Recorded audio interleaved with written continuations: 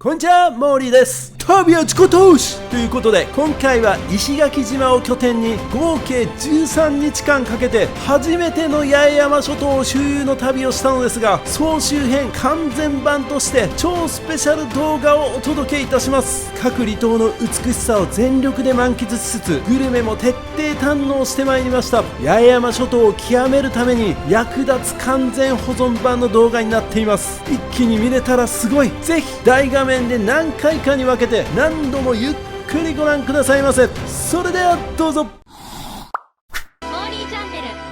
沖縄の中で最も南に位置する八重山諸島。八重山諸島は石垣島をはじめ12の離島で成り立っています。石垣島からは西表島、竹富島、小浜島、黒島、鳩間島、波照間島、与那国島の八重山諸島に浮かぶ7つの島へ船便が運航。手つかずの自然が多く残っている貴重な島々では、自然界でも貴重な動植物が住んでおり、島ごとに多彩な自然や文化が育まれています。八重山諸島の中心地であり、それぞれの離島に移動する際の玄関口ともなっている石垣島。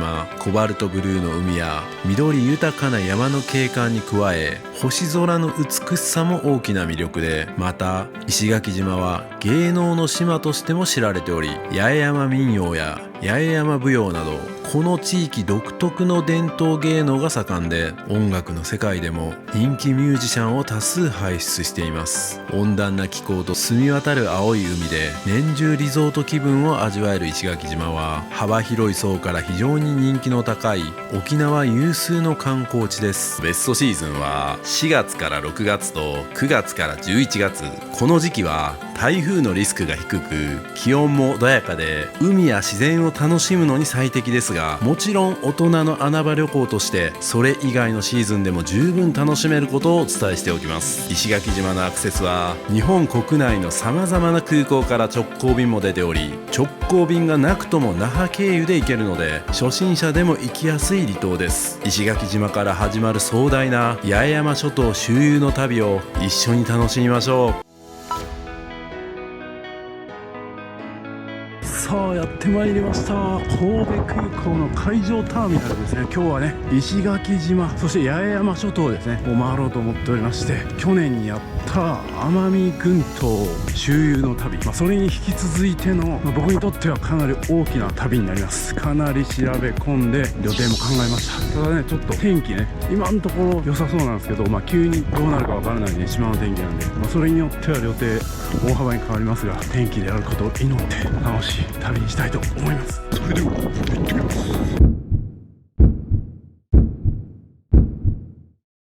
はい、神戸関空ベイシャトルからスタートになります。天気に恵まれました。乘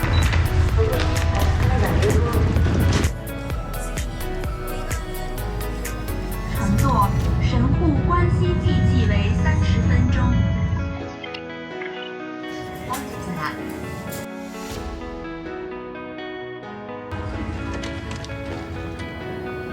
今日はピンチなんで第2ターミナルに向かいます。さあやってまいりました。ピーチってね、かなり重さ制限があるじゃないですか。7kg 制限っていうのがね、それをちょっとでもね切り抜けるために、このキルリュックにですね、この GoPro だったりとかモバイルバッテリーとか後ろにパソコンを入れたりとかすると、結構簡単に 7kg 制限で超えることができるんで、そういう意味でもね、このキルリュックがねめっちゃおすすめですね。ぜひ使ってみてください。さあ測ってみます。 6.36kg ですね。キルリュックのおかげで乗り越えることができました。いやー、めっちゃ危なかったっすね。リュックの重さがね 6. いくらだったと思うんですけど、それで手荷物検査したらカメラの重さも測ってくれって言われて、僕カメラ重いんでね、カメラ入れると 8kg になって、なんとかそのポケットに入れませんかって言われたんで、三脚とかもキルリュックに入れて、なんとかギリギリ 7kg になって合格しました。いいのかなって感じですけどね。そんなんポケットめっちゃ多い服の方が得やんみたいなね、キルリュックのパワーで助けられました。それでは行ってきます。バタバタでもうくしゃくしゃになってもだわ。ありがとうございます。さあ行きます。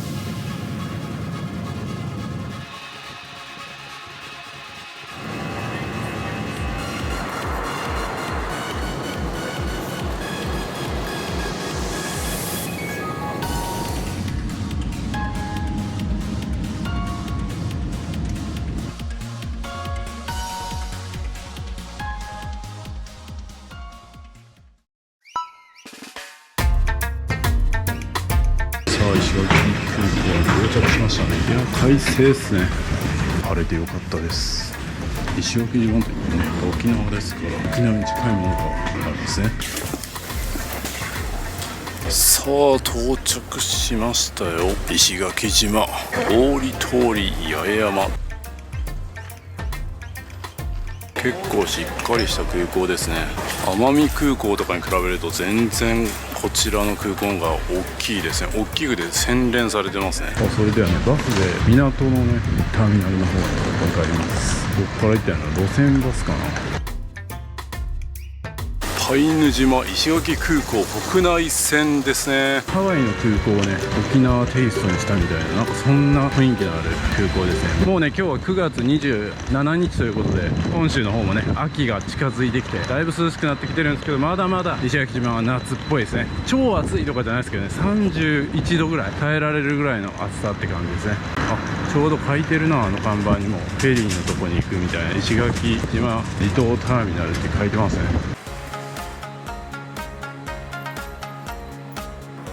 バスが来ましたね。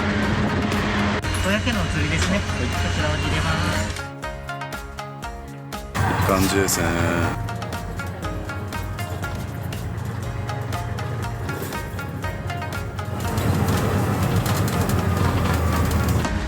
到着しました。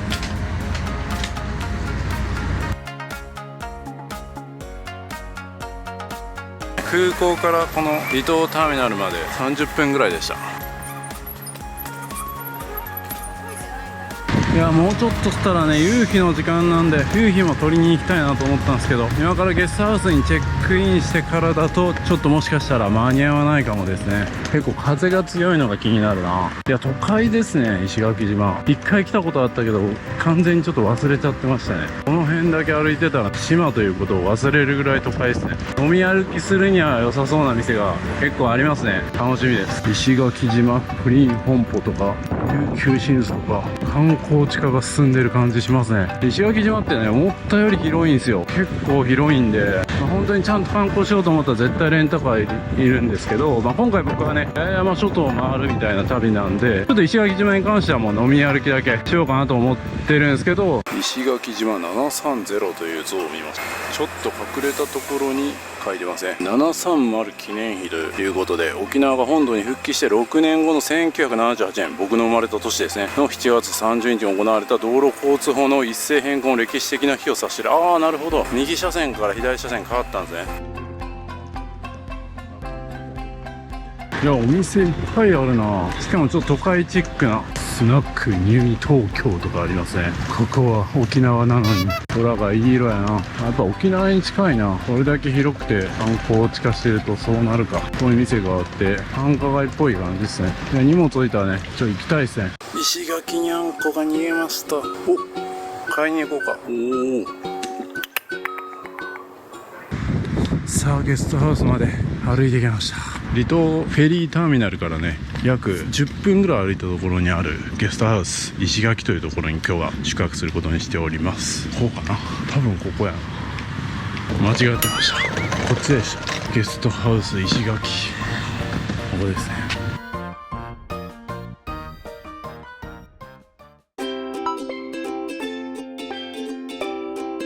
今日からこちらにお世話になります。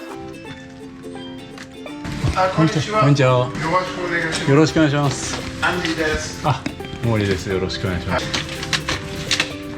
グッチ。はい。何か飲みたいですか？サンピンチャー、お水を。じゃあ3ピンチャー。3ピンチャー、はい、いただきます。スーパー。スーパーは12番。オッケーオッケー。美味しいコーヒー飲みたいな。クラッチカフェ4番。美味しいピッツァ食べたいな。オッケー。一番有名な居酒屋、ひとし。ひとし。でも予予約約いる。で入れなかったら明日、明後日の予約できます。電話で誰も取らない。行ってください。電子、トースト、お米、お湯、コーヒー、砂糖、ミルク、お茶、紅茶も飲んでもいいね。IH わかりますか？わかります。大丈夫。鍋、フラインパン、全部使ってもいい？こっちに置いてる。三品茶も飲んでもいいね。オッケーオッケーオッケー。部屋のアップグレード。おお、アップグレード。サンキュー。大丈夫。ああ、ベリークリーン。たまに。タクタク。Hello. Okay. 男性、女性、一緒のシャワー部屋。オッケーオッケー。今、上に行きます。オッケー。洗濯をしたいなら、200円置いて、見てください。これも使ってもいい。いや、サンセット。ちょっと遅い。街のサンセットはサウザンゲートブリッジで見えます。何分ぐらいですか？今、自転車がない。5分、7分、10分ぐらい。自転車場所。でも自転車今いない。今いない。ありがたいことにアップグレードしていただきました。素晴らしい部屋ですね。ゲストハウスと思えないようなクオリティですね。ちゃんと仕事ができそうな場所もあります。コンセントもあります。ちゃんとハンガーもありますね。そしてくつろぎのリビングもすごいね。ゲストハウス思えないぐらい素晴らしい丁寧に作られたスペースになってます。これはいいですね。評価が高いのもうなずけますね。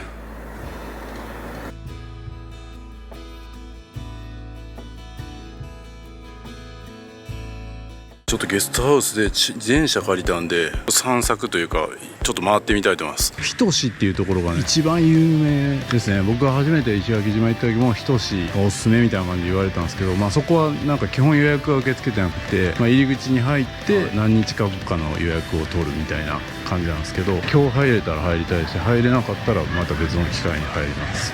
自転車無料で借りれるのはありがたいですね。ユーグレナモールや行ったことある。ユーグレナモールを自転車で駆け抜ける動画なんか見たことないでしょ。この辺歩いたな。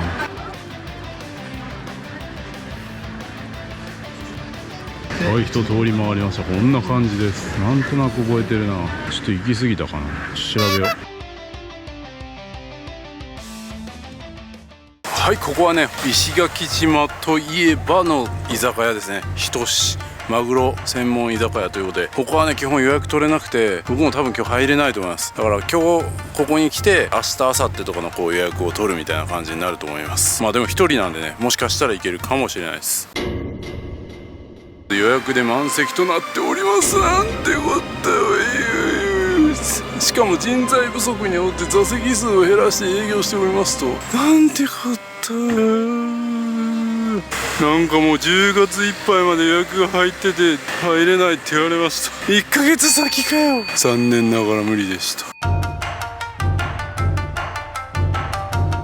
次はこのエイコ鮮魚店っていうところに来ました。これは実はね僕が初めて Vlog 動画を撮ったところはこの石垣島なんですけども、行った居酒屋なんですよ。リピートになるんですけど、当時はね車で来てしまったんで飲めなかったんですよ。今日は飲めます。リピートしたいと思います。もしかしたらモーリーチャンネルを見てきたっていう人もいるかもしれません。いるんかな本当に。ここ行ってみます。ちょっとガヤガヤしてるからもしかしたら入れないかもしれないな。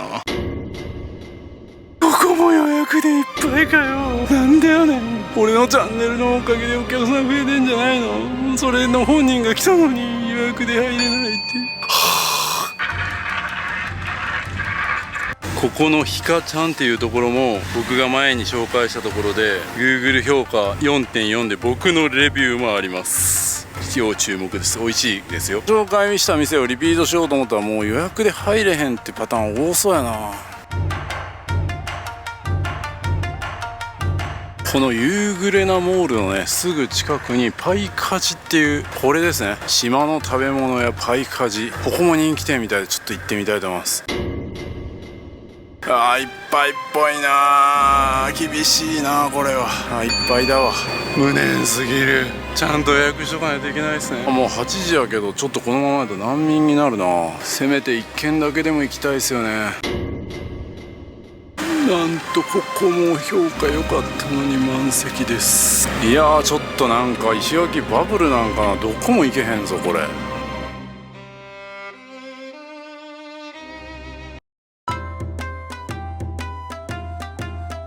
ここも良さそうなんで行ってみたいと思います。でもなんか予約いっぱいそうな気がする。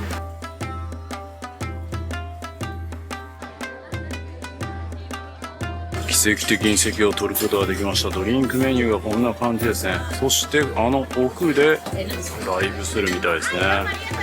料理メニューがこんな感じですね。値段も割とリーズナブルな感じですね。さあキンキンのオリオンビールが来ました。うまそう。それではいただきたいと思います。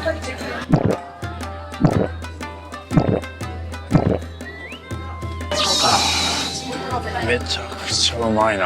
やっぱ石垣島、沖縄に来たらこれですね。アダンの天ぷらとかもいいですね。あとフーチャンプルーとかね。沖縄っすね。もう沖縄とほぼ一緒みたいな。石垣ならではのってなんかあるんかな。八重山そばナポリタンとかそうなんかな。いただきます。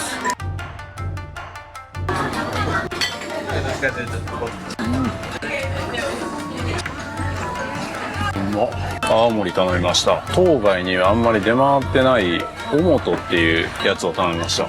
楽しみですね。いました。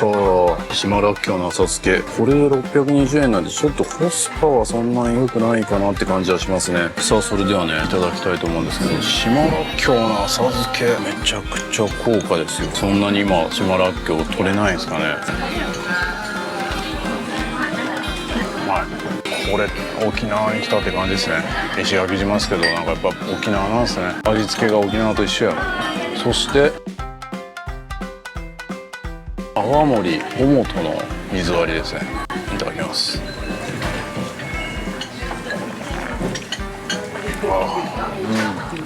飲みやすいですね。飲みやすいけどこれやばいですね、飲みすぎたら。明日フェリーの時間早いのに起きれへん。そしてこちらが海ぶどうになりますね。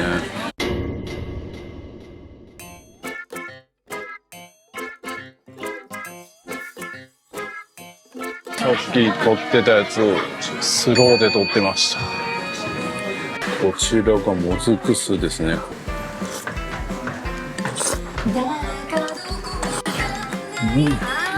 酢もうまっ。もずくうまい。これ沖縄来たって感じするな。コスパちょっと悪いかなって思ったけどね、味はほんとうまい。いうのをねさっきスローで撮って言っちゃったんですよね。うまい。でこちらがですねアダンの天ぷら。こちらが640円。アダンはヨロントで食べましたね。今これライブ始まりそうやろ。うさぎ牛のたたきだけでめっちゃ美味しいです。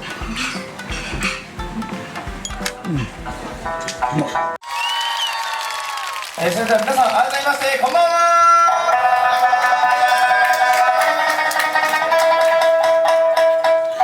今夜歌と三味線を務めます、石垣島出身石垣島育ちの名前がもっちゃんと言います。どうぞよろしくお願いいたします。では金色の花。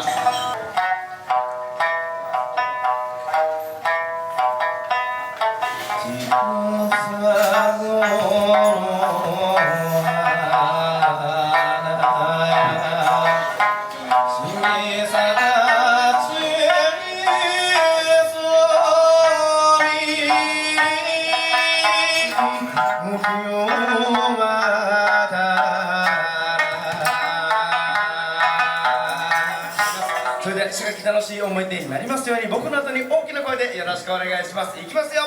ハリ乾杯。はい、ハリ乾杯。今の初め頃も、この暑さがいいと思いますね。見やすいけど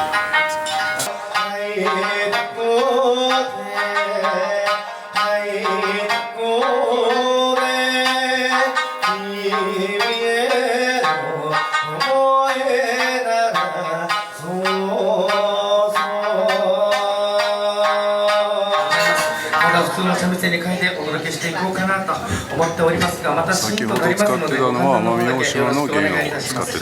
ちくださいね。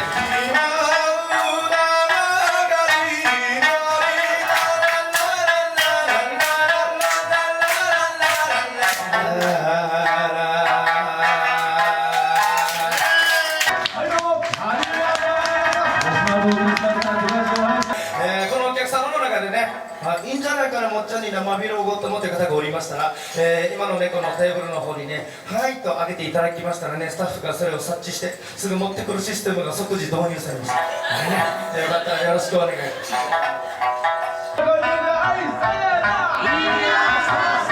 こんなもんじゃないからね、どうしよう。いいよ、さあさあ、いきますよ。いいよ、そうそう。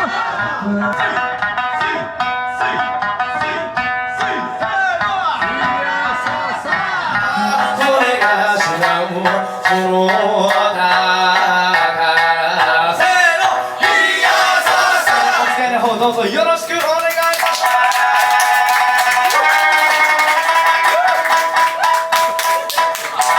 見えろに託したうちなる小さいよ夢のありを見ろ大丈夫夢の数だけせーのお手を拝借いや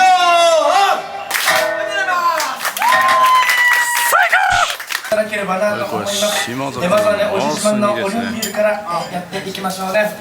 さて皆さんね、お食事中誠に申し訳ないんですけども、両手の方を上げていただいてもよろしいでしょうか。キュンキュンと言っておりますが、石垣の夜はとっても長いですので、朝の6時までやっておりますのでね、飲み足りないなという方がおりましたら、そしてもう一つございまして、誠にありがとうございました。お疲れ様でした。またお会いしましょう。ありがとうございます。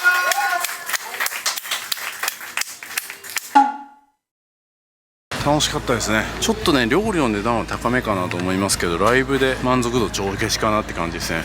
にゃんこいるじゃないですか。石垣にゃんこいるじゃないですか。大丈夫大丈夫。うわー逃げられた。はい、自分で買ってきて割ったと炭酸水ですね。これで飲みます。これとこれで飲みます。でももうみんな寝ちゃってるみたいです。残念。いや仕事頑張りますか。じゃあ終わったね。これ開けます。いただきつつ終わったいただきます。さあ編集頑張りますか。シャワー浴びてからでしょうか。おはようございます。今7時40分50分ですね。フェリーの方に向かいたいと思うんですけど、いや非常に素晴らしいゲストハウスでしたね。まだ僕はここ5泊することになってて、荷物だけ置かしてもらってます。昨日編集作業に追われましたが、それがなければもう最強に快適でした。これは僕の責任ですね。それではフェリーターミナルに向かいます。歩いて10分ですね。ちょうど8時に着いてフェリー出発の30分前に到着する予定でございます。交通安全気をつけて。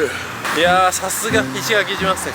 ちょっと歩いただけでも汗だくっすね。10分歩くだけでもやばい。それは僕が太りすぎなんですかね。暑い。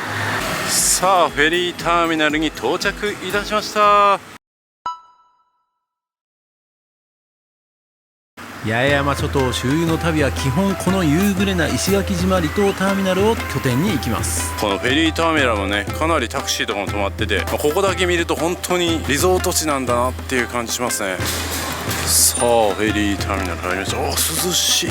コインロッカーもありますね。僕はねゲストハウスにスーツケース置いてきましたけども、スーツケース持ってきてここに預けて離島に行ってもいいですね。はい、八重山観光フェリーということで売ってますね。竹富、大原、上原。今日は僕は上原に行きますけども、西表島ね。結構並んでますね。大きく分けると多分八重山観光フェリーっていうところと、もう一つですね会社があるんですよ。石垣離島ターミナル薬局とかあるんで、あそこで酔い止めとか売ってそうですね。安永観光があちらですね。この安永観光のチケット受け取りに行きます。あらかじめねクルックっていうね旅行サイトって言ったらいいんですかね、それで予約してるんで、これですね。このアプリであらかじめ予約しておきました。これもなんか紹介制度あると思うんで、紹介したらクーポンとかねもらえると思うんですよ。紹介のコードとかね概要欄に載せときますね。ホーム予約これかな。これですね。石垣島発八重山諸島高速船チケットっていうのを買ってます。大人1人3、4、5日間乗り放題。5日間の乗り放題です。3日間で僕言いましたね。5日間乗り放題で、しかも波照間の分がついてるやつですね。これで13,300円で、これを見せてチケット受け取りに行きます。スマート乗船 QR コードをお持ちの方はそのまま乗り場へっていうことなんですけど、僕はアイランドホッピングパスなんでちょっと聞きます。バウチャー表示したらいいですかね。森岡と言います。はい、そうです。はい、西表着いたら予約したら送迎バスみたいなのがあるみたいですね。僕はレンタカー借りるんです。はい、注意くださいませ。したら終わりです。そうですね、これ再発行できないのでご注意ください。ではこちらです。はい、はい、では後ろ正面の乗り場6番8時30分出港になります、はい15分前から乗船開始になります、いろいろとややこしかったですね。でアイランドホッピングパスを持っててもそのチケットだけ乗ることはできないんで、毎回窓口に行ってこうチケットをねこう発見してもらわないといけないんですよ。でその時に燃料サーチャージみたいなのがね発生するんで、その金額を払わないといけないということですね。そして乗る時はそのアイランドホッピングチケットはいらず、このチケットだけがいると。でアイランドホッピングパスもねアプリとかじゃなくて紙なんで、もうなくしたら終わりだと。僕やばいっすね、そういうのなくしがちなんですよ。いろいろこんな感じでね運航状況とか時間とか出てますね。運航状況っていうのもね結構やっぱ北風が強くなったりとかして船が欠航することが多いみたいで、今日はフルで行けそうですね。天気も良さそうだし風もそんななさそうなんで、いやこれがね今回の旅の期間ずっと続いてほしいですけどね。これだけは運ですね。なんかちょっと朝ごはんでも買いましょうかね。なんかお店がね結構入ってるみたいなんで、ここでも弁当とか売ってますね。鬼笹ポーク卵とか売ってますね。この辺買おうかな。お土産屋さんはなんか棚卸しのためお休み。いや別にここは目的じゃなかったです。M マリアシェイクっていうのがなんか結構有名みたいですね。鬼笹とか言われるとちょっと買いたくなる。石垣っぽいやつなんですか。ぽいですね。あ、石垣っぽいですか、じゃあこれしようかな。ありがとうございました。2つ目他は何かあります？ポーク卵。ポーク卵もそうです。それっぽいですか。あ、いろんな味があるんですね。そうなんですよ。中にいろいろ。どれが人気なんですか。これですか。これですか。好みがあるので。じゃあこれにします。ツナマヨにしますか。はいはい。お兄さんが食べます。え、お兄さんが食べ。あ、僕が食べます。誰が食べるんですか。ツナマヨで。若い方はツナマヨ。はい。さあこれを買いました。ああもう乗り込めって言ってますね。やってるな。具志堅上原行きって鳩間島っていうところまで行くんですけど、今回はちょっと鳩間島見送ることにしました。そのまま行ってもいいんですけど、そしたら西表島は全く楽しめなくなるんで、上原鳩間って書いてますね。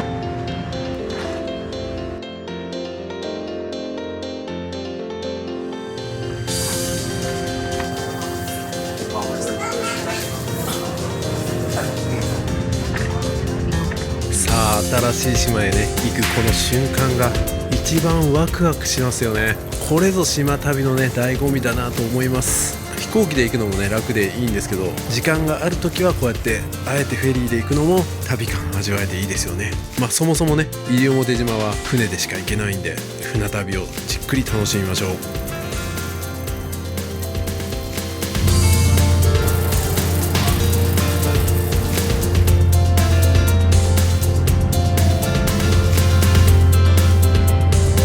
今からレンタカーで回る体力つきますね。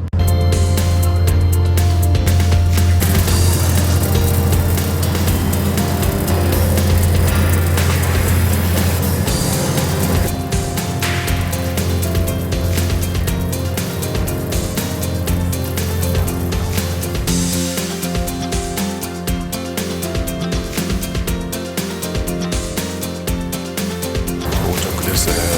めっちゃいい感じ。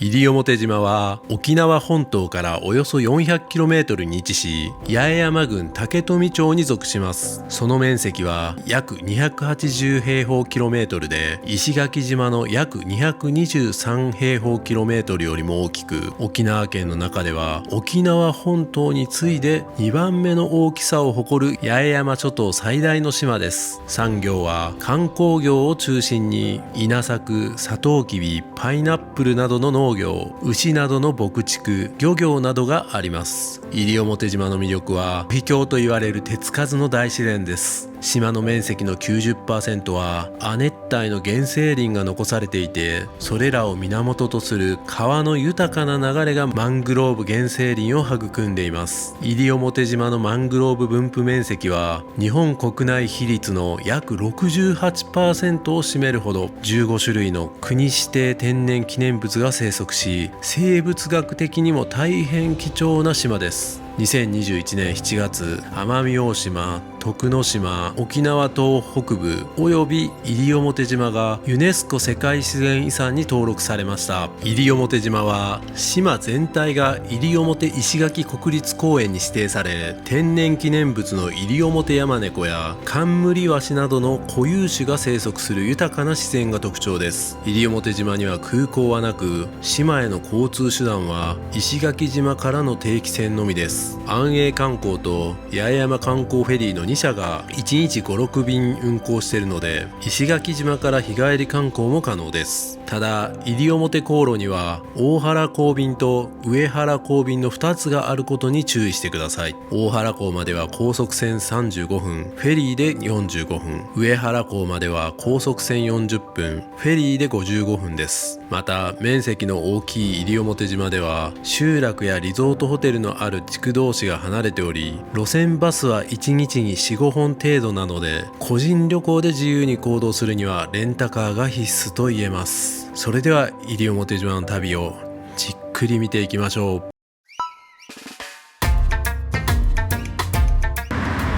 荷物の積み入れとかもするんですね。めっちゃ並んでる。西表島に到着いたしました。上原に着きましたね。わあすごいな、結構な人が。レンタカーを借ります。結構いろんなツアー会社があるんですね。で今回ね、僕はツアー頼んでません。すっかり忘れてたって言った方が正しいんですけど、レンタカーだけでいろいろ楽しめると思いますし、なんといっても西表島といえば西表ヤマネコじゃないですか。それを探しに行きます。でレンタカー、ヤマネコレンタカーで借りております。あ、いたいたいた。すいません、森岡なんですけど。はい、おはようございます。人多いな。もっとなんか超田舎な島を想像してた。大自然が8割とかで書いてるんでね、2300人ぐらいのね人口の島なんで、どんな感じなのかちょっと楽しみですね。この西表島はね、大昔の話ですけど、ずっとマラリアでね、すぐに人が過疎になっちゃってたんですよ。でも今はこのマラリアを滅させて行けるようになったと。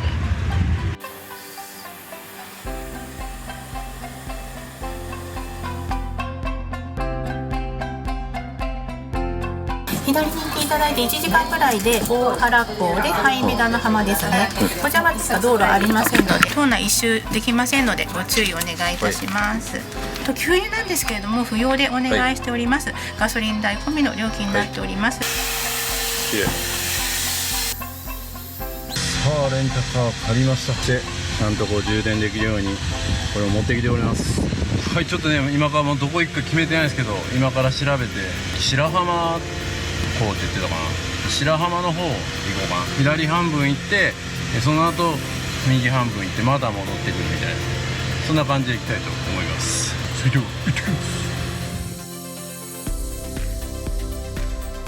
す。おー、なんかいいですね。いきなり田舎の風景って感じですね。いやー、走ってるだけで気持ちいいですね。ただね、西表島は速度が40キロ制限ということで、集落は30キロ制限ということで、レンタカーね借りてるんですけど、そんなこう飛ばしてはいけないということですね。でまずは星砂の浜、上原港から一番近いビーチ行きたいと思います。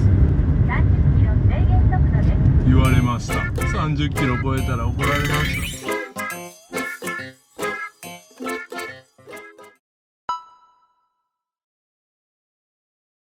はい、こちらから右側ですね、星砂の浜行きたいと思います。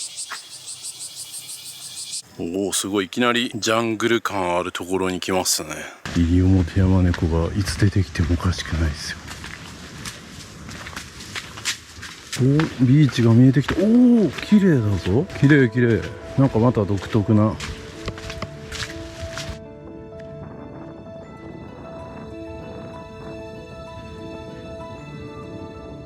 泳いでる人いるんかな。透明度もいい感じ。いい感じじゃないですか。シービーチ。ここは泳ぐとこじゃないのかな。いやー、美しいですね。めっちゃ綺麗。向こうの方になんか泳いでる人いますね。行ってみようかな。なんかせっかくなんでいきなり泳ぐか。水温もいい感じ。あそこ泳いでるな。この星砂の浜はですね、星の形をした砂があるビーチということでね、シュノーケリングや海水浴におすすめとのことです。僕はね、水の綺麗さばっかり注目してしまって星砂のことを見てませんでした。はい、こちらから右側ですね。星砂の浜行きたいと思います。はい、泳いでみたいと思います。どんな感じなんですかね。それでは入ってみます。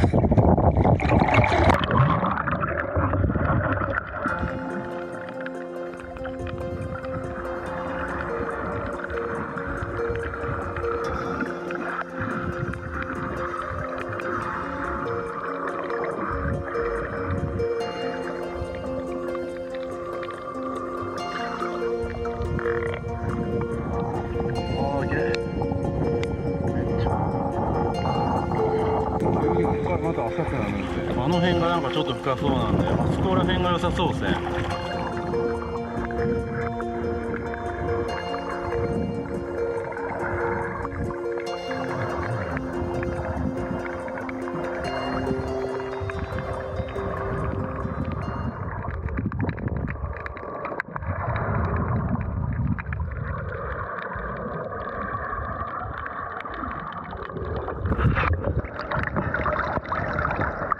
結構すぐ浅くなるんですけど、魚は多いですね。それとなんかやっぱ自然のままが残っているみたいな感覚はやっぱありますね。平べったい、これサンゴなんですかね。これがなんか他のところであんま見ないような感じですね。めちゃくちゃ広大なサンゴが見れるわけじゃないし、もしかしたら見れる場所があるんかもしれないですけど、パッと見た感じだと結構浅いとこと深いところが混在してて、どちらかというと浅いところばかりなんで、この辺ちょろっとシュノーケル楽しめるっていう感じで、サクッとね、なんかビーチエントリーで楽しむにはいいところですけど、やっぱしっかりとしたサンゴ見たい場合は業者さんにねお願いするのがいいんじゃないかなと思いますね。でもこうやって普通にシュノーケリングしなくてもこう見下ろすだけで青い魚とかね見えますね。でサンゴの感じとかも普通に肉眼で見ることができます。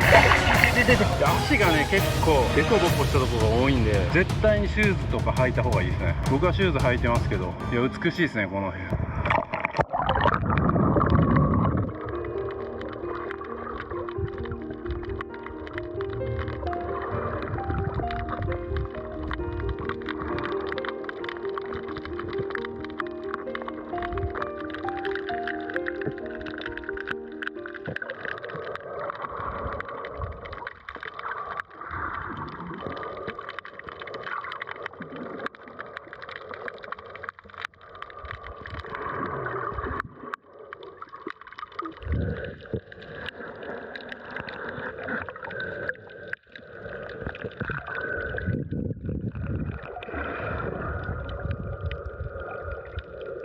そうね、観光日開始30分ぐらいですかね。これでティッシュ。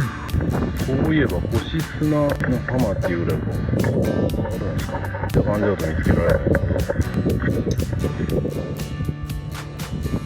シャワー浴びに戻ります。駐車場のねすぐそこにトイレがあって、そこにね水道があるんで、ここで砂を落とします。ありがたいですね。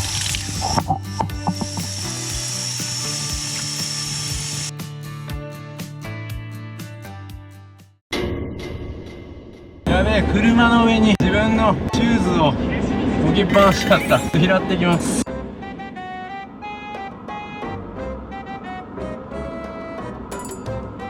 ねえ、やらかしたわ。屋根の上に置いて腰取ったんや。車が全然通らないから助かりますって言ってたら通ってきた。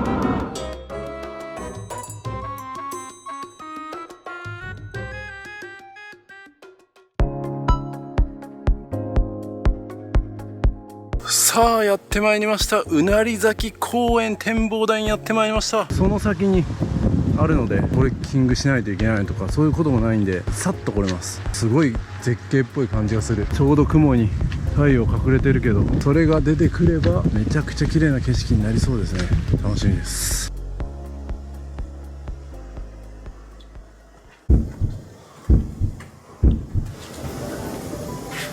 上原港からね車で約10分で行けるこのうなり崎公園の展望台なんですけども、東シナ海やね雄大な島の景色が一望できるということで素晴らしいですね。そしてね海沿いに遊歩道も設けられているので、海を眺めながらねのんびり散歩するのも気持ちがいいとのことです。夕方にはなんと西表島一とも言われるね美しい夕日を見ることができるらしいですよ。いやーめっちゃ綺麗ですね。あの目の前のところ最高です。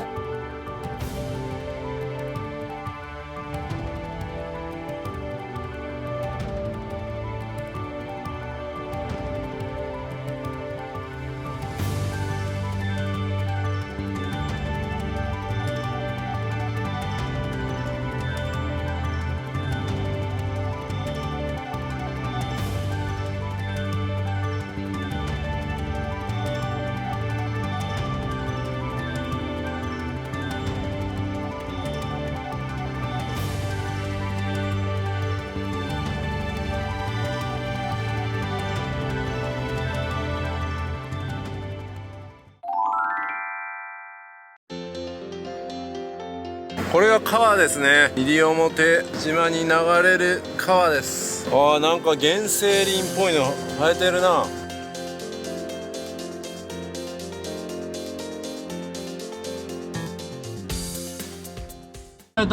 なんかうっかり入ったら星野リゾートでした。星野リゾート泊まってないのに星野リゾート来ちゃいました。吸い寄せられましたね。なんというマーケティング力。なんかここでナビ設定するとおかしくなるな。どないなってんの。急にナビはここ曲がれって言ったけど全然違うった。にね、結構山猫注意って書いてますね。山猫引かないでみたいな。ということはここに西表山猫がいるんですかね。それを見つけないと帰れません。嘘です。でもそれぐらいの気持ちで西表山猫を探しながら移動したいと思います。この YouTube に収めたい、よろ島の下がり花がたまたまその日に咲いたように西表山猫もモーリーチャンネルに出演してくれるはずです。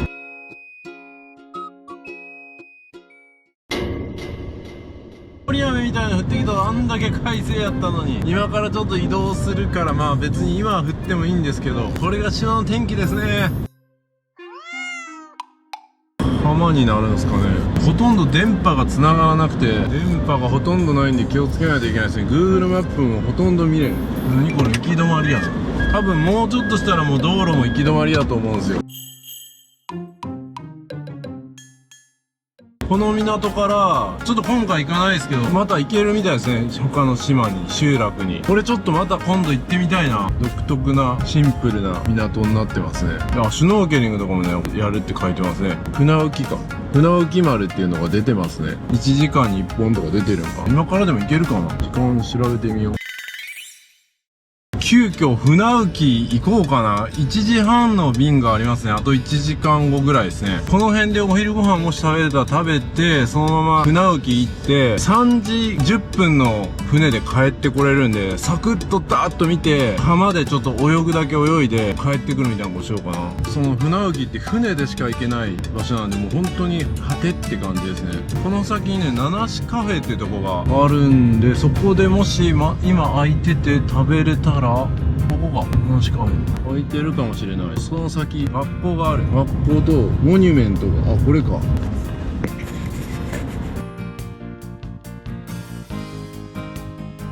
ウミンチュの家っていうのがあって、そしてこちら側四五線モニュメント。これが四五線モニュメントにもなります。ああ、もう9月末やのにセミの声してますね。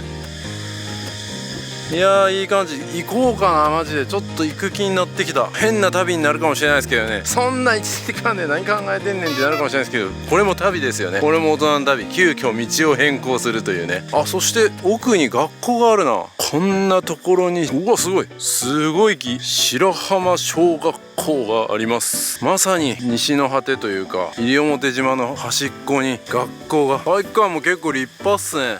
校舎も立派。今日学校休み？もうやってないんですかね、ここ。もしかしてなんか稼働してる匂いがしないですね。今日平日やのに。今日木曜日ですよ。で12時42分やからお昼休みの時間やけど、全然声がしてない。もしかして廃校？その割にはまだ掃除道具とかもあるから、どういうことなの？廃校ではなさそうですけどね。一応やってるっぽい。今日がたまたまなんか休みなのか、もっと奥でご飯食べたりしてるんですかね。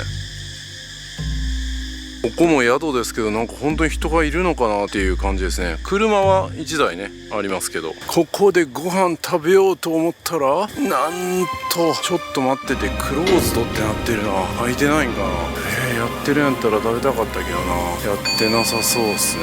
誰もいないですね。犬小屋がある。なんかあそこに商店があったんで、そこちょっと行ってみようかな。何か情報が得られるかもしれない。多分この辺りで唯一の商店じゃないかと思います。ここ入ってちょっといろいろ聞いてみたいと思います。じゃあ結構ちゃんといろいろ売ってますね。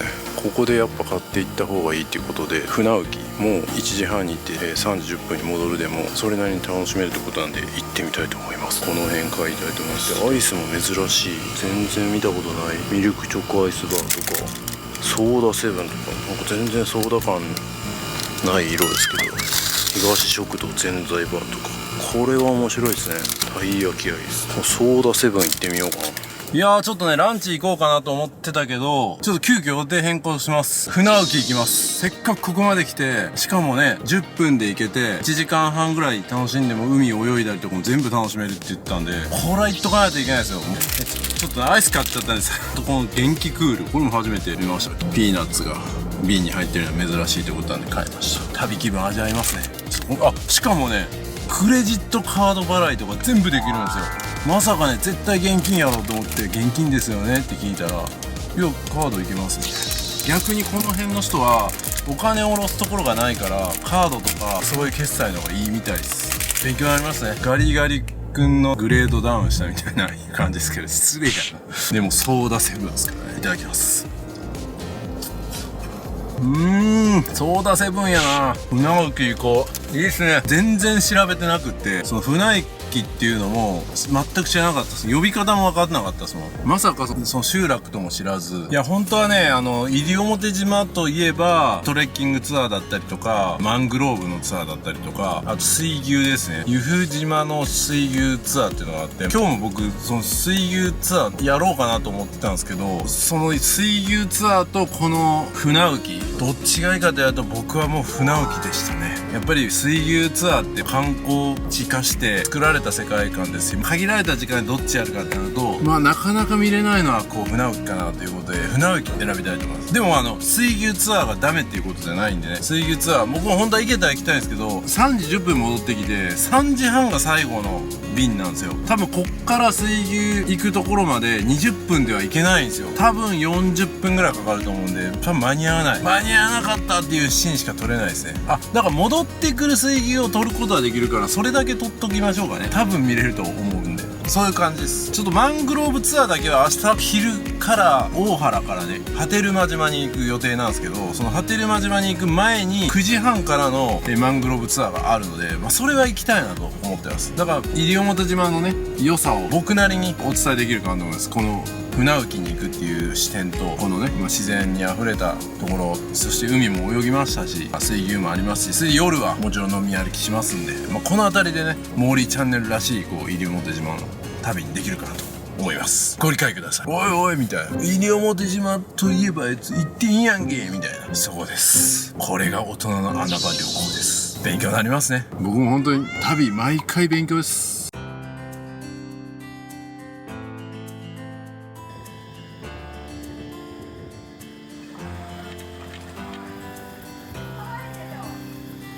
ここでチケット買う。乗船券は船内でお買い求めください。船の中でチケットが買えるみたいで、しかもカードも使えるんでして、最強じゃないですか。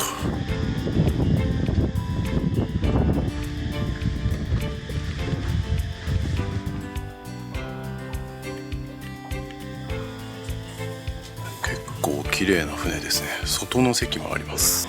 外の席がいいですね。往復960円でした。いやーのどかですね。音が全くしない、余計な音がね。さあ出発です。1時29分。いいねいいね、こういう旅好きですね。気持ちいい。結構この辺もう浅いんですね。船浮きってね、名前から見てすごい浮いてる島みたいなね、そういうイメージあるんですけど、実は船浮きって島じゃないんですよ。この西表島の一部なんですよ。でもなんでこうやって船でしか行けないかというと、道路がつながってないんですよ。だから同じ西表島なのに船じゃないといけないっていう集落なんですよ。面白くないですか？離島じゃないのに船じゃないといけない集落。いろんな場所があるんですね。そんなもう本当に秘境の場所に行ってみたいじゃないですか。集落が見えてきましたよ。離島ではありません。西表島自体が離島ですけど、西表島の中の一つの集落です。船でしか行けない集落、まさに大人の穴場やってまいりました。で滞在時間はなんと1時間半です。1時間半のタイムリミットでどこまでやれるか。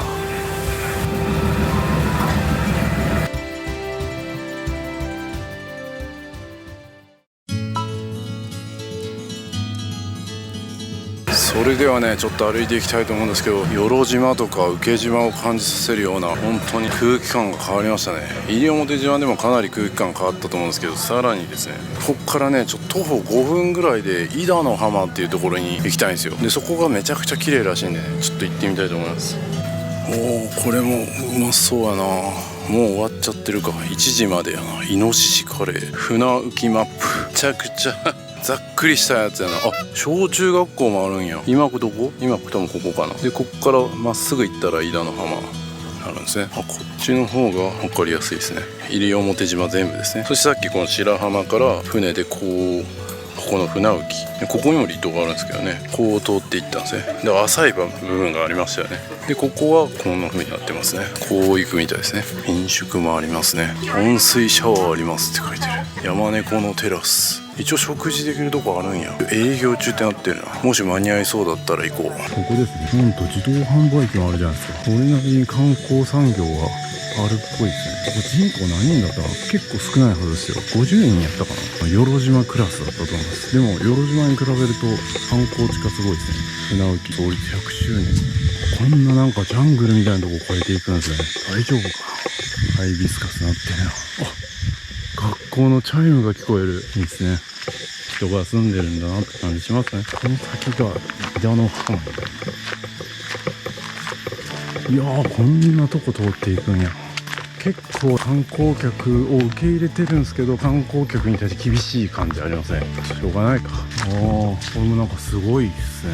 見ぬ川は古くから船浮村の水汲みの場所やったんですね。湧き水美味しいと、ちゃんと通りやすいように草買ってくれたりしてるんですね。この辺りもね、そういう人がいなければもうその井田の浜っていうところまでもたどり着かないですからね。普通はしっかりと張ってくれてる。ありがとうございますよね。まあまあ歩くな。ここ4分とかって書いてあるから、もっと10分ぐらい歩いてるような気が。すごいジャングルの中を通ってるようだけど、でもちゃんとこう道はね綺麗にしてくださってるんでありがたい。これ夜とかなったら怖いな。日が落ちるまでに絶対戻らないといけないですね。こんなとこ真夜中に降ったらさすがにやばいですね。山猫いるかな。ほんと時間気にしながら行かないと。3時10分でもあと1時間20分15分ぐらいは戻るのにかかると見て計算しないといけないですね。お、井田の浜って看板が。いや、このカメラを今回して8分なんで4分じゃないな。10分は見といた方がいいな。結構僕早歩きで歩いてるから。なんか貴重な場所が出てくるような気がする。人の声聞こえる。もうすでに誰かいるのかも。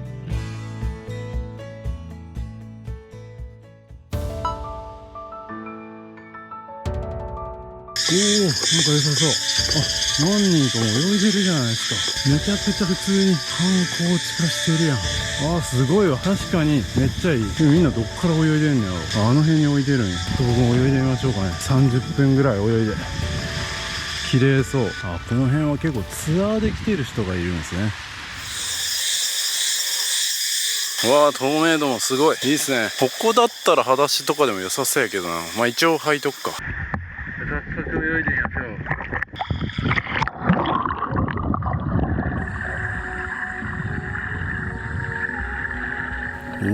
う。確実に星砂の浜で泳いだ時よりも透明度がね高いのが分かりますね。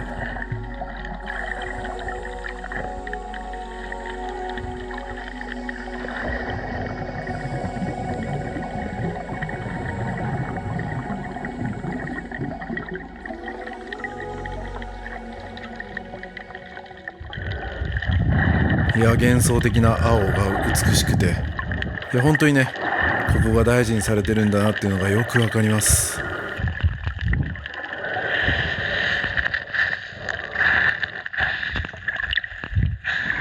いや、いかんです。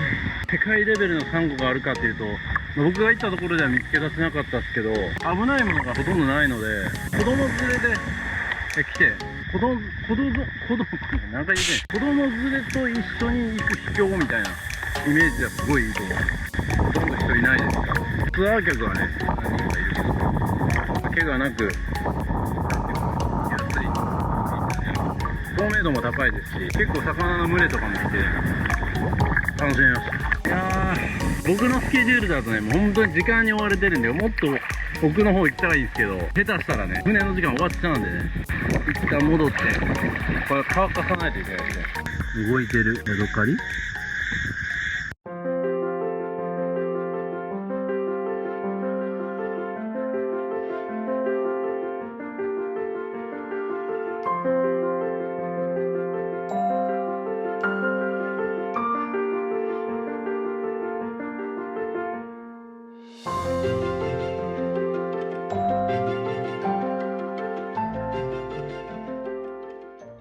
あと20分しかない。もう戻らんと。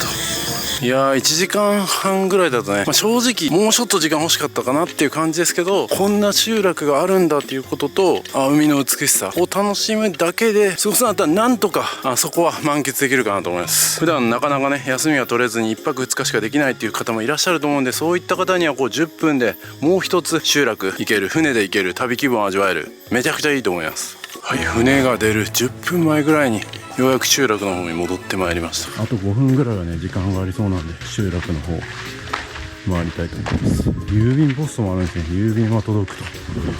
掲示板もあります。小松もあります。お船も置いてある。いやー、一つ一つ穏やかですね。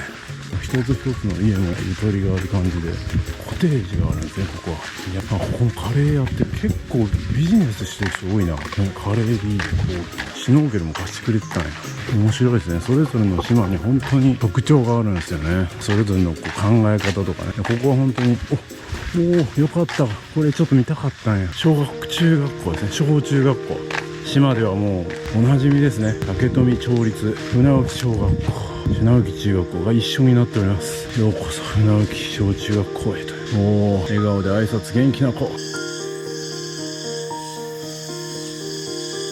本当に小さな集落ですね。年金で過ごしているみたいな感じじゃなくて、まだビジネス頑張ってる人もいるような、そんなここまで行ってるともう帰れないんであれですけど、まだこう道があるような感じですね。あの辺で電気を作ってるんですかね。この辺も蓄電池になってますね。すごいですよね。こういったところでもちゃんと電気が来て、今携帯もね普通に電波入ってます。西表のねここに来るまでの途中はね結構電波が入らない地域多かったんですけど、ここに来たら入ってますね。普通に5本入ってます。西表山猫発見捕獲の地、ここで捕獲したんや。ふるさとの自然文化歴史研究室って書いてるな。ただいまは閉館です。西表か。急ぐ、船の音がしてきた。戻らなければ。食事できたらしたかったんですけど、そんな時間ありませんでした。いろいろこんだけちょろっと行くだけでも旅感を味わえるって、なんかお得な気分ですね。西表島だけで終わるのもいいかもしれませんが、この船浮まで行くことでなんかさらに一つお得な旅をしたような気がします。大人な旅の場所ですね、ここは。ちっちゃい時に行ったり、若い時に来てもここ多分楽しめないんじゃないかな。若い人来てたけどな、ワイワイするような場所じゃないですね。ブーの家行きたかったな。竹富町 Wi-Fi もここ通ってるじゃないですか。トイレもあります。水とかここへ使えるのかな。こことかシャワー浴びれます。ここもなんかいいですね。飲食かまどはそう。ここに泊まったら本当になんか人生を考え直せそう。いや、これだけの小さな集落でここまで宿がたくさんあったりレストランがあったりとか珍しいと思いますよ。同じような人数の与論島とかでは全くそんなのなかったですからね。行ってみましょう。いやー、あっという間の旅でしたが、これもいいでしょう。これも一つの旅です。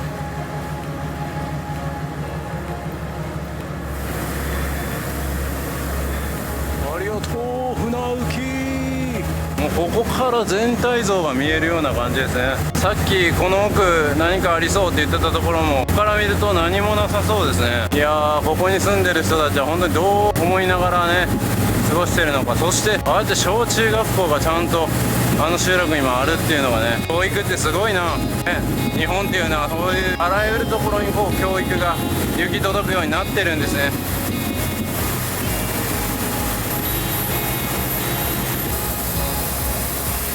面白いですよね。途中の浅くなるところはスピードを緩めて通るんですね。まあね、人口も減ってるからこれから橋もできることも多分ないでしょうし、トンネルをつないでまであそこに道を作るっていうのも多分考えにくいから、もうずっと船なんでしょうね。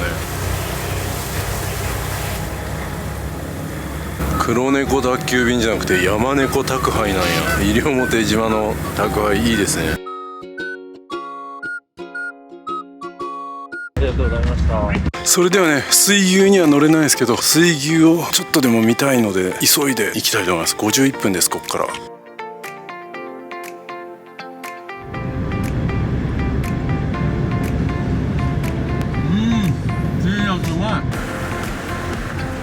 マングローブ生えてましたね。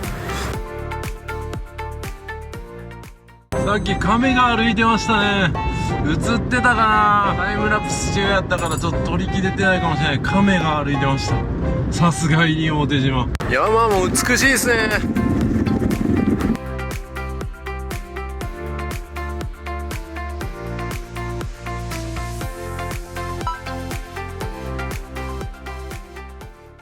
水牛いた。でももう多分全部終わってますね、これ。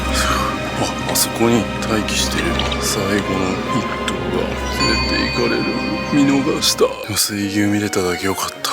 けなげですね。営業時間3時15分まででした。4時の便が向こうからこっちに帰ってくるやつがあるから、ちょうど戻ってきてるやつを見れるかなって踏んでたんですけども、終わっちゃってました。しかも明日ね、9時半からのこれに乗ってもいいんですけど、マングローブツアーの方もあるからな。違えんやろ。悩むところです。無理かな。これ乗ってからマングローブツアー行けたら一番いいんですけどね。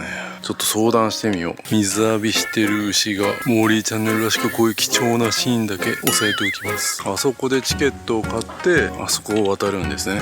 由布島がこういう感じの島になってるんですね。ここもちょっと気になるけどな。こんな感じなんです。水牛車出発時刻表。いや、4時のが帰ってくると思ってたんですけどね。もうなんか終わっちゃってましたもんね。人材不足でちょっと便も減ってるみたいな話は聞きましたけど。いや、実際ね、この水牛ツアー現場まで来たらね、やっぱ乗りてえなみたいな。水牛に乗りたいのもそうなんですけど、由布島行ってみたいですね。やっぱ島好きとしては。明日そのマングローブツアーっていうのが1時間ぐらいだけある。どっち行くか迷ったんですけど、こっち行こうと思います。やっぱ定番もう行っときたい。由布島見たい。こっちにしたいと思います。マングローブも一応あるし、ジャングル感はね、いろんなとこで見れてるんで、そうします。限られた時間なんでね。それでどうしても次ね、トレッキングとかしたいってなったらまた来ればいいですし、トレッキングとか別にしたくないからな。しんどいもん。あとすいません、ちょっと飲みたかったこの元気クールでちょっと元気なくなってきたんでね、水牛見逃したんで明日行くことにしましたけど、そしたら今日何のためにここまで来てんみたいなね、間に合いませんでしたみたいなのがね、 YouTube 的にはいいんでよかったです。元気クールね、いただきます。元気出していきましょう、クールにね。交通安全元気宣言、飲酒運転しない宣言。変な開け方したからすぐこぼれる。めちゃくちゃうまい。これなんて表現したらいいんやろ。ヤクルト系の味なんですけど、ヤクルトほど濃くはないし、ヤクルトとヨーグルッペとか、あの辺の系統のやつを足して10で割ったみたいな、そんな感じの味です。うまい。飲みやすい。サラサラ飲める。サクサクスルスル飲める。そんな感じです。飲みやすいってことです。面白いんですけど、車ね、40キロ制限なんですけど、40キロちょっと超えるとね、西表山根とに注意でスピード下げろとか言われるんですよ。あ、来た。西表山根ほど目撃情報が多数寄せられています。道路脇から山根ほど飛び出しご注意ください。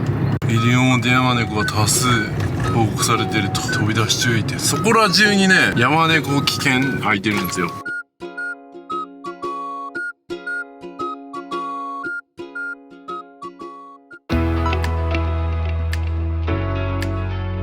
さあ、もう誰も車止めてませんが、ここも観光スポットになっております。ちょっと絶景が見れるみたいで、ちょっと行ってみたいと思います。なんちゃらロードパークっていう、大見社ロードパークはちょっと呼び方わからないですけど、そろそろね、もう5時超えてるんで、ちょっと夕日なんかも気にしないといけない時間になってくるんですけど、もう結構展望台のようなスポットになってるんですかね。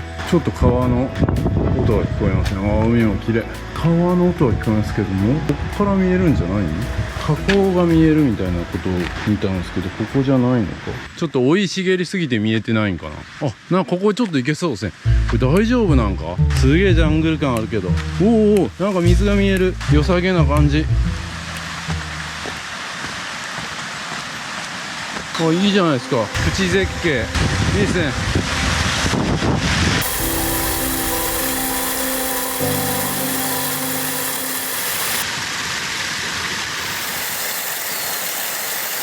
そしてあの先マングローブありますね。これですね、マングローブ西表らしい景色ですね。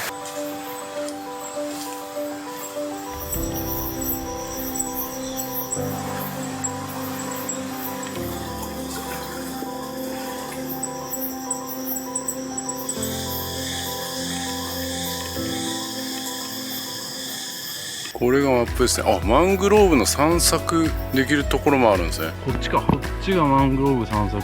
せっかくなんで行きましょうか。よいしょ。今日泳いで歩いて大変だな。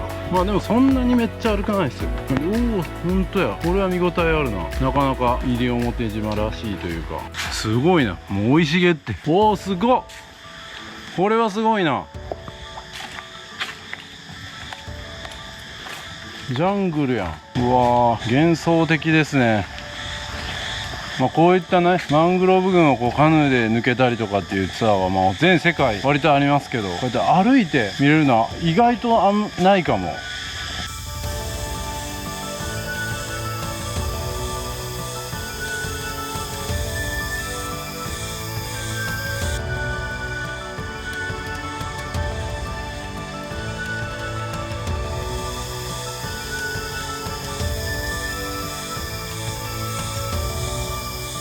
サンセットが近いね。光の加減が美しいですね。ちょうどあの辺がキラキラキラキラしてて、すごい幻想的です。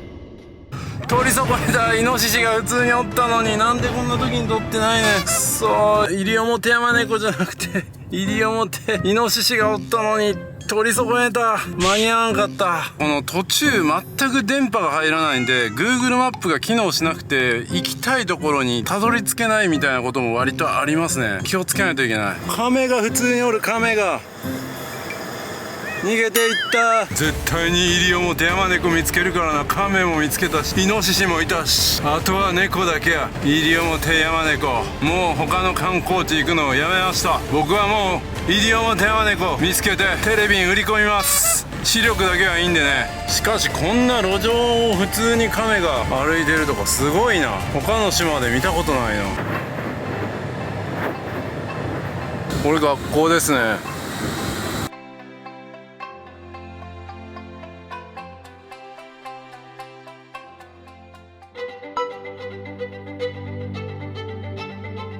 おー、いい感じ。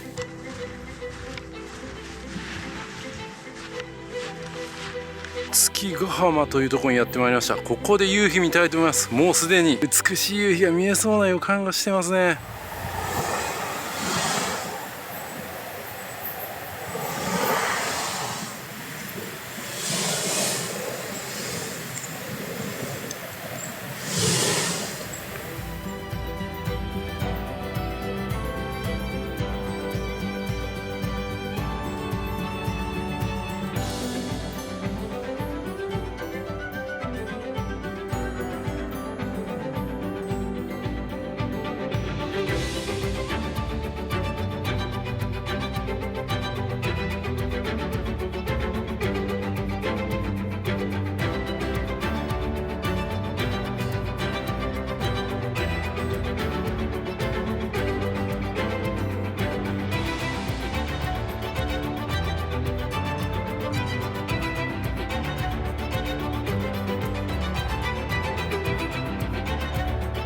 いやー、素晴らしい夕日でしたね。この夕日を見てる間に今日の夜のお店予約できました。かなり良さそうなとこ。本来予約しないとダメって書いてたところ取れました。楽しみに行きたいと思います。でね、西表島の居酒屋ってその飲み屋街とかがあるわけじゃないんで、ポツポツポツポツと道路沿いにこういろいろ居酒屋あるんですけど、まあさすがに歩いていけないので送迎してくれるんですよ、ホテルまで。ありがたいですよね。やっぱタクシー代込みみたいな感じで考えるといいんじゃないかなと思います。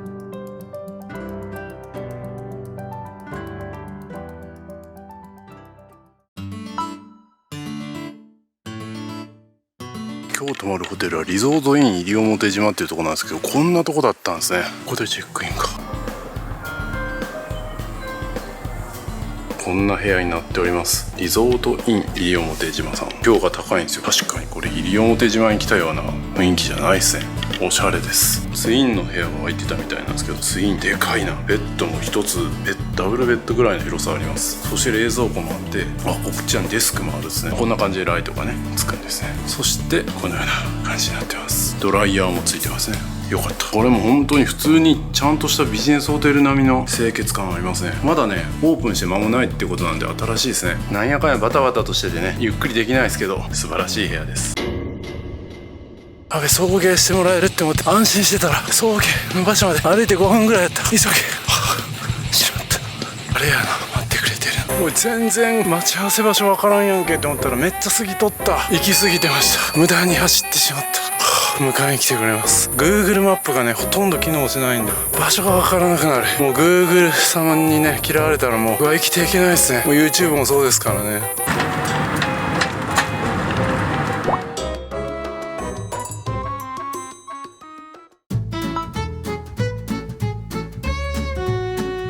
里主というねところにやってまいりました。オ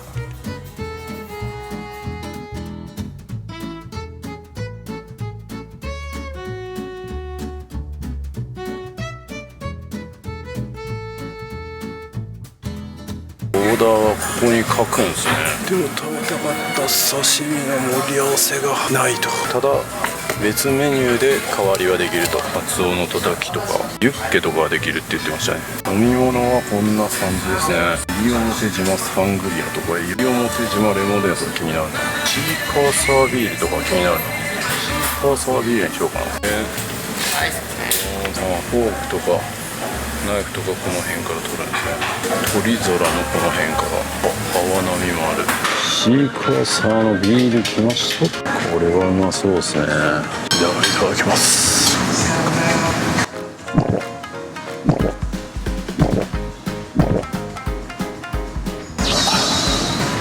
待ち合わせ場所にね間に合いそうなくて走って汗だくやったんでめちゃくちゃうまい。最高。おいしい。いただきましょう。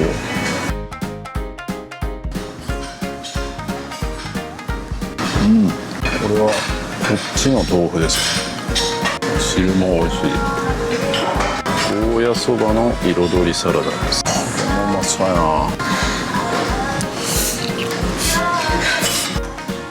そばがやっぱゴーヤなんでちょっと苦みがあってうまいですね。めっちゃヘルシーな感じする。ここがね西表島なのねちょっと忘れますねついついね。それぐらい完成度高いです。素晴らしい。ユッケが来ました。ユッケねすごい。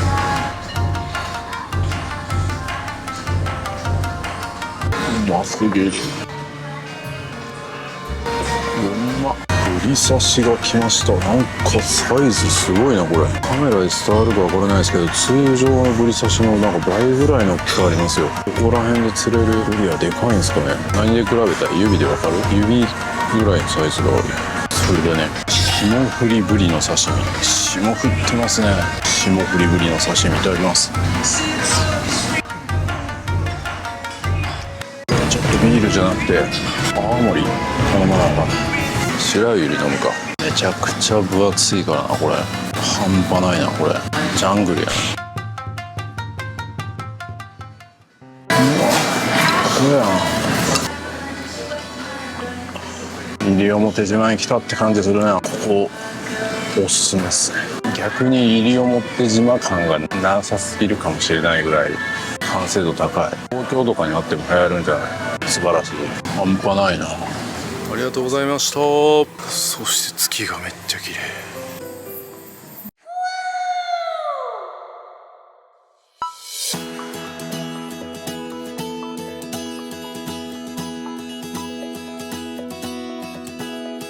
おはようございます。ちょっとね雨が降ってますね。昼からも晴れるみたいですけど島の天気が本当わかんないですね。はい、それではね水牛見に行きましょう。リベンジです。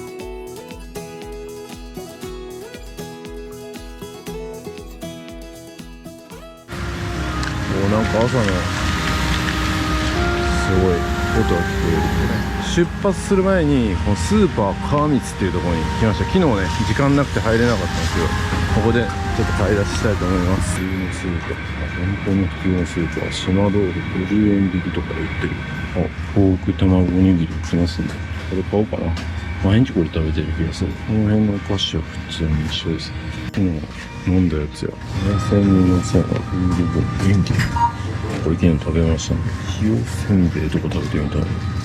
はい、それではね、スーパーでこのポーク卵おにぎりですね、買ってきまして、なんでこんなん買うねんみたいな感じで、亀仙ね。亀仙買いました。ここっぽくないですか？ここじゃない感じもするけど、どっちにしろ、多分石垣八重山周辺かなと思うんで。はい、それと、これは沖縄ですね。三品茶。昨日もポークおにぎりでしたけどね。毎日ポークおにぎりになっちゃうんじゃないか。この辺に来たらね。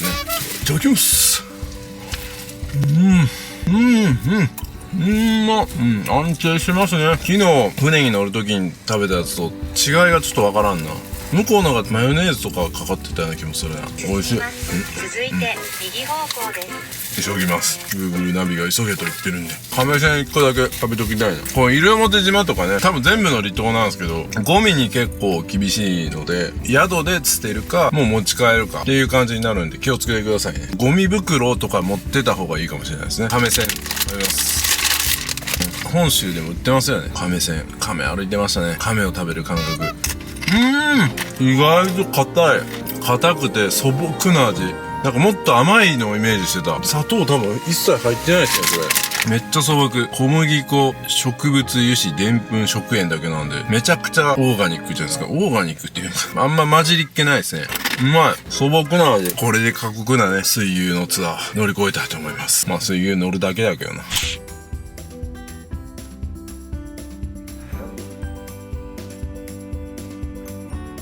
はい、今日は確実にチケットを買いに来ましたよ。しかしどんより雨です。昼から晴れるみたいですけどね。まさかどういうことよ。さっき三品茶買ったばっかりやのにドリンクサービスが三品茶でした。路線バスでここまでも来れるんですね。大原からも来ますし、上原の方からも行けるみたいですね。もうすぐ始まる時間やけど雨やんだ。よし、このまま晴れに向かってくれ。いっぱい水牛が待ち構えております。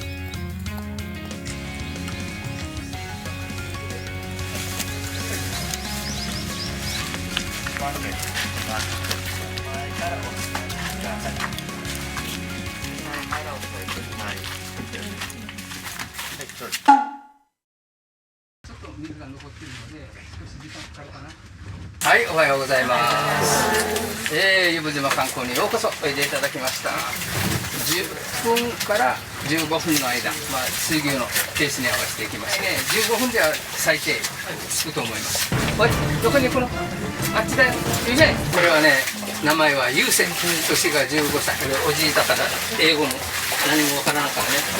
日本語も水牛もね、人間と一緒で全部性格も違うし、顔たちも全部違う。見慣れてない人もみんな同じように見えるかもしれないけど、全部違う。満潮の時は水牛車で渡れないぐらいの深さで。これのおばあちゃんまでは台湾から来た。その子供たちがどんどん広がっているから、今の時期は海水温が高いので、大潮の満潮の時にエイがたくさん入ってくるんですよね。これエイがたくさんないです。この黒いの下の黒い砂を全部出してますよ。ここにはまると動けなくなります。その時は慌てないでちょっと指示を待ってくださいね。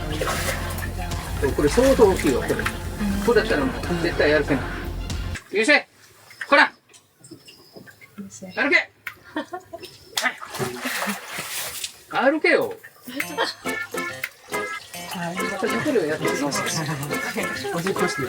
おしっこまた出してる。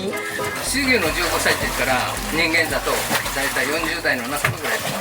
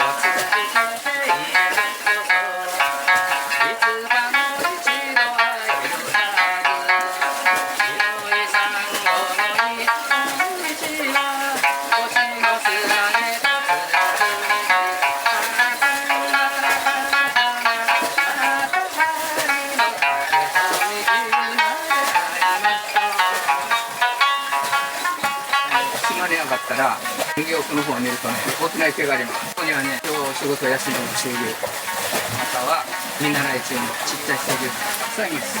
お腹空いてるわけね。たまに俺が来るでしょ。これ聞いただけで飛んでくるよ。あ、そう。あ、いいよ。お、来たっていう感じで。でも顔見たらすぐおやつちょうだいってお願いして。お客さん下ろしてから帰ろうな。はい、止まって。はい、ありがとうございます。ブレーキがないからね、止まるのが大変だよ。指でこうギューッと止めないといけないから嫌がる。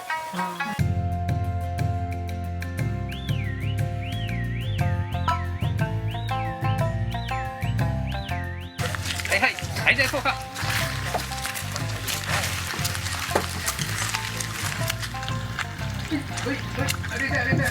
さあ、少しの晴れ間も見えてきて、由布島にやってまいりました。ここね、ちょっと見ていきたいと思いますよ。静かなところですね。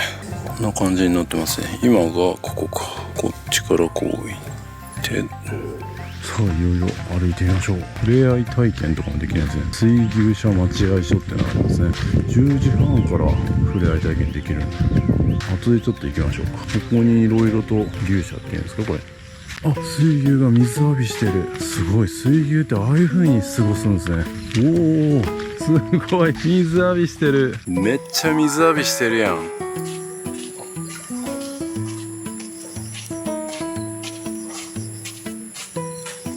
すごい絵やな。なかなかカオスな映像。初めてですね。あんな水牛のことを普通に生きてたら何も知らずに生きてますからね。気持ちいいんですかね、やっぱ。牛となんかカバの間みたいな感じになるんですかね。本日ルイくんあります。あんずちゃんの餌やりたい。ああ、餌やりとかもできるんですね。あ、蝶がいる。このもう由布島っていうのはもう島全体が植物園になってるんですね。亜熱帯植物楽園と言われる植物園になってると。で、昼間ピーク時で1117人もの観光客で賑わう一方、そこに住んでる人口は16人と。住民は少ないですね。16人しか住んでないと。植物園でここで飼ってるその水牛が増えた結果、住民よりも水牛の数が多くなってるというすごいところですね。で、なんでこうなったかというと、西表島ってね、昔マラリアが流行ったということで、そのマラリアを避けるためにここのマラリアがいない由布島に仮住まいしたっていうのが始まりだったみたいですね。本当に植物園っていう感じですね。レストランある。どんだけ人口が少ないところでもビジネスが行われてるっていうのがなんか八重山諸島のなんか特徴な感じがしますね。すごいたくましいというか、奄美大島系を回ってる時ではあんま考えられなかったですね。今こうか。ああ、マンタの浜とかここから行けるんですね。ちょっと行ってみましょうか。旧校門跡、小学校の跡がある。これが小学校の門の跡ですかね。違うんかな。単純に茶屋と書いてるな。これかな、多分校舎跡。すごいジャングルですね。でもここのジャングルは手つかずのそのままっていうんじゃなくて、いろいろカットされたりとかね、作り出されてるっぽい感じですね。綺麗です。貝の館ってとこが出てきました。これなんやろ。開いてなさそうやな。お、海が見えてきました。そろそろ晴れてほしいけどな。東日本大震災から9年かけて西表島に流れ着いた杭。マジっすか。こんなとこに流れ着いてくるんや。おー、なかなかっすね。マンタの浜みたいな感じで帰ったな。マンタ見えるんですかね。あ、ここ由布島コーヒーとか。あ、コーヒー飲みたいな。でもまだ開いてないですね。何時から開くんやろ。早すぎたんか。さあ入ってみましょう。ビーチ。おお、穏やかなビーチですね。お、ちょっとずつ晴れ間が来てるじゃないですか。早く来てくださいよ。ちょっと遅くないですか、いつもより。雨は完全に止みましたんで、もう回復傾向かなと思うんですけどね。あの島は何が見えるんや。小浜島かな、あれ。で、ここにマンタが来るんですか。マンタいるかな。いませんねマンタ。波は穏やかですね。今日波照間まで行くから波照間の船はねめちゃくちゃ揺れるっていう噂ですけど、この感じだと大丈夫なんじゃないかな。コーヒー飲めずや。もう開くんかな。なんか従業員が入ったような気がするの。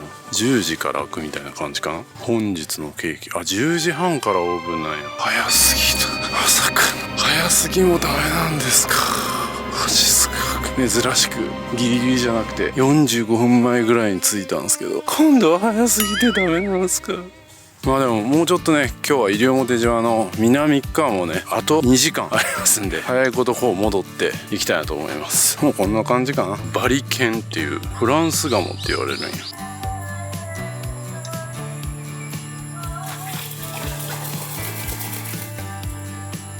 綺麗に作られてるな。でも家族で来るとかだったらやっぱ安心ですね。おお、しそ、大五郎、花子をしそとする。水牛一家に対し感謝の意を演出すると。素晴らしい。しそ、しその巨人や人ではないか。しその水牛がいたんですね。よし、売店見て帰りましょう。あ、まさにこういう家系図があるんや。大五郎と花子からずっと生まれて今何頭いるんや。すごい全部ちゃんと分かってるんですね。さゆりがめっちゃ産んでるんや。でゆふこすごいめっちゃ産んでる。そしてこの愛子さん、なんで急にさがついて愛子が7頭、一郎まで産んでるじゃないですか。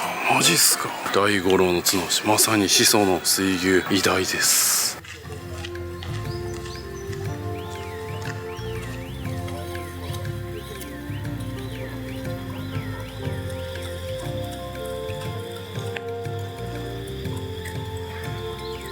よろしくお願いします。はい。あ、この辺。はい。失礼しました。帰りはです。このあやめちゃんです。あやめ。あやめちゃんは17歳です。今年17歳に。人間の年齢でいうと何歳ぐらいなんですか。そうですね。約3倍なので、50近く。ああ、これぐらいなんだ。隣はですね、そうたく12歳の男の子です。水に浸かってた水牛がいたと思うんですけど、水牛って普段その水に浸かってる方が喜ぶんですか。水にはたく基本過ごしてます。特に暑い日は、汗は鼻でしかかけないので、うまく体温調整できないと、本当に日中は水の中過ごしてます。暑い日はもう外にいるとすぐバテます。ああ、そうなんですね。バテた感じも分かるんですか。はい、もう人間とほぼ一緒です。ああ、そうなんですね。息がもう速くなって夏バテして痩せたりとか。そうです。どの子かっていうのも見たら分かるんです。ちょっと長くいるとまあちょっと分かるようになります。きっとがあるので、今日はどのああ、なるほどなるほど。それ見て分かる。はいはい。水牛ってこの辺りだけなんですか、いるの。世界的にはいるんですか。アジアンバッファローという種類。はい。東南アジア結構いますね。もともと沖縄にいなかった。ああ、そうなんや。最初の時代あたりに台湾、はいはい。イギリスとかも見ました。ああ、そういうことなんや。水牛で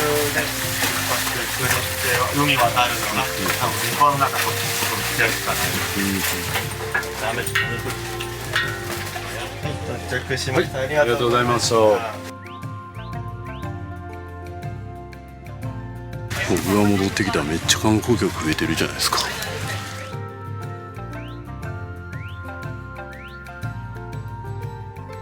今10時38分です。12時にレンタカー返さないといけないんで、あとちょっと観光ギリギリまで楽しみたいと思います。この辺りが大原になりますね。この辺りも経済圏ある感じですね。集落がしっかりあります。最南端のとこですね。ギリギリ行けそうかなと思うんで行ってみたいと思います。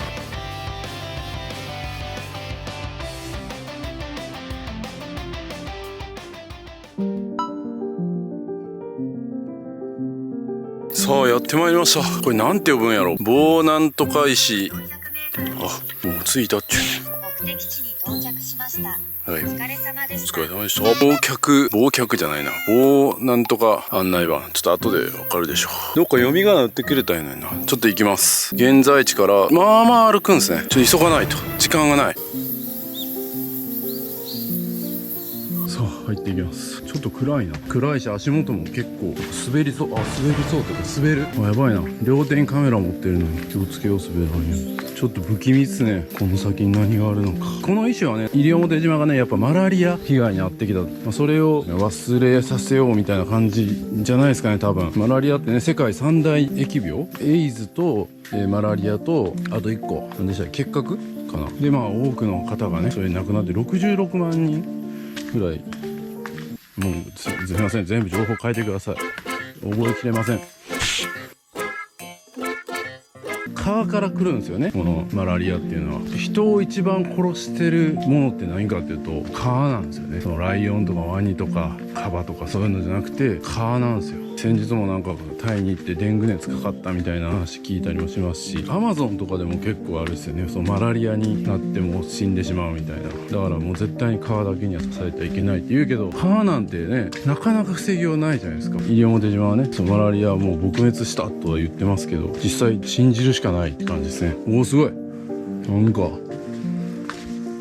れおおすごい。おお、なかなか見どころあるじゃないですか。ハテルマシキナって書いてますね。軍命による強制疎開のため風土病の悪性マラリアに羅漢、戦わずして尊い人命を失った。なるほどな。ハテルマ島にいた人が軍命によってこっちに来たんですかね。で結局マラリアになっちゃったみたいな。はあ、戦時下のため役場に届け出不可能、一家全滅など、ハテルマの人がこう作ったって感じなんですかね。めちゃくちゃ静かですよ。何これ、誰もいないし、もう僕のことを忘れ去られそうなぐらいな静けさです。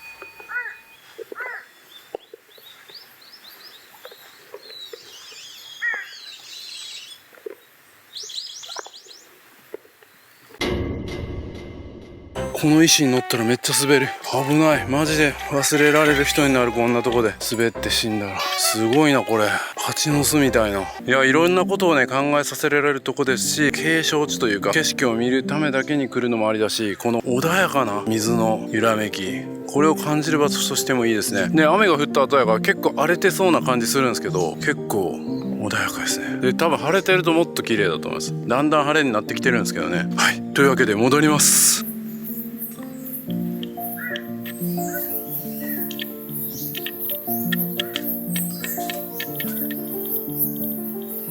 はい、今いるところからね、こう横に行ったところに南風剣伝の浜っていうのがあって、ここが山猫発見の地なんですよね。ただちょっとここ行ってるともう間に合いそうにないんで、今回見送ります。こっからですね、もうちょっと大原の方にこう戻っていく途中にですね、なんとモーリーとはっちゃんっていうお店があるんですよ。ちょっとここ行きたいんですけど、僕今ここ見たらわかるでしょ。時間見てください。11時14分です。僕12時に返さないといけないです。12時半にもう波照間行きの便乗らないといけないです。ここなんか軽く行けたら行きたいですけど、ちょっと難しいかなと思うんで、ちょっと目の前だけ撮りたいなと思います。もうバタバタやんけ。やっぱちゃんと観光しようと思ったらね、あと1泊はいるかなと思いますね。まあでもね、この西表島今回ね1泊2日結構弾丸で行ってますけど、まあ結構こんな島なんだなっていうのがよくわかりました。まあ自然豊かだから、その自然豊かなツアーだったり、トレッキングとか滝見に行くツアーとか、マングローブカヌーとかね、もう本当にそういうのいっぱいありますし、海も綺麗だし、ジャングル感もあるし、そしてやっぱり生物がいろいろいます。車走らせてても亀が歩いてたりとか、なんか鳥が歩いてたりとか、イノシシがいたりとかね。で、まあ、あと印象的だったのがその飲食店ですね。居酒屋が飲み屋街みたいなのがないので、もう点々とこう、居酒屋があるような感じなんですよ。となると、やっぱ行けないんですよね。車で行くしかないみたいな。でも飲みたいのにみたいな感じだから、もうほとんどのその居酒屋がもう送迎サービスっていうのをやってるんですよ。送り迎えしてくれるみたいな。だからタクシー代込みみたいな感じになってて、これはね、結構面白いなと思いましたし、この島だけじゃなくて、他にもその田舎で飲酒運転が厳しくなってから、厳しいんだよっていうお店はもう送迎サービス込みでビジネス展開するっていうのがありなんじゃないかなと思いましたね。まあそういった意味でも勉強になりますし、結構ね、このやっぱ八重山諸島全体に言えることなんですけど、島の規模の割に割とビジネス頑張ってるなっていう感じがしました。奄美群島とか行った時はそこまでね、ガッツガツとビジネスしてる人ってそこまで多くない印象だったんですけど、まあ良くも悪くもですよ。なので結構お値段も観光地プライスになったりとかするので、まあそれはちょっと残念なところですけどね。まああと最後ね、西表山猫。もうこれに尽きるんですけど、見ることができませんでした西表イノシシとか見たのに、まあそれだけは残念です。また来たいと思います。またいろんな楽しみ方あると思います。僕のような楽しみ方もいいし、もっとスタンダードな楽しみ方もいいと思いますし、いろいろ楽しめる島だなと思いました。では帰ります。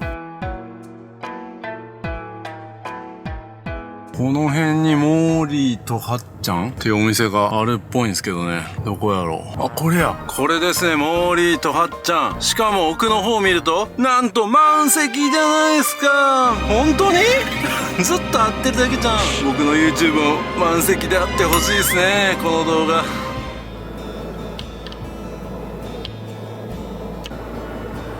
めっちゃ雨降ってきたな。右にスーパーありますね。玉森スーパーということで、なんか森っていうのが結構つくんですね。あ、ここですね。ここのカフェも行ってみたかったけど、11時半から開くんですけど。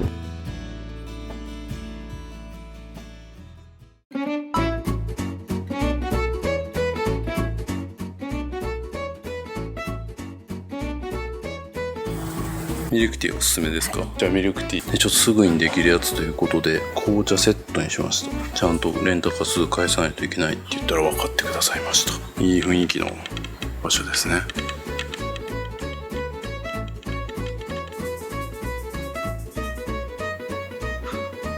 ご飯セットだったらこうカレーもあったんですね。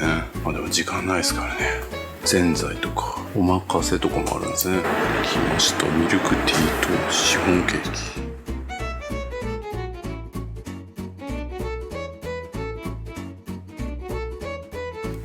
こっからまたスローで撮っちゃうという大失態なんですけども、いや本当にふわふわでなんか昭和感あるね、優しい味で美味しかったです。ミルクティーもさすが売りだけあって心がほっと温まるようなね、そんな味でした。島でねこういった美味しいものを食べれるっていうのは本当に貴重ですね。いや来てよかったと思います。波照間島に行く前のね、船に乗る前にここ立ち寄るのめっちゃおすすめです。またねランチなんかも食べてみたいですね。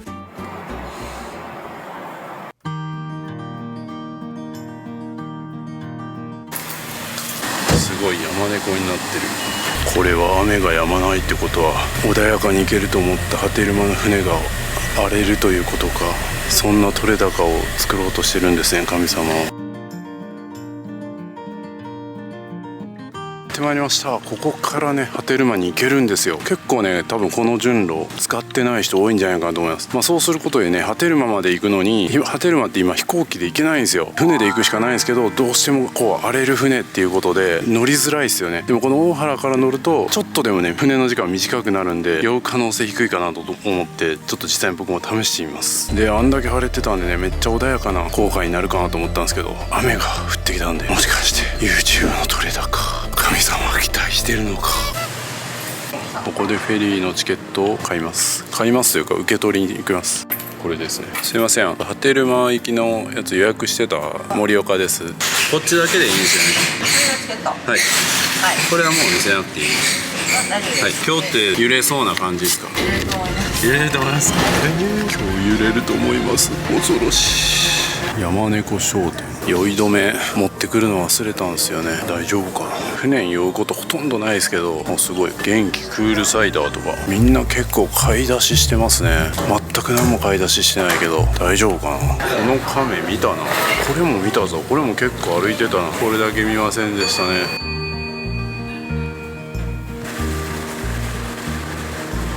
さっき売店の人に聞いたんですよ。波照間って買い出しいるんすかって言ったら、この離島同士で離島に行くことはないから波照間行ったことないから分からんって言われました僕らが地元の観光地に行かないっていうのと一緒ですね。離島行かないみたいです。観光客だけが行くみたいな。勉強になりますね。西表島温泉もあったんや。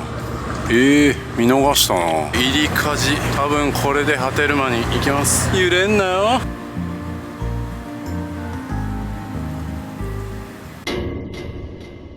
もしかしてこっちなのか。なんとこのちっちゃい方で行くんかよ。絶対揺れるやん。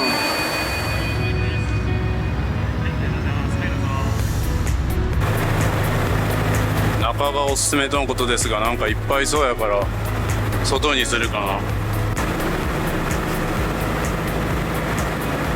な。やばそう。全然大丈夫です。やばそうっすね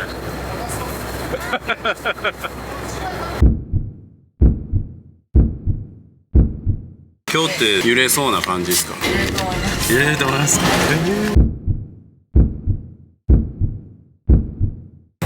さあ出発です。あーやばそうやな。大丈夫か。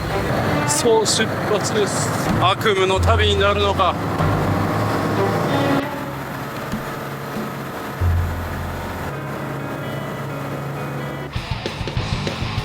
それは嘘だろ。バレてきたんじゃないの。いやいや、それも嘘だろ。いやー、波照間島はどんな島なんでしょうかね。前評判も非常にいい島なんで、めちゃくちゃ楽しみです。ち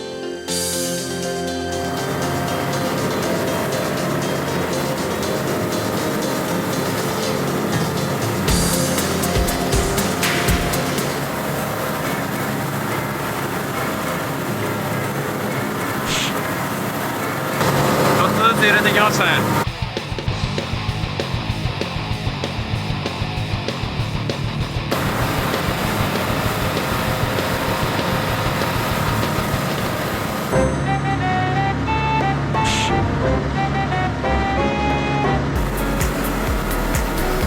これが晴れ男だ。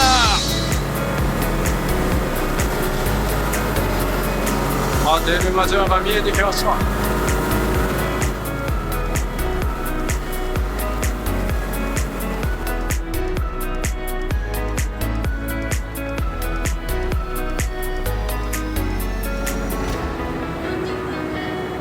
さあ波照間島やってまいりました。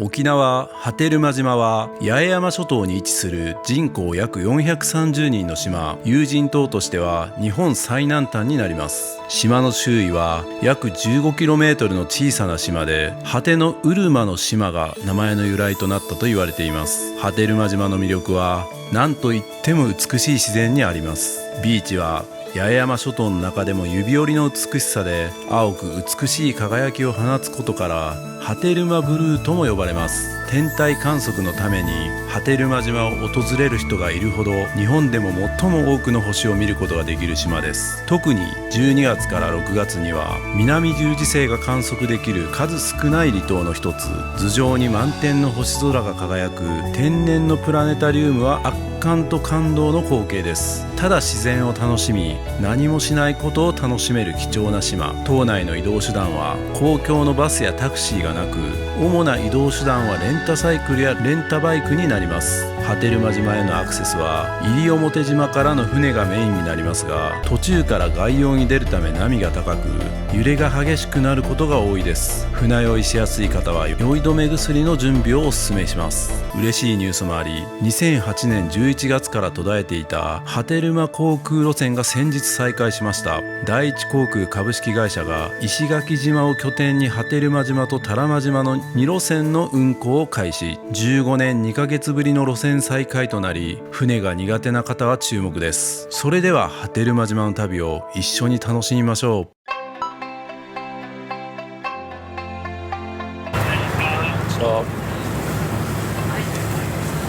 さあ結構帰りに待ってる人もいますね。海の色がねやっぱ全然違いますね。青々としてる。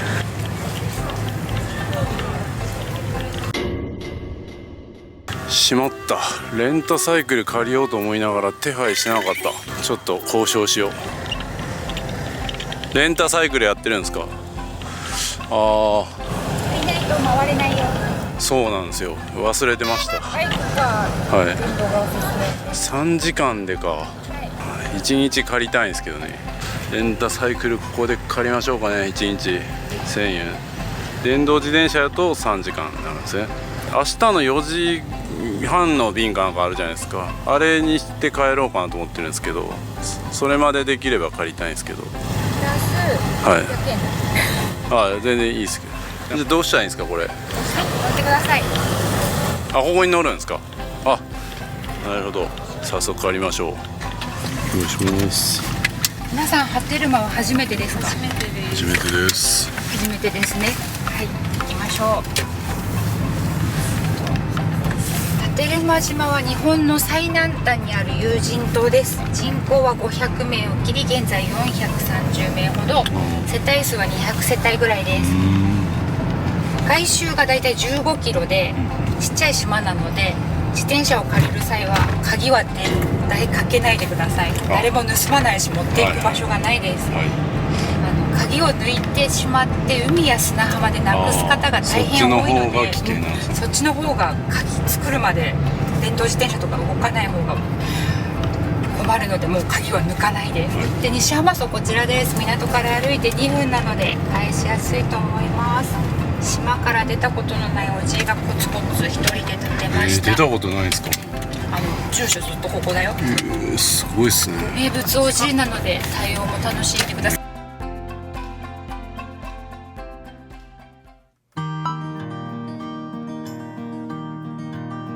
いやー、もう空気が違うな。明らかにもう空気が違います。時が止まったような感じ。いやー、もういいわ。もうこの時点でいい。でしかもここの島から出たことがないおじいさんからレンタルサイクル借りるとかね。ちょっと僕全然調べてないんでね、どこがいいんかも分かんないですよ。あ、いいな、いいっすね。電話番号お願いします。で、船は16時50分には出ちゃうから、16時40分とか10分ぐらい前には年に2人ぐらい乗り遅れて帰れない人がいるから、泊まるしかないです。泊まれるよ。西浜ビーチ行くなら絶対シュノーケルがあった方がいい。大丈夫？亀が見れるよ。今日の夕日は6時半ぐらいだから、6時半から7時半ぐらいは綺麗だから、それを見て。はい、そんな感じ。じゃあそうします。じゃあ電動自転車今日借りて、明日は普通の自転車。そうですね。あとフィンもお願いします。3000円でした。これで行きます。おお、電動付き自転車にした方がいいっすね。結構坂あるな。自転車で大丈夫みたいな感じで言われたけど、それは多分荷物がない場合ですね。僕めっちゃ荷物あるから、大人の旅としてはやっぱ電動自転車の方がいいでしょ。左？ここ左か。おお、めっちゃいい。なんか雨が降ったり晴れたりみたいな繰り返しみたいで、今のうちに泳ぎに行った方がいいんじゃないかってことなんで、もう早速宿に荷物置いてすぐに泳ぎに行きたいと思います。あ、楽だ。これ普通の自転車でも死んでたな。胸ケチったらダメですね、そういうとこは。いやー、気持ちいいっすね。あー、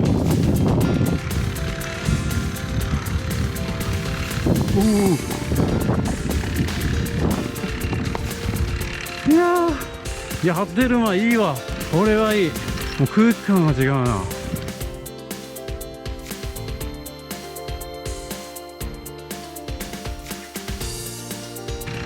あった、宿借りって書いてる。起こせん。なんか名物おばあちゃんがいる。さっきは名物おじいちゃんで、ここは名物おばあちゃんということで、来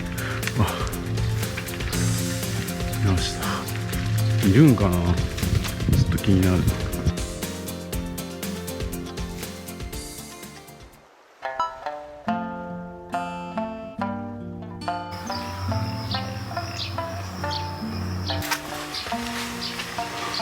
こんにちは。はい。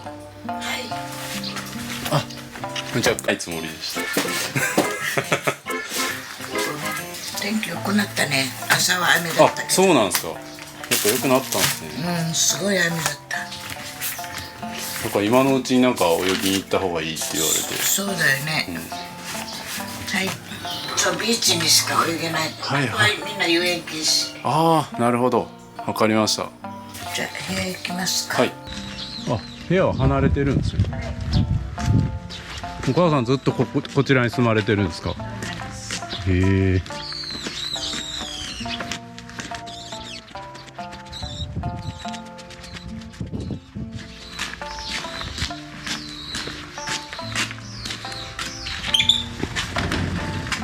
じゃあこっちに入ってもらえるかな。はい。はい、どうぞ。あ、はい。あ、いいかしら。大丈夫ですか。こっちで。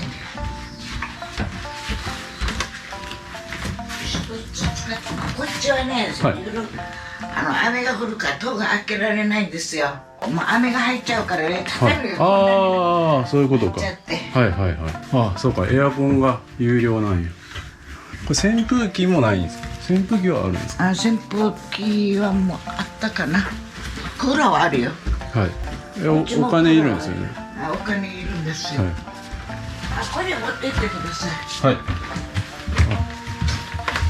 あ、これね。使ってください。はい。ありがとうございます。いやー、いろいろね、今準備してますけど、このなんか雰囲気いいな。自転車の鍵もね、つけないでいいし、もう部屋もなんですかね、もうなんですか、開けっぱなしなんですよ。ね、これがいい。ね、いやー、すげえいいわ。こういうの好きっすね。Wi-Fi はね、もちろんないんで、スマホのテザリングを使うしかないですね。僕はまあ au の回線使ってますけど、au だと普通に入りますね。こんなに晴れてるからずっと快晴かなと思ったんですけど、なんか結構もう朝は雨降ってたらしいですよ。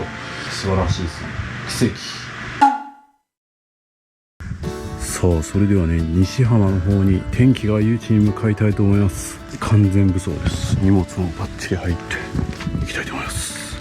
いやー、もうこれ自転車走ってるだけで気持ちいいですね。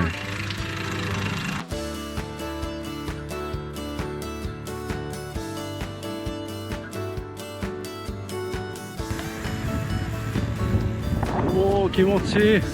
俺は最高やな。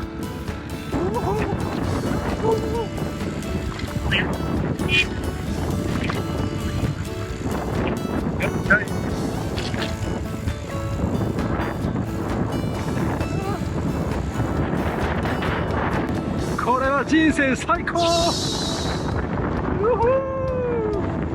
お、牛がおる。牛がいましたね。ちょっと後で見よう。わあ、これはすごいわ。気持ちよすぎる。あ、バンブー、あそこの居酒屋がいいんじゃないかって言ってましたね。なんか全然違う方向進んでるやん。あ、ここも通ったやん。こっから来たな。よかった。電動自転車にしとってよかった。こんなん普通の自転車でも死んでました。わあ、気持ちいい。お、ヤギもいますね。ヤギいるじゃないですか。牛もいますね。牛もいる。向こうにはヤギもいる。西浜。あ、すげえ。今一瞬やばい海見えた。近っ。おお、めっちゃ綺麗。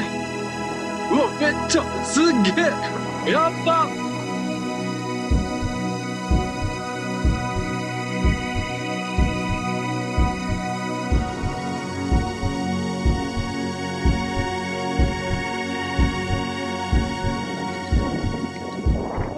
これはすごい。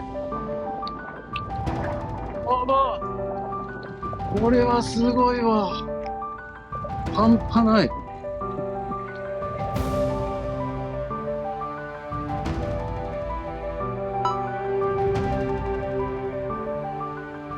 これは半端ないわ。すげえ。うわ、あそこの青やばすぎる。ここの青どうですか。これは半端ないわ。うわ、めっちゃいいハテルマン。早く泳ぎたい。うわ、めっちゃ自転車止まってる。めっちゃ泳いでる人いるやん。これは半端ないわ。どこ止めよう。あ、ちゃんとシャワーもある。これは嬉しいですね。これはすごいわ。これはエグすぎるな。結構意外と泳いでる人多いな。いやー、これはすごいわ。でも結構人が泳いでるのがね、個人的にはちょっと残念ですけど、いいですね。あの青いところちょっと行きたいな。この西浜はですね、トリップアドバイザーの世界のベストビーチ2017でなんと1位に選ばれたんですね。西というのはね、方角の西ではなくて方言で北を表す意味なんですよ。ややこしいですね。いやー、もう砂もサラサラでめっちゃいいですね。透明度ガチで半端ない。いやー、これはすごいわ。ここに亀がおるんやろ。あー、気持ちいい。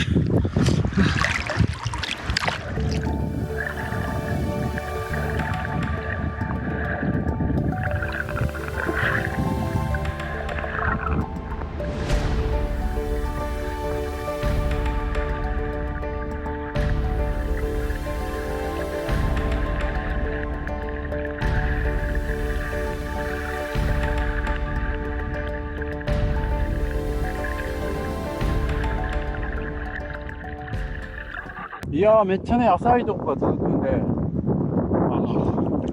安心性初心者の方ももうちょっと向こうに行くと青いところがあるんで、あそこまで行きたいですね。浅いですけど結構でかい魚もいて、ウミガメにね結構出会えるってことなんでちょっと探してるんですけどまだ見つからないです。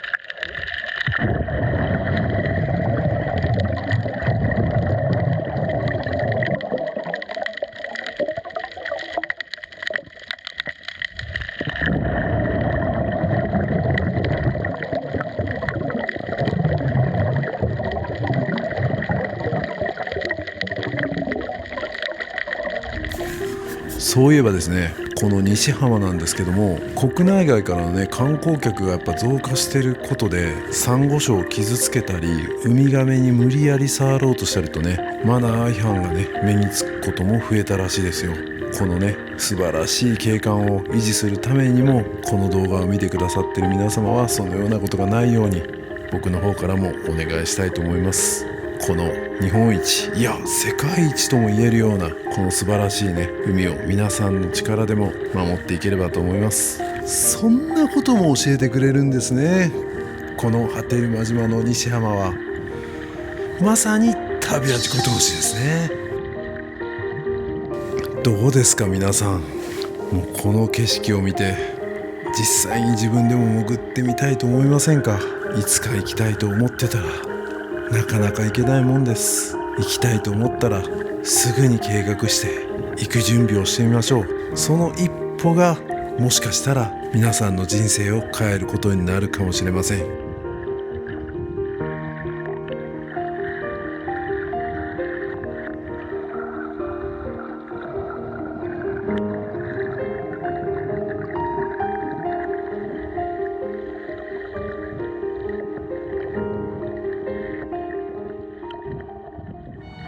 まさかのみんなウミガメ見たって言ってるのに僕だけウミガメ見つけたなんてなんだ。さあ泳いでたらね、あっという間に時間過ぎてしまったんで、ちょっと散策じゃないな、島巡りもしたいと思います。島巡りじゃねえな、主要観光スポットね、全部は見ないですけどざっくりとしたところ見たいと思います。いやーいい感じ。なんだこれ、急にモンスターが出そうなようなところに来た。ゴミ絶対捨てるのか。ここの先は何があるんや。ここの先に多分ペー浜とかがあるんかな。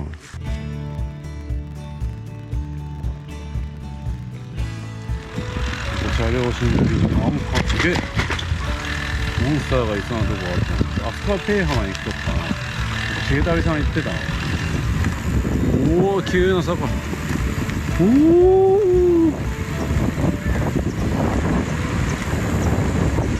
お、何これ、道路じゃないや。おお、何これ、なんかもう前が見えん。遊泳禁止、浜下入り口って書いてるな。ここ行けるんかな。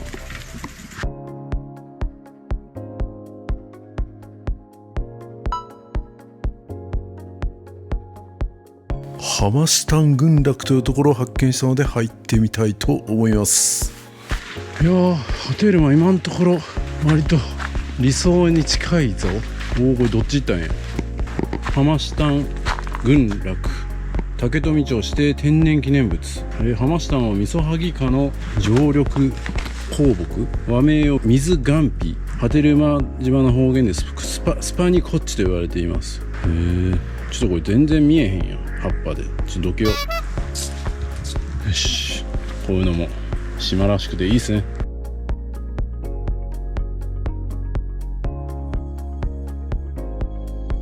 すごい、まさに手つかずな感じがあっていい。でも誰か歩いた足跡ある。おお、多分これずっと行ったらさっき泳いだところつながってるんでしょうね。これどれやろ。これのことかな。これかな。なんかこれっぽい気がするな。なんかその辺ではちょっと見ない感じの木なんでね。あっちにもありますけど、これね。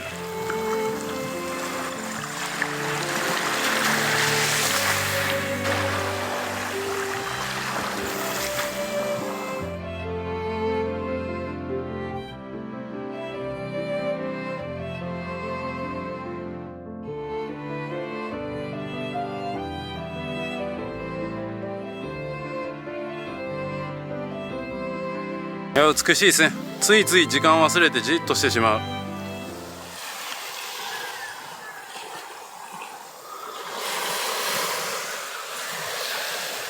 こっちもなんか住めるんでちょっと行ってみようかな。ここはここでビーチがあるんですね。これはこれで素晴ら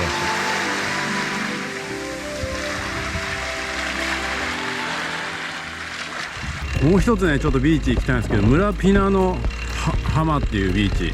ここはなんか人によっては一番美しいみたいな感じで言ってる人もいるんで行ってみたいと思います。黒注意ってなってますね。こんなとこに行けるんですかね。めっちゃ黒やん。こんなとこに本当にあるんですかね。いや、一人でこんなとこ行ってると怖いな。ちょっともし何かあった時これが合ってるかどうかもよくわからんし。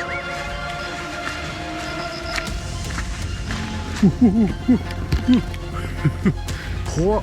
カラスとかがめっちゃおるんですよ。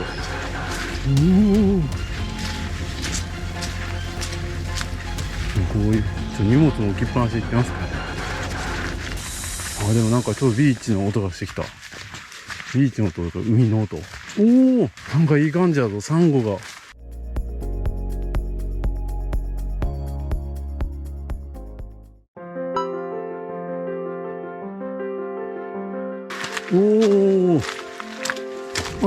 いいな、プライベートビーチみたい。すごい。しかもサンゴめっちゃ、うわ。ここはね、サンゴが堆積してプライベートビーチみたいなね、こうビーチができたということですね。もうサンゴだらけです。こんなすごい場所を通ってくるのに。いや、いい感じでしたね。それではちょっと元の道ってどこが元の道よ。ちょっと戻ってるけどどこが合ってるのかわからん。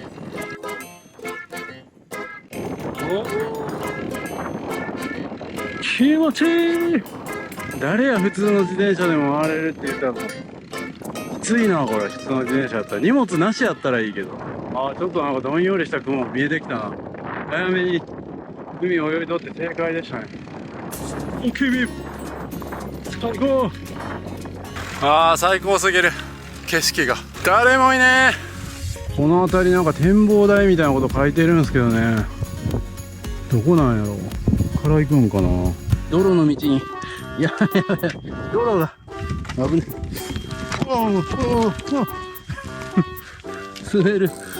ちょっと行き方はわからないんでそのまままっすぐ進んでみます。あった展望台。ぐるっと回ったところにありました。分かりにくい。あそこからぐるっと回ってきたところになんか多分あれですよね。目の前に何か見えると思ったらここからは入れないじゃないですか。しかもめっちゃまたドロドロな道通ってきたのにまたやばい。やばい。最悪。もう展望台見たことにしましょう。見たでしょ。次は最南端のあれを見に行きましょう。あれですよ、あれ。いやー、ひたすら走るな。車欲しい。レンタカーがええわ、やっぱ。それが原付っすね。最南端の石碑近づいてきた。でもなんかどんよりして雲も近づいてきた。荒れてるのに本当に天気移り変わりやすい。いやー、泳げてよかった。このまま下ったらいいんか。結構坂多いな。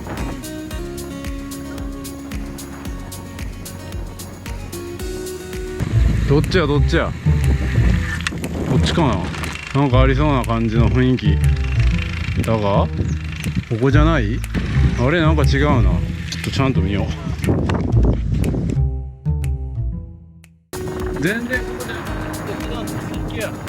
ため池となんかペムチー浜っていうところですね。おお、これはこれで見応えあるな。あそこはペムチー浜ですね。最南端の日を早く雨が降る前に行かねば。おい、ハテルマヤギ。ウィーンがいます。ウィーン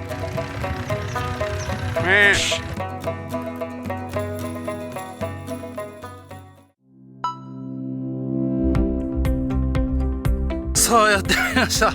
ちょっとどんよりしてきたな。最南端の日来ました。いやー、結構走ったな。誰や自転車でいいって言ったの。電動付きにしといて正解でしたわ。来ました、日本最南端平和の日。竹富町、はるばる来た。日本最南端。おお、すごい、なかなかの絶景ですね。波照間の日、あそこですね。日本最南端、日本最南端の日、日の丸が掲げられております。なんかちょっと雨降ってきた気もする。日本最南端の日からチャンネル登録よろしくね。日本最南端の日からチャンネル登録よろしくね。波照間星空観測タワーというのもありました。ここもなんかスポットっぽいけど、電波がつながらなくて何かがわからん。でもバイクに止めて奥まで行ってた人がいたんでね、ちょっとだけ行ってみたいと思います。素晴らしいですね。ちょっとキリがないな。行けるとこが多すぎる。あ、ここが高名崎ってとこや。高名崎っていうとこですね。ちょっと歩いて行ってみよう。だいぶ歩かないといけないですね。チャリで来ちゃったけど、あ、人がいた。半端ないな。絶景ですね。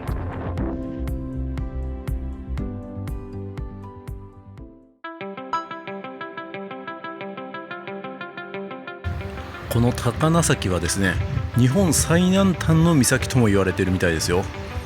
高さ十数メートルの琉球石灰岩の海食街が約 1km にわたって続いているそうですよ。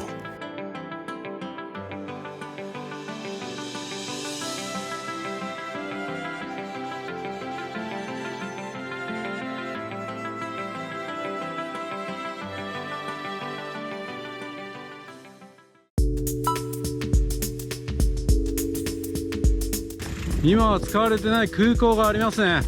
本当だったらね、今年の4月だったかなに再開予定だったんですけど、結局再開されずみたいな。おお、結構綺麗ですね。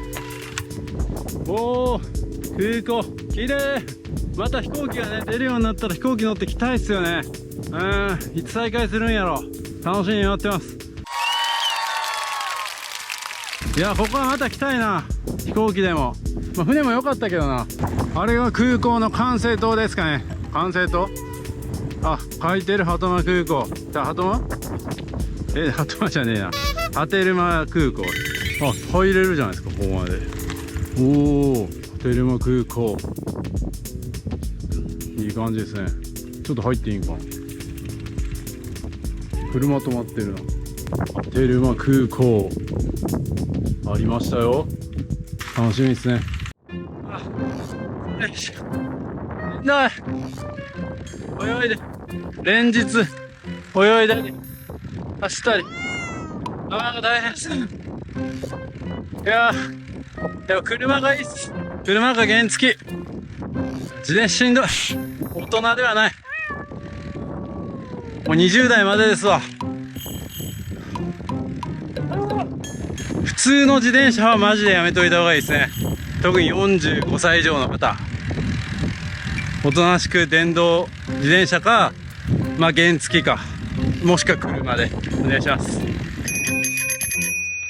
うやってシャワー浴びたい。夕日を見る前にちょっと買い出しもしておきたいですね。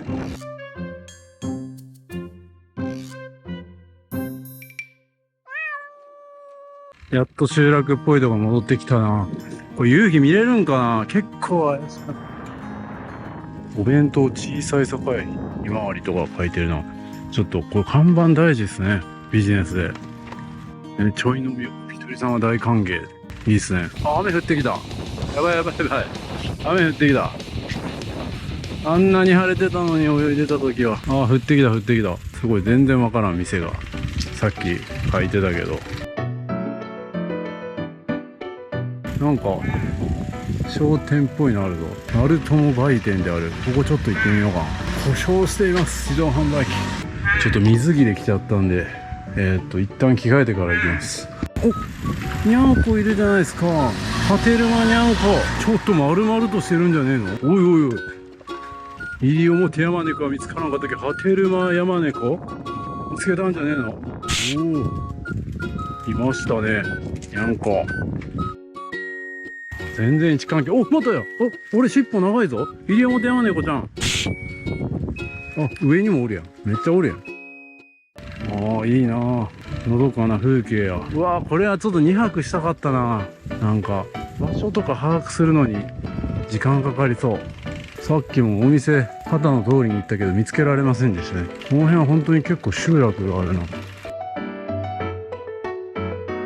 ここもなんか自販機ある。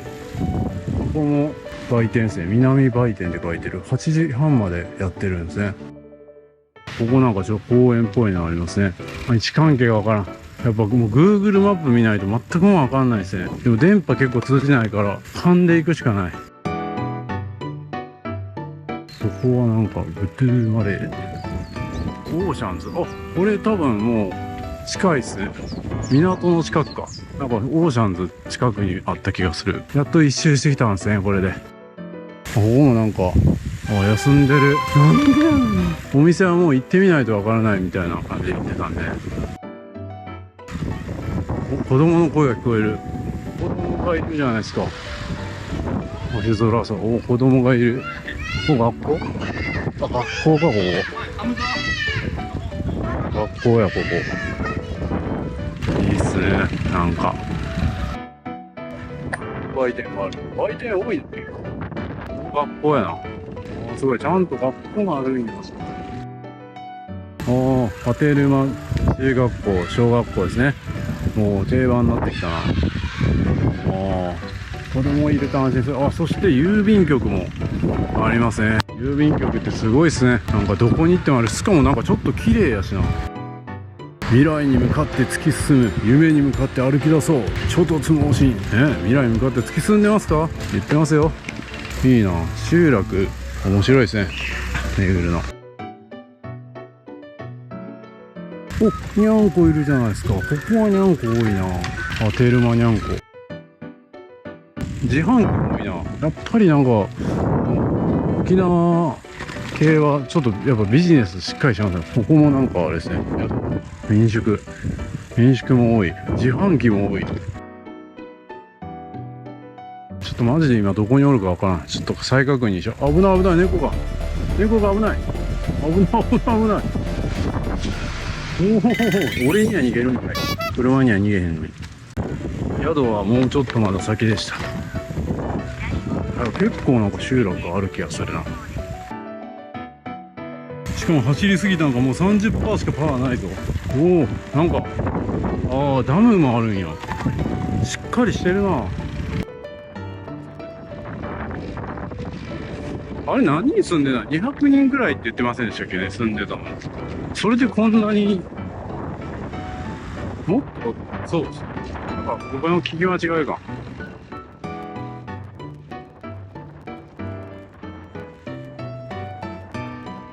とりあえずシャワー浴びて着替えよう。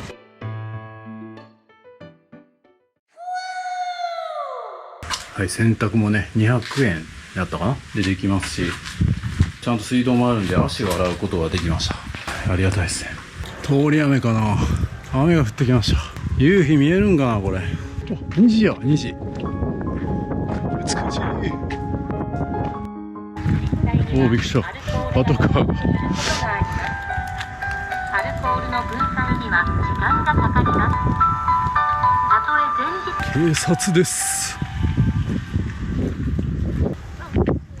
お、それどこで買うんすか？いや、これなんかおばあが売店で。マジっすか？それ幻のやつちゃうんすか？そうできてって言われてお使いに。ないですよね。すごい。これもう買えないんすよね。いやーもうないね。オーバーなんかもなかなか取れない。それでちょっと深売店出てたからはい。じゃあ取っておいて。一応酒屋さんに行ってみたらいいよ。明日の朝5時に。わかりました。行ってみます。最近小さいのしか出てない。ああ、まあ小さいのでもね欲しいですね。ちょっと行ってみよう。ギリギリ夕日見えそうな気がするんでちょっと行ってみます。夕日の方向に向かって急げ。ここ売店あるやん。あとでここで買おう。おお、なんか綺麗な夕日が見えそうな予感。おお、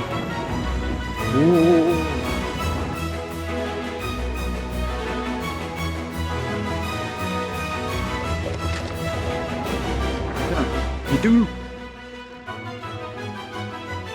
勢い余って過ぎてしまった。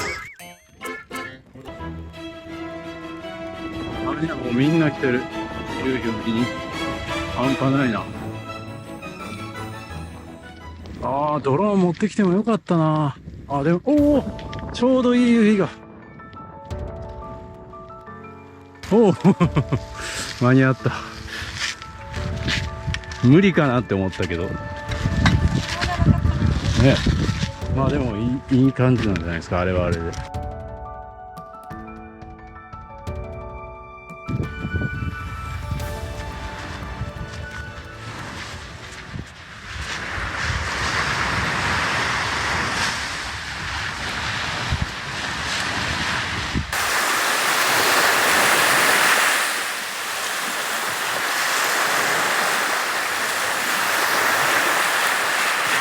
素晴らしいですね。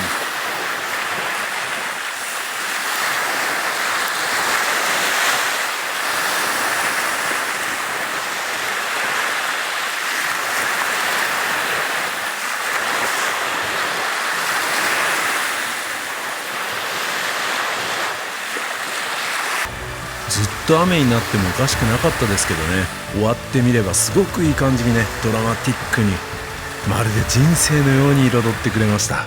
もちろん晴れもいいですけど、晴ればっかりじゃ面白くなかったりするんでね。島は晴れてる日だけではないですし、人生も晴れてる時ばかりだけではありません。そんなことをね教えてくれるんですね。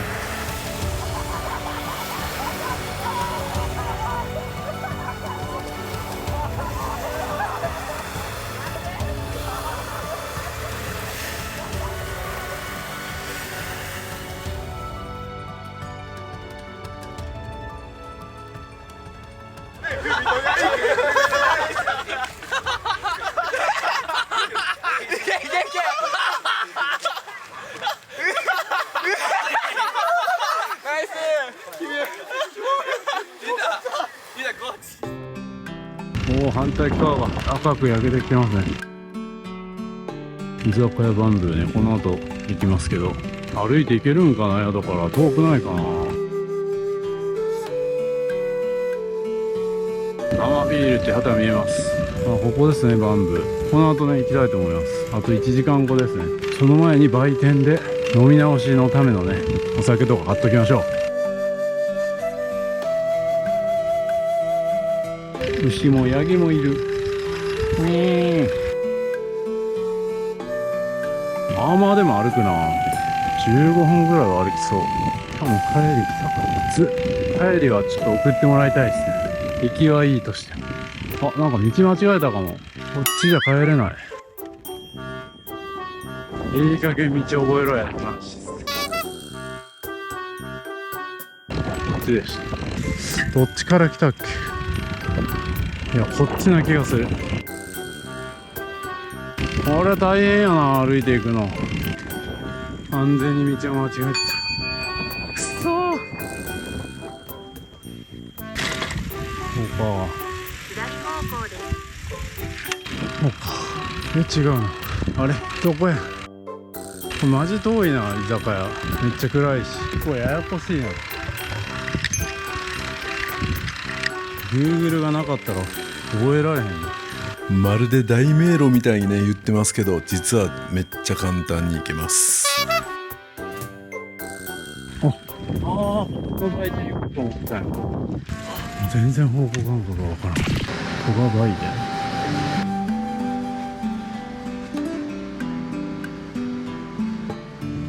でいろいろ買いました。なんかちょっとアウェイな感じでした。あ、ここか。ビビる。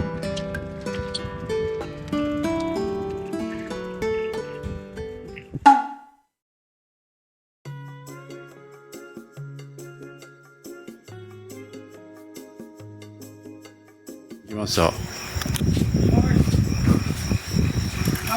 はい。星空に行くんだったら、はい。あ、僕は星空じゃなくて、もうこの後居酒屋に行かないといけない。はい。はい。そのとこ行ってください。はい。わかりました。足ひれも一緒に置いてます。はい。はい。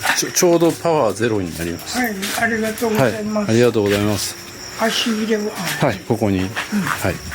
また明日改めて借りに来るかもです。はい。お願いします。ありがとうございました。ここからバンブーって近いですか？バンブーはすぐ上に上がって、はい。工場側のところ。わかりました。ありがとうございます。行ってきます。真っ暗で何にも見えへんけどな。こんなん今日しかも満月の日やからちょっと明るいかもしれんけど、新月の時だと何も見えへん。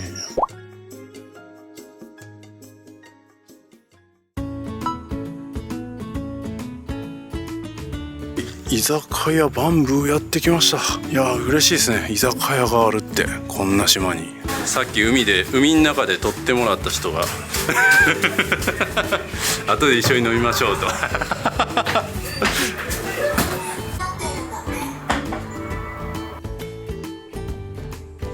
シーサーガフとか、これ飲みたいな後で。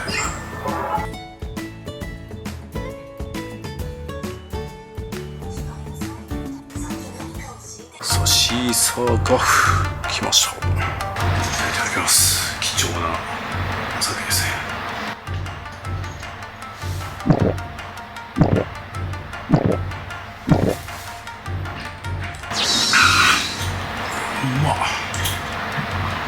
飲み物が貴重やからなんか余計に美味しく感じますねマジとか買うね。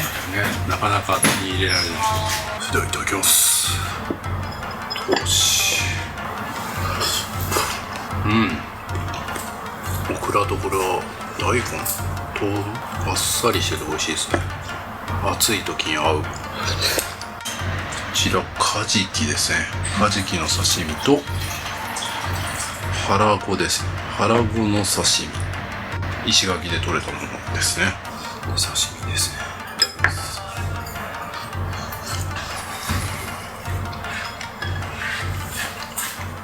ハラゴうまっ。そしてカジキですね。プリップリで美味しいの。脂が乗ってて。でこっちがザルモズク。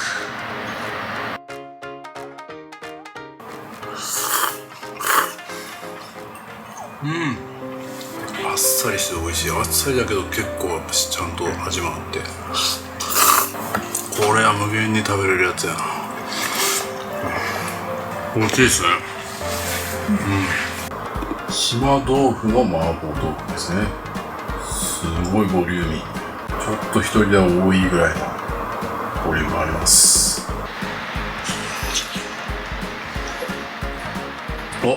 美味しい。すごいコクがあるというか濃厚ですね。でも豆腐は島の豆腐なんで歯応えもあって、ちょうど目の前のテレビでも島豆腐ってやってました。適度にちょっとピリ辛な感じで、それも美味しいですね。泡波のシーカーサーを頼みました。そしてこのボトルはですね、ちょっとお借りしました。伝説の泡波ですね。なかなか買えないらしいですよ。明日ちょっと買えるかトライしたいと思うんですけど、美味しそうですね。じゃあいただきます。泡波シーカーさんのソーダ割りですね。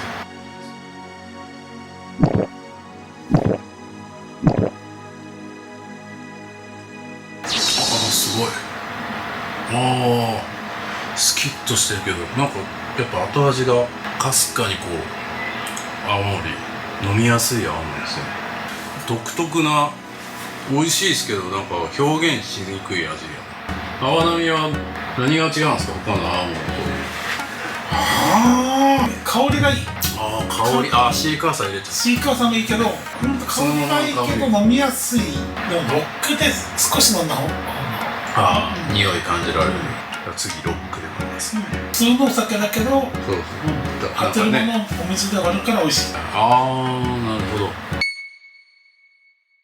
なんかこうすごい103号室みたいな感じになってたんでね、なんでかなと思ったら、近くの工場がですね、冬だけ稼働するんですよ。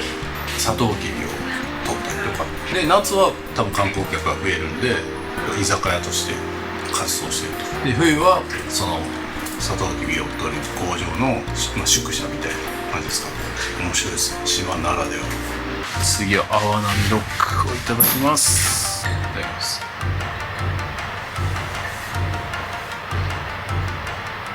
確かに香りがいい。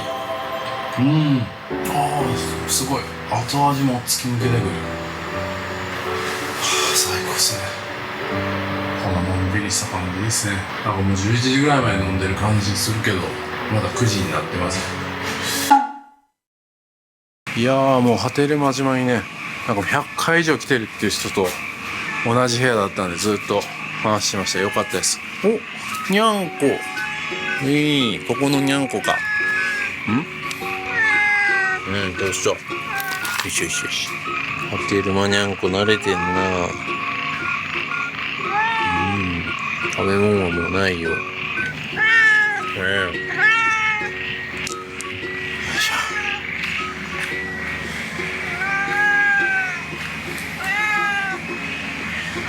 ょ。かわいいの。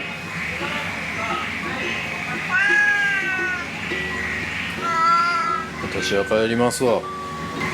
じゃあね。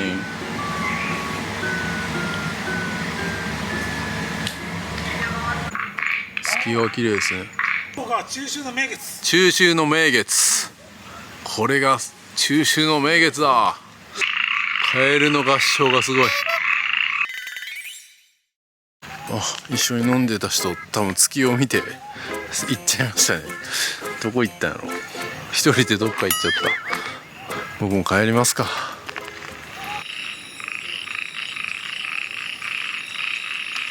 月がすごい綺麗。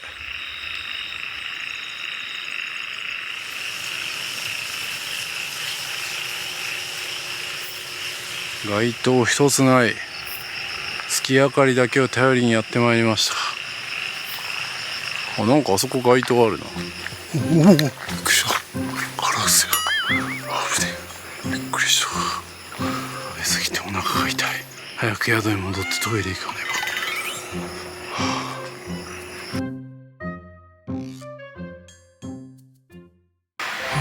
部屋に戻ってきてくつろいでます。明日動画上げるんでね、なんとか携帯からのテザリングでやります。じゃあ売店で買ってたらよかった。これ飲みながら申します。オリオンナチュラル。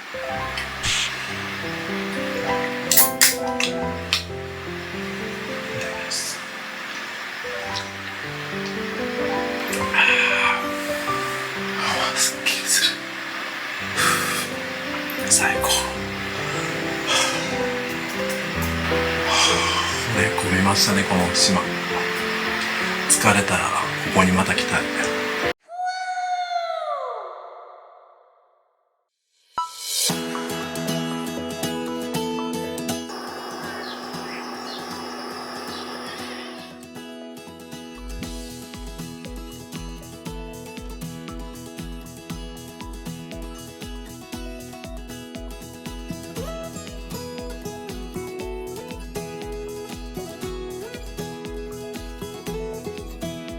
いやー、超快晴ですね。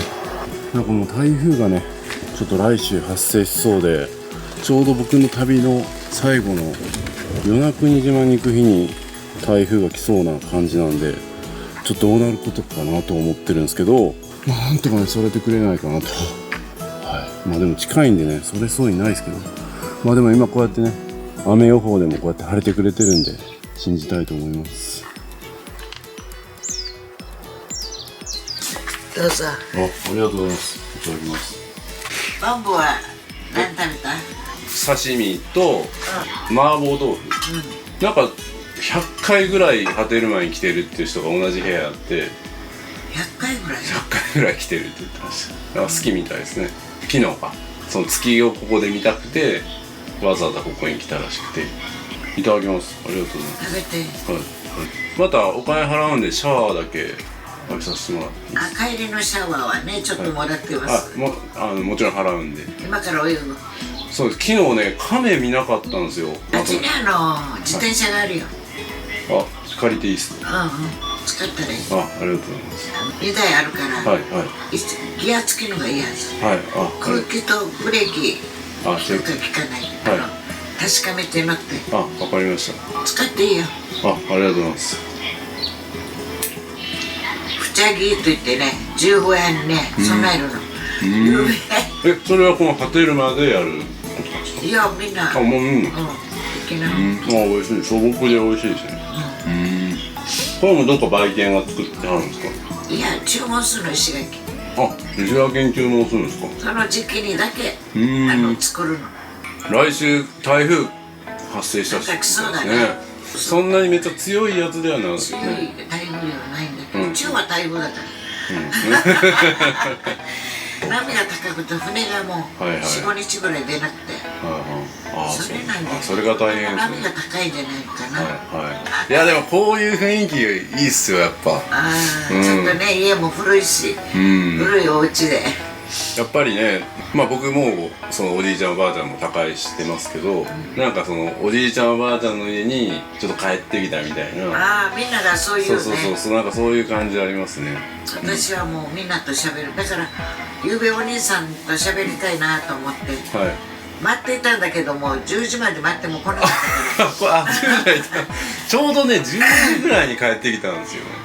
だから女の子も、自分も眠たい。あんたお姉さん帰ってきたらあんた戻ってくるって言ったら、いやもう寝るって今晩の月はもう出ないはずだから、一応もう15夜として、じゃあ備えてからやろうかっつって、お月さんこんばんはぐらいやろうかとか言って、2人でもう見えない月に向かってそしたら9時ぐらいになってからもう月が満月が上に上がってきて、今がやるべきだったなと思いながら、待ってくださってるんです。いや僕もそれ知ってたらもう僕も早く戻ってたのに惜しいことしたな。いや次はあれですね、新月の時に来ないといけないですね。今どんどんもう月が遅く出る間の星がね、見えるんですよ。10時か12時ぐらい。波照間って冬はどうなんですか？冬はもう来ない方がいいんですか？寒いでも星とか綺麗なんじゃないですか？いや、そうでもないよ。夏がいいんですか？こっちの冬はそんなに綺麗くないね。今の方が綺麗やつ。冬は私はもうね、お休みというかね、11月12月ぐらいからもう休む。冬は居酒屋もなんか閉めてるって言いますよね。わあ、ヤドカリのねおばあさんが昨日僕とお話ししたかったみたいで、夜の10時までねここでお酒置いて待っててくれたらしいんですよね。それやのに僕はバンブーで10時まで飲んでて、でちょうど10時まで待ってこないからってもう閉まったらしいんですよ。惜しいことしました。次こそは。さあ、それではおばあさんの自転車をちょっと借りて売店と海、あと一泳ぎ行ってきたいと思います。いや、自転車こぐ前からもう汗だくっすけどね。ここを右に曲がってまっすぐ行ったら売店があると。結構ね、位置関係がなかなかやっぱ慣れないとつかめないですね。僕は方向音痴だけかもしれないですけど、いやー気持ちいいですね。今日はもうね観光は一通り終えたと思ってるので、まあもちろんね 100% 網羅したわけじゃないと思うんですけど、まあ主要なところは行ったんで、今日はもうただただ売店で飲み物買って飲んで泳いでゆっくり過ごしたいと思います。4時まで時間があるんで、島のねゆっくりさを体験したいと思います。いや、今日乗ってるのはもうマジで普通の自転車、高さもおばあちゃんの高さやからあかんな、めっちゃ重い。こんなん歩いて行ってたら無理やな。車欲しい。ちょっと高さ変えよう。ここ腰おかしくなるわ。錆びついて、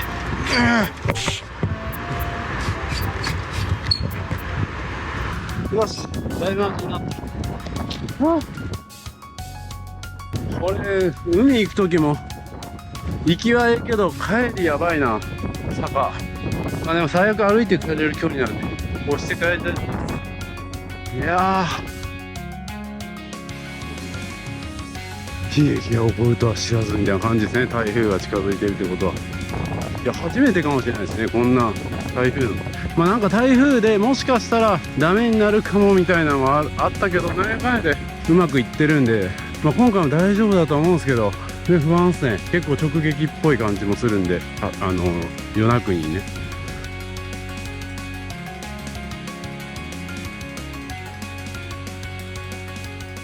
この辺かな。泡波出るんや。なんか閉まってる。本日2号3号一生の入荷はありません。2ボトルの販売となりますやって。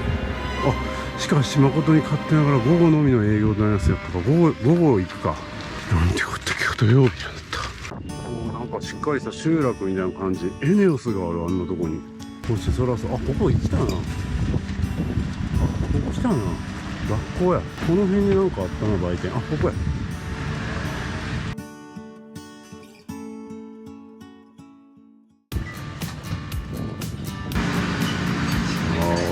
泡波は落ちてないね。今日の昼かな。どこに売ってるね。パンはほとんどないですね。こんな4等売ってます。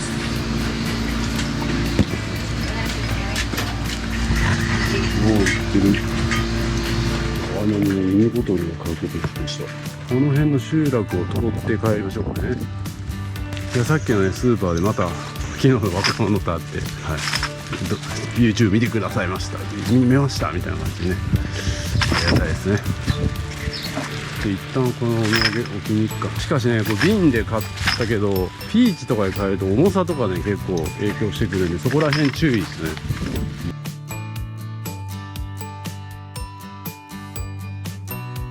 大きな道路に出ます。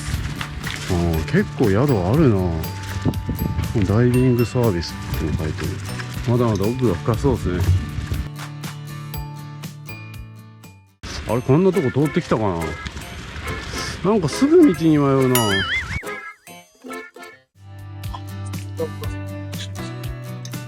この辺にこの美しいビーチがあるんですね。これは人気になりますね。絶好のロケーションですもんね。全然予約取れないって言ってます。亀を見に来ました。リベンジ。あそこがペンション最南端。いいっすね。これはずっと見ながら寝れるのはいい。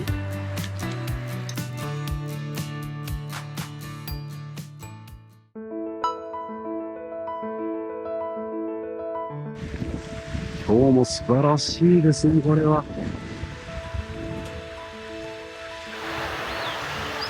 昨日より若干波が高いような気がするな。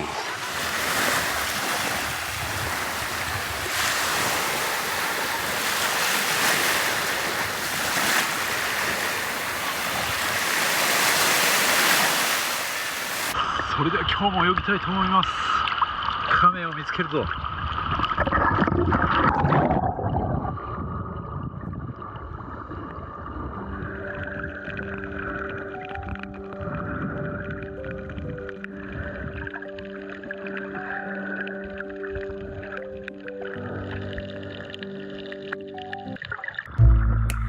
すれ違う人ね、どこに亀いましたって聞いたら、みんな、あ、ちょっとしたかとか言うんですけど、いや、釣ってないですけど、ちょっと行ってみます。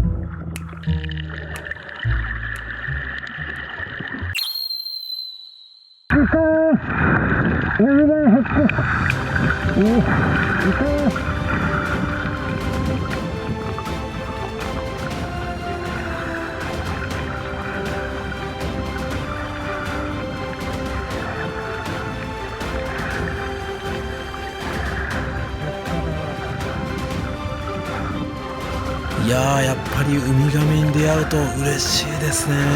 すごくハッピーな気分になりますね。そしてこのカメはね、全然逃げずにずっと一緒に泳いでくれるようなね、まあそれは勝手にこっちが思ってるだけですけど、慣れてますね。もういろんな人にこう見られ続けて、もう人間が見ようが何も感じないんかもしれませんね。もうのんきにこうやってただただご飯を食べております。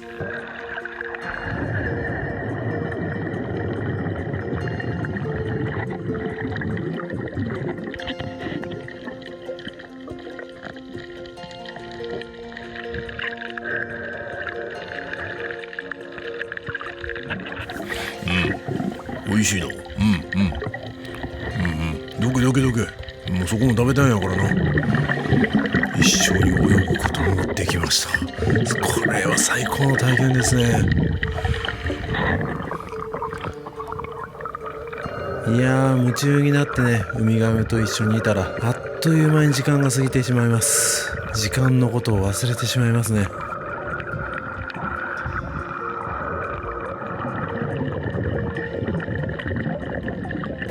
おいおい、もうわし映りすぎちゃうか。もう十分映ったんちゃうんか。もうゆっくりな、餌食べたいしな。もうそろそろ勘弁しちゃってよ。もうかっこいいとこ映してくれたやろ。落ち着かへんがな、なんかまあ何回も言うけどな、くれぐれもわしに触ることはないようにな。ふざけてね、触るやつが最近は多いんや。頼むで。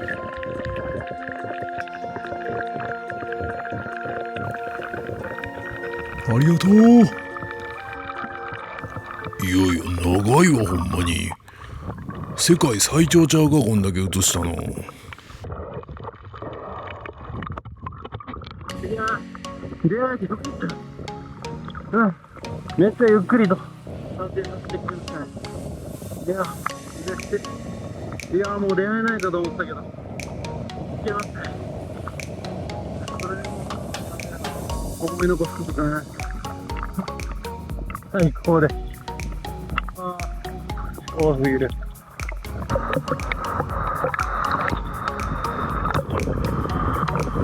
高。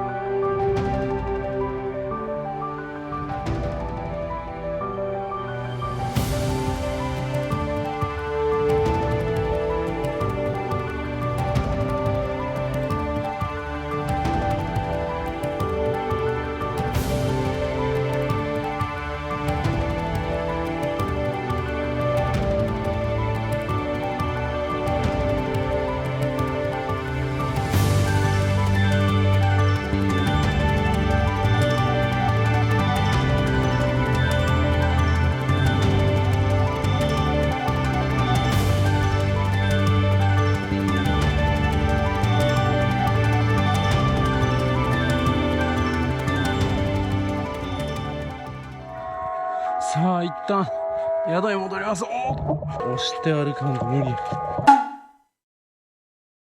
はい、それではね、ちょっと仕事を終えたんで今からちょっとランチ食べに行きたいと思います。歩いて行きます。結構近いんでね、もうね全てが絵になるんで写真を撮りながら歩きたいなと思います。こっちかな。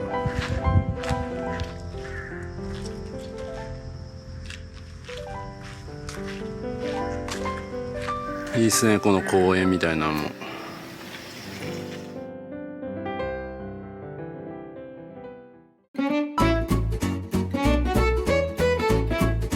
来ました、ランチスポットあやふうはみ。ここ美味しいって聞いてます。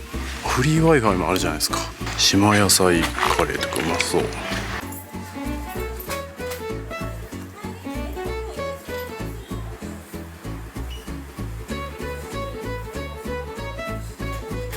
黒蜜ビールとかあるんや。ちょっとそれ飲もうかな。あ、でも黒糖ミルクバナナジュースとかもいいな。黒糖豆乳バナナジュースにしよう。これは美味しそうやな。波照間島でこんなクオリティのね料理が食べれるなんてもう最高すぎますね。貴重ですよ。う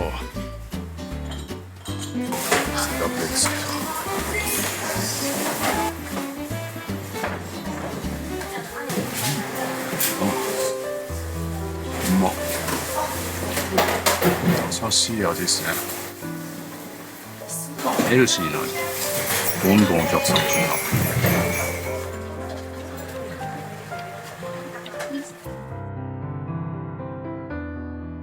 な。いやー、島でね味噌汁を飲むのは本当にホッとしますね。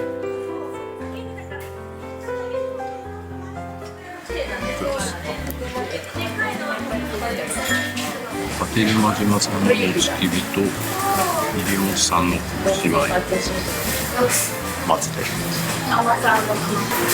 ちゃトロトロやん。ふわふわ。黒糖豆乳バナナジュースも頼んでみました。い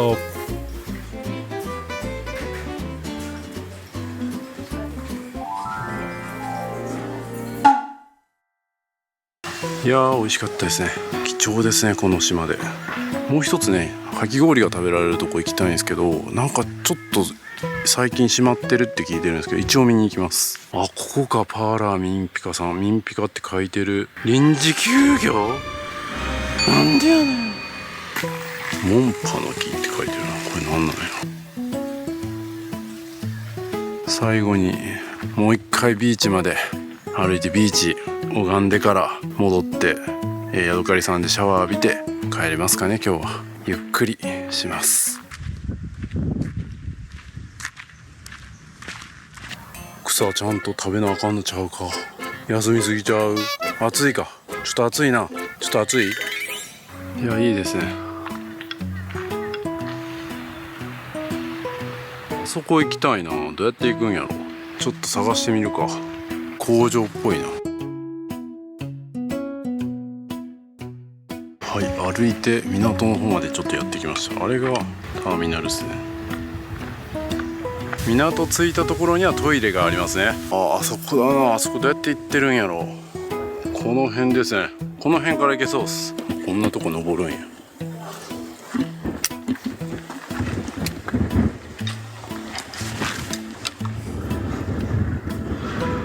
こんな美しい漁港あるんですか。世界一美しい漁港かもしれない。半端ないですね。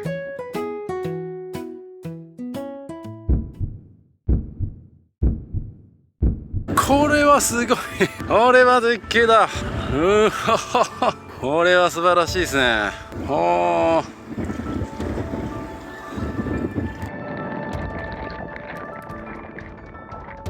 これは素晴らしいですね。この漁港も本当素晴らしいですけど、ここの青がすごいな。これ半端ないわ。そしてこれがね、ただただこう水色じゃなくて、なんかこういろんな模様みたいになってるのがまた美しいですね。サンゴの塊というかね。これは素晴らしい。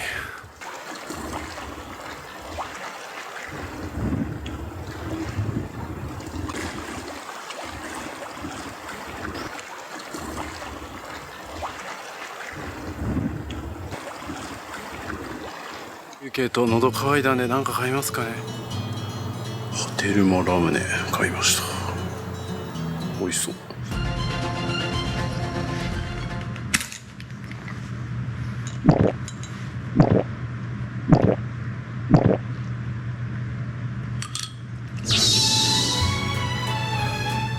普通の粉ですね。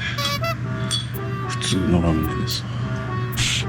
ただラベルがいいですね。日本最南端ラーメン。ここにもレストランありますね。ここは今日空いてるみたいです。元借りのおばあちゃんが言うにはオーシャンズで借りた方が安いよと言ってましたね。もう本当に港からすぐです。さあ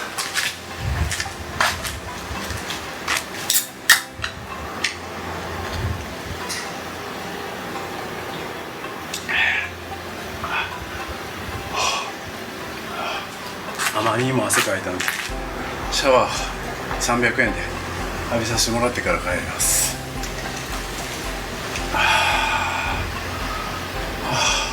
思考やな。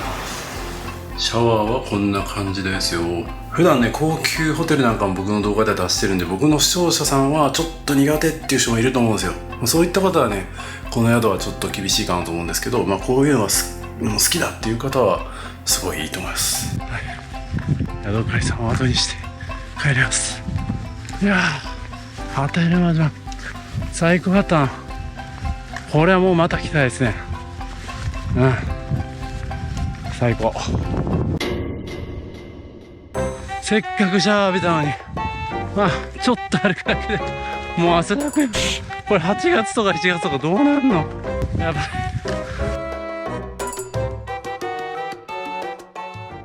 早くチケット買わないと。買いたいのになんと桟橋の方で販売してるみたいですね。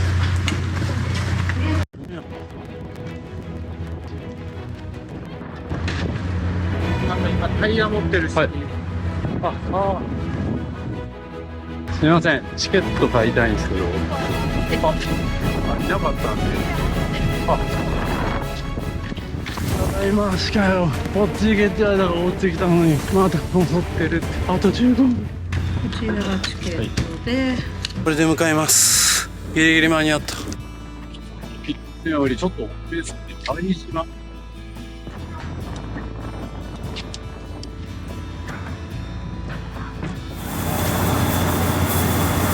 帰りの方がやばそう。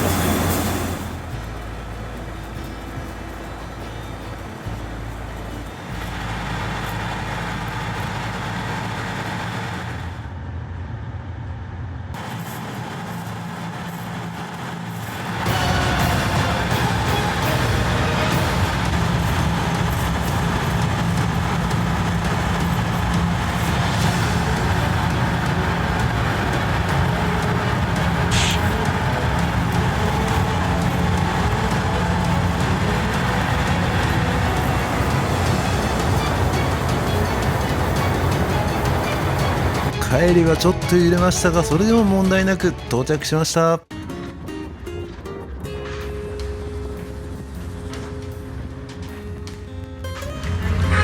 麗、夕日が。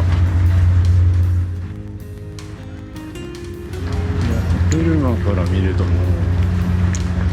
う大都会ですね。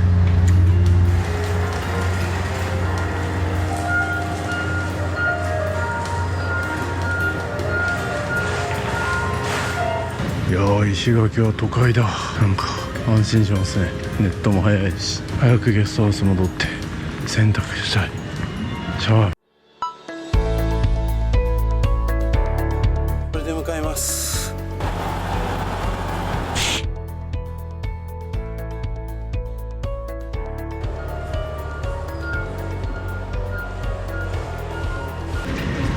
いやー、石垣は都会だ。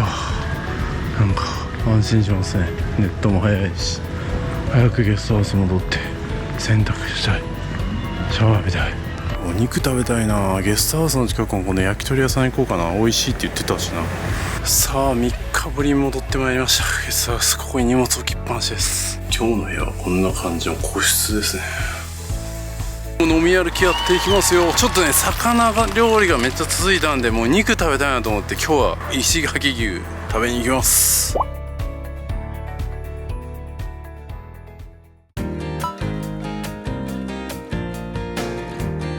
はい、今日の夜ご飯はここです。なんていうとこ、もみだれ焼肉獅子桜石垣島店、これですね。行きたいと思います。石垣島チューハイとかいません。迷ったらコースっていうのもありますね。今日は極みコース頼んでみました。マスターオリオンビール、これはキムチ盛り合わせですね。ゾンビユッケ、ナムル、キャベツ、これおかわり自由です。それではビールいただきます。ピントが合ってない。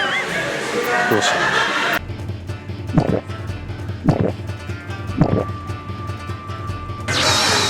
ちょっとこのキャベツで胃腸を整えましょう。キムチもうまそう。めっちゃ笑ってるな。楽しそうやな。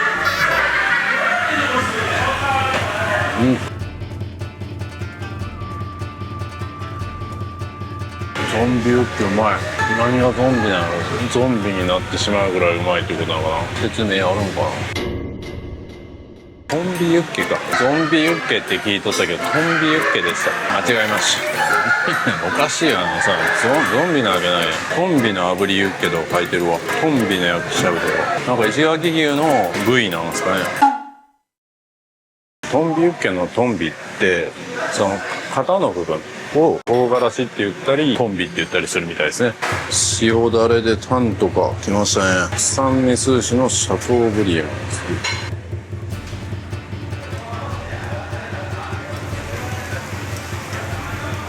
いやいや、めっちゃなんか説明してるけどスローで撮ってるから音声全く入ってないじゃないですか。もう本当に今回ね、このスローで撮ってしまうっていうシーンが多すぎました。とにかく美味しかったということだけ覚えております。何を説明したかは全く覚えておりません。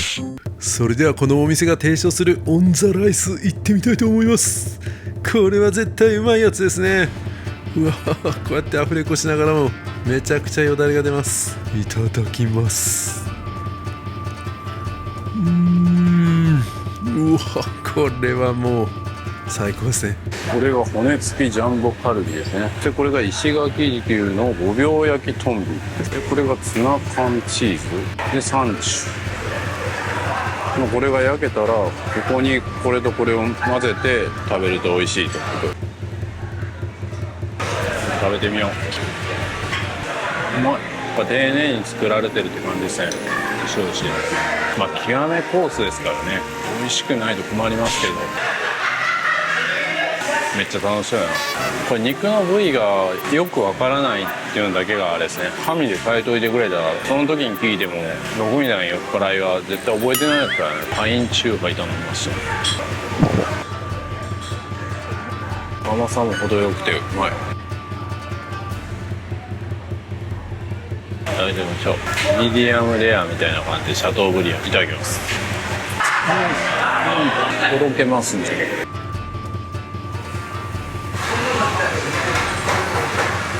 れを入れて、これ入れるのか。熱さやけど。あたたたたたた。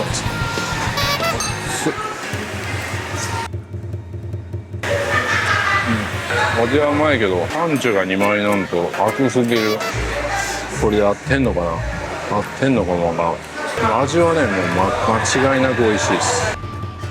5秒焼きトンビって書いてるから5秒だけ焼いたらよかったのかな。5秒焼き。5秒焼きトンビ。味がすごい染み出してくる。肩の部分って言ったらな。肩の部分は味が染み出してくるんですね。マンゴーチューハイ。これがホルモン盛りです。部位どれがどれか忘れましたけど、ホルモン盛りです。ボイルしてあるんでうまい。だから本当にね、どれがどういう食べ方したらよかったのかなっていうのは分からなくなる。冷麺きました。うわ、このスープも美味しそう。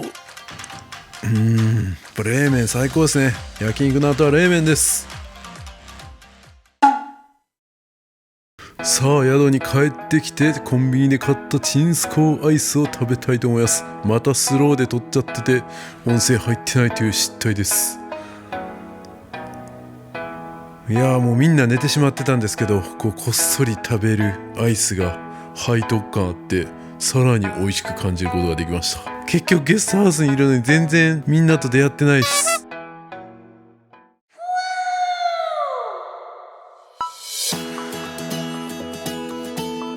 はい、おはようございます。今はね朝の9時です。で9時半の船でね行きますんで、今からちょっと向かいます。さあ今日もやってまいりました。離島ターミナル、今日は竹富島と黒島に行きます。天気もねまずまずですね。台風は近づいてるんですけども、なんとか持ってほしいですね。はい、今日もこれを使っていきます。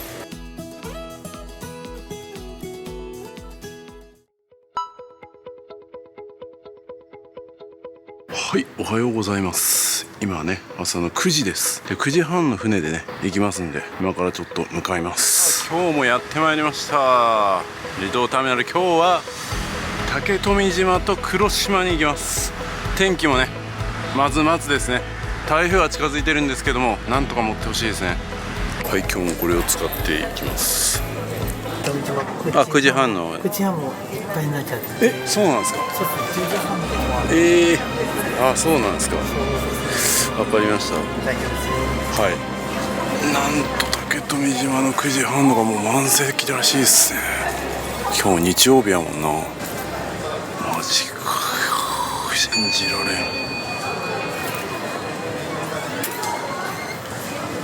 フリーパスは使えないんですけど、隣の八重山観光を使えば9時半で竹富行けるみたいなんで、そっちで行きたいと思います。まあもったいないですけどね。はい、この3つのねチケットを取りました。今日竹富黒島行きます。で帰りの便ですね。で9時半いっぱいだったんですけど、なんかフリーパスだったらもう特別に9時半乗ってみたいな感じで乗せてくれました。別のね会社のを使おうと思ったんですけど、そっち使うんだったらこっち使ってくれってことなんでしょうか。ありがたいですね。というわけで結局9時半に乗れます。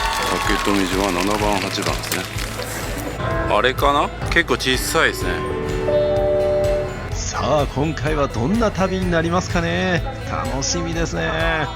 天気もいいんでね、船も揺れることはないと思われます。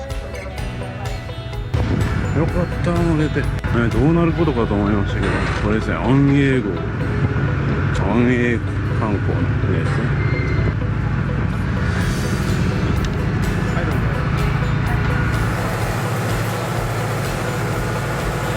この席は濡れるかもしれないとのことです。それがいい。あっちの八重山観光フェリーの方に船でかいっす。あやかに2階建てじゃない。八重山観光フェリーの方がね、船は大きいんですけどアイランドホッピングツアーがないんですよね。あれがフェリー、与那国。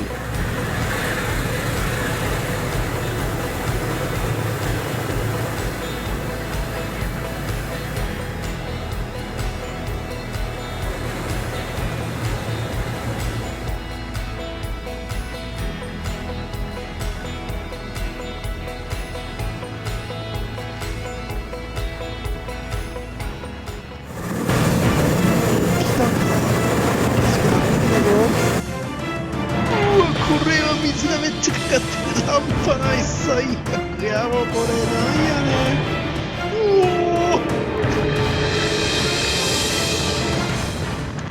ん。びちゃびちゃになりました。えらいこっち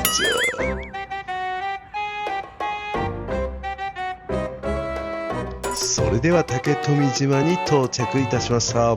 竹富島は石垣島から約6キロの場所に位置し、高速フェリーでわずか約10分、高速船の便数も多く就航し、島の周囲は約 9km と小さいため、石垣島から日帰りで訪れる人も多いです。国の重要伝統的建造物群保存地区に選ばれているほど、古き良き沖縄の原風景を残しています。沖縄らしさを感じられる映えるような風景が盛りだくさん。もはやほとんどの方に知れ渡っている光景の色鮮やかな花が咲き、赤瓦の屋根が並ぶ風景を散策したり、夜は星空を眺めたり、青い海で泳いだり、竹富島観光の代名詞といえる水牛車など楽しみ方は様々です。離島ならではのゆったりとした特別な島時間を過ごすことができます。竹富島での移動手段のは主にレンタサイクルです。島内にレンタカー会社はありません。また船便に合わせて乗り合いバスが運行していますが、港以外からの乗車は予約制です。集落の散策は徒歩でも十分ですが、島内の周辺の景色も楽しみたいならレンタサイクルがおすすめ。港には各店の送迎車が待っているので簡単に借りることができます。竹富島へ渡る方法は石垣港離島ターミナルからフェリー移動になります。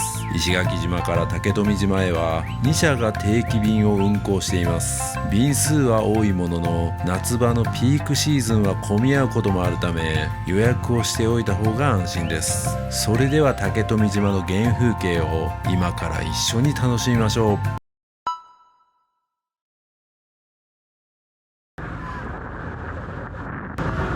まさかね、ちょっと濡れますよみたいな世間に行ったらここまでビチャビチャになるとは思いませんでした。何のためにシャワー浴びてきたの。さあどうしようかな。ちょっとノープランなんでね、自転車借りたいですね。さっき星のやとか迎えに来てる。適当にちょっとチャリ借りるか。チャリ借りないと始まらん。レンタサイクル借りたい。3時間半くらいですね。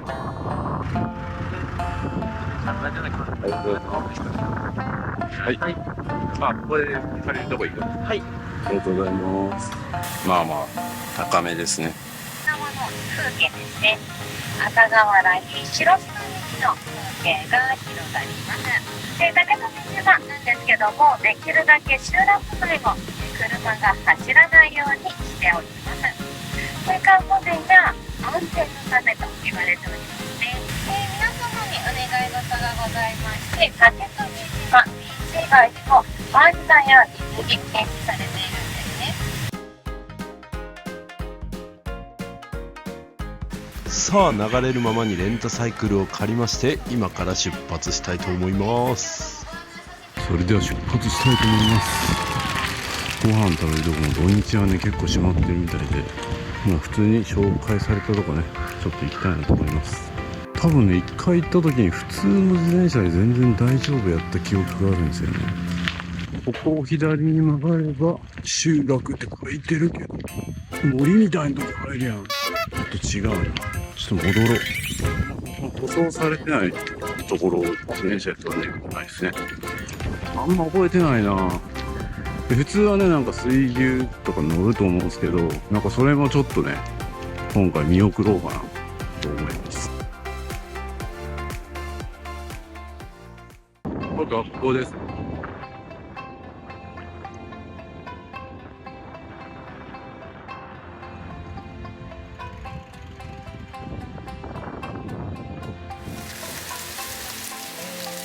ここが小中学校になるんですね。もうおなじみですね。島ではもう小学校と中学校は一緒になってるんですけども、この芝生のね多い感じがめちゃくちゃいいですね。映えますね。この入り口のこのような感じとかね。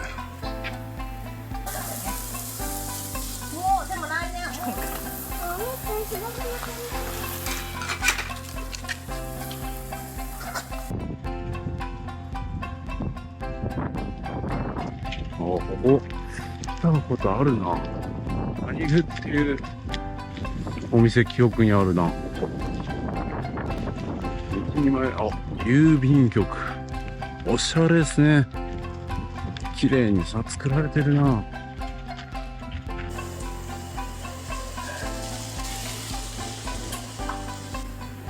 この感じいいですね。まだね、波照間とかみたいな感じと違って、なんかすごく整備されてこの景観を保ってるっていう感じがすごい伝わってきますね。それはそれで素晴らしいことだと思います。綺麗、だから綺麗なんですよ。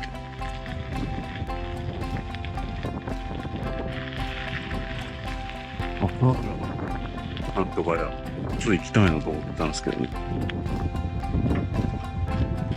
本土井浜、海地浜とか先浜行っちゃうか。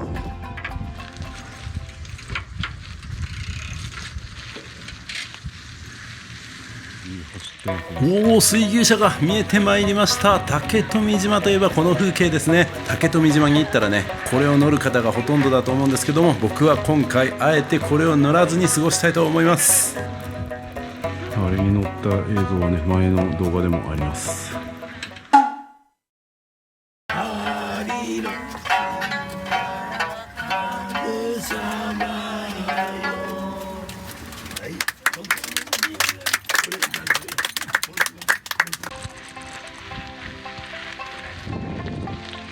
いやー、これね、本当にちょっと自転車を走らせてるだけでも旅行気分味わえますし、なんか全部ガーッと巡らないといけないみたいな感じになるよりは、なんかのんびりこう自転車でね、ふらふらとこう景色で楽しみながら走って、まあちょっとこうちょっと疲れてきたなって言ったら飲食店入ってみたいな感じの方がいいと思いますね。で、水牛ももちろんね、体験したことない人は体験したらいいと思うんで、その予約する場所とか今からねちょっと教えたいと思うんで、こ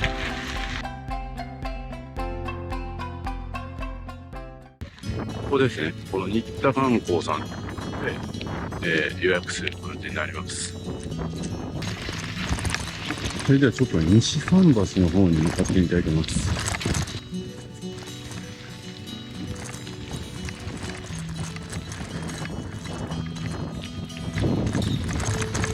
歩いてる人もいますね。まあでも徒歩5分とかでね、この西桟橋とかも行けるんで、まあ、自転車はなくても行けなくはないですね。僕は西桟橋の方にちょっと行きます。皆さんも多分歩いていってますね。僕はもう時間がね、トータル2時間半しかないんで、その中でちょっとね、ランチはどうしようかな。ランチをここで食べるか、黒島で食べるかなんですけど、黒島にランチどうかなっていう。なんかだって自転車で前走ってる人とかも絵になりますね。運命的なスタイルを発見しました。これで両手が自由に。こ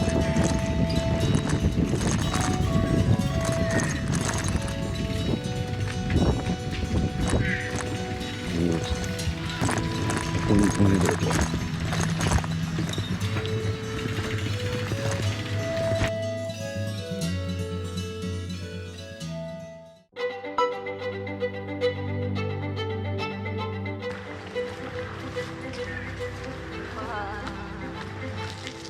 おお、ここか。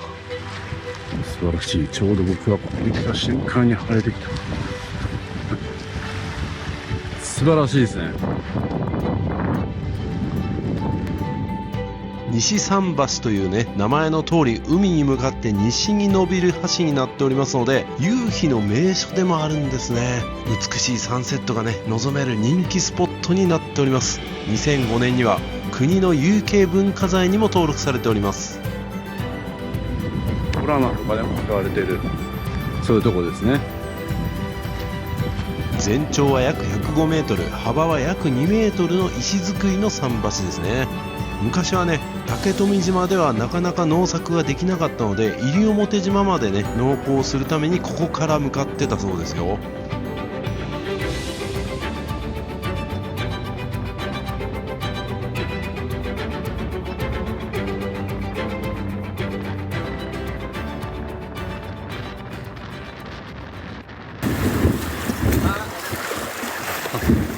風が強いんで帽子を飛ばされた人がいます。台風が近づいてるってことか。あ、泳いでる人もいる。あそこで。ここ泳いでいいんかな。透明度も素晴らしいですね。はい、ようやく人がいなくなりましたんで、こんな感じですね。素晴らしい。これは絶景ですね。あっちがビーチなんかな。ビーチ見えますね。はい、次はね、ビーチ行ってみるか。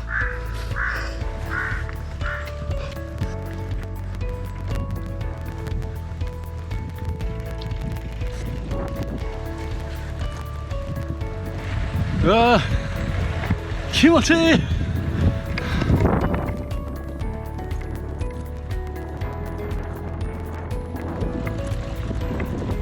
来たことあるな。おお、前はなんか僕めっちゃ曇ってたんで綺麗じゃなかったですけど綺麗ですね。おお、青々して綺麗。全然違う。やっぱりビーチに着くとワクワクしますね。楽しみです。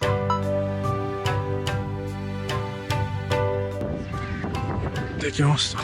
人多い。綺麗。前に来た時もドロドロみたいな感じだった。めっちゃ綺麗。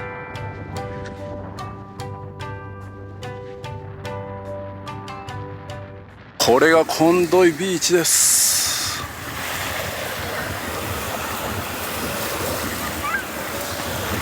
あの辺りがもうめちゃくちゃ綺麗ですね。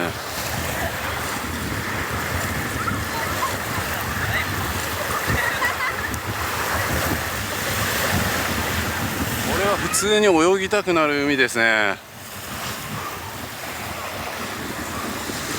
前に来た時ね、本当になんか泳ぐ魅力ないなと思ってたから、今日水着持ってきてないですからね。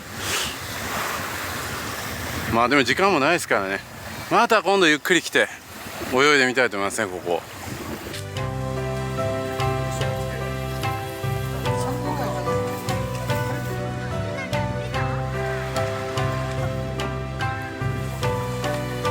トイレもおしゃれですね。一応シャワーもあるんですね。ドローンは使用禁止です。ただね、浅すぎてシュノーケリングには不向きだそうです。それでは次は星砂のビーチ向かいます。結構サクサクっと回れます。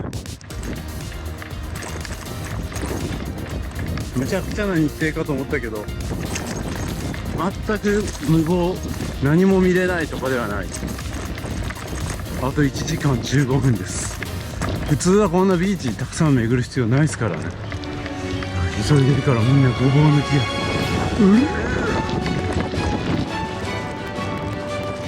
早送りしてるんでね、めちゃくちゃ早く見えますけど、皆さん安全運転でお願いします。あれ、海地浜まで来てしまった。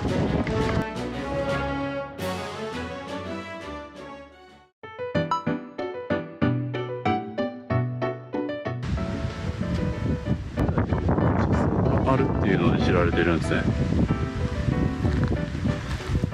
砂ごとの持ち出しはダメですよ。みんな星砂を探してます。あるようなないような。めっちゃ根気いりますね。ちょっとね、僕も根気必要なこと無理な年齢なんでね、ちょっと今日やめときますか。皆さんご自身の目で確かめてください。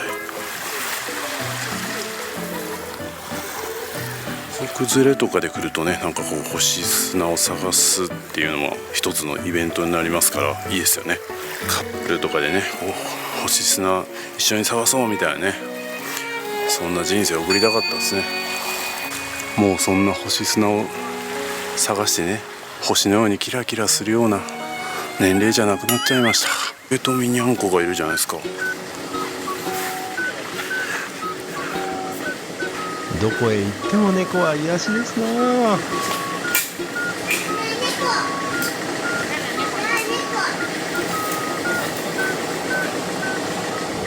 よし、それでは集落の方戻って、ちょっとなんかアイスクリームとか食べたいな。今日やってるんかわかんないですけど。っていうか、ここ何めっちゃ重い。きつ。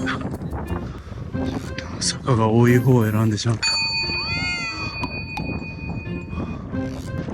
向こうから来るやつらめっちゃ警戒そうやのに、こっちの方が最悪。うおー、老体に夢中ってまだまだいけるで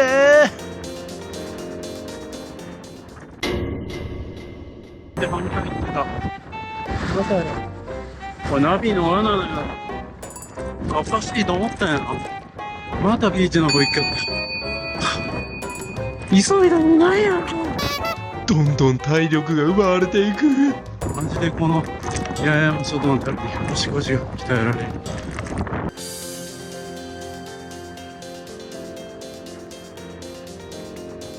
しかし人多いな。人見島って人気っすね。街が棒のよう。なんか買いたいけど現金しか使えないんですよね。勘弁してくれ。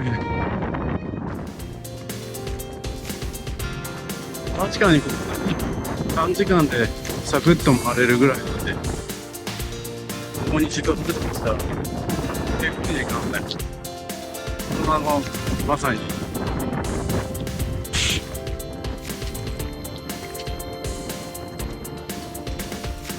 ここですね。あら、なんじゃめっちゃ並んでる。いけるかな。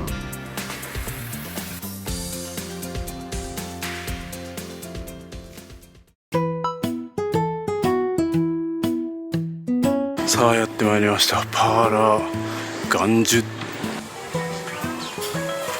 こんな席にしました。はい、南国パフェとシークワーサーサワーが来ました。これはいい。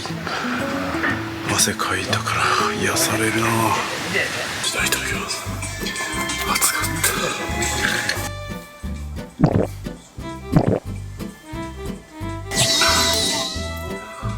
酸っぱくてうまっ。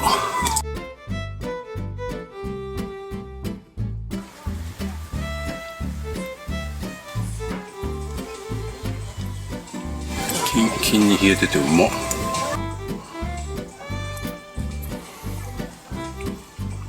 暑すぎる。自転車頑張りすぎましたね。20代かよ。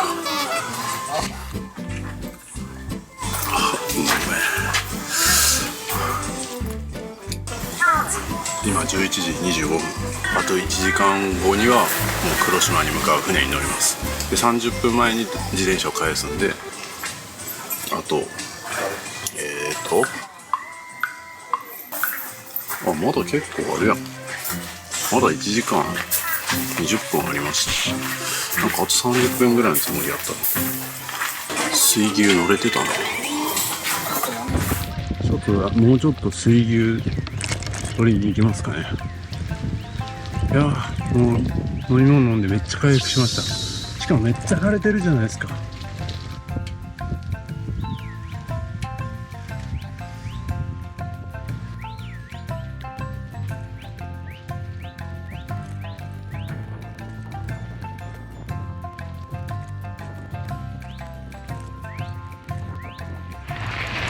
おお、滑る。うわ、ここなんかめっちゃ水牛の匂いがする。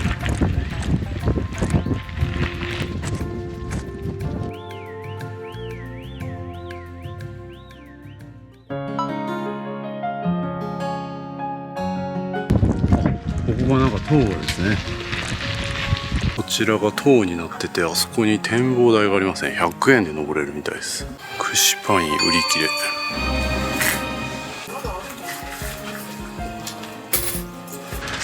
展望台登っています。緊急時の避難場所もここになってるみたいですね。あそこでは何かこうカフェみたいになってるんで、この景色眺めながら食べることができる。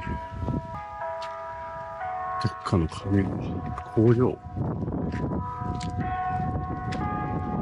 グレナの工場か。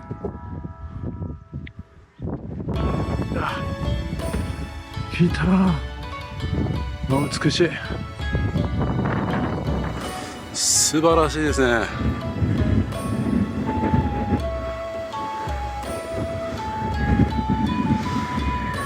で、屋根の色をね統一しているからすごい美しいですね。本当に計算されて作られてる観光の島という感じですね。あー、涼しい。もう汗だくやったからちょうどええわ。このね竹富島っていうのはね、なぜこの景観を保っているのかというと、1980年代にねバブル景気で周囲の島々のねリゾート開発が急激に進む中、島の人たちは土地を売らない、海を汚さない、景観を乱さない、伝統の民家や自然を壊さない、民族芸能や地場産業を生かすというね5つの決まりを守ることを決断したんですね。それでねこの景観が保たれているという、まさに奇跡の景観といえる街並みですね。これですね。もう水牛やってないんか。もう水牛って終わってるんですか？水牛ちゃんお休みしてます。あ、今日お休みなんですか？はい。日曜日がお休みなんですか？今のところはずっとお休みですね。あ、そうなんですか。4月1日から、はい。定期運行はもうしてないんです。あ、そうなんですか。前回の新田観光さんはもう定期運行はしてないそうですね。竹富観光センターっていうところがやってるみたいですね。臨時休業かと思ってる。すぐ近くですね。ちょっと行ってみましょうか。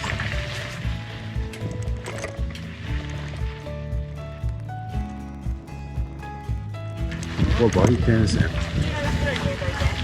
カツオが。ここも来たことあるな。あ、水牛いるやん。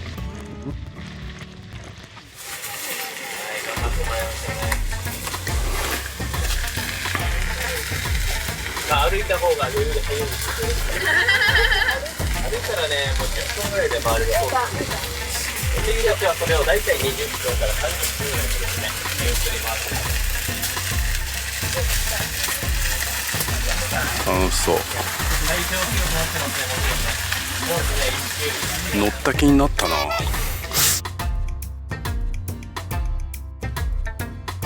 すごい花がついてる。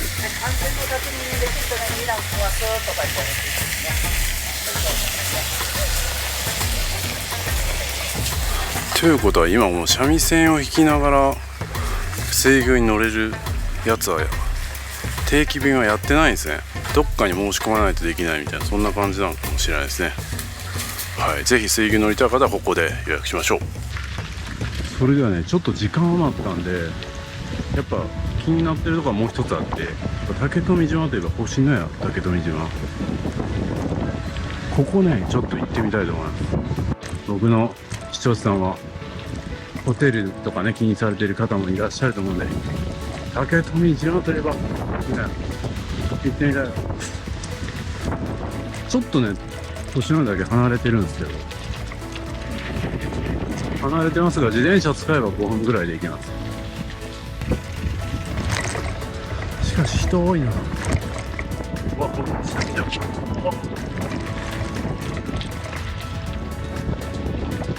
結構な悪路を通って行かないといけないと。よいしょ。お待ち。合ってんのかこの道。合ってるな。力来た人がいて。もうこの八重山観光してる間ずっと汗かいてるわ。健康にいいね。9月下旬でこれですからね。7月8月はマジで気をつけた方がいい。本当にああやって観光客多いですけど、星のやは結構離れてるから、本当に言ってるけどなんていうんですかね、隠れ家みたいな感じのイメージなんですかね。まだね舗装もされてない道なんで、まあでも全然ね、電動自転車とかなんかギア付きの自転車とかありましたけど、超ノーマルの自転車ですけど全然大丈夫です。まあちょっとね、もちろん坂道も絶対しんどいも嫌だっていう人は電動自転車でいいと思いますけど、僕は波照間は電動自転車が良かったかなと思ったけど、竹富は普通のでいいですね。ギアもいらないです。なんやったら歩きでも行けなくはない。まあこの星のやとか行くのはちょっと歩きしんどいですけど、本当に集落観光と、まあ桟橋と浜1個見るぐらいだったら徒歩でも行けなくはないですね。お金をできるだけかけずに楽しみたい場合、それもありでしょう。自転車そもそも苦手って人いますもんね。いやー、なんか滞在時間がね2時間半くらいだったんで、もう厳しいかなって思ったけど、結構もうなんか一日中楽しんだぐらいの充実感ありますね。前来た時もなんかそんなイメージでしたけど、すごい満足感あります。1時間ぐらい時間余ったんで、まあランチ食べてもよかったんですけど、この後黒島に行くので、ランチは黒島で楽しみたいなと思います。竹富島のね、ランチの情報とかは結構ブログだったり他の YouTuber さんが出してると思うんで、はい、僕としては45歳以上の、ね、大人の方の体力で、自転車普通でも大丈夫かとか、楽しめんのかとか、そういうところをちょっと、星のや右。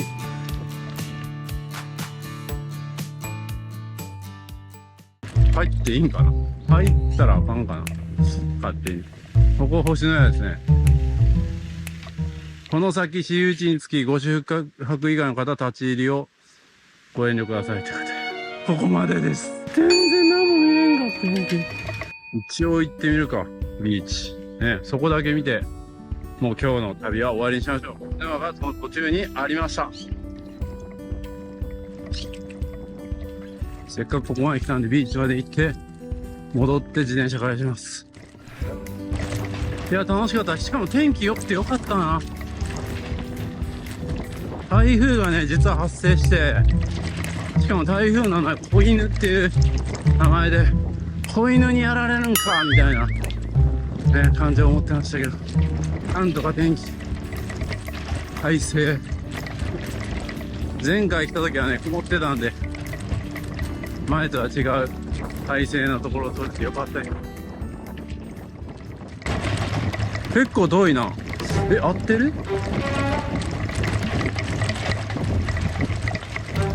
合ってるな。やばいな、これ帰り大丈夫かな。時間そんなないぞ。あと25分。うわぁ、ね、でもほんまノーマルの自転車ですよ。ママチャリっす。ママチャリだけどなんとかいける。パンクしたら終わりです。無料停。着いた。通常にも混んでるって言ったけど、止まってないけど。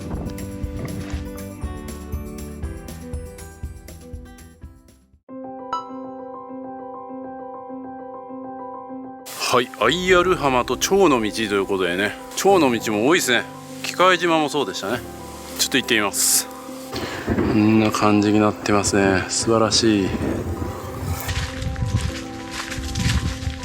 二手に分かれてる。どっち選ぶ？あんまりのんびりしてる時間もないですからね。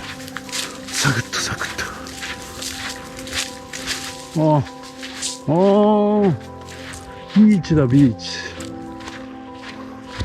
ここは星のやに泊まった人が来るんですかね。なんかこっちは手つかずのビーチって感じでいいっすね。人が多いビーチは嫌だっていう人はここおすすめですね。ただシャワーとか全くないんで、それだけ覚悟してください。それではね、自転車返しに戻りたいと思います。残りがあと17分です。17分で戻ればいい。しかしね、今回ちょっと弾丸できて、ちょっとねしっかり調べることもできなかったんで、今借りてるこのレンタサイクルも本当に一番お得なのかどうかって言われると正直わかんないです。ね、500円とか、1000円までは変わらないと思うんですけど、500円ぐらいは変わるかもしれません。ただね、これも旅行かなと。ね、500円、高くなったら、ちょっと損した気分になりますけど、それを調べて、そこにかける時間で、結局その旅する時間が短くなってしまったりとかするんであれば、僕はね、500円くらいだったら、1万円かかるのをかけた方がいいです。500円とかぐらいだったら、それをね、許容するのもいいんじゃないですかね。時間はお金で買えないですから。いや、買えてます。ね。それ迷ってると30分これがさ、ちょっとやねみたいな感じでね、出たりするんです。ね。これちゃんと取れてんのかな？やってたやけどな。というわけでね、今、12時35分です。12時45分に自転車をね、返すということで、今、もうすぐそこです。はい。近くに10分前行動。5分前ストップ。5分前ストップ。何を言ってんの？オーダーストップ5分前行動。僕が10分前に到着するという奇跡でございます。ありがとうございました。水牛待ってて遅刻するパターン。やばい、なんか全然分かんない。小学校の近くで聞いてたんですけど、小学校の方向が逆やった。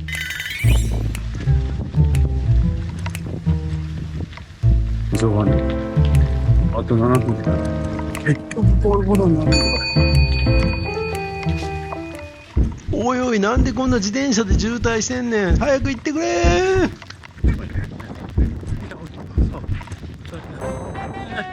結局ボロボロやんけ。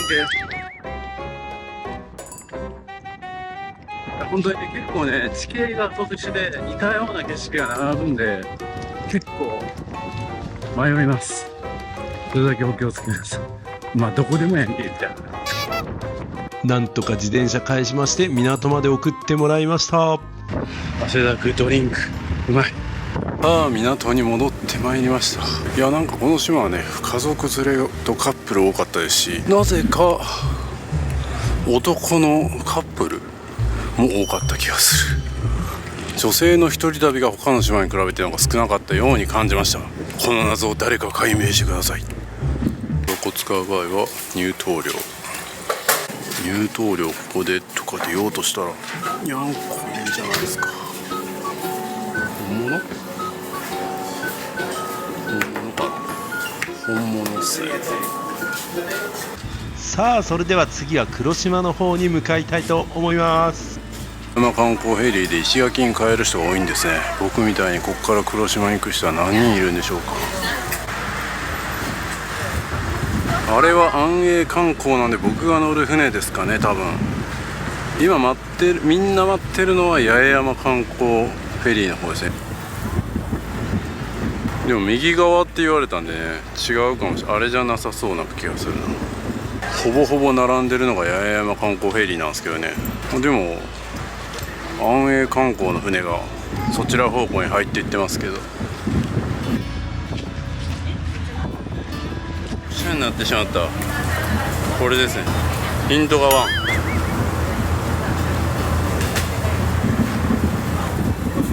はい。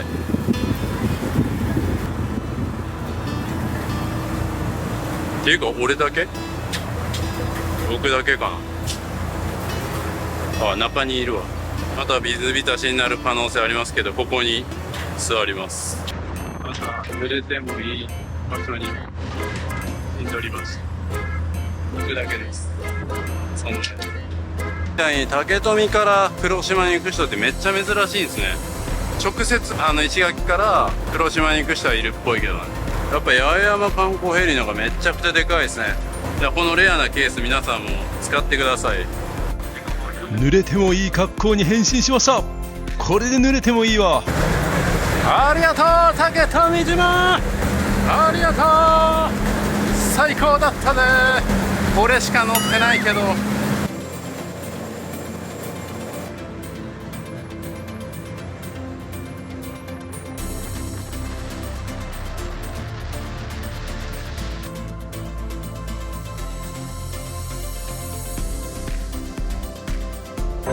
集めて結局まだ濡れるやんけ。うわー、これはめちゃくちゃ美しいですね。なんちゅう色や。ちょっとレアなルートになりますが、竹富島から黒島までは約20分で到着いたします。これはアイランドホッピングツアーだけの航路ですね。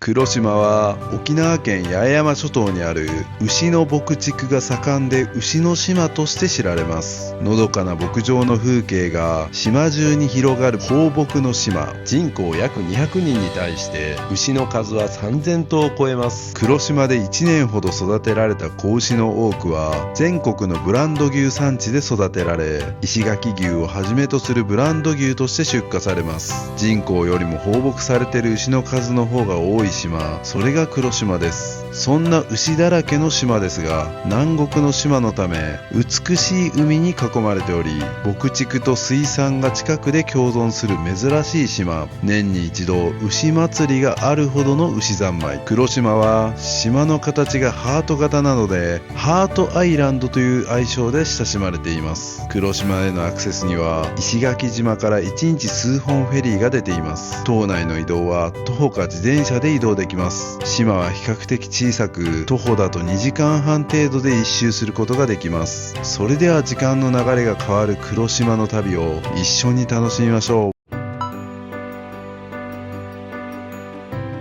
着きましたね。航海中めちゃくちゃ美しい海が見えましたね。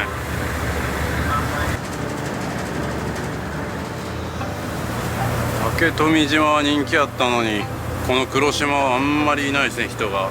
こういうところを開拓するのが好きですね。人気の差ほど魅力の差もあるんでしょうか。楽しみです。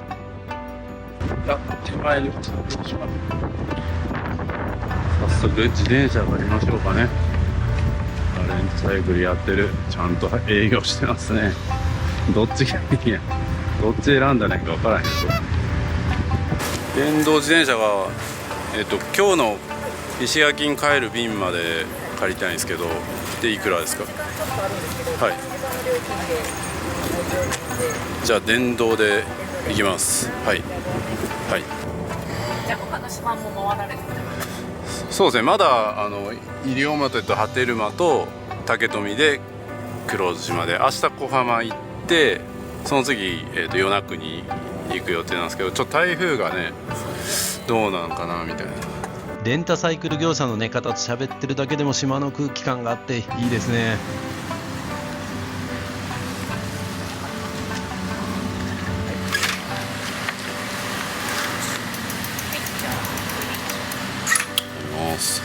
あ、いいですね。カゴがね入るかな。あ、それか普通のママチャリ。ありがとうございます。いやー、この黒島なんかもう来た瞬間からいい感じの匂いがしてますね。なんか虫が逃げてたりとかするらしいですね。いやー、ほんの数分ね喋ったりとか、ちょっと自転車を走らせてるだけでもここが素晴らしい場所だというのが分かります。早速牛がいます。いいな、電動キックボードの人もいるな。そしてハートランドカフェ、ここでランチします。もう1時50分なんでね。おっと、いきなり黒島にゃんこがいるじゃないですか。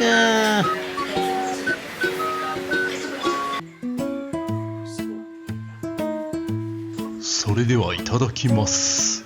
いや、これ見た目からすごくないですか。こんな青々としたそば、僕は初めて食べますね。どんな味なんでしょうか。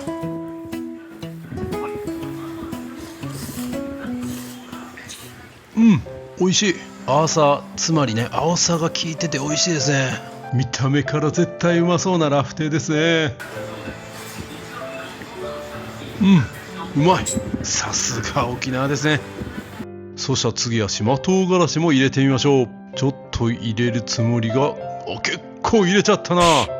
いやいや、それでもね、ちょっと味の刺激になってちょうど良かったです。なんとこれ入れるの忘れてた。黒島特産や。そっち入れろよ。いや、今頃入れても遅いやろ。香りが豊かな感じでしたね。ほんまにわかるんかい。これも食べ終わってから気がついたな。最悪。マジで何やってんねん。こんな席でも食べれるんや。今からね、自転車に回りますけど、絶対喉乾くんで飲み物買っとこう。2つぐらい買いたいぐらいやけどな。クレジットカード使えたらみんな。改めて出発したいと思います。いやー、黒島はね、観光地化されてないのが売りということで、まさにその通りですね。僕の好きな感じです。西の浜から回りたいと思うので、もうすでに手が間違えた。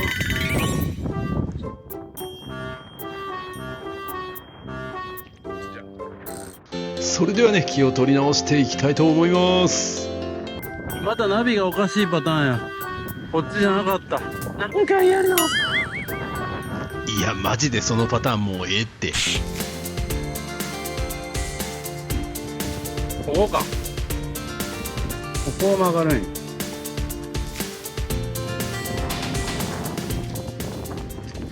合ってんのかな。不安になる道っすけど。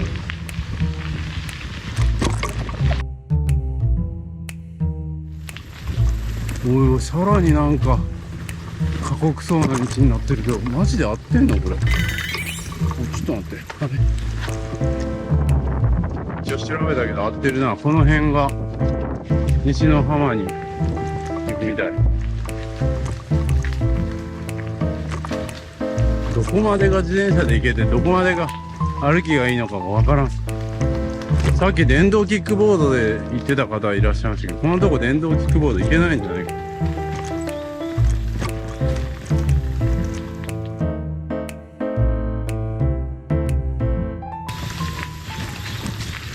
これか、木漏れ日ロード。ここ木漏れ日ロードっていうんや。確かにめっちゃ木漏れ日。こちらが木漏れ日ロードになりますね。確かにめっちゃ木漏れ日やわ。この木漏れ日の先にビーチがあるんですかね。木漏れ日ロードを通っていきます。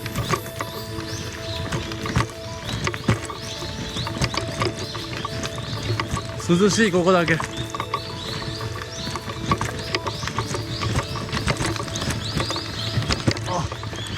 重い。やばいやばいやばい。重い重い重い。全然効かへん。あかんあかん。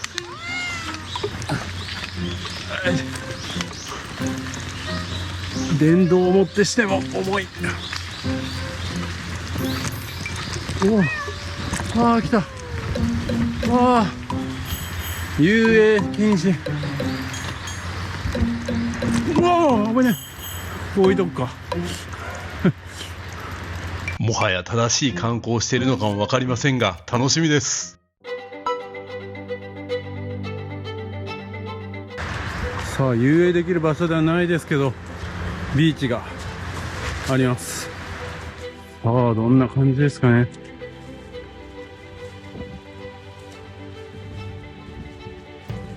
誰かが来た後はちゃんとあります。お、これが石の浜。手つかずやな。手つかずだけど美しい。ここでは泳げないね。ああ、気持ちいいな。風強いな。美しいですね。最高で、この西の浜はね、約 2km にわたり白い砂浜が続くロングビーチなんですね。ただビーチとは言ってもね、トイレやシャワーといった設備はないので、海を見て楽しむ人に人気なんですね。このエメラルドグリーンの海を見つめていると、まるで南国のどっかの島で自分だけのね、プライベートビーチにいるかのような気分になりますね。あとここはですね、4月から10月頃の間はウミガメが産卵に来ることで知られているということで、ウミガメの産卵を見るには時間やタイミングがありますが、貴重なウミガメの産卵も見れるかもしれません。いないんかウミガメ。産卵こんな真っ昼間にしないか。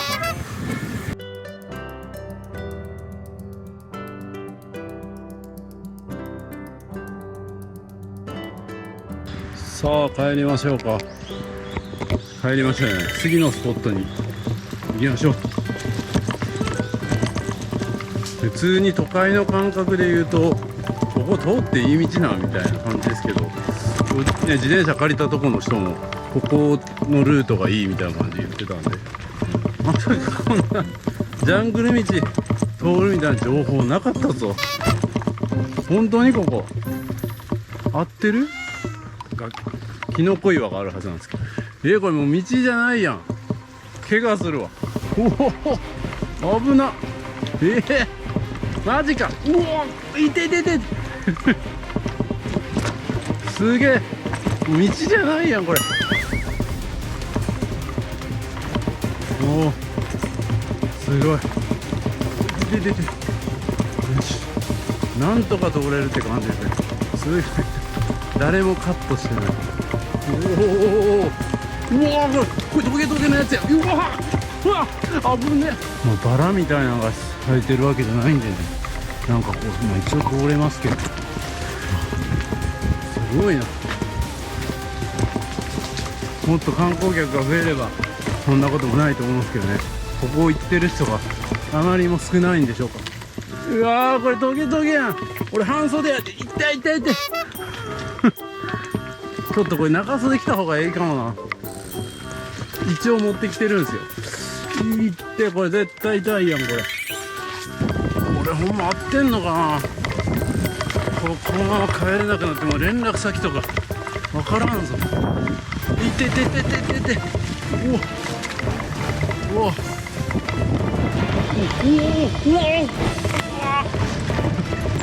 おお牛がおる。うわ牛が逃げ出しそうとか出てる。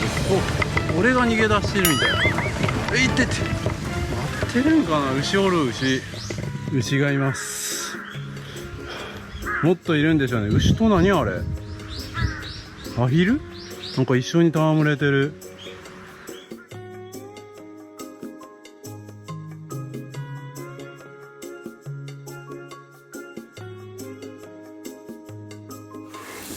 おお、すごいすごいすごい。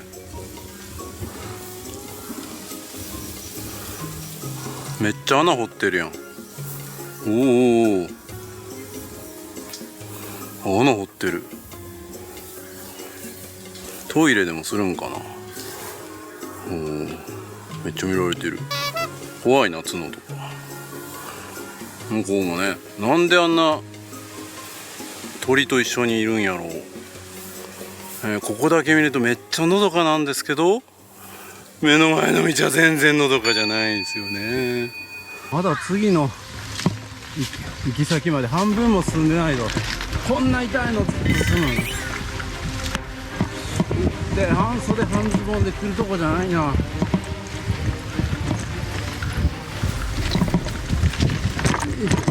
ちょっとマシな感じになりました。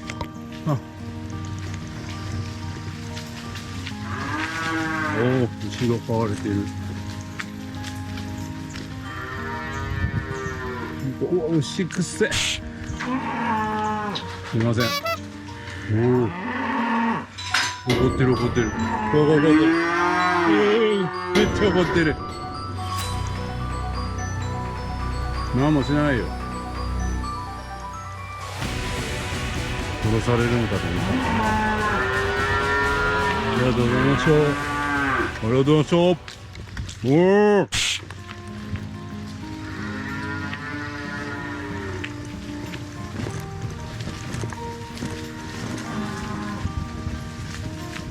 よっしゃ。いやもうさっきの道と比べたらもう全然楽勝やな。ワンよっしゃよっしゃよっしゃ。スピードアップや。思ったらまたかー。でもあそこに牛飼われてるってことはここまで来てる人がいるっていうことですよね。車で来てるんか。しばらく来てないからこんなことになってる。ああ、走りやすくなってきた。よかった。もうどうなることかと思った。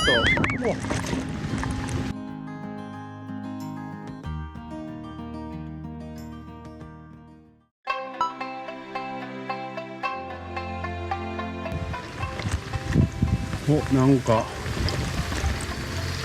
スポットっぽいとこやってきたぞ。おお、なんか景勝地っぽい。さあ行ってみましょう。漂着ゴミってこんなになんで捨てるんでしょうね。海とかに意味がわかんないです。おお、ここはキノコ岩とか根性岩とか言われるところですかね。いろいろなんか名付けられそう、この岩は。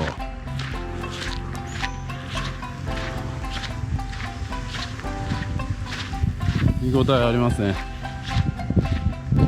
こはなんか風が穏やかに感じるな。素晴らしいですね。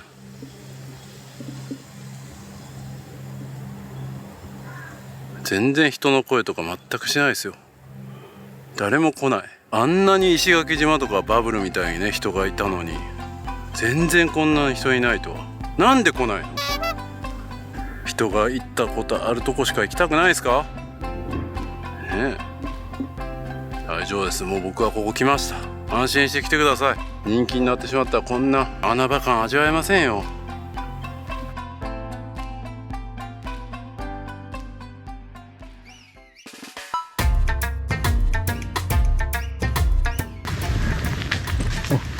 ここ観光スポットやった。研究所やってまいりました。黒島研究所ですね。亀とサメに餌やりできます。あ、入館料500円取られるんや。亀こんな大きくなるんや。赤ウミガメはこれね。で青ウミガメ、タイマイ、黒ウミガメ、ヒメウミガメ、いろいろあるんやな。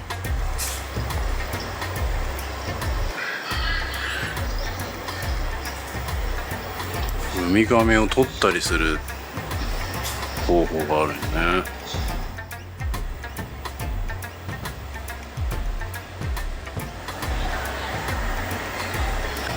クジャクっすかね。宇宙からの漂着物。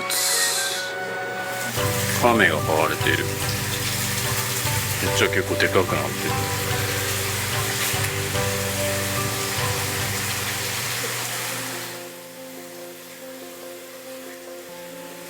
ウツボでか。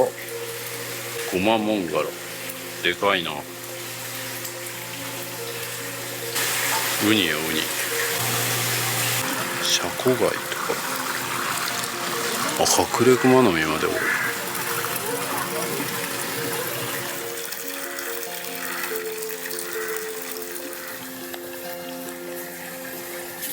おお、すごい。ウミガメがいっぱい。おお、なんか餌あげるんか思ってめっちゃ来てるやん。俺は餌持ってないぞ。すげえ賢いな。いや、賢くないんか。こっちはサメ。黒島にいるサメ。おお、でっかっ。おお、すごいな。黒島まで来て何を見てるんやって感覚になりますけど、すごいな。手作りの水族館みたいな感じで。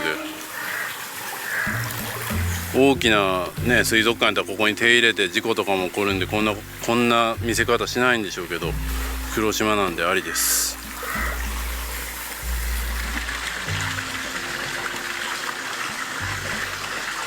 はい、それでは次の場所行きたいと思います。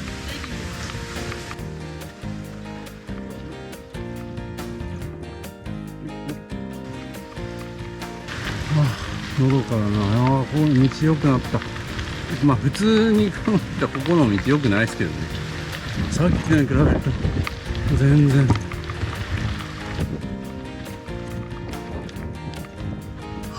はい、こっちで行ったら綺麗な道から行けてたんですね。こっちからね。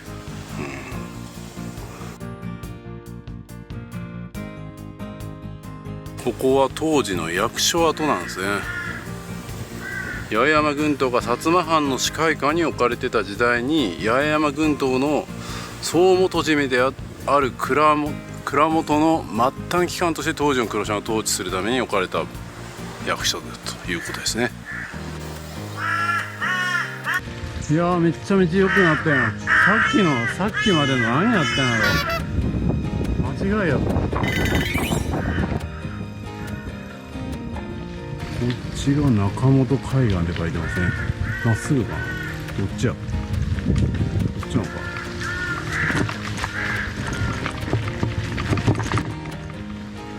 ここが多分黒島で一番有名というか一番の見どころのビーチ。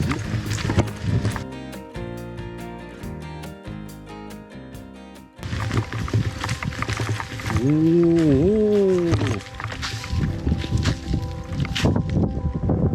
素晴らしい。夫婦ガジュマルっていうのもあるじゃないですか。確かに夫婦みたいだ。いいね、プライベート感があっていい。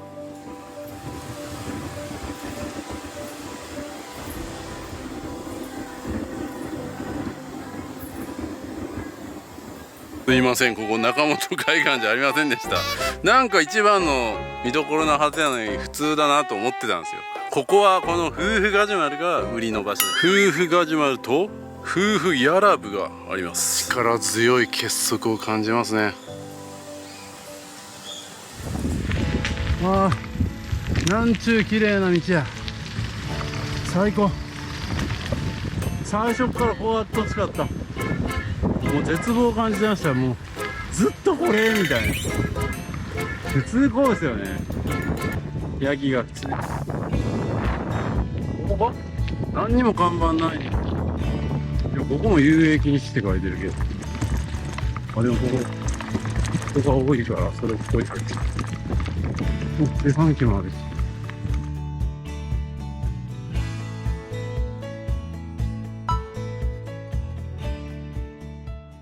なんか遊泳禁止ってここ書いてるんですけど、普通になんか気をつけて遊泳してくださいみたいなことも書いてるし、どっちがほんまなんやろ。水着着てる人いますしね。ここだけを見るとなんか複数人で泳ぎましょうって書いてるのに、この海峡では遊泳禁止って、どっちなの？とりあえず行ってみましょう。ああ、でも泳いでる人もいそうな感じですね。結構潮が引いてて、なんかこの岩の感じが特徴的ですね。ここね、よく調べてみるとなんか結構ね有名なシュノーケリングスポットでもあるみたいなんですよ。結構サンゴが美しく見えたりとかね、ちょっと想像できないですけどね。でもなんか遊泳禁止って書いてるし、どっちやねんみたいなね。なんかそう書かれるとちょっとやりづらいですね。また今度ね来た時遊泳できるようになってたらやってみたいですね。この中本海岸はですね、調べてみると基本的に遊泳禁止なんですけども、干潮時でリーフの内側にできる波の穏やかなね、イノーと呼ばれる水深の比較的浅いエリアでは泳ぐことができると。2人組だったりとか、本当に注意しながら泳ぐことが大事になってくるということですね。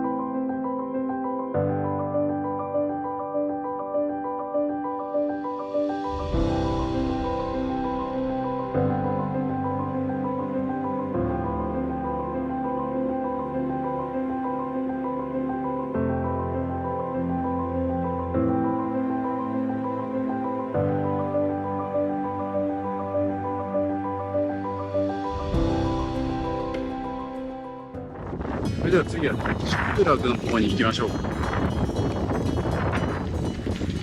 この辺集落か。にゃんこにゃんこ。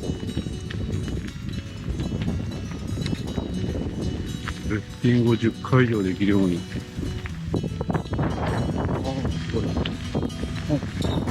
石が崩れてる。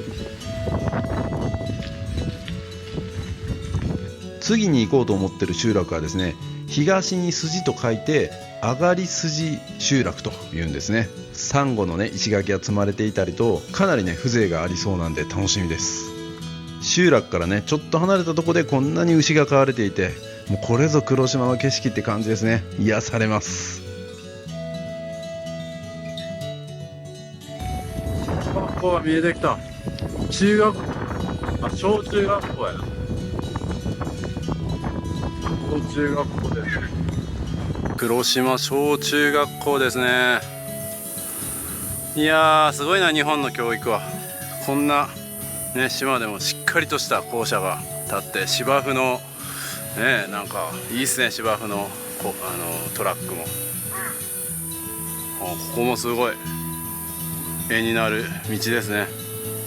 この向こう側はもう牧場です。おお。これは展望台？なんか手作り感ある。さあそれではこの変わった展望台を見てみましょう。おしゃれ。この展望台ちょっと登ってみます。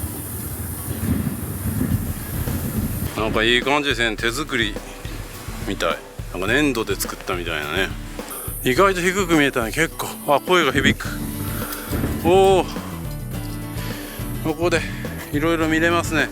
さっきまでいた竹富島、そして黒島で、その上の方に明日行く予定の小浜島、波照間島も行きましたね。鳩間島、西表島、与那国は入ってないですね。この中に香山島とかもあるんですね。新庄島、荒城島、まだまだ知らないところはいっぱいですね。そして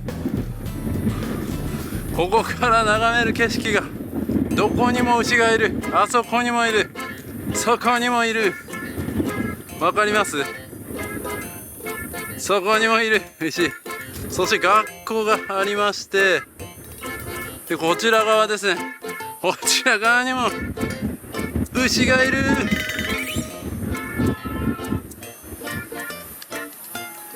そしてこちらもそこにいます。もうそこら中牛がおります。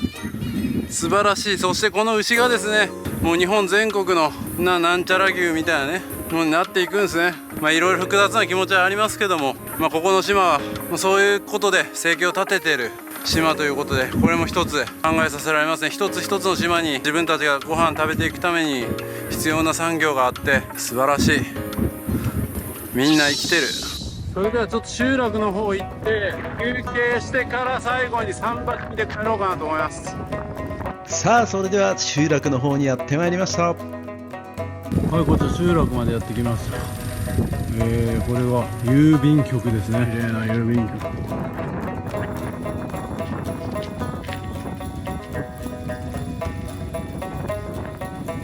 一つの集落になってますね。診療所がある、黒島診療所、結構気になる人もいるでしょうからね。はい、ここに掲示板みたいなのもありますし、ようこそ黒島へということで、今の現在地ですね、あります。最後にこの桟橋見て、さっきこっから来たんですよ。この道から来ためちゃくちゃやばい道だったんですけど、ここの桟橋見てこう帰ったらやばそうなんで、こう帰った方が良さそうだな。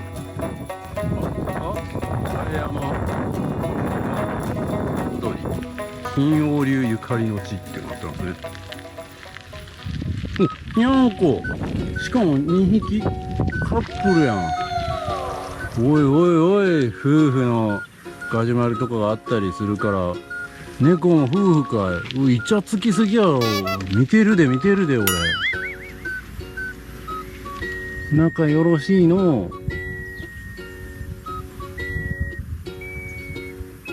へへへ。仲よろしいの。行ってきますわ。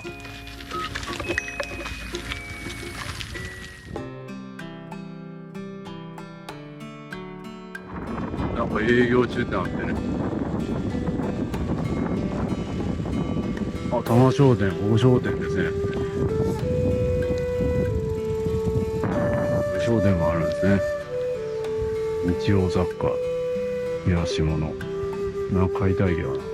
一旦桟橋まで行くか。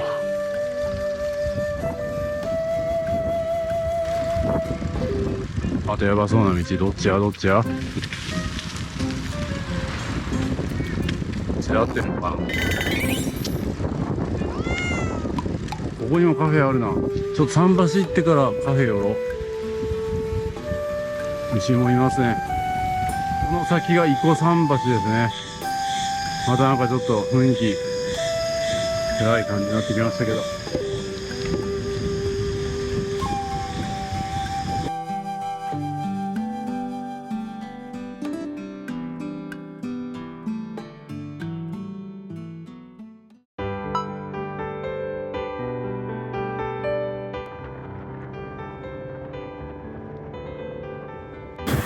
椅子まで牛になってる。ここが伊古桟橋になりますね。おお、綺麗。光が流れるようにこっちに来てる。おお、美しいですね。この桟橋だけでもね、見応えがありますね。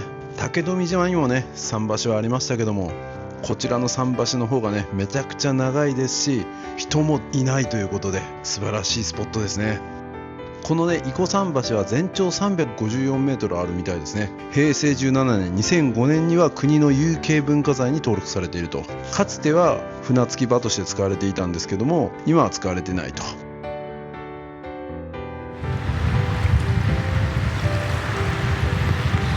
だいぶ歩いてきた。まだ3分後ですか。長い。ああ、素晴らしい。絶景だ。ここまで歩いてきましたよ。遠、めっちゃ遠。ここまで歩いてきたけどめっちゃ遠かった。でもなんか達成感ある。あと50分ぐらいで戻らないと。戻ります。あれだけ気になるな。バテバテなんでね、サクッとかき氷食べに行きたいと思います。また時間ギリギリですけど、かき氷食べたいんで行きます。このカフェ行きたいと思います。最後に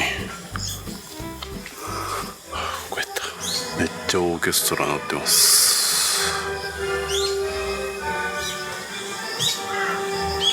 沖縄ぜんざいにすることにしました。シェイクもね、なんか良さそうやったんですけど、もう閉店間際やったんや。4時27分です。めっちゃおしゃれじゃないですか。いただきます。これはうまそう。めちゃくちゃ走ってきたからね、ありがたい。うまっ。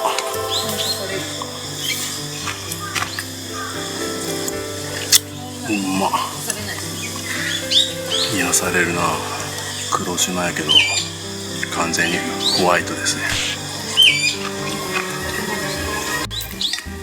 天使や。汗が目に。またそこの方にぜんざいがあっ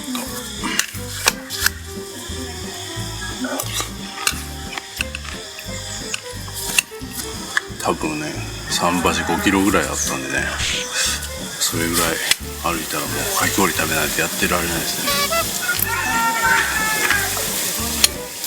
はい、それではね、商店の方に向かいたいと思います。こちら側にね、商店。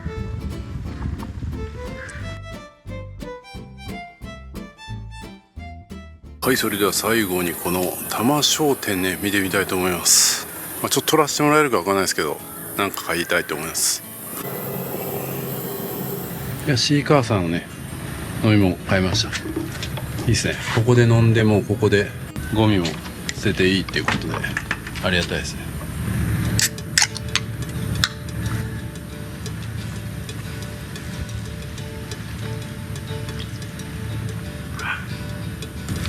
なんやろな、こうやってベンチに座って立った飲み物飲むだけで幸せです。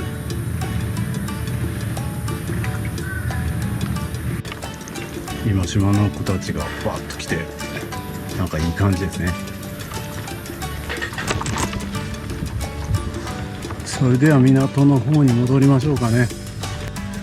いやー、今日ね、結構弾丸で竹富島とね、黒島行きましたけども、まあ忙しかったですけど、なんかね、2つを見比べられますし、なんか十分ね、ちゃんと観光できましたよ。すごいなんか充実感がある。もうやりきった感があります。それは撮影してたから、いや、おすすめですよ。またね、ちょっとこの黒島一泊してみたいなと思いますし、竹富もなんか一泊してみたいという気持ちはありますけど、ね、竹富はもう古さは残してるんですけど、でもちゃんと作ってるんですよ。でもこの黒島はね、手つかず、観光地としては手つかずな感じが僕はめっちゃ好きですね。穴場感あります。ぜひ皆さんも行ってみましょう。まさに旅は自己投資だ。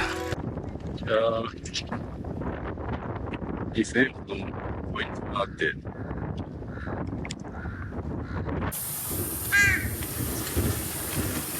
いやー、この牛がね身近にある風景も最高ですね。これは本当に癒しでしかない。もう最高の景色、まさに黒島と言えるでしょう。おお、こっちも牛だらけや。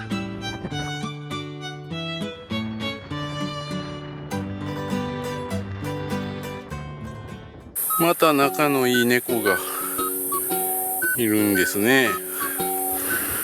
ちっちゃい子猫が2匹かわいいの。5時25分。何分です。何や。急げ。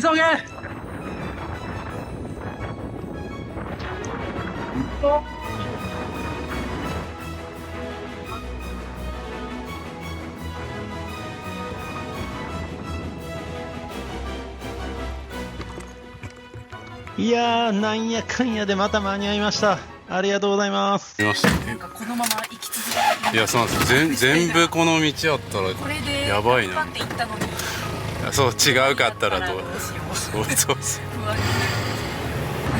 う。牛の横にずっとなんか鳥がいるじゃないですか。あれ何なんですか。白鷺。あ、白鷺なんですね。あれは共存してますね。なんで共存してるんですか。多分牛が草食べた時に出てくるバッタとか、ああ、そういうことか。草を食べてる。なるほどな。うまいことついていってますもんね。そうです。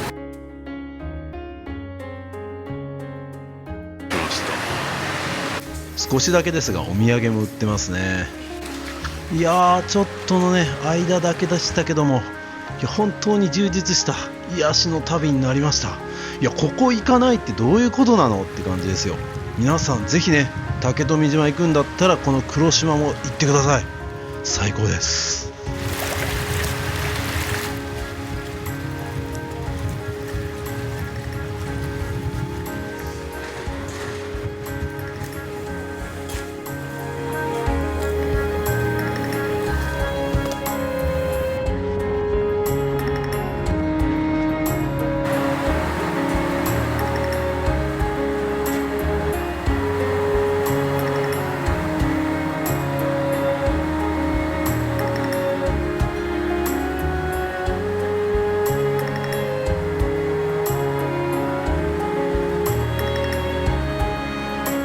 黒島から石垣島までは約30分で到着です。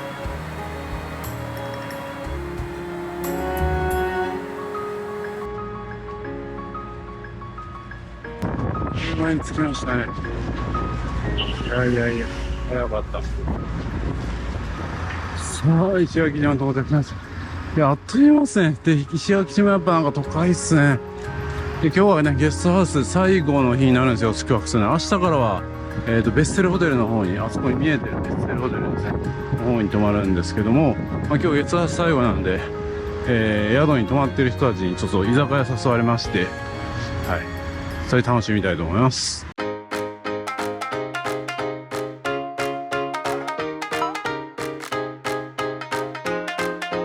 はい、今日はここで港飲みたいと思います。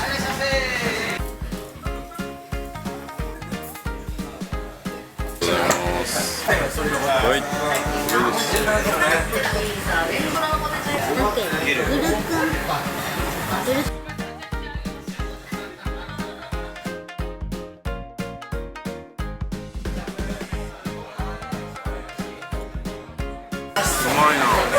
味がしっかり、ね、油も出てて最高。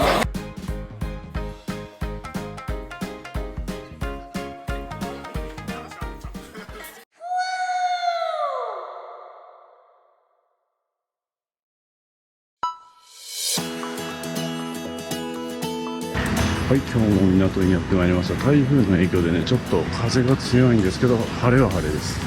今日はね、小浜島の方に行きたいと思います。足腰が悲鳴を上げておりますが、これでもう割とほとんど制覇しましたね。9時10分になりますね。今日日帰りですか？はい。今回もアイランドホッピングツアーのチケットを使って安くチケットを手配しました。ここにも泡波のセット売ってるけど高いな。売ってるやん、ここも。今日の朝ごはんはこれでいきます。サーターアンダギーにしました。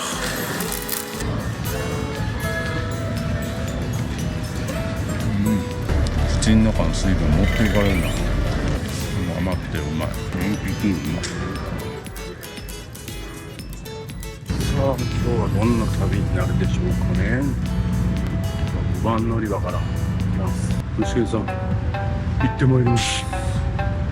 あれで行くのかな。ちっちゃいね。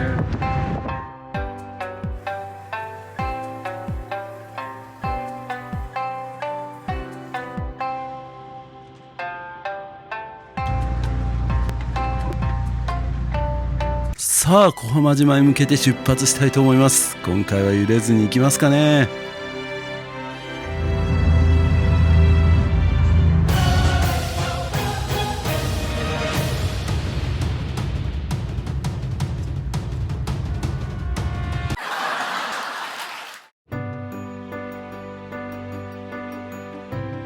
八重山のへそとも呼ばれている小浜島は石垣島と西表島のほぼ中間に位置しています。人口は約700人。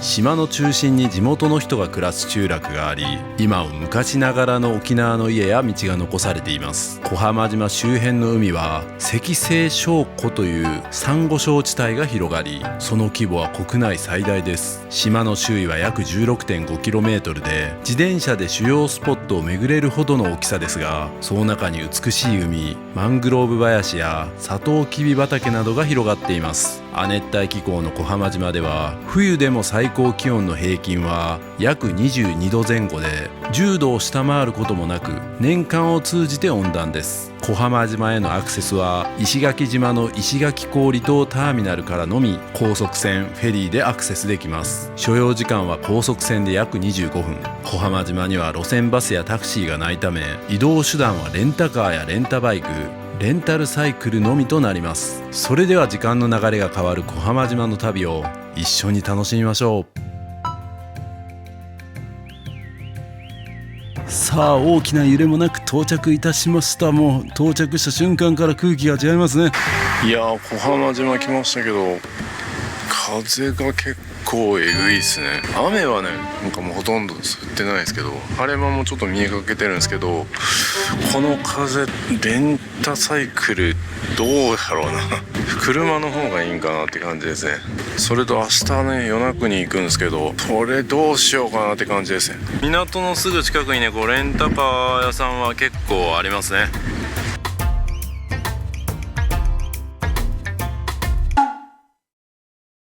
そうなんですよ。明日行って明後日帰るみたいな。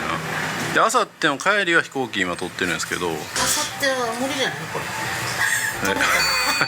土曜日こればっかり。照明が一部だけ今ホテルになってて、ホテルの建物内は入れないので気をつけて、敷地内は自由です。もうコテージがいっぱいで中バラバラですから。はい、ここのことですか？そう。まだこのホテルはやってるんですか？現在は照明一部だけホテルですね。敷地内は自由だから奥まで入っていけます。はい、入っててください。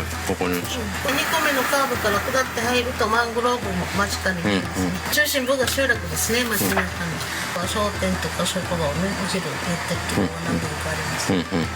でそのままですね、学校の前喫茶店ヤシの木がありますから、こちら目印で右に入るとバス会社の駐車場がありますから、バス会社駐車場の前を右に曲がったら NHK 朝ドラのチュラさんのここ行こうかなと思ってます。だ、はい、パワーグラスを、これから入ってって、たら手でしょ同じような家と道だから、目印になるのを書いてますから。はい、わかりました。嘘崎ですね。はい。もう2キロ先西表、目の前だとこの眺め最高ですね。さっきなんか北のことを西って言ったじゃないですか、西はなんて言うんですか？入り。あ、入りって言うんですか？入りだから西表とか言って。ああ、そういうことか。なるほど。難しい、頭こんがらがる。だから入り表か。そう、東を上がりと言って。太陽が上がってくるから東。太陽がいる中。ああ、そういうこと。はいはいはいはい。上がり入りな。細崎まで行ったらもう行き止まりですからね。ここはもうバンタの展望台。わかりました。これから行くとホテル方面ですね。リゾートホテルが2カ所、まっすぐの道がシュガーロード。このワーリタポーリとはどういう意味？いらっしゃい。あ、いらっしゃいって意味なんですね。石垣は大利通りだけど、はいはいはい。小浜はワーリタポーリ。島々で微妙に。あ、なんかね、見道ちょっとニュアンスが違うんですね。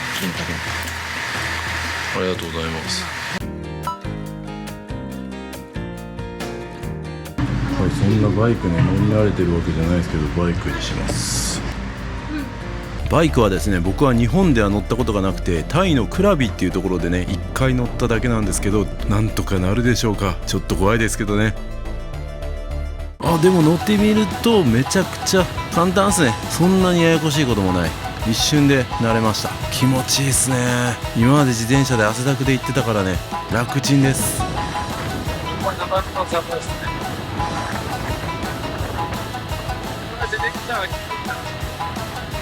いやー、これだけね風が強い日にこんなに坂あったら、もう自転車だったらもうえらい目に遭ってましたね。いやー、ナイス判断でした。最高。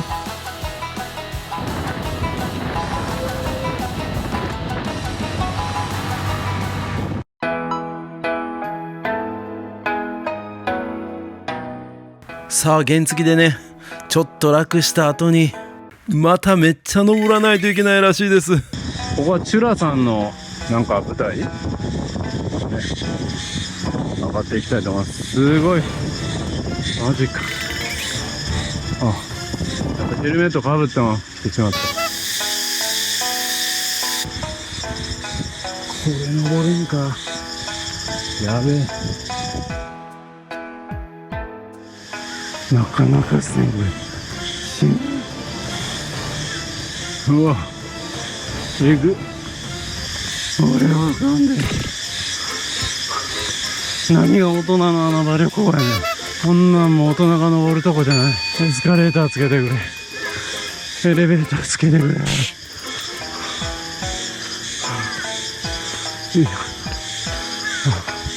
前の人もバテてるじゃないですか。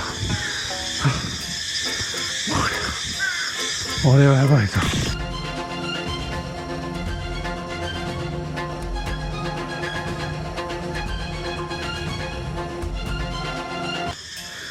あ、やばすぎるこれ。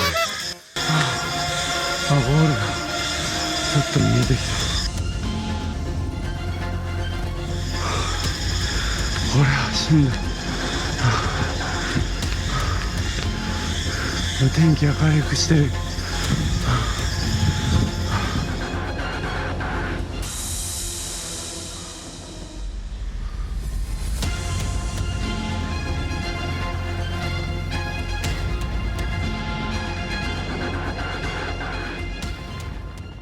おお、絶景が見えてきました。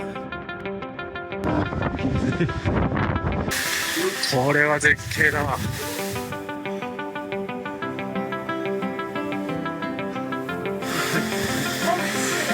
素晴らしい。あの先にあるブルーとかめっちゃすごい。このウフダキ展望台は小浜島で一番高い海抜99メートルの山、ウフダキにある展望台です。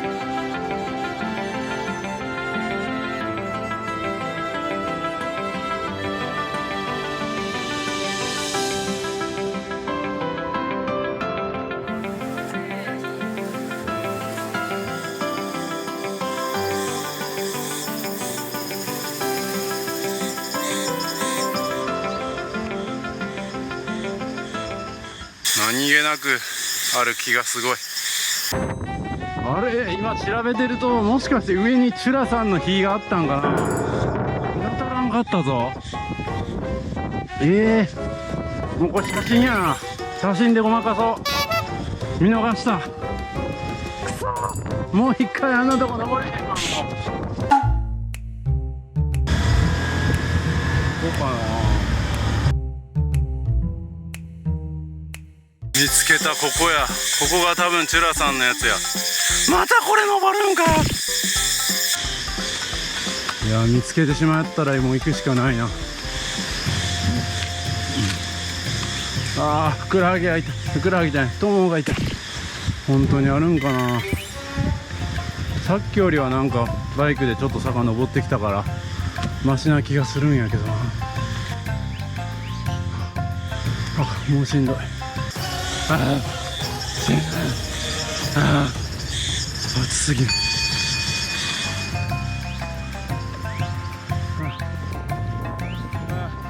途中で休憩するポイントまであるじゃないですか。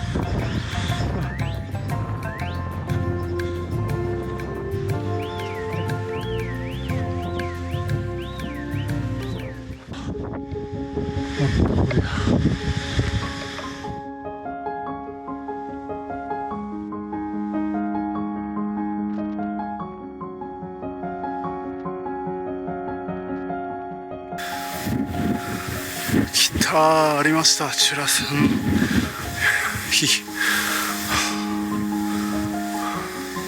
素材でもらおうと思いましたが、来てよかった。この西宇布滝展望台はね、まだあまり知られてないので、結構観光客もいなくてプライベート感を味わうことができます。で、登る階段の数もね、宇布滝展望台に比べると少ないので、こちらの方が大人の穴場感あります。チュラさんの日もこちらにありますし、こちらの方がね好きっていう方もいらっしゃいます。どっちも見るのが間違いないですね。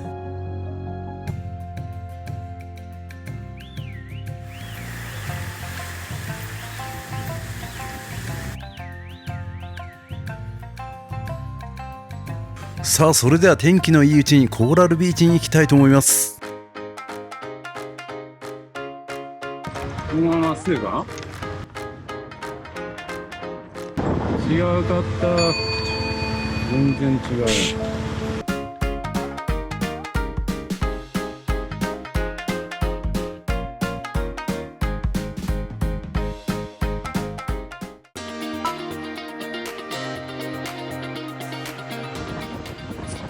美しそうな感じですよ。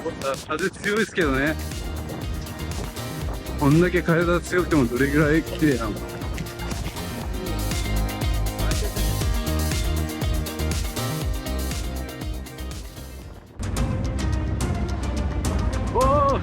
荒々しい、荒々しい。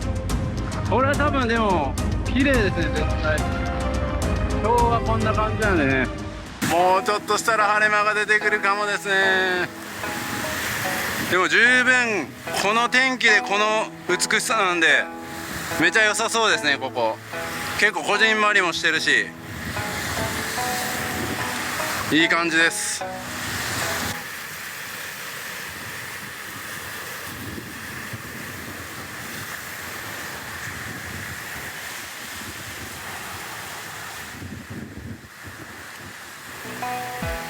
さあ、ちょっと日が差しました。変わりましたかね。変わらんわ。もう日が差してきた。日が差してきたぞ。でもそんな変わらんな。風強すぎ。でもね、いいんですよ。皆さん絶対こう離島に来たらね、穏やかな美しいビーチ見たいと思うんですよ。誰もがそうだと思うんですよ。だからといってこの荒れてる海だったりとか濁ってる海だったりとかは残念って思うのもやめませんかね。それはそれで海の一つの表情ですよ。僕たち人間も一緒じゃないですか。化粧した表面の美しいとこだけをこう好きになって、実は裏側で結構なんか腹黒いことしてたらもう見損なったみたいな感じになってますけど、みんな一緒じゃないですかね。海も綺麗な時もあれば美しく見えない時もあるんですよ。でもそれひっくるめてここの海なんですよ。そういうことも教えてくれるんですね。小浜島のコーラルビーチは、西の浜か。西の浜は旅味ご当地ですね。綺麗なとこだけ好きなんて本当の好きじゃない。こうやってちゃんと風が強い時とか、雨が降ってる時とかも好きなのが本当に好き、そういうことじゃないですか。僕はそう思いますよ。しっかり見届けましょう。だからこそ綺麗な時余計に輝くんでしょうね。ずっと綺麗だったら飽きてしまう、こういう日もあるから輝くんですよ。そういうことでお願いします。だからこうやって天気悪い時に来たからといって嘆く必要はない。普段皆さんが見れないそんなシーンを見れたとラッキーだと思いましょう。悔しいよ。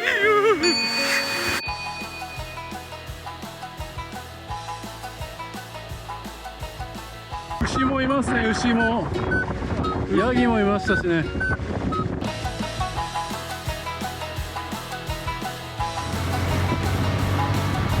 美しいですね。この景色も美しい。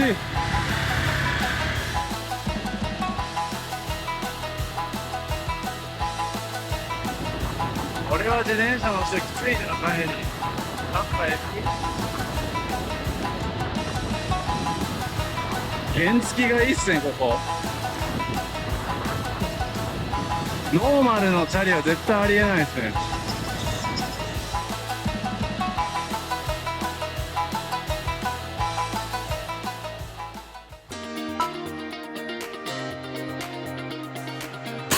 カトレ展望台っていうところに来ました。また展望台かいって感じですけどね。目の前にはマングローブが広がってますね。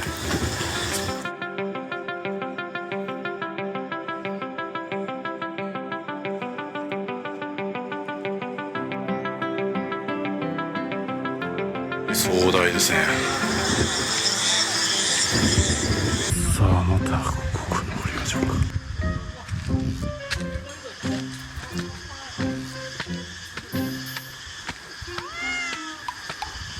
今日は原付にしたことだけが正解でしたね。あんな普通の自転車乗っててあんな坂登って、しかもこんな展望台の階段登るとか死にますねって思ったらちょろっとだけやんけ。おおすごいマングローブ。このねカトレ展望台はマングローブ林と西表島をね一望できる絶景スポットなんですね。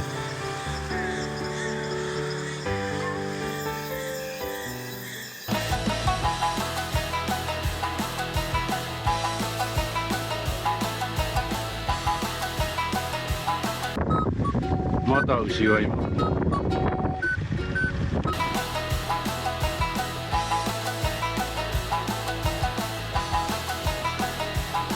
ここに向かおうとしてるんや。あ、結局あそこまで行っちゃうのか。行っちゃうか。細崎海岸、天気のまだいい位置に行きます。一番端っこ。こ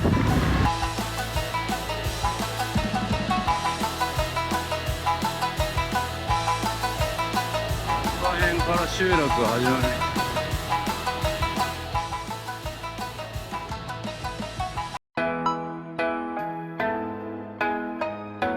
海岸に行く前にちょっと気になるものがあったので見てみましょう。この桑崎の本当かや、こ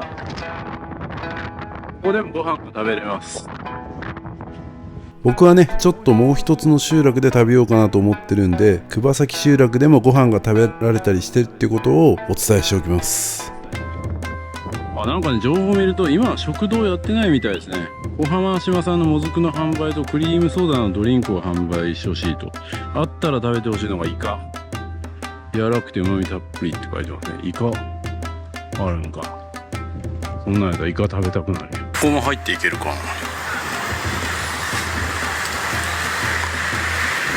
おお美しい。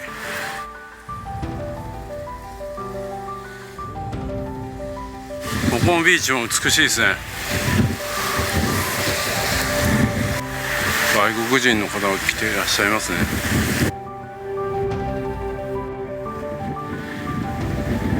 風は強いけど美しい。美しいですね。ここはね潮の流れが速いので遊泳には不向きということです。そしてあの先にあるのが西表島ですね。もう本当になんか泳いで渡れそうに感じるぐらい近い。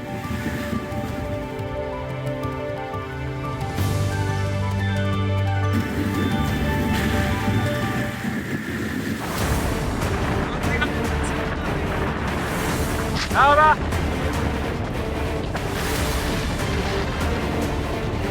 あれはね、居酒屋も1軒2軒あるみたいなんで泊まってみても面白そうですね。ビーチもね、今日風吹いててあんなに綺麗なんで通常めっちゃ綺麗なんじゃないですかね。こっから見える景色も綺麗ですよね。なので泳いで夜は飲んでみたいなことをこの辺の民宿に泊まってやるのもありそうですね。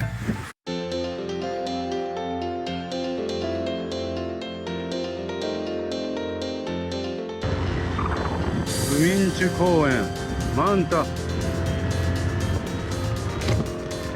があります。でかっ。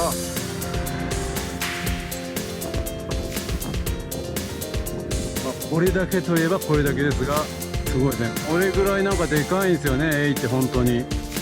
なんかゲストハウスで潜った人がマンタ見たことあるって言ってましたけど、なんか7メートルぐらいあって本当にすごい圧巻らしいですよ。実際こんな感じ見てみたい。はい、マンタのね近くに公園があって、そこにトイレがあります。助かりますね、こういったところにトイレがあるのは。あ、男は丸見えや。ち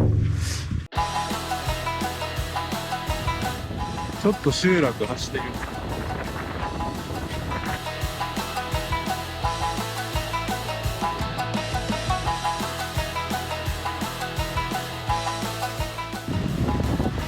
はい、これが一つ目の集落に来ましたね。この辺でちょっと僕行きたいご飯屋さんがあるんで行きたいと思います。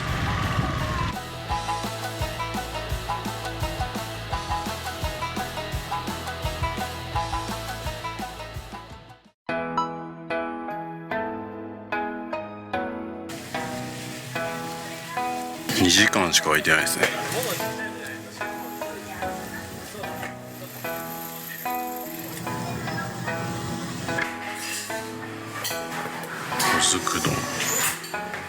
どれにしようか悩みますが、口コミが良かった担々麺にしたいと思います。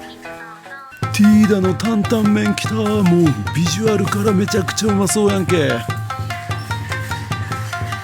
それではいただきます。いや、これはうまそうっすね。うわうわうわうわうわ、麺もいい感じ。スープが絡んで、おお、これは違いますね。めちゃくちゃうまい。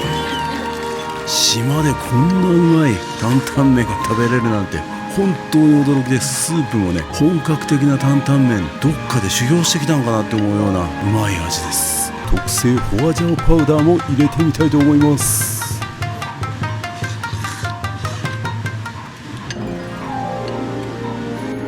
ごちそうさまでした。めちゃくちゃうまかった。担々麺以外におすすめとかってあるんですか？私は担々麺かもずく丼が好きです。ああ、もずく丼悩みましたよ、家で作ってもこんな美味しくならない。あまりにも担々麺が美味しかったんでアイスも頼んじゃいました。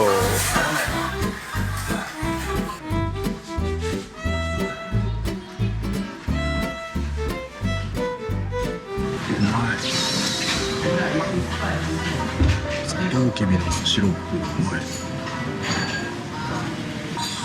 ごいすごいすごい。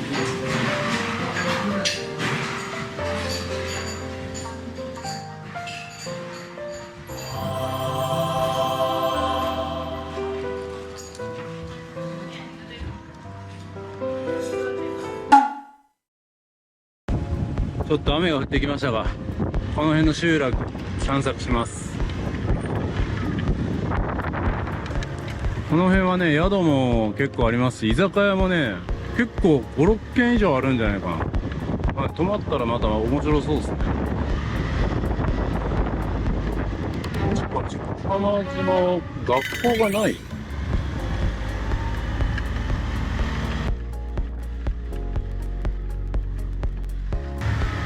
今商店がありましたね。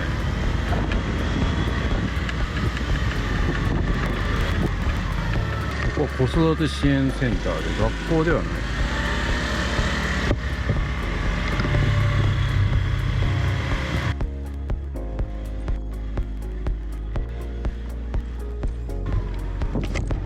ここは診療所ですね。県立浜診療所。ここは警察ですね。ということは学校もありそうやね。学校発見しました。あ、ここ居酒屋です。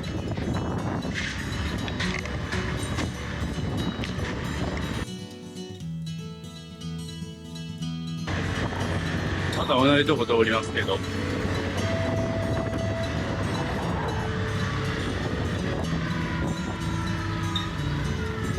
ここがお土産屋さんですね。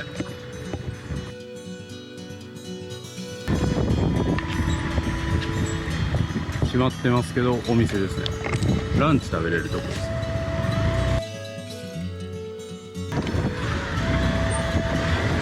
結構入り組んでますね。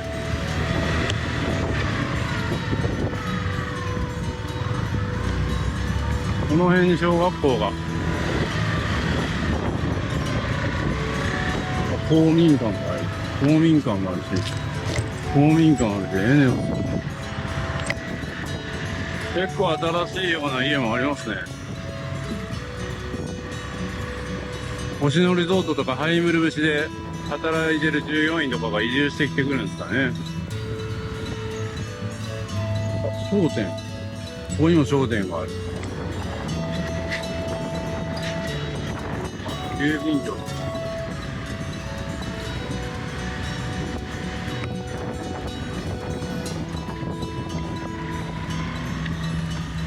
商店ありますね、商店。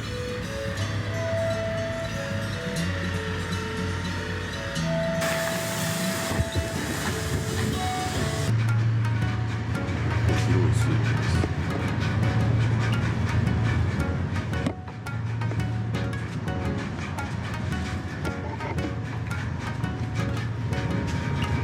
幹がある。島の人の商店って感じで、商店というかまあスーパーみたいな感じですね。ちょっと観光客向けには特にちょっと買いたいものがなかったんで買いませんでした。すいません。契約社員募集してますよ。あそこは民宿ありますね。最善を尽くし私もです。なんやかんやでまた晴れてきましたね。よかったよかった。これが学校ですね。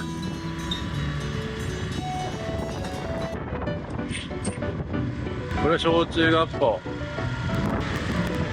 これが小中学校ですね。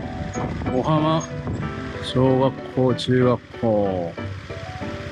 ふるさとの心豊かに。いいですね。今日は火曜日やから空いてるはずなんですけどね。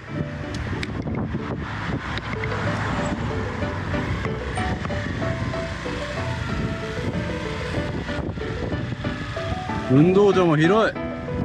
継続は力なり。まさにそうです。YouTube も継続して、やっと皆さんに見てもらえるようになりました。素晴らしい。そしてこの道、いいっすね。こっからまっすぐ行きましょうか。うわ、綺麗。超綺麗。美しい。気持ちいい。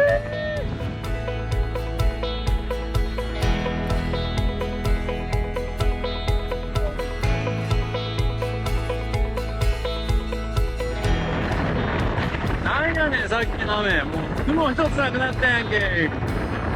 最高。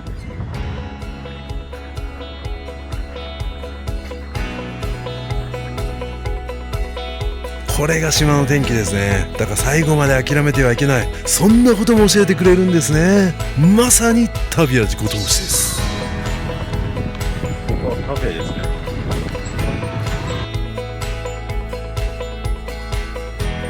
なんとね、機械島にシュガーロードってあって、ここにもあるんですよ、シュガーロードが。気持ちいい。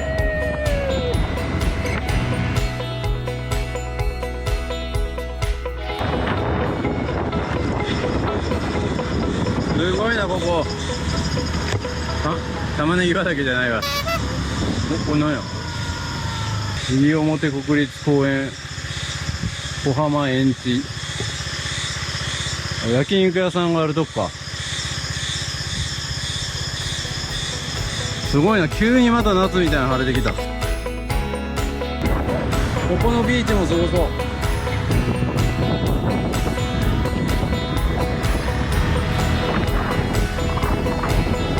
うちょっと行ってみるか。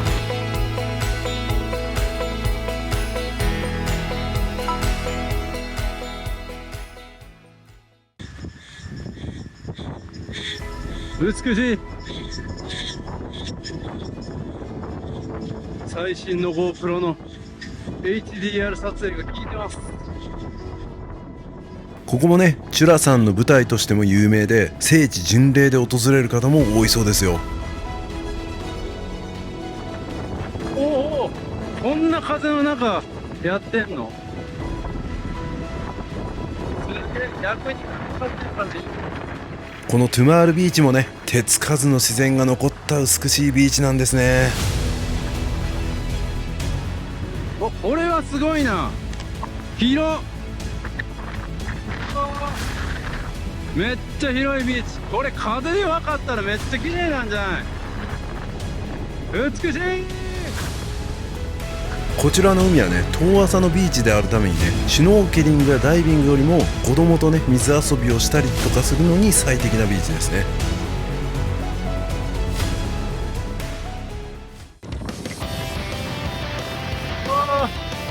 めっちゃ綺麗。そして来ました、シュガーロード。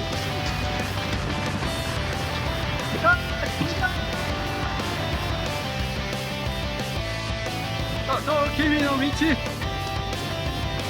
中でも見たシュガーロードです。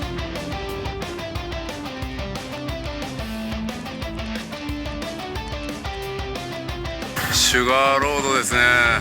機械島のシュガーロードよりはちょっとスケール小さめですけど、それでも十分迫力あります。もうちょっと先にまた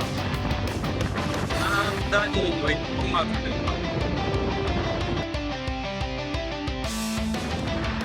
牛が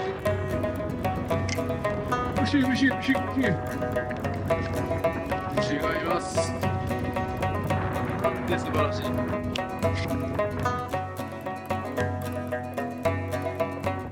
なんてのどかなんでしょう。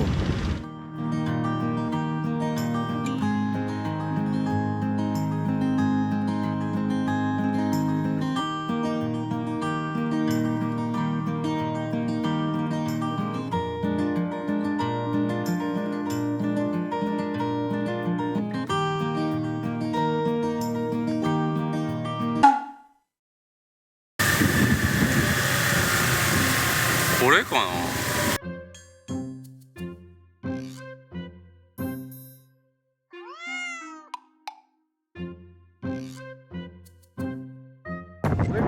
これがなんとダーシーダニーの松みたいな普通の松ですけどね。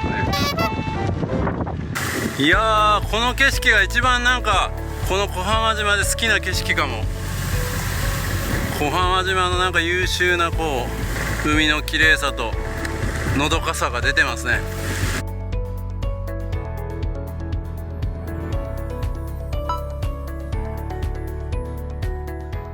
節定め石、こんなんもありますね。この石に12支の順に穴が掘られており、昔島の人々はその石の穴と星降る夜、ちょっと読めないな、方角などによって農作物の作付け時期などを定めてたと伝えられてる。そうなんや。これなんかな。それでもこの石自体にでも別に穴開いてないしな。やばいな、もう観光ほぼ終わったかも。本当は泳ぐ予定やったんですけどね、こんなに風が強かったんで泳ぐことはなくなったんで、ちょっと暇になったな。もう一個前の便でも帰れたな。無理かな、今から帰るの。そしたらちょっとはいメルベシとか星野リゾートの入り口まで行ってみようかな。有名なヤシの木っていうカフェがあります。ここ行くかな。今やしな。でも晴れてるうちにちょっと走っとった方がいいかな。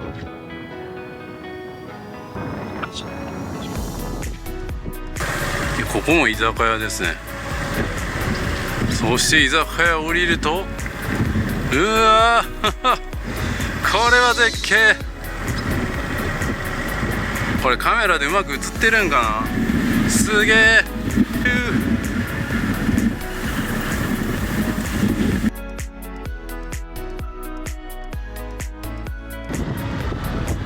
一旦港まで戻ってきました。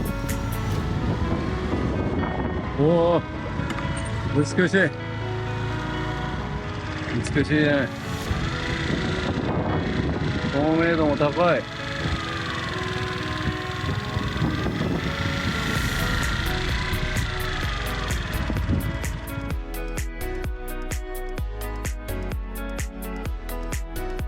いやー、今日はね天気がかなり移り変わりましたけども、天気が良ければ港もここまで美しいんですね。この青が半端ないです。これは癒されますね。本当に来てよかった。小浜島のポテンシャル最高にありますね。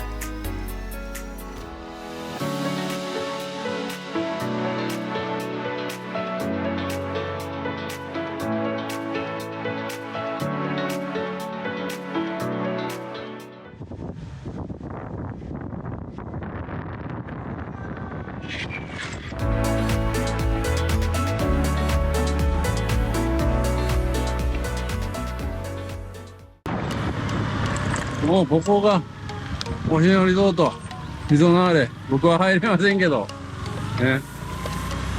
でこの先がハイムル淵。あ、ハイムル淵もあるね。こうやってハイムル淵ね。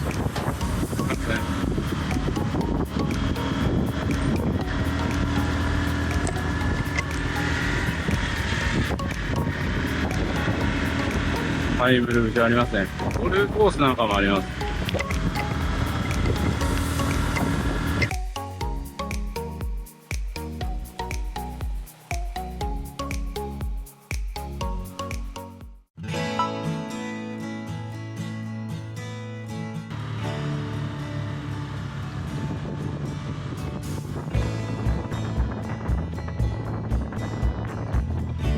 もう一応泳いでいい場所なんですよ。今聞いてる。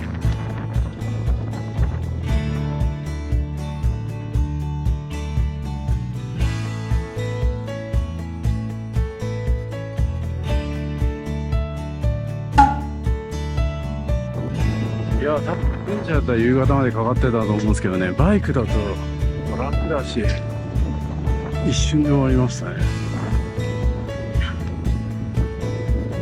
カフェ寄って帰ります。このカフェ行きたいと思います。最後に25分あるんで。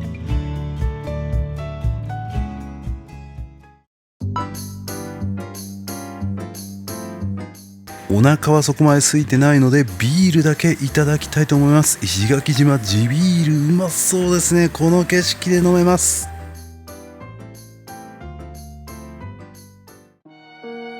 ちょっとは多すぎやろ。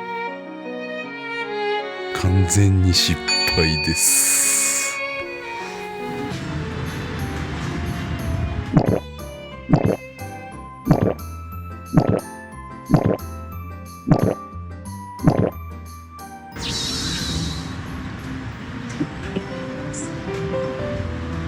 まあいいじゃん。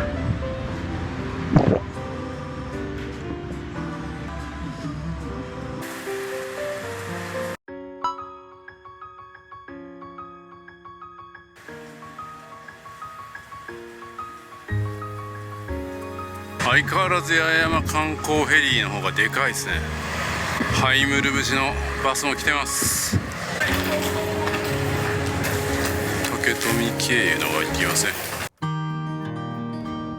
石垣行きで、はい。万円観光の方がめっちゃ空いてるのに。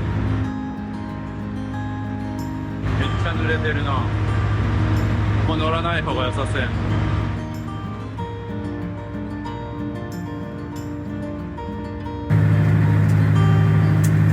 終わってみれば結局素晴らしい旅になりましたね。ありがとうございます。本日石垣公園ご見学いたします。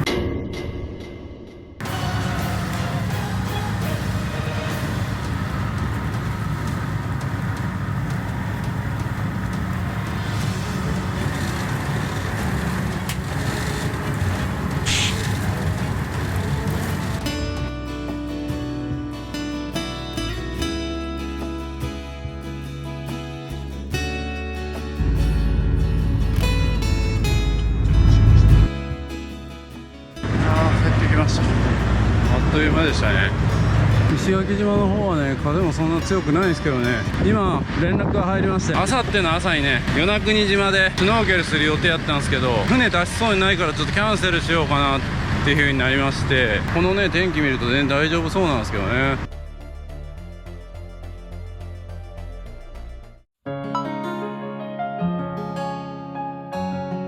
はい、今日からベッセルホテル石垣島さんに宿泊させていただきます。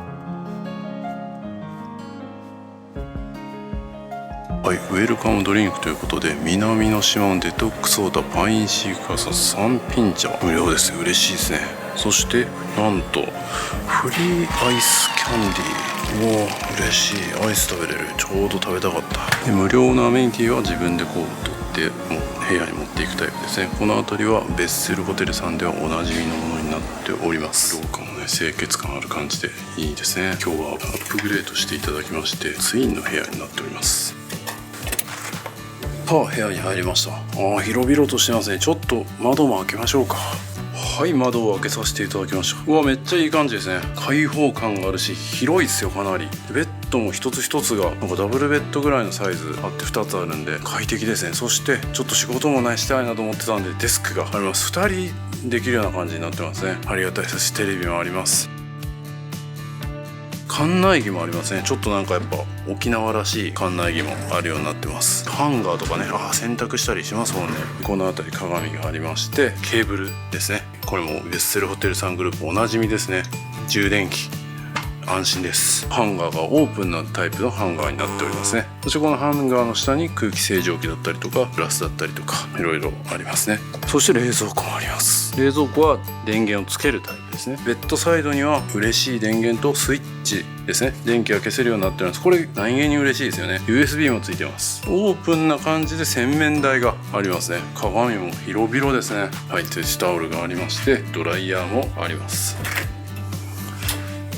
を開けるとここはこんな感じのユニットバスタイプのお風呂とトイレになってます。清潔ですね。で基本的にねやっぱあんまりお風呂に石垣島にいて入ることないですね。シャワーが中心になるんでシャワーが浴びれるってだけで嬉しいですね。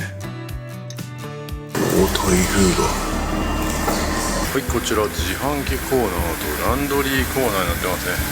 洗濯機はこんだけたくさん乾燥機とともにあります。はい、八重山諸島をね巡り旅ということで石垣島に来て、西表島、船浮とか波照間島、竹富島、黒島、そして今日小浜島とね回ってきたわけで、あと与那国島で回ってこの八重山諸島をね巡り旅を終えるところだったんですけど、最後の最後でですねちょっと台風が近づいてきてて、ただまあそんなに大きくはないので飛行機は飛ばないとかのレベルじゃないとは思ってて行こうかなと思ってたんですけど、ちょっとね今回その与那国島に関してはそのレンタカーの会社さんだったりとかホテルの会社さんだったりとかシュノーケルのやってる人だったりとか全部ちょっとお世話になって案件としてやろうかなと思ってる中で、やっぱベストな状態をねやっぱ取りたいっていうのもありまして、その中でですねちょっと与那国島に行くね飛行機の部分でも取ってほしいっていうね案件の依頼が来て、普通にこう順延しても僕的にもそっちの方がいいだろうということで明日与那国島ね行く予定だったんですけど、ちょっとやめようかなと思います。僕自身ねこう台風が影響して何かをやめるみたいなのって初めてのことなんですけど、今回もしそういう案件とかなかったら僕多分行ってたと思うんですけどね、やっぱりいい状態取りたいです。案件なんで、まあ案件とはいえもちろん僕は当然楽しんで忖度なく発信はしますけど、ありがたいことにね、島旅するんだったら使ってほしいみたいな感じでね言っていただけるので、まあそれであればありがたいことなんでね。まあというわけでね、このまま石垣島とどまろうと思っておりまして、このベッセルホテルさんね利用させていただいておりますけども、このベッセルホテルさんを拠点にちょっとこう石垣島で過ごしたいなと思います。ここを拠点に石垣島のグルメとことんこう回ってやりたいなと思います。というわけでちょっと状況変更、旅をねこうやっていろいろ変更するのが、まあそれも楽しいですよね。特にねやっぱこう離島なんて天気なんてもう頻繁に移り変わりますし、晴れやって言ってるのに雨やったりとか、雨やって言ってるのに晴れやったりとかありますし、僕はねもう結構今回晴れに恵まれた方だと思います。最後の最後にねまさか台風が発生でねこんなことになりましたけども、まあそれでもね今日でも小浜島台風来てるはずやのにほとんど晴れて、海にはまあ入れる状況じゃなかったですけど、ドローンも飛ばせなかったですけど、僕としてはすごい満足いく離島旅できました。当然ね皆さんも旅するときに 100% その最高の状態で離島に行くことができる確率って多分だいぶ低いと思うんですよ。本当にベストな状態だけがインスタグラムだったりとかね、旅行の媒体とかに出てるから、ついついなんかそこじゃなかったらダメみたいな感じになりがちですけど、泳げなかったとしてもまあそれはそれで楽しめますし、雨が降っててもそれはそれで楽しめますからね。離島の空気味わったりとかもできますし、あ、雨の日はこんな風に過ごしてるんだなとか、大変だなってね、例えば船がもう来なくなって食料はこう入らないんだっていうのを学ぶことも、不便さも勉強するみたいなのが、ね、離島の良さだと思うんで、まあ、それを含めて全部楽しんでもらったらと思います。で僕もねその、まあ、いいとこだけを見せるチャンネルじゃないんでね、失敗も見せてますしね、閉店定休日、まあそんなこともねありますし、思ってたことにならなかったとかもありますから、僕はそれをリアルに発信しますね。旅のリアルをね発信してるけど、でもそれが素晴らしい、旅は自己投資なんだということをね発信しておりますので、今回レンタサイクル、この駐車場のこの端っこあったんですね。さっき電気がついてなかったんでもう全然見つけられなくて、なんとか見つけました。ここですね。これはありがたいですね。2時間無料で借りれますんで、ちょこっと買い物行くとかあったら全然行けますね。じゃあ行きましょう。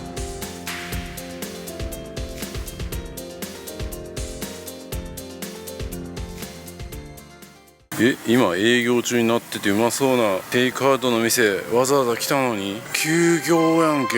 なんで Google では空いてるやん。本日臨時休業させていただきます。マジかよ。なんでそんなことが起こるん。信じられん。行きたかった。結局皆さん同じマックスバリューがあったのでここで買い物しました。結構買い込みました。はい、今回こんな感じで買いました。なんか刺身はね、本州やったら絶対9時とか行ったら半額とかなってそうやのに半額じゃなかったですね。まだまだ売れる時間帯なんですかね、石垣島では。であとは半額で買いました。魚天ぷらスケトウダラとか。これは別に関係ないですけど、ちょっと食べたくなった。はい、そしてタコはね、石垣のもんではなかったです。オリオンビールですね。はい、それではね、ちょっとスーパーで買ったもので今日はね、済ませたいと思います。まあちょっとね、石垣島って離島だから結構リーズナブルなのかなって思ってたけど、割とね、高めな店が多いです。一人で飲み食いしても、割となんか5000円超えたりみたいな。やっぱ都会化してるというか、観光地化してますね。というわけでね、結構安く済ますには、鮮魚店で刺身とか買ったりとかしたらいいらしいんですけど、僕は今日ちょっと島旅行ってたんで、鮮魚店に行く時間がなかったんで、スーパーで普通に買ってきたんですけど、鮮魚店で買うのもおすすめです。はい、それではいただきたいと思います。あ、醤油とかも忘れたな。そうか、ついてないんか。醤油ないやん。さすがに醤油は貸し出しないな。あったかな、ちょっとメモってたんですよね。さすがに醤油の貸し出しはなさそうですね。ないっすね。これはミスですね。でもこういう風に買ってきた時に醤油とかちょっと使いたいからあると助かりますけどね。はい、それではいただきます。言ってももう10時超えてますけどね。10時半ですけどね。いただきます。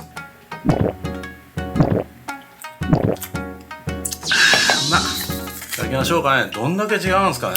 こんな時間まで鮮度保てるんすか。いただきます。醤油ないけど。醤油欲しいやん。素材そのものの味を楽しむ。旅先でスーパー行くとそのお箸をもらったりとか、その醤油とかも意識できないっすよね。普段の生活みたいな感じになっちゃうから、うっかり忘れちゃいましたね。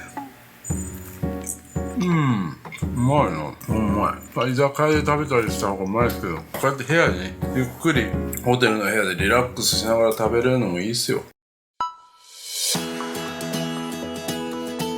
おはようございます。今9時ぐらいですね。ちょっと今日ね夜中にやめたんですけど、まだちょっと晴れてるんですよね。いけてたんちゃうかな。これも旅は自己投資ですね。まずこう日替わりですね。クーブを炒めたクーブイリチで、今日はクーブイリチですね。そして石垣島野菜とピパーツ香りのペペロンチーノ、グルクンの竜田揚げ、こちらは石垣パスタですね。沖縄産スパンポーク、人参しりしり、フーチャンプルですね。もずく入り厚焼き卵、こちらサバの塩焼き、はい、そして唐揚げとスクランブルエッグ、ベーコン、粗挽きウインナー、こちらがサラダ系になりまして、牛があります。おかゆもあります。白米もあります。はい、こちら味付け海苔と梅干しパパイヤの甘酢漬け、もずく入り佃煮でした。もずく山クラゲ、これお通しで出てきたな、どっかのと納豆、生卵、この丼が作れるということで、別室ホテル石垣島のマグロ丼ということで、琉球マグロ、ネギトロ、海ぶどうと、そして長芋とろろ、大葉とかね、いろんな組み合わせでオリジナルスイーツを楽しんでと。オリジナルスーツ作りになってるぞこれ。もうオリジナルのスーツ作りたいけどな。ワッフル、そして黒糖サーターアンダギー、ワッフルフルーツアイスとか、アイスサーターアンダギーとか、パンケーキフルーツサーターアンダギーとかね、いろいろあります。そしてこうパイナップル、オレンジ、ヨーグルトフルーツアイスとか、沖縄ぜんざいアイスとかいろいろできるんですよ。本当に沖縄のものが取り揃えられてるんですね。ブルーシールのアイスが食べれるんですね。これですね、これがマンゴータンゴになりまして、こちらがストロベリーチーズケーキ、こちらが塩チンスコーのアイスになってます。これは嬉しいですね。はい、僕ね、館内着着ていいって書いてから、館内着僕着ていったらね、なんと僕だけ館内着なんですよ。めっちゃ恥ずかしいじゃないですか。しかも間違えてるんかなと思いますよね。いいんですよ、みんな館内着で来て。そしてこれ別室ホテル石垣島タコライスということで、もちろんカレーもありますね。見逃しました。もうカレーがちょっと脇役になるんじゃないかなっていうぐらい贅沢ですね。食パン、バゲット、黒糖ブレッド、ユーグレナブレッド、石垣島といえばユーグレナで、石垣の郷土料理といえば八重山そばですね。これがユーグレナ麺、そしてこれは普通の麺ですね。ラフテーがあります。油脂豆腐、朝食に欲しいなって思うものは全部あるような感じしますね。そしてなんとですね、泡盛まで飲めるんですね。朝から朝ハイというかでね、ということで炭酸水も使えるし、すごい八重泉の泡盛まで飲めちゃいます。朝から出来上がっちゃいますか。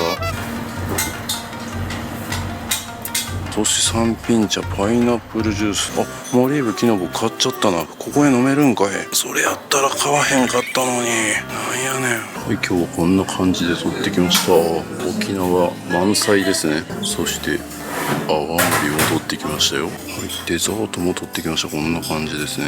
ブルーシールのアイスとヨーグルトとパイナップルを混ぜました。斬新ですね。いただきます。これだけでここに住めるの。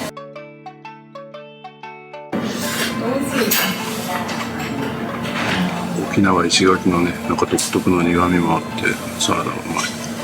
パイナップルジュースもちょっとおかわりしてくるわ。おかわり取ってきたところから飲み放題なんで、ちょっとマリーポも取ってきました。部屋にあるんですけどね、ここでも飲んでそう。乳酸菌飲料ですね。元気クールとも近い味ですけど、ちょっとこっちの方が甘みがあるから何杯でも飲める。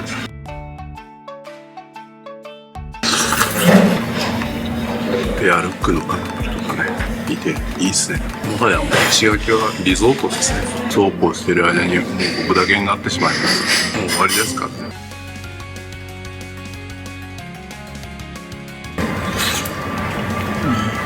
ただきます。あと8分以内にここ持ってないといけない。撮影してるとね、どうしても時間かかるんで、かといってね、みんながいる時間にね、こうやって撮影してると、それはそれで迷惑になりますからね。非常に難しいです。さじ加減。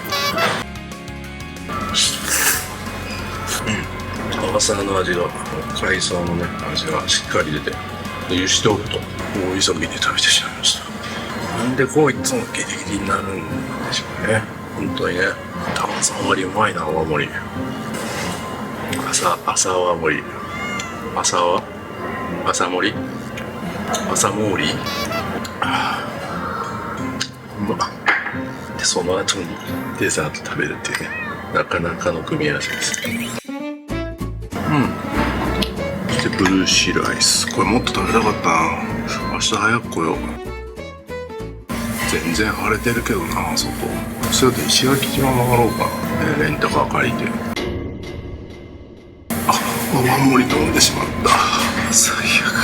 レンタカーで回ることもできない。今日は一日編集しますかね。休みも必要ですね。ちょっと疲れてね、ちょっと肌も荒れてきてたんでね、ごちそうさまでした。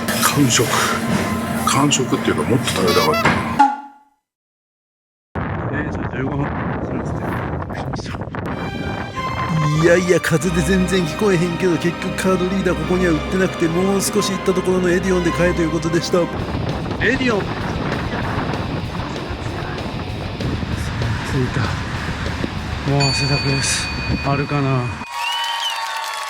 いやー、ここまで来た甲斐がありますね。ありました。なんとか仕事できます。痛い出費ですけど、まあしょうがないね。仕事の方が大事です。さあ、それではね、また自転車借りましてご飯買いに行きたいと思います。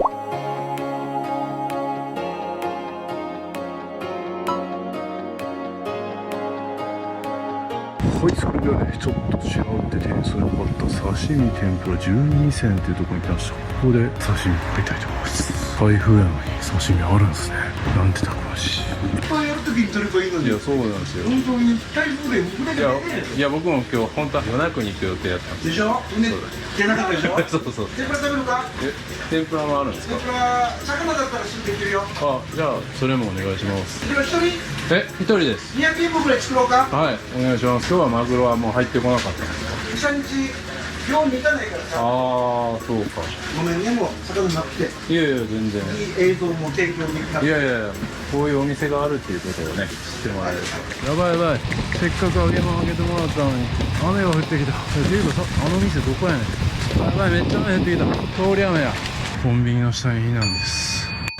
今日も来たけど、今日も閉まってるじゃないですか。でも臨時休業は昨日の前。どういうこと？ダメです。今日も買って帰りました。明日はね、最終日なんで居酒屋行きたいと思いますけどね。ああ、いい色に焼けてるじゃないですか。よく見ると今日はちょっとドリンク違いますね。はい、今日の晩酌セットはこんな感じにしました。オリオンのザ・プレミアムですね。そして200円で揚げてくれた魚の揚げ物ですね。嬉しいですね。こんなん居酒屋とかやったらもう5、600円すると思うんですけど、200円ですからね。やっぱいいっすね。で、こちら同じ刺身屋さんで買ったサーモンですね。これはチリのものですけどね。そしてもずく、これも売ってました。これも安かったですね。300円ぐらいだったかな。この3つで全部で1050円でしたね。そして醤油で50円でした。そしてコンビニで沖縄そば買ってきました。沖縄そば途中でこのもずく入れたりとかもできるかなと思ってね、こんな晩酌になりました。足りるかな。はい、それではね、お湯が沸くまでこの刺身とかちょっといただきましょう。まず乾杯です。これですね。オリオンザプレミアム。今日はプレミアムな気分でいただきます。コクがあるなって書いてますね。いただきます。サーモン。うまいな。ああいう鮮魚店で買うと特に美味しい気がしますね。スーパーで買ったのとはもう全然違いますね。ダントツでこっちの方がうまい。揚げ物いただきます。うまいな。いや本当にね、この辺の居酒屋とかね、美味しいですよ。美味しいですけど、やっぱね、石垣島結構ね、観光地化進んでて、正直バブルっぽい感じします。もうどの店行っても安くない。で、ちょっと安いところはやっぱもう200回電話しないと予約できないとか、もうそういうレベルになっちゃってるんですよ。なのでなかなかね、気軽に楽しみづらくなってるんかなっていう感じは正直するんですよ。飛行機とかはね、ピーチとか使ったら安いですけど、現地は結構高いような気がしてますというか、高いです。なのでこうやって刺身屋さんとか他にもいろいろ鮮魚店あるんで、そこで刺身とか買って部屋でこう食べるっていうのもいいんじゃないかなと思います。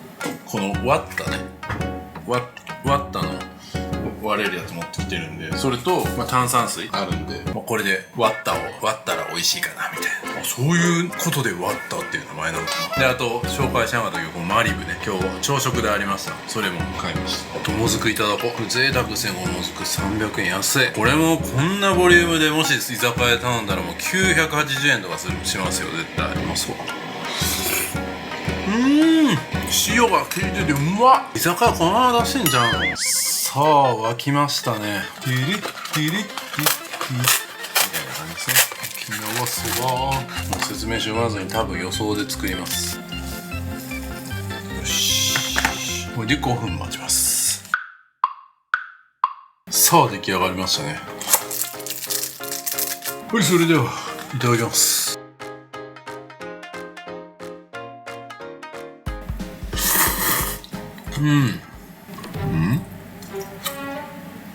沖縄そばか。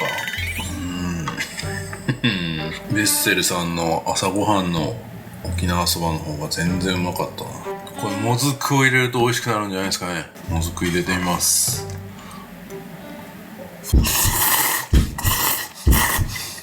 うまっ。めっちゃうまかった。もずくそばや。こんな楽しみ方もあるんですね。素晴らしい。もずくが大量にあるからなんぼでもできる。最高。今日も最高の夜や。それではね、ちょっと雨降ってるんですけども、やっぱランチ行きたいと思います。歩いて7分のところですね。ちょっと台風のね中なんで食べれるかどうかわかんないですけどね。湿気でレンズが曇ってますけど、このベッセルホテルさんでね、傘も貸してくれるんで、それもありがたいですね。あった。お食事屋マチキャー。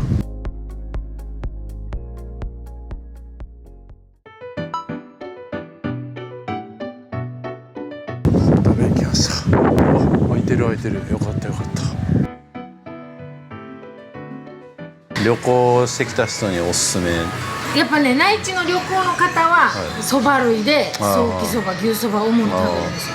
でがっつりご飯に行きたい方はもうこっち唐揚げ、この中では唐揚げ醤油、魚フライどっちか。牛汁はそばじゃなくて牛汁肉だけで、牛そばはこの肉とそば。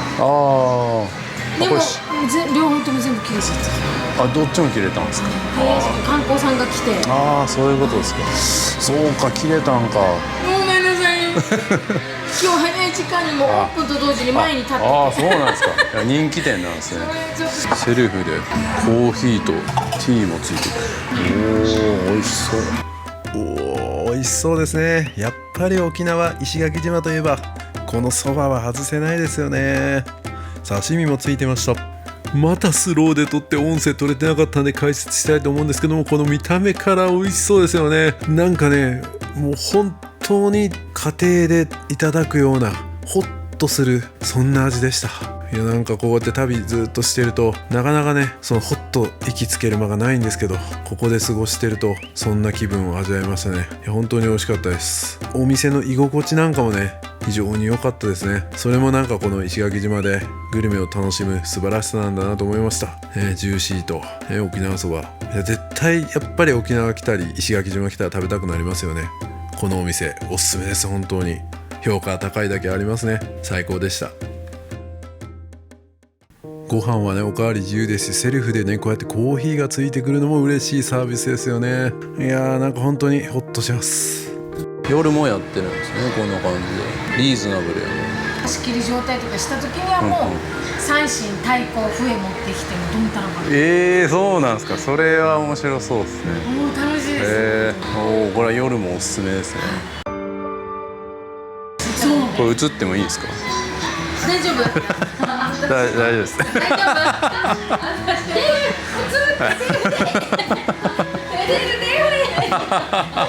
障害者の仕事も僕してて。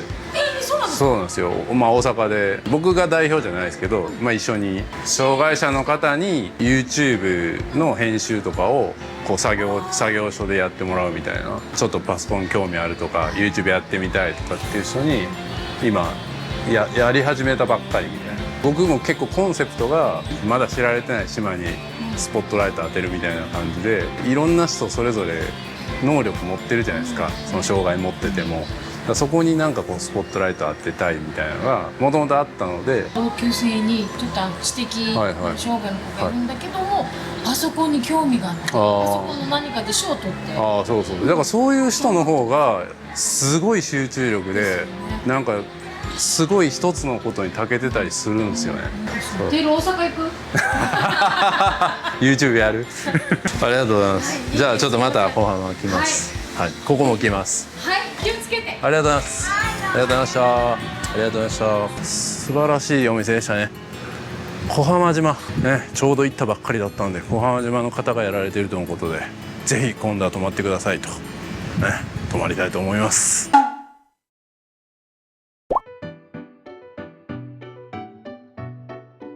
はい、ベッセルホテルからね結構近い場所なんですけども、このマサ亭っていうんですかね、聖亭、ちょっとまたレンズ曇ってますけど、ここ行ってみたいと思います。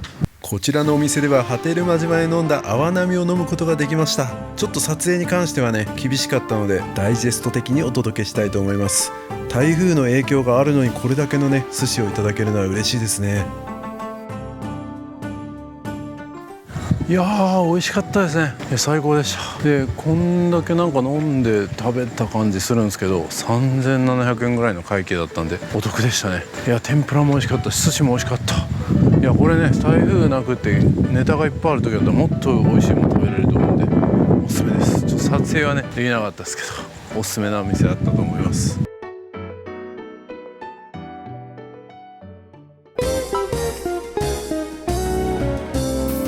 レッセルホテルの素敵ですね。スナック&スナックということで、デュエット75分歌い放題で店あるんですけど、ちょっと行ってみたいと思います。潜入です。じゃあ修正しますよ。60分なの75分にしていろいろ修正します。スナック来ました。今開けたばっからしいです。初スナックじゃないですか、モーリーチャンネル。初めて来たの多分 4,5 年前なんですけど。ああそう、それからちょっと変わってるでしょ。あ、変わってるんですね。変わってるね。いやその頃にも僕イメージはなんか竹富のようなイメージを持ってたんですよ。もう自然の。そう、なんか石垣といえばそう自然で、なんかサンゴの石垣があってみたいなイメージだったけど、あれめっちゃ広いしみたいな。そう観光地横の繁華街も広いね。まあ今回そのいろいろ回ったんで、西表と波照間、黒島、竹富、小浜、そっから比べると石垣帰ってくるとめっちゃ都会やんみたいな。この辺はね大都会やん。しかもなんかどの飲食店も割と高いですよね。ね、すごいこんなんついてくる。はいです。いただきます。お姉さんはアルバイトでやってるんですか？アルバイトっていうチェーンですね。20年ぐらい。20年ぐらいアルバイト。これは石垣島にものですか？昆布とね、人参とね、豚バラと大根。美味しそう。大根ウンブサーっていうさ、これ。ウンブサー。ウンブサーっていうのは煮物のこと。いただきます。うちの煮物だね。美味しい。ずっとこちらの方なんですか？そういうお店を紹介したいですね。長いですお店。もう同級者のほとんどいないですね。生き残ってるんですか？僕の父親もスナック経営してて、そう僕の弟が生まれた時からなんで、もう多分40年ぐらい、周りも全部潰れてるみたいな。そうね。当時は全然理解できなかったですけど、もう今思うとすげえなみたいな。そんな場所でね40年続けるって並大抵のことじゃないなと思って。あっという間に過ぎますからね。一年一年が早い。いやでもすごいことですよ。40年はね長いね。だから本当に親父と喋ったこととかほとんどないんですよ。まあそうやって夜いないですから。で昼間寝てるじゃないですか。すれ違いがあるね。すれ違いなんでね。でもなんかやっぱ今となってはすごくその何も喋らないことにもメッセージをもらってたみたいな。で仕事の愚痴とか聞いたことないんですよ。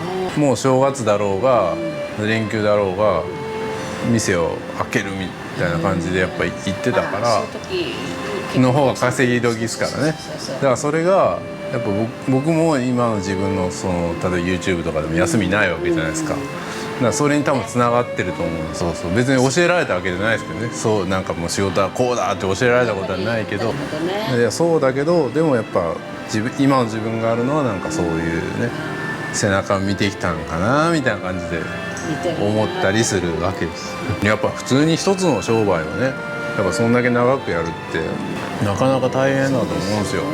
常連さんをね捕まえるのもやっぱ大変だと思うんですよ。いや美味しいです本当に。これも島の漬物。あ、島の漬物。表現難しいですけどやっぱ島のなんか独特な感じありますね。楽しかったですね。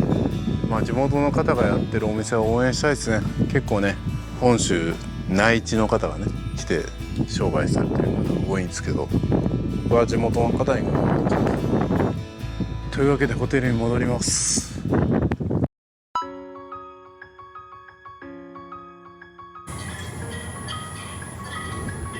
はい、これでね八重山諸島周遊の旅も一旦終わりになります。いやなんか台風が来てね大変なことになるかなと思ったけど終わってみればね結構そんなに暴風雨に降られてることもなく基本的に晴れてたんでいい旅だったなと思います。鳩間島とね与那国島だけまだ行きそびれているのでこれは後日また改めて行きたいなと思っております。それでは空港直行のバスで帰ります。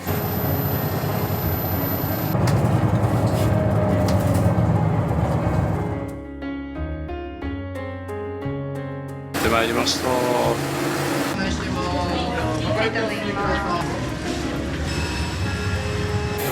手伝いが必要でしたらお近くの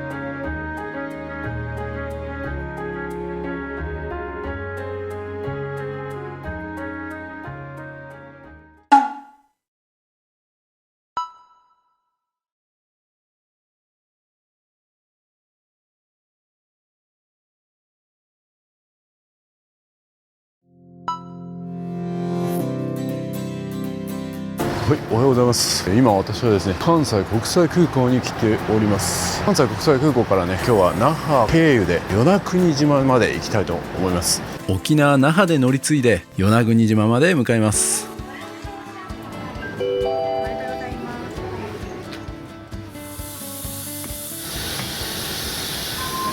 波を発する状態の電子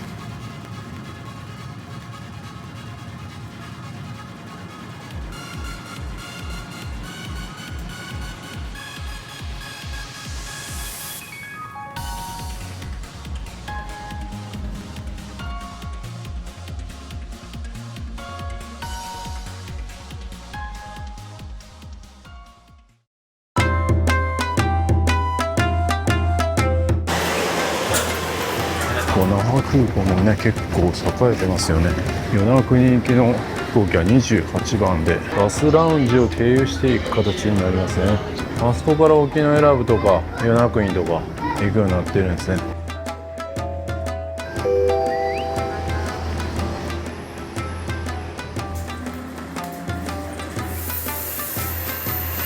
いいですね、旅感あってプロペラ機。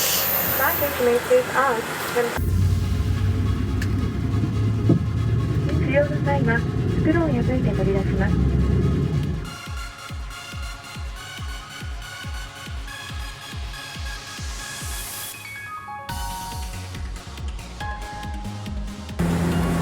ありがとうございます。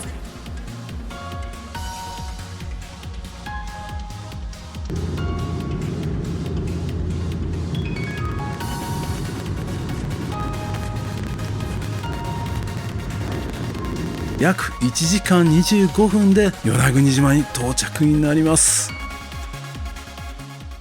日本の西の果て東京から一番遠い島で沖縄県八重山諸島にある与那国島は人口約1700人弱の小さな島。3つの集落があり島内一周は車で約1時間弱、自転車でも3時間程度で面積は小さいながら200メートル級の山があるなど起伏が大きく、島の南海岸は波で浸食され断崖絶壁が多数あります。与那国島へは飛行機は JAL 系の琉球エアコミューターで那覇空港から約1時間20分、石垣空港から約30分、フェリーを利用すると約4時間かかります。手つかずの自然や与那国町の天然記念物、与那国馬と触れ合いや海底遺跡の景観、日本で最後に夕日が沈む場所は他の島にはない体験。与那国島は亜熱帯気候で年間を通して暖かく、年平均気温は 24.7 度。常夏の島を楽しみたいなら6月から9月がベストシーズンですが、実は与那国島はグルメやダイビングを楽しみたいなら冬場がベストシーズンと言われ、この時期海峡も良く、ハンマーヘッドシャークの群れや海底遺跡を楽しみたい人にぴったりで、冬もおすすめです。あの人気ドラマドクターコトー診療所の舞台である式名島の撮影はこの与那国島で行われ、島全体がロケ地に。ドラマの撮影で実際に使用した診療所も見ることができます。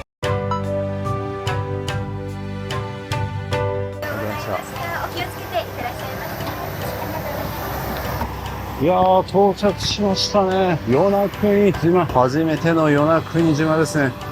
いや、結構風強い。マ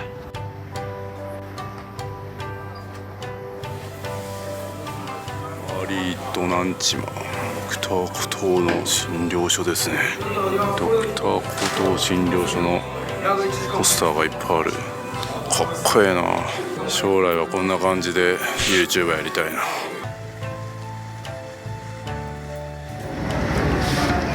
そうできました。売店もありますね。はい、こちら与那国空港にやってまいりました。結構ね、こじんまりした空港だけど、まあまあでもしっかりしてる感じですね。世論とかに比べると結構大きめの空港になってまして、この入り口のところにね、こうやってシーサーありますね。これシーサーで合ってんのかな、こんな感じで。ちゃんと観光案内もしっかりとこうある感じになってますね。はい、こんな感じの島になってて、ここが今現在地ですね。はい、今日は左側回ろうかなって感じですけどね。今日はこのレンタカーを借ります。ムンブレンタカーさんにお世話になりました。はい、この空港からね、もうすぐ目の前ですね。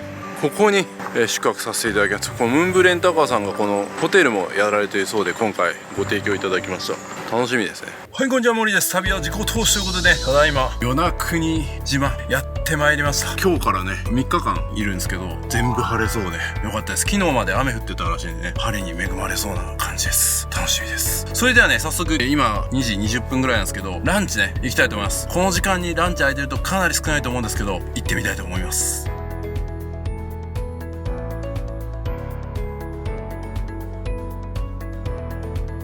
はい、この辺にね一つカフェがありそうな感じでやってまいりました。大々カフェっていうところですかね。大々カフェ与那国っていう Google 評価 4.4 のところ、ランチ行けるかどうかってとこなんですけど、いきなりソールドアウト売り切れですみたいな感じになってる。しかも今日もお休みです。どういうことや、なんていうことでしょう。この3日間で空いてくれる日あるんかな。大々カフェまたリベンジしたいと思います。クローズド、無念すぎる。そしてあちら側にはねちょっと商店もあったんですよ。ちょっと見てみようかな。福山スーパーって書いてあるんですよ。オリオンビール代理店、バンダ薬局とかもあるし、オリオンビール代理店福山スーパー、これですかね、スーパー。スーパーも閉まってるやん。これは潰れてんのかな。潰れてんのか定休日なのかちょっと分かんないですね。でも開いてない。これは運任せの旅になりそうやな。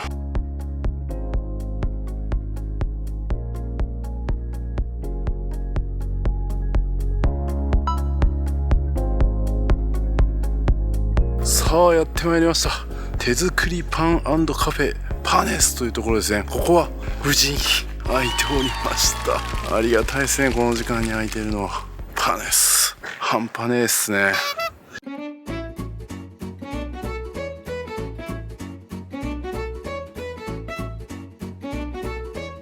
ンがなんと売り切れということで、ヤシガニそば。ヤシガニそば、じゃあそれにします。これはその与那国の、じゃあザミ麺にします。はい、お、じじゃあこれもいただきます。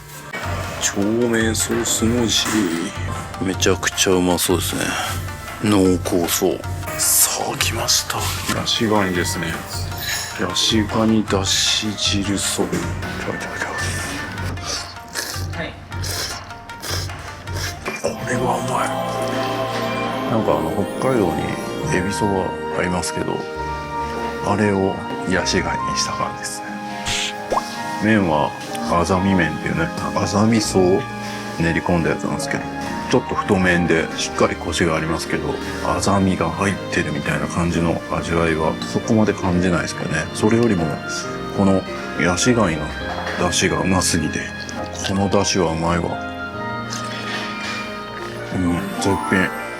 濃厚だけどあっさりもしてて、すごいしつこくないけどしっかり味はある。長命草つむじ、薬草感あるな。薬草感あるけどめっちゃ甘くてうまい。生唐辛子パウダーね、ちょっとつけてみよう。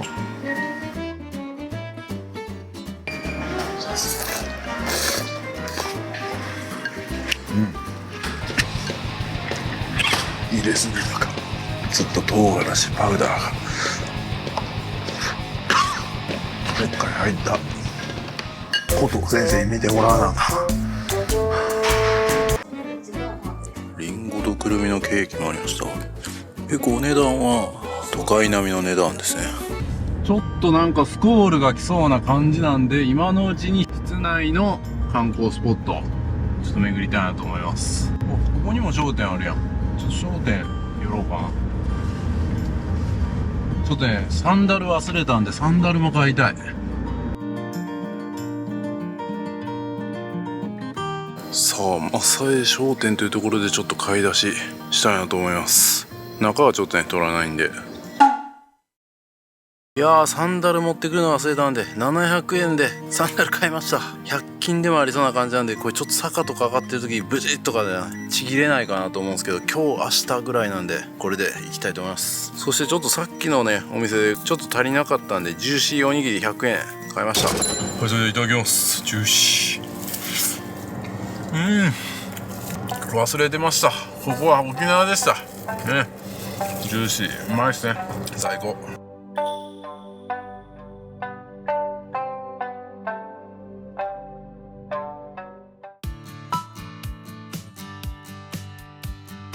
先ほどの売店からすぐ近くにね、DD 与那国交流館、 DD ってなんかタクシー配車サービスの DD かなと思ったら全然違うみたいですね。行こうでいいみたいな、なんかそういう意味が込められているらしいです。あれ、マジかよ、またもうってほんま休館中です明日は空いてるっぽいな。台湾とねやっぱつながりが強くてですね、台湾の、花蓮っていうところですね。僕まだ行ったことないですけど、台湾の東側ですかね、そこと姉妹都市なんですよね、与那国が。ここに書いてますね、記念姉妹都市締結40周年花蓮市長って書いてますね。花蓮の市長がここに来られたんですね。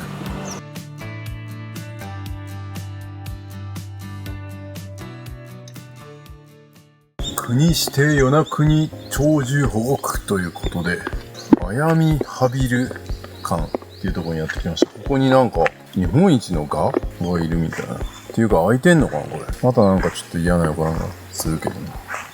マヤミハビル館。なんとも恐ろしい感じの名前。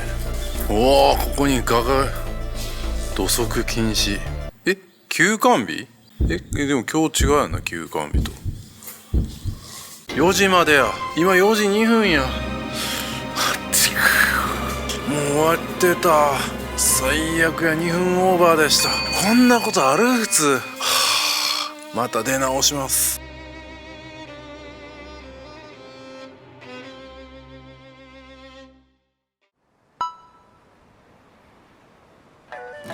さあ、土南酒造というところにやってまいりました。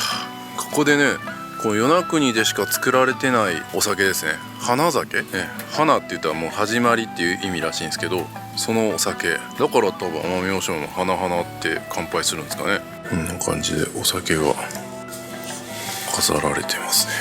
生産が追いついてない状態で品薄となってるって書いてますね。お酒になんかこういう風に巻いてるのがちょっといいっすね。国境のお酒、書いてますね。花酒。花酒とは泡盛製造の過程で最初に得られる純度の濃い極めてアルコール度数の高い60度以上の貴重なお酒と。花酒は泡盛と全く同じ原材料と製造法ですが、アルコール度数が45度を超える場合は酒税法上原料用アルコールとなりますってことか。60度やば。花酒、ここに作り方書いてますね。これ試飲できるんや。ただ運転してるんで無理です。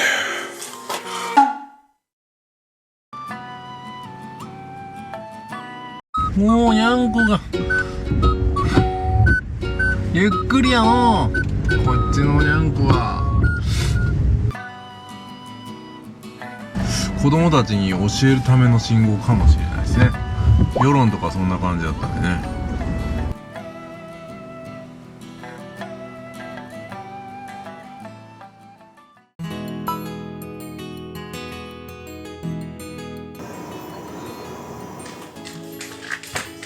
はい、今回ね、与那国島でお世話になります。開業したばかりのコンテナホテルになっております。かなり綺麗な感じですね。僕は今回八重山諸島を回った宿の中ではめちゃくちゃ綺麗な部類ですね。素晴らしい部屋です。おしゃれです。おしゃれな感じでベッドもちゃんとあって、なんとソファーまでありますね。めっちゃいいじゃないですか。ここでも寝れないかな。寝れる、まあなんかちっちゃい子だったら寝れるやんソファーですね。はい、そしてベッドも広々、2人が十分寝れるようなサイズになっております。ここなんか開くんかな。なんか開く感じになってる。おお、すごいすごい。これ開くとなんか物干し座がこう出るみたいな感じになってる。これは嬉しいですね。すごい、こんな便利グッズあるんや。へえ、これ便利グッズですね。ちょっと家に欲しいな。ここにハンガーが、これもおしゃれですね。そしてトイレは共用なんですけど、シャワーは個別にあります。嬉しいですね。普通逆な気がするんですけど、おしゃれに洗面台がありましてですね、アメニティがちゃんと歯ブラシとか全部ありますね。何これ、ヒアルロン酸フェイスマスクまであります。ここ与那国島ですよね。そしておしゃれなサロニアのドライヤーもあって、冷蔵庫も大きめのサイズのがあって、水も飲んでくださいということで、島感ないやんみたいなぐらいの感じですね。綺麗なところに泊まりたいっていう人はいいですね。はい、今日泊まってるところはね、ちょっと飲み歩きするには結構不便な場所でして、これもね今後改善していくと思うんですけど、バスはあるんですよ。無料のバスがあって、うまくその時間に合わせてバスで行って、帰りもバスの時間合わせて帰るみたいな感じで行ければ帰ることができます。で、空港に泊まるバスがそんなに本数ないんで、最悪は歩いて12、3分のところで降りて帰ってくるみたいなのがいいんじゃないかな。で、代行やってくれるところがね、その先のお店であるみたいなんですけど、昼ぐらいに言っとかないといけないみたいです。直前だとダメということですね。それからもう歩き30分歩いて飲みに行くということですね。今日はね、飲みたいんで集落までバスで行きました。飲みに行く前に、この商店の前にめっちゃにゃんこいるやん。与那国にゃんこがいるじゃないですか。そして向こうにもいる。島にはやっぱにゃんこなんですね。めっちゃいる。おお、喧嘩し始めた。やばいやばいやばい。あいつは味方だ。いや違う、あいつは敵だみたいな、気をつけろ、騙されんなみたいなことが行われてるんですかね。お店の前やけどな。夜の雰囲気もいいですね。静かです。明日は天気も最高そうなんで、明日から本格的な観光スタートになりますが、楽しみですね。今日は前夜祭ということで、地元の居酒屋で楽しみたいと思います。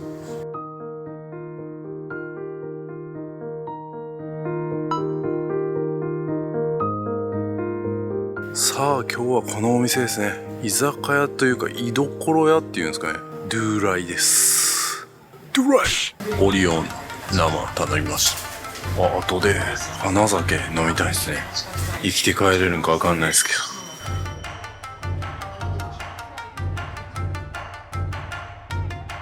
ど。めっちゃ冷え冷えの状態で来たのに、僕がノロノロしてたら普通になっちゃいました。もっとキンキンできてました。はい、それではいただきたいと思います。いただきます。う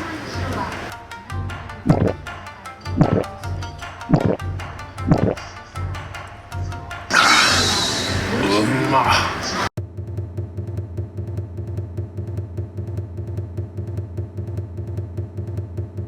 いただきます。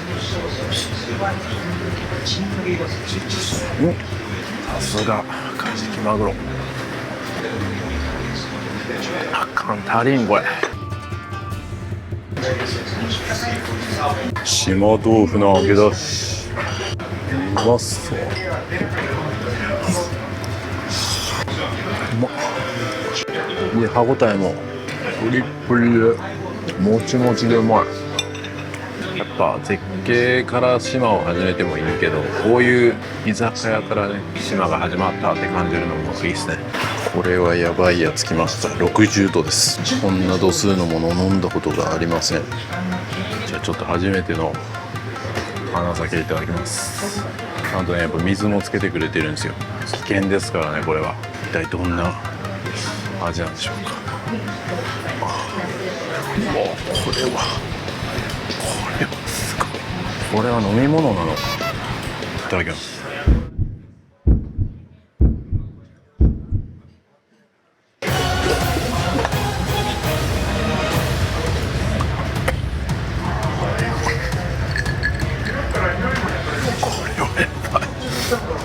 もうね、飲んだ瞬間に鼻にアルコールが出るし、こ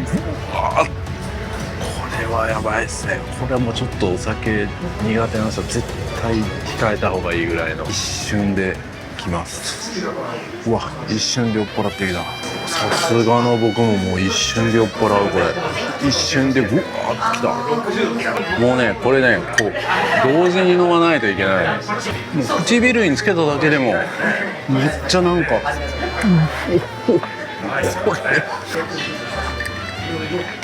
れはやばいな。飲み干せるんかなこれ。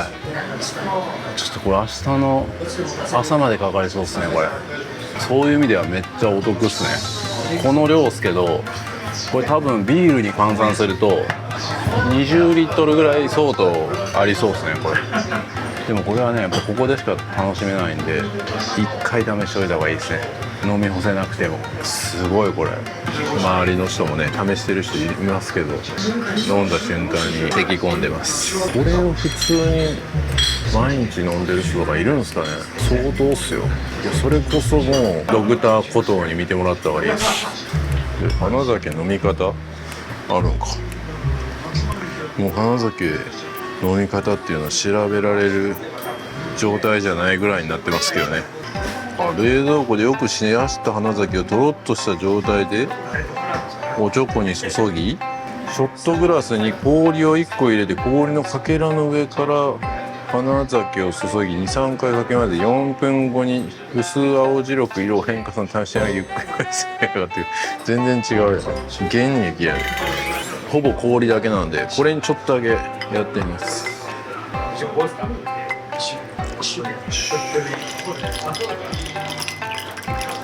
4,5 分混ぜます。あ、5倍から10倍の水で割るんや。これで割るってことか。この飲むのバカじゃないですか。原液で飲むのはちょっと頭おかしいやつです。僕はなんかこう和らぎ水的な感じだと思ってたんですけど、どうも割るやつっぽいですね。でもお店の方にね聞くとコーンはストレートで飲む方が多いということでね、ちょっと頭おかしいですね。どういうことや。これも人気らしいですね。ダブルチーズマルゲリータ風ということで、うまそう。これ酒進むな。やった。ピザの勢いでいけると思ったけど、あ、そろそろ 4,5 分経ってきたかなこれ。お、うまっ。4,5 分置いて氷で溶かしたやつうまい。まろやかでうまい。これはうまい。長命草のそうめんチャンプルー、なんかほぼそうめんみたいな。いや、この長命草のパスタもね美味しかったですね。ちょっと苦味があるっていう感じでね、健康に良さそうです。気がついたら飲み干してました。こちらは体に悪そうですね。さあ、酔いに任せてね、ちょっと集落をふらふらとバスの時間まで歩いてみましたが、気持ちよかったですね。商店もありました。商店でちょっとこの後飲みたいものを買いたいと思います。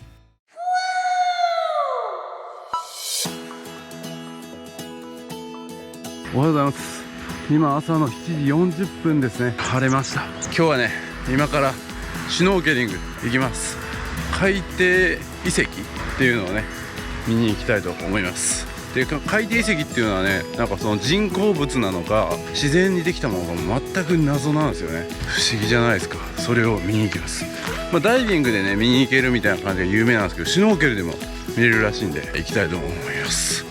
それにしても朝早いな。自衛隊がねあるんで、朝からなんかこう大砲が撃たれたり練習してる感じですね。今日はマリーンさんっていうところにねお世話になるんですけど、マリーンさんまで行きます。行ってきます。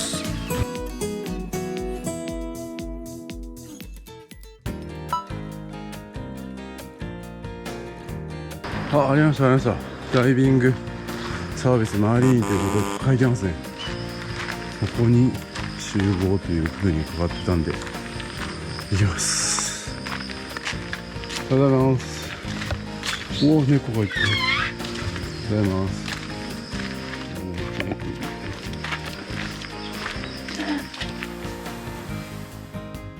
大物をまず記入します。猫ちゃんいますね。与那国にゃんこ寝てますね。ちょっと体に怪我してますけどね。喧嘩したんですかね。喧嘩は良くないぞ。あなたがやったんですか。ありがとうございます。はい、こちらの船で行くことになります。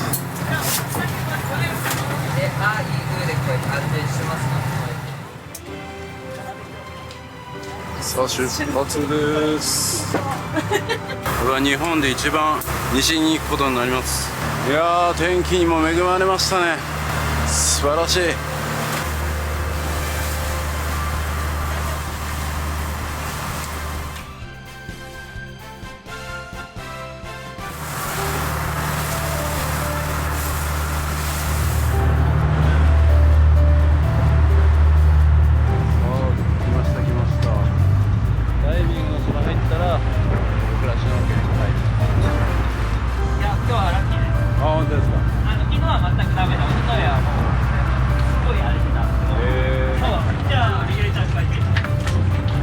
氷止めまでしてくれますね。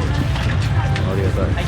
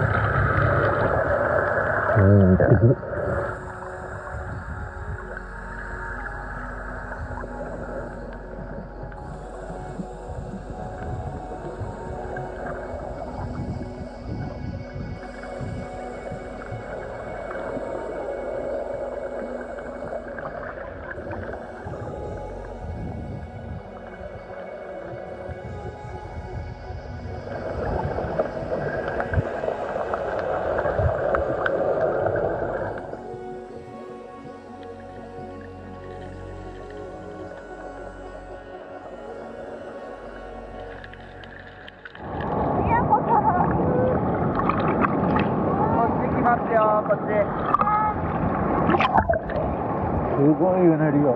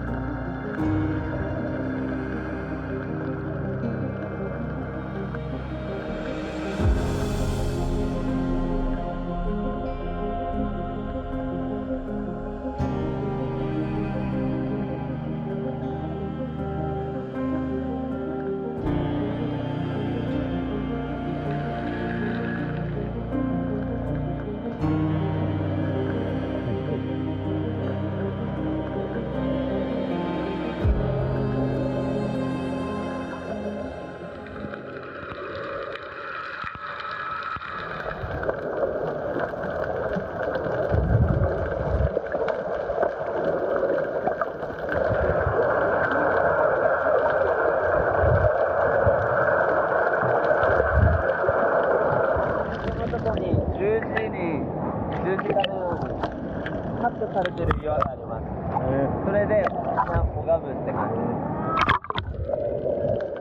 です。なんとこの場所に十字架のように岩がカットされてるところがあって、こう拝む場所になってるんですね。いや本当にそれを誰かが用意したんじゃないんですか。自然にできたかもしれないってこう演出してるだけなんじゃないですかって疑いたくなるぐらいのよくできてますね。いや本当に神秘的です。そういうことをね感じることが大事なんだとこの海底遺跡は教えてくれるんですね。まさに旅は自己投資ということですね。こういう場所に来るとね、映像を撮りながら日々頑張ってる皆さんがこの映像を見て少しでも癒されたらなって本当に思います。この映像で祈ってください。日々に感謝して、そして未来が良くなりますようにと。僕も視聴者さんの素晴らしい未来に祈りたいと思います。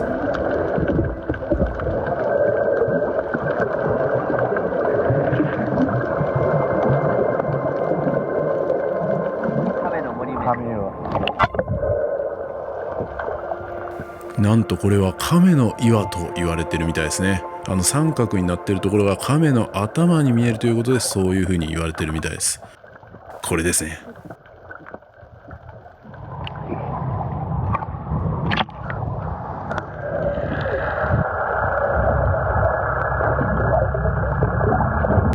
最高でしたね。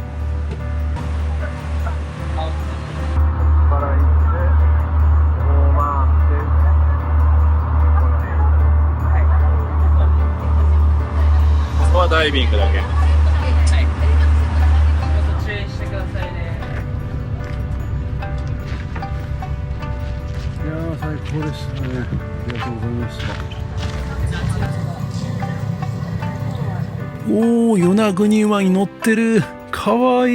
いやー、ダイビングサービスマーリンさん、最初マリーンって間違えましたけど素晴らしい業者さんでしたね。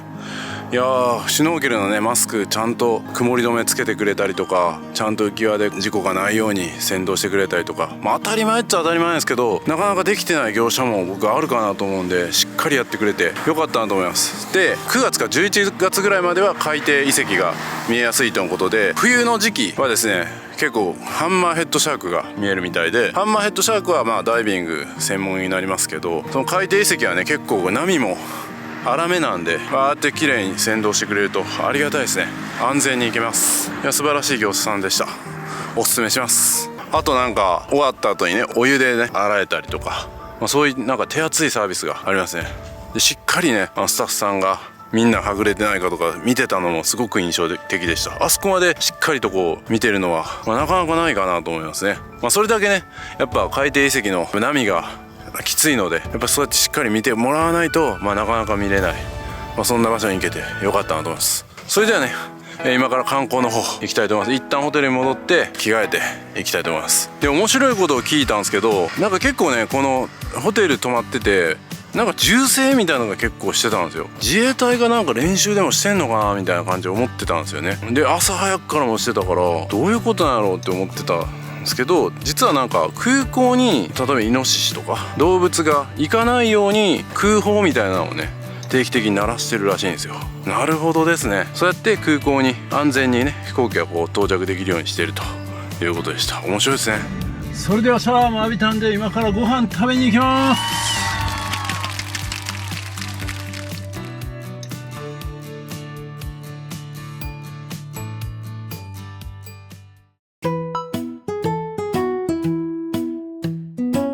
やってまいりました。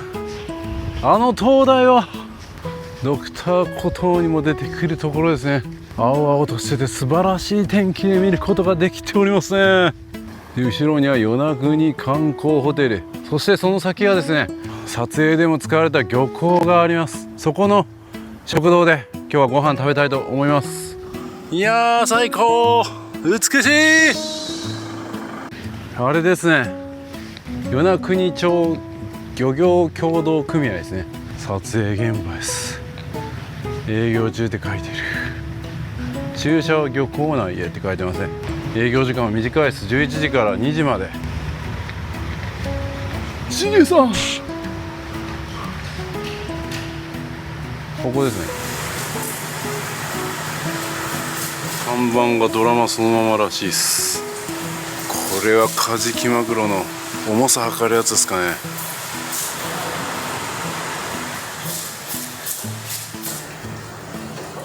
おお、魚も見える。透明度がすごいな。なんと今日はもうカジキ定食が終わってしまってたんで、こっちのおすすめの地魚フライ&カジキ竜田定食にしました。こちらもね刺身あるんでね、楽しみです。さあ来ましたね。30分ぐらい待ちましたね。結構ね混み合ってるんで相席もしながら30分ぐらい待った感じです。うまそうですね。まずはこのカジキマグロの刺身ですね。そしてこれもずくですね。でこれがカジキの竜田揚げ、うまそう。そしてご飯にお吸い物ですね。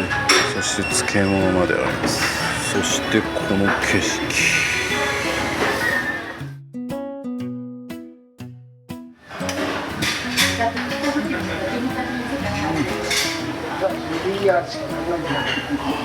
釣りももうまい。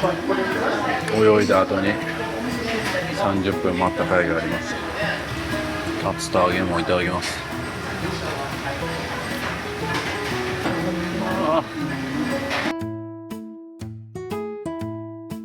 セットが売り切れだったんでがっかりと思ってたけど、やっぱこれおすすめされてるんでね、おすすめはうまいですね。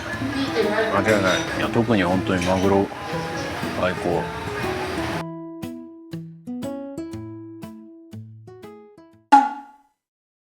いやー最高でしたね。いやまあそれにしてもね結構待ったんでね、時間には余裕を見てきた方がいいですね。それだけお伝えしておこう。味はもう間違いないです。しかもドラマのね雰囲気も味わえますし最高ですね。ちょうど船が来た。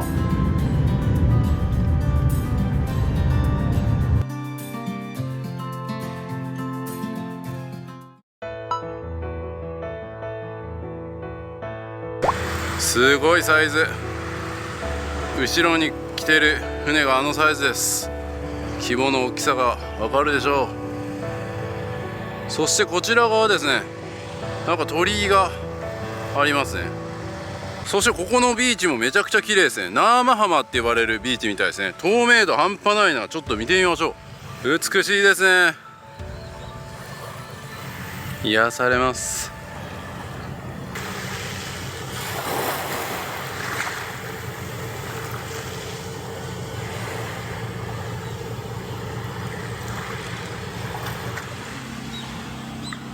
こちらに夫婦岩があるみたいですね。ちょっと見に行きましょうかね。カノフィラクなんていうのかわからんな。何かがあります。あれ夫婦岩ないやん。登ってきたのに全然違ってました。ここは多分なんかそのコンピラ山みたいな、なんかそういうこれですね。これは海の神様として名高いコンピラ山っていう合ってましたね名前。でもなんか今日は空いてないですね。定休日っすか。コンピラ山まで空いてるやん。あ、まだしまった。定休日とかじゃなかったですね。こんな感じになってるんや。なるほどな。海の神様をお祈りするわけですね。晴れさせてくださりましてありがとうございます。細かな空気になってたらパリピオルじゃないですか。ビキニギャルが泳いでおります。大人な旅にも似合うしビキニギャルにも似合う与那国島ですね。ぷかぷかと浮かんでおります。これ相撲場ですかね。なんか円になってる。これはキャンプ場ですかね。めっちゃ焚き火積まれてる。しかし膝が痛いな。なんか今日泳いでる途中もね、なんかちょっと膝痛くなって、40代中盤にもなるとこう傷んできますね。古藤先生に見てもらわなければ。ありました、夫婦岩。でも車止めたところの真後ろにありました。これ気づかんかったな。これが夫婦岩らしいです。なんか紐でつながれてますね。あ、書いてますね。夫婦岩神って書いてます。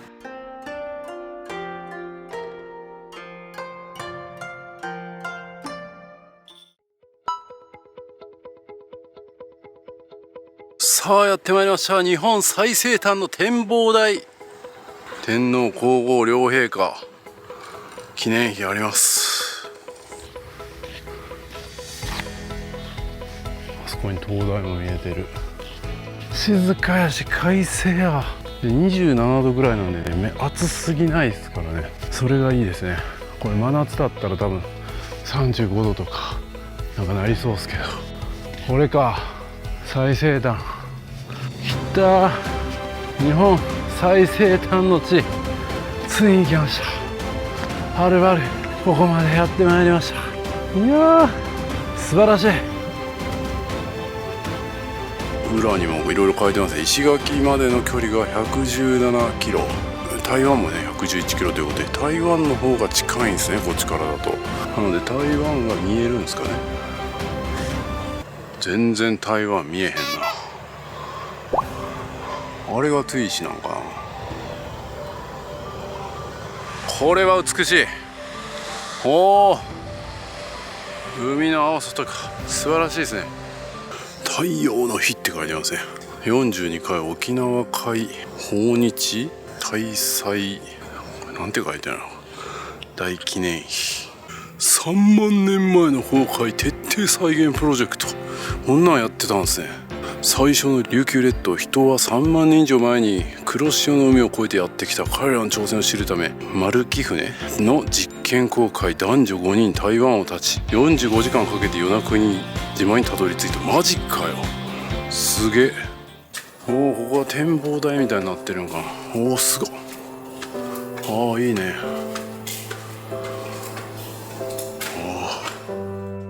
なるほど、こうやって黒潮がこう流れて与那国島にはこう回り込むような感じになってるんですね。ああ、だから海底遺跡のところも結構波があるんですかね。だから与那国島に行くのにこの黒潮の海流を通っていかないといけないってことか。はい、これがテキサスゲートですね。これです。これで馬をここ以上には逃がさないみたいな感じにしてるみたいですね。あ、結構馬糞が落ちてる。そこら中馬糞だらけですね。馬がめっちゃおる。おお、与那国馬いますね。めっちゃおる。でかいな。どっしりしてますね。すごい、触ってんかん。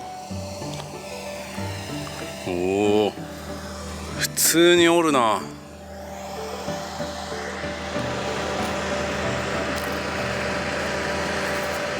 おおカメラ近づいてきた。お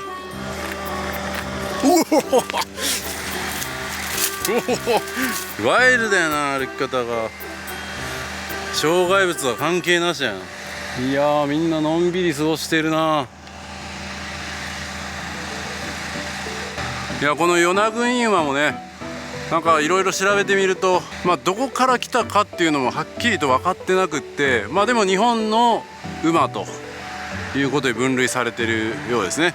で、以前は人間と一緒にこう仕事をするみたいな役割があって生きてたんですけど、もう今はやっぱ車とか、そういったものが発展して、この与那国馬の役割っていうのももうなくなってきてると。とはいえやっぱ与那国馬の役割をこれからも作っていきたいと考えているそうですね。なのでなんか観光用みたいな感じもありだと思いますし、人をこう乗せるみたいなねアクティビティなんかも一つの役割かもしれないですし、こうやって鑑賞するだけでもいいですからね。本当にね、残り確かね250頭ぐらいみたいな感じで帰ったんで、都馬と与那国馬っていうのがいて、与那国馬は250ぐらいだったんじゃないかな。で、都馬が150ぐらい、そんな感じだったと思います。貴重ですね。なのでここはねすごい自然に放牧して馬を飼ってるので、なんか倒れて馬がこう亡くなってたりとかも普通にあったりするみたいですよ。今慌てて降りたところも普通に馬糞があった。すげえ、サギと馬がなんか共存してる。めっちゃ仲いいやん。すげえ、こちらですかなみたいな。五島列島で見たサギみたいな。こっちに来なさい。こっちこっちみたいな。もうめっちゃついていってる。普通に横切るな。全然見てない。いやー素晴らしいですね。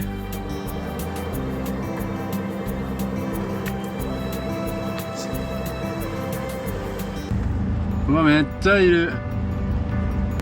サギもめっちゃいるな。あ、牛が食べる牧草にバッタとかがいて、それを食べるために一緒にいるみたいな。すごいな。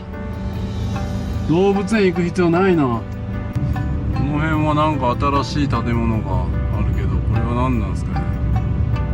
自衛隊の方の寮とかなんか。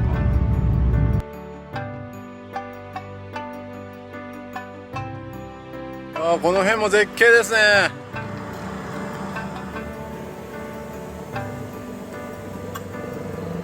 これがテキサスゲート。おお、車で通るとこれもう自転車だったら溝はまりますね。馬が通れないようになってる。こちらがもう一つの集落ですね。3つ目の集落ですかね。ここにも食堂とかありますね。さあ見えてきたか。来たー。膝が痛い。膝が痛い。先生。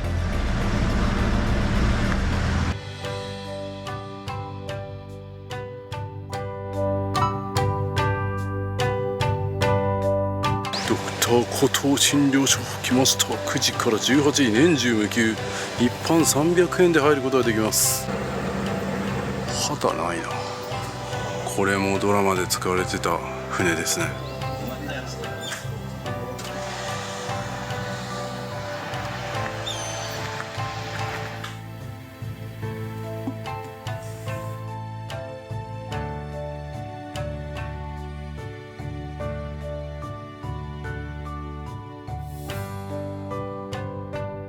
ここが入院してた部屋ですね。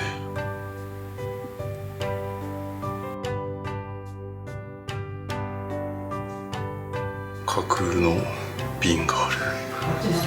シギナ出港。でも一応石垣からシギナやったんですね。本土って言ってたのは石垣やったんですかね。から屋上に行けるみたいですね。なかなか急ですよ。ちょっとお年寄りの方とかは注意ですね。おお、絶景、はあ、素晴らしい。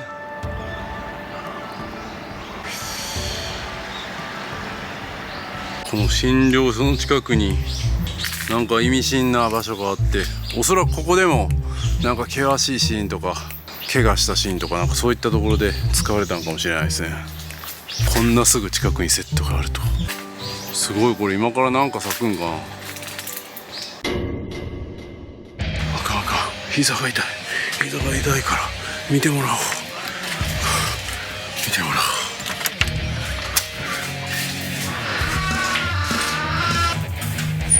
あかんあかんあかん、お腹も痛くなってきた。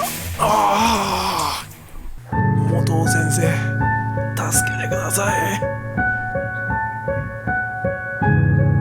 大丈夫です。絶対に助けますから。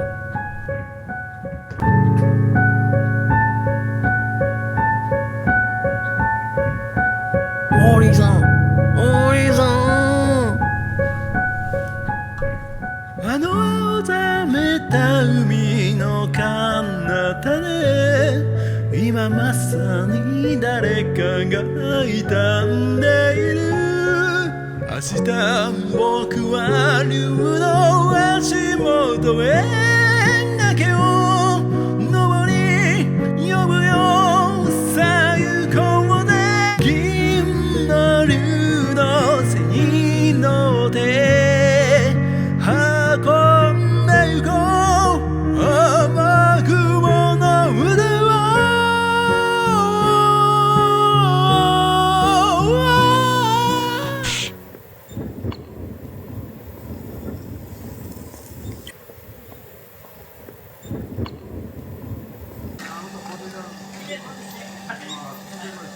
って馬に乗って海を泳ぐのいいな。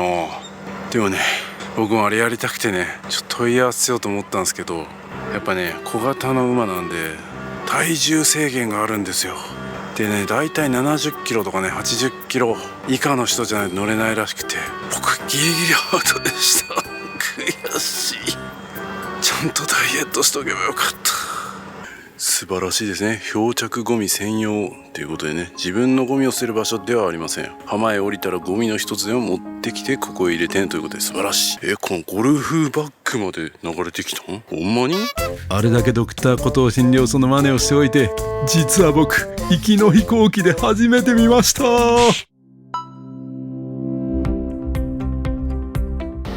はい、やってまいりました。立上岩ですね。ここから見えるんですかね。なんかあそこにちょっと登るようなとこあるから、そこから見えるんでしょうね。でもこっちを眺めてる限りはまだ何も見えないです。2人ぐらい登れるような岩があります。見えるんでしょうか。さあ登ってみます。来たー、めっちゃ見えるやん。めっちゃ絶景。半端ないなこれ。なんという美しさでしょう。海のブルーもめちゃくちゃ美しい。すごい。これは見応えがある。肉眼で見るとさらに気持ちいい色で、こちら側もなんか鬼の洗濯岩みたいになってますね。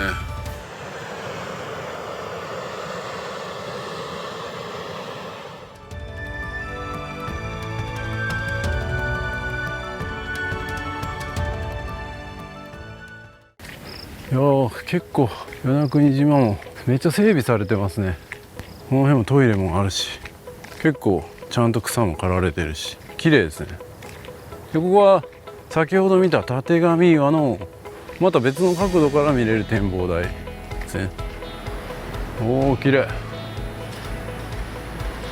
素晴らしいですね。こっちから見るとまた別の美しさがありますね。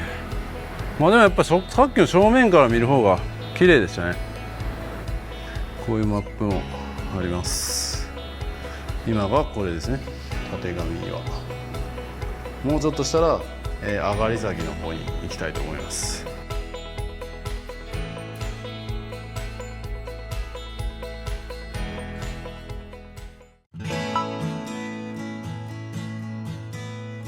はい、こちら NHK 大河ドラマの琉球風の結婚の地って書いてますね。だいぶ消えて読めないですね。でもなんか絶景感あります。すごい。あの岩の感じとかじゃいい感じですね。一応立ち入り禁止になってますね。あの岩肌とかもすごいな。こういう景勝地になってます。ただ今は入れなくなってますね。ちょっとこちら登ってみようと思います。軍艦岩っていうのが見えるっぽいんですけどね。軍艦島ならぬ軍艦岩。あれかな。出た、軍艦岩。確かに軍艦っぽい岩になっております。軍艦島の動画もね出しておりますが、軍艦岩も美しい。さあまたテキサスゲートがあって、牛がいますね。今度はちっちゃい牛がおる。子供の牛や。こっちのなんか馬はこれ全部牛か。馬かと思ったら牛でした。牧草食ってんな。馬もいるな。向こうには馬もいます。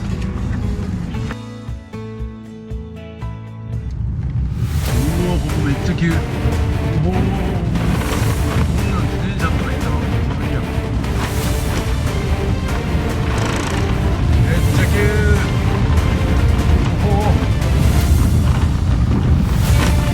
急に急やん。やんこが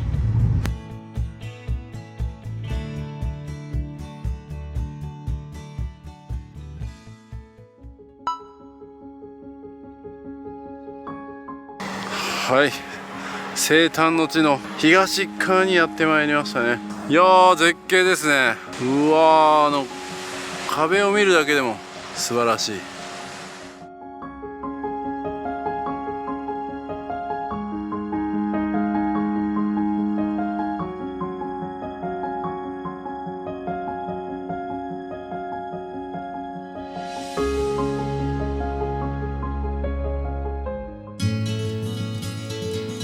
これは伊達口デイっていう史跡みたいですね。琉球王朝時代の船をこう見張る場所みたいですね。ヤンキー、ここが四畳半ビーチ。めっちゃ狭い。四畳半の部屋に住んだ過去、僕にはありません。さあ、あっという間に島を一周して商店までやってまいりました。さあ、夕日を見に行く前に日本最西端の店、大朝商店、大腸商店やってまいりました。ここでちょっと飲み物買ってから行こうと思います。今刺身とか売ってるな。元気クールも売ってる。ここめっちゃいいっすね。手作り物が結構売ってて、パンも売ってる。いや、ここね、品揃えすごい良かったですね。ただね、ここだけ現金決済っていうのはちょっと残念でしたね。これでクレジットカードも使えたらもう最高の店だったですね。はい、これ買いました。きなこ餅、これちょっといただきたいと思います。昔これあった気がするんですよね。全然餅出てこへんな。ああ、出てきた。だいぶ奥の方へ出てきたな。うまい。今ではもう多分この辺でしか食べれないんじゃないですかね。沖縄明治乳業の商品ですね。一応明治なんや。あ、だから沖明なんや。沖縄の明治で沖明や。そしてこれ元気クール。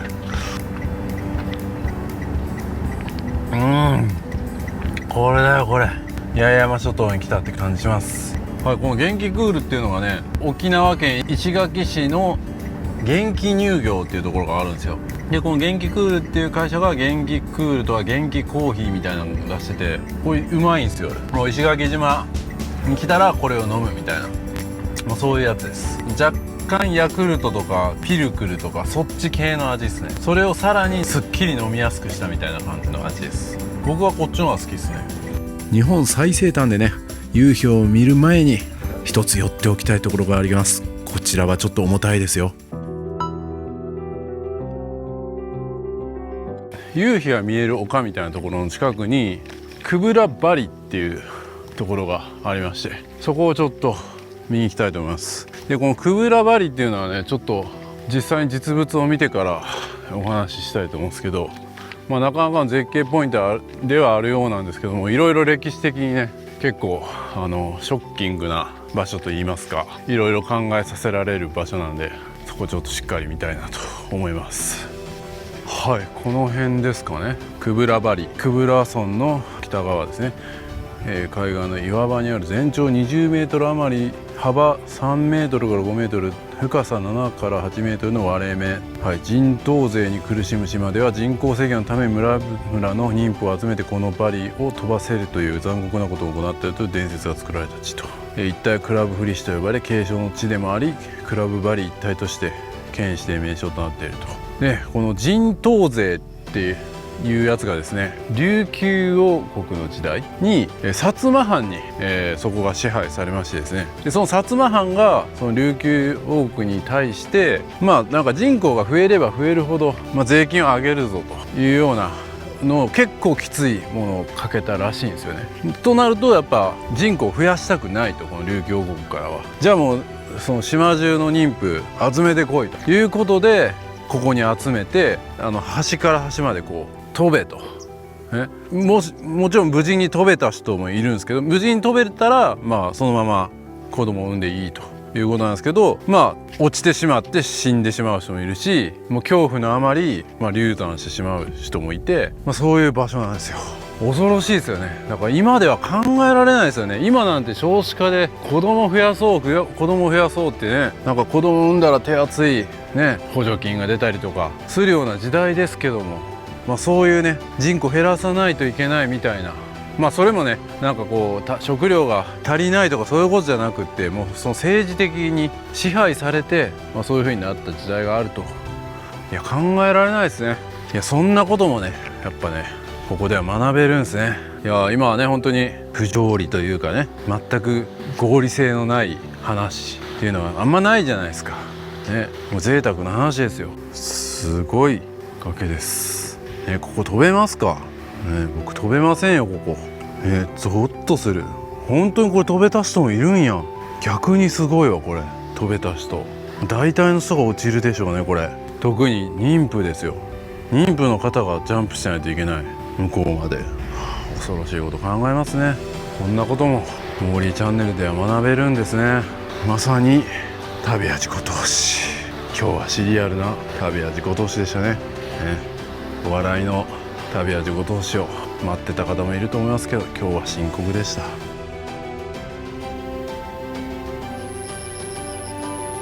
しかし素晴らしい景色です。夕日落ちそうや。早く行かないと。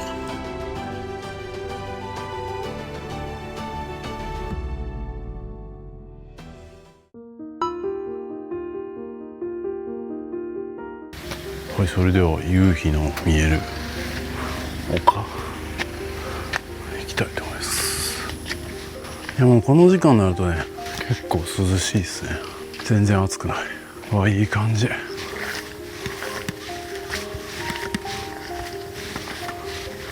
おお素晴らしい。来ました。与那国島へ。日本最後の夕日が見える丘。素晴らしい。いやー何度もね言いますけども、夕日をねこう見に行って本当に狙った夕日が見えないこともありますね。雲だけしか見えないこともあるかもしれませんが、こうやって夕日を見に行っていろいろと考える。そしてこの日本最後の夕日を見に行ったんだという事実が満足度を高めてくれると思いますし、意味のあることだと思いますよ。はい、それではね今日は代行を使いますので、昨日とは違う集落で飲める場所を探したいと思います。次はねこのままイスンっていうところに行こうと思ったんですが、なんといっぱいでした。無念すぎる。なんでやねん。この辺りにウミンチュ食堂があるんで、2軒目はそこ行ってみましょうかね。書いてる。営業中。なんとこのウミンチュ食堂も満席。なんてこった。くそー。本日はご予約でいっぱいやって。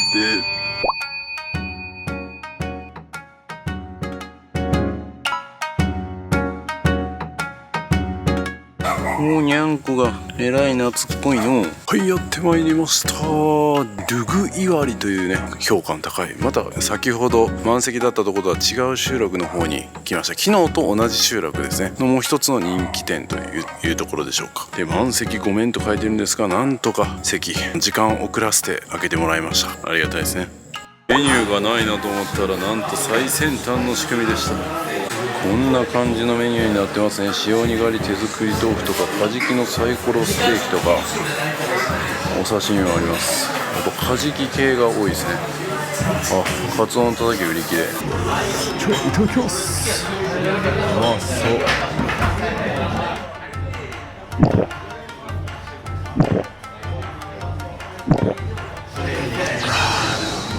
はい、来ました。これカジキの刺身ですね。刺身の盛り合わせじゃないですよ。素晴らしい。結構なボリュームですね。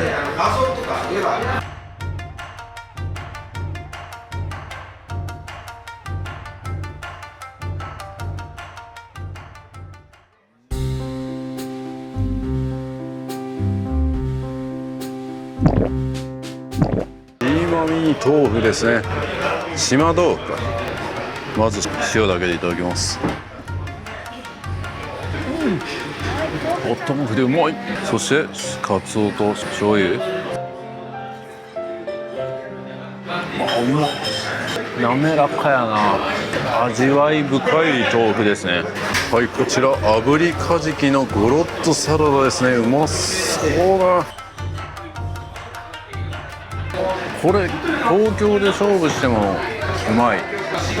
味がすごく洗練されてるな。都会的な味にカジキのね新鮮な味が加わってるんで美味しくないわけがない。イカツボ。イカもねなんかここで今釣れてるみたいなんでね、絶対うまいやつ。取れたて新鮮はやっぱ一番ですね。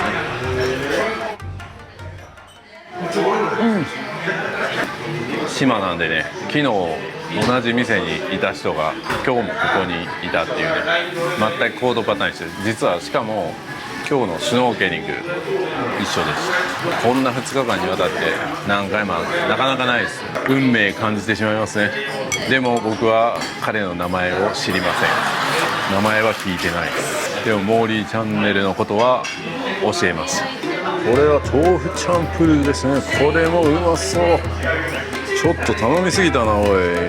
でも味うまいからゆっくり食べよう。じゃあ豆腐チャンプルーいただきます。豆腐はうまい。味付けも優しいな。はい、これね泡盛の3種飲み比べなんですけど、手書きいいっすね。与那国ですね。これ30度の泡盛、そしてドナン、昨日飲みましたね。30度ですね。僕昨日飲んだのはでも花酒の方だったんで、こっちは普通の泡盛の方ですね。そしてこの歯声がですね30度なんですけど、ちょっと30度切らしてるので43度の方にしていただきましたということで、いやきつなってるやんみたいなね大丈夫かな。一応チェイサーもあります。じゃあ与那国からね、ちょっとなんかイカと一緒にいただこうか。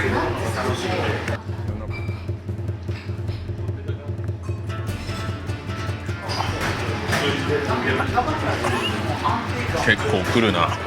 これをちょっと味を評価しろと言われてる。でも僕はね昨日の60度乗り越えてきてるんでね、30度なんて全然楽勝ですよ、腕立て100回耐えた後に50回するようなもんですかね。次の日全然余裕です。それはでも例え悪いか、筋肉痛あるもんな。次ドナンいきます。ちょっと条件を同じにするためにイカもう一回、そういうとこ真面目なんでね。ドナン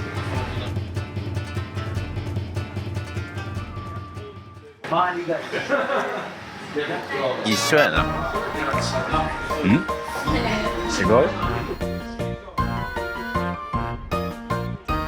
若干だけドナンの方がちょっとまろやかな感じがしますけど、ほぼ一緒っす。即酔うやつです。そして最後モンスターが残ってます。43度。何43って。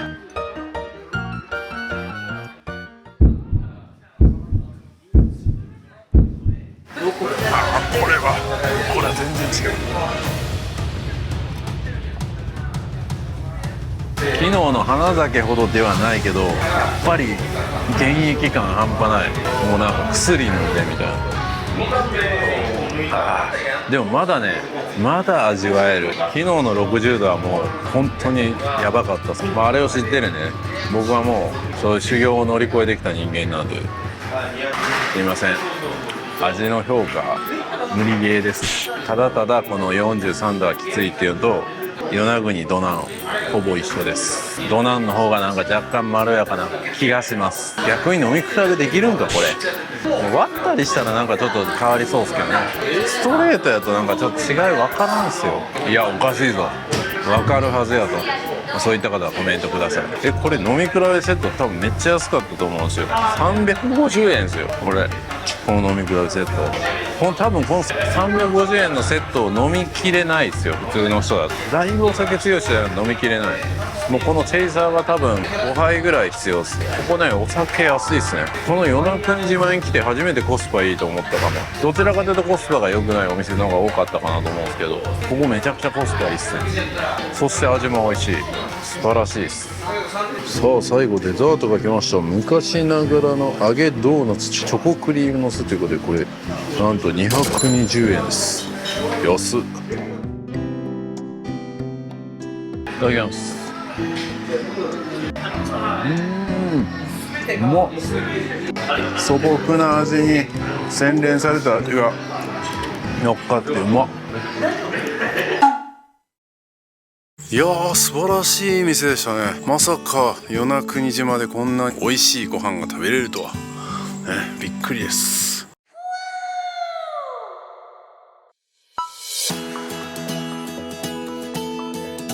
はい、おはようございます。今はねもう11時ですね。今日はねちょっとぐっすり寝れました。すいません、僕ね多分ずっと与那国島って言ってて皆さんも気になってたと思うんですけど、実際与那国島でした。難しいですね漢字。申し訳ございません。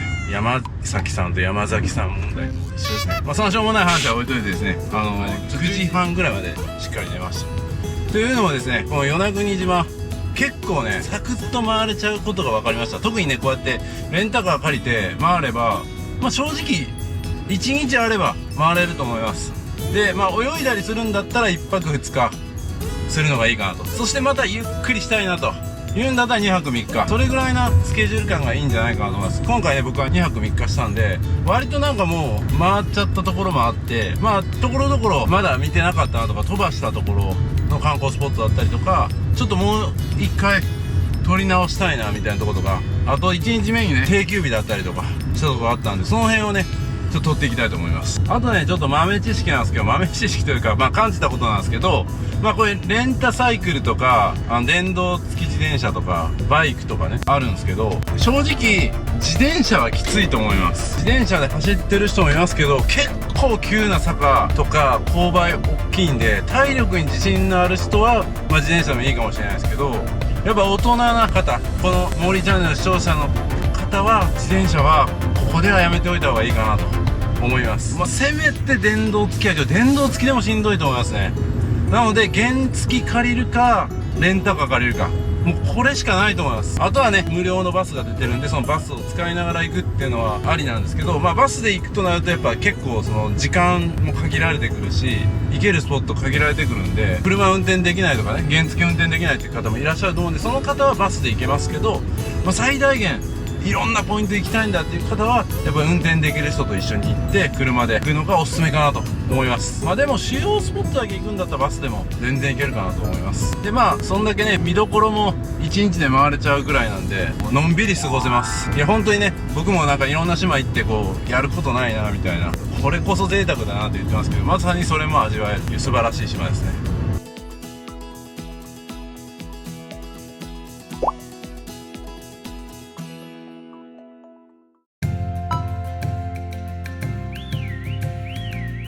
はい、今日のランチはですね、ドクターコトー診療所からもう車で2分ぐらいですかね、そこにある若菜そばというところにします。 Google 評価 4.4 の有料店になります。すでにお客さんが何人か入ってますね。若菜そばいい感じです。こんな感じのメニューになってますね。ザ・セリフ若菜そばの大ですね。大を注文しました。なんか大だと結構ボリュームあるんで、もしかしたら並でも良かったかもしれないですね。結構人気なんでね、出てくるまでに時間がかかるので、この与那国島でランチを食べる際は時間に余裕を持って食べることをお勧めします。いただきます。肉とかめっちゃうまそうだし、匂いも優しい匂いがします。まさに若菜そばですね。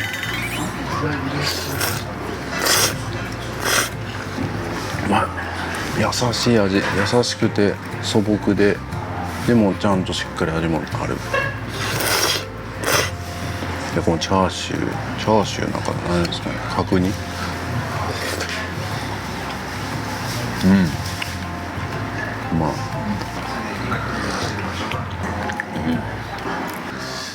並で良かったかもな。結構なボリュームありますね。東京とかの感覚でおったけど、めちゃくちゃサービス精神満点です。これも入れてみようかな。コーレグース、味が引き締まりますね。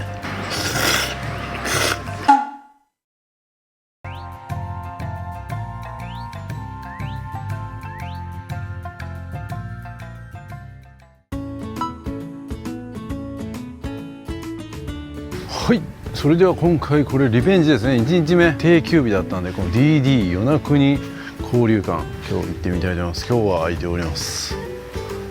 与那国のことがいろいろ見れそうですね。200円いりますね。ここなんかカフェみたいにもなってるんや。こんにちは。カードで行けますか。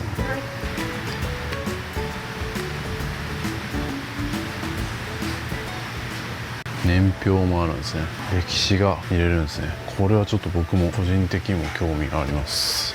はい、これですね、台湾沖縄日本関連年表ということでね、1500年くらいからちょっとこう歴史が書かれております。沖縄はね、かつて日本ではなかったことをご存知ですか？台湾はね、かつて日本だったことをご存知ですか？沖縄は1429年からね、1879年まで琉球王国という独立した国で、450年もの間沖縄本島やね、周辺の島々を掌握し、日本だけでなく中国とも取引をしていたんですね。1879年日本に併合され、第二次世界大戦後は一時的にアメリカにね統治されましたが、1972年に日本に返還されました。もう50年ですね。台湾はね、かつてポルトガル人によってフォルモサと呼ばれたりねしてたんですが、オランダやスペインに占領された後、日本にも縁のある鄭成功っていうね人により中国系の支配を受け、最終的には清の統治下になりました。その後ね、ボタン社事件っていうのをねきっかけに台湾は日本に統治されまして、第二次世界大戦後は中華民国となったんですね。台湾と沖縄は地理的には近く、交流もあるため文化や歴史も交錯しているんですが、それぞれね異なる歴史的経路をたどってきてるんですね。そんなことをここではね詳しく書いております。ぜひ興味ある方は覗いてみてください。そしてね、この与那国島は台湾に近いということもあり、さらにこう台湾との関係がありますね。西表島とか西側には台湾ですね。年に数日ほどだけみたいですね。いろんな条件は整わないと見れないですね。昨日は見れなかったですね。あと海底遺跡のことも書いてますね。貴重な海底遺跡は1986年に与那国島の南端久部良港から約15分の50メートル付近で巨大な海底地形として発見されましたと。現在自然地形説と人工的な構造地説などいくつかの説がありますが、ここ日本最西端の与那国島を象徴する美しいブルーの海の海底地形に対して、今後さらに学術的な調査や文化的な価値および自然科学的な価値に関する検証を進められますと。素晴らしい。これですね。これが海底地形ですね。これ昨日見たかな。これ亀のやつじゃなかったかな。この辺の地形見た気がするね。で、ここも見ましたね。ここ2枚のなんか板があるところ見ましたね。昨日はこう行ってこういう感じですね。こう渡ったんですね。こうやっていろいろとまた歴史的なこともね見れるようになってますね。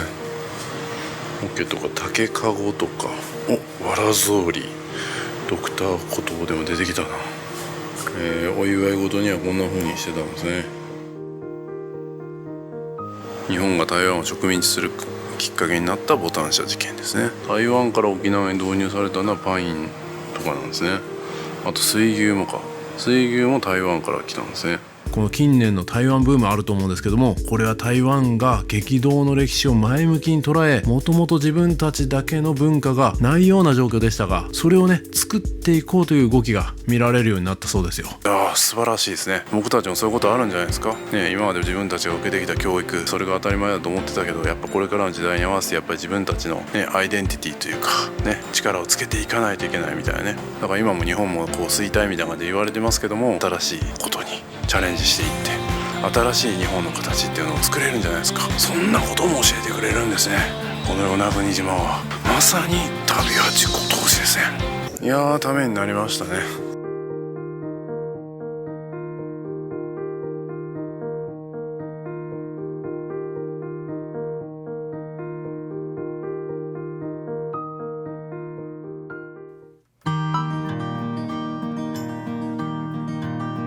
はい、またやってまいりました。前ちょうど閉まる時間に来てしまったんですけど、今日はリベンジということで日本一の蛾が見れるということで、なんかちょっと雲多くなってきたな。スコールがちょっと来るかもしれないですね。あやみはびる館か。いや、誰もいないんでね、ちょっとまた空いてないんかなみたいな。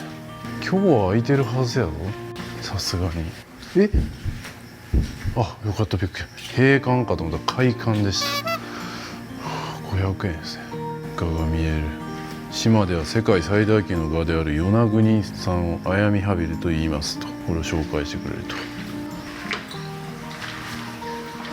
こんにちは。上映20分間ほどの上映がございます。あ、そうなんですか。そちらをご覧になってからまた館内を自由にという形で。そうなんですか。ちょっとそんなに時間がなくて、もう中見るだけでも大丈夫ですか。大丈夫です。はい。上映も途中まででも構わないですが、でもどうぞ奥までありますので、ご覧になってください。ごゆっくりどうぞ。これどういう区別になってる？オスとメス？そうですね、オスとメスですね。オスが小さいです。で、この三角の形見えますか？で、こっちは台形なんですけど、そんな違いなんですか？区別をつけますね。メスがやっぱり一回り大きくて寿命も長いです。メスの方が長い。人間と一緒なんですね。はい、ありがとうございます。与那国さんを探しに行こう。実際に野外にもいるんだ。与那国さんの幼虫の糞で絞り染めとか、すごいマニアックやな。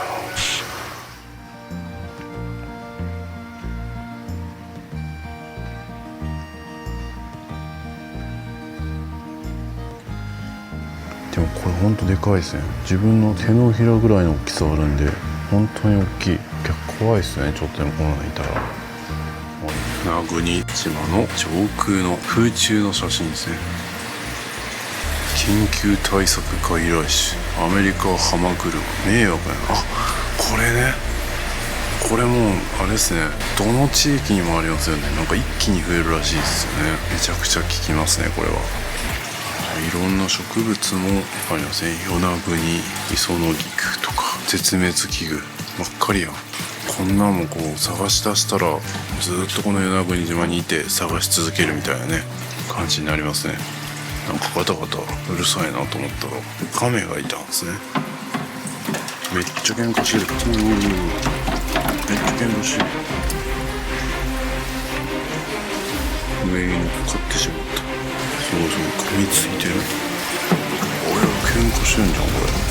大丈夫？噛みついてるけど大丈夫？交尾とかじゃない。噛みついてる。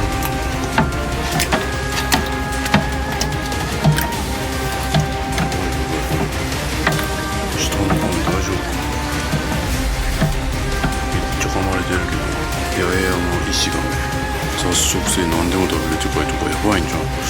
カメ食べてるんじゃん。なんかカメがカメ噛んでるんですけど、これ普通なんですか？なんかめっちゃ本当ですね。噛みついてた。ちょっとあれ本当だ、私も初めて見ます。あれ噛んでますね。ちょっと餌をあげます。はい、やっぱりやばい状態になったみたいですね。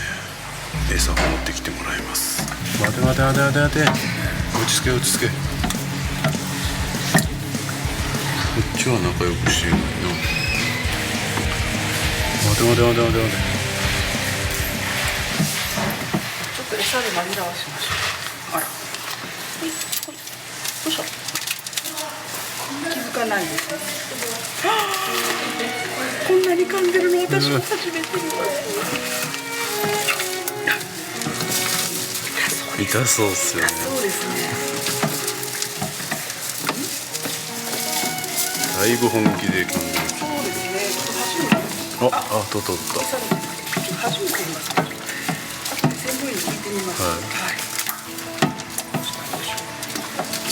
ありがとうございます。よかったよかった。救われました。幸いなんか食いちぎられたりとかもしてないんでよかった。餌が足りなくなってたんですかね。めっちゃ食べてるし。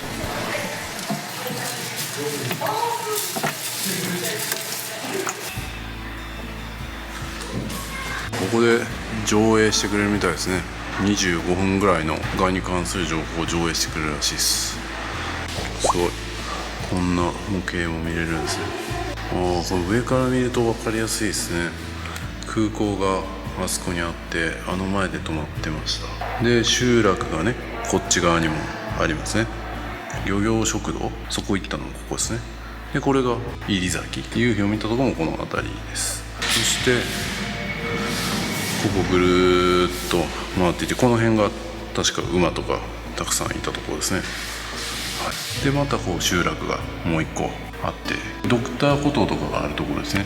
ここで今日若菜そばとか食べたところですね。でそっからずーっとこっちに来たら立神岩でしたっけがあって、軍艦岩もあって、この辺が確か海底遺跡とかもあるところですね。そしてこっちが上がり崎ですね。で上がり崎からはいぐるーっと回ってこう行くと集落あると。ここは結構僕も夜に2日連続でここの集落でご飯食べたりとか売店行ったりとかしましたね。これで1周になりますね。分かりやすいですね。すごいガーマニアには、超マニアにはめちゃくちゃすごい貴重な資料です。ヘビはいるんですね。でもハブは効かないですね、そういえば。餌を持っていくんですね、最初。食べてる。これもその与那国の田原川の上流の方に。金人手長エビ。すごい。手で取るんですね。すごいすごいすごい。自分で取る。すごいすごいすごい。器用やな。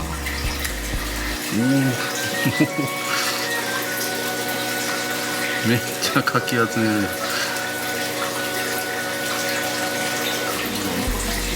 もともとは餌を長い手で取って隠れて食べるけど、天敵がいないと分かると堂々と食べると。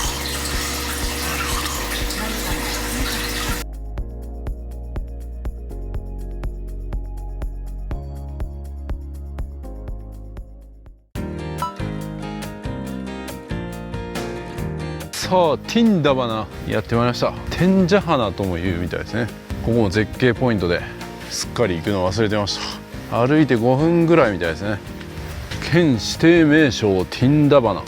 標高 100m のティンダバナは台形状の地形を成している。蘇内の集落が見えたりとか、東に浦部岳、西には雄大な東シナ海が一望され、天然の展望台になっていると。天然の展望台っていうところがポイントですね。で豊富な湧き水もあると。歴史の丘として島人たちの憩いの場所にもなっていると。行ってみましょう。天然ですからね。いや結構日陰になってて涼しいですね。やっぱり秋冬にね与那国に来るとこうやって涼しいのがいいですね。冬はねちょっと雨の日も多くなると伺ってますけども、でも晴れたら最高です。素晴らしい絶景です。集落が見えます。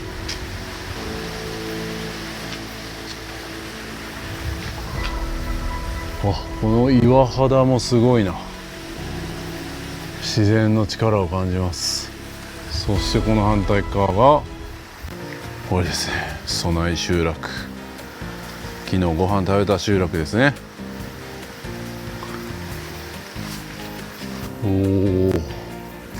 なかなか絶景です。ここもなんか若干洞窟みたいな感じになってますね。犬岩。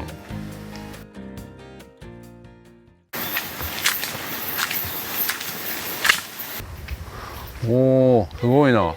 なんかセドナとかでこういうのところを見た気がする。セドナまで行かなくても与那国で味わえますね。すごい。この岩の下に潜り込むみたいな地形です。岩がこう落ちてこんばかりな感じです。ちゃんとこれトイレも完備されてるんですね。ありがたいですね。途中でトイレ行きたくなることもあるでしょう。そしてこの洞窟の下にこうやって拝める場所もあるんですね。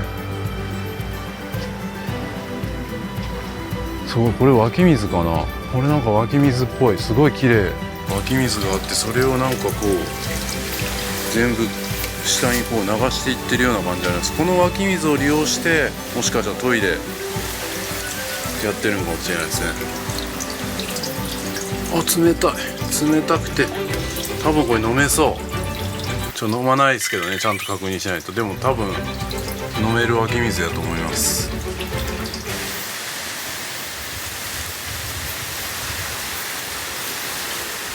うわー、これもすごい。枝がなんか岩と一体化されてる。何百年の時を経てこういう風になったみたいな感じですね。いやー、自然の凄まじさ。ここもなんか洞窟みたいな感じなんかありますね。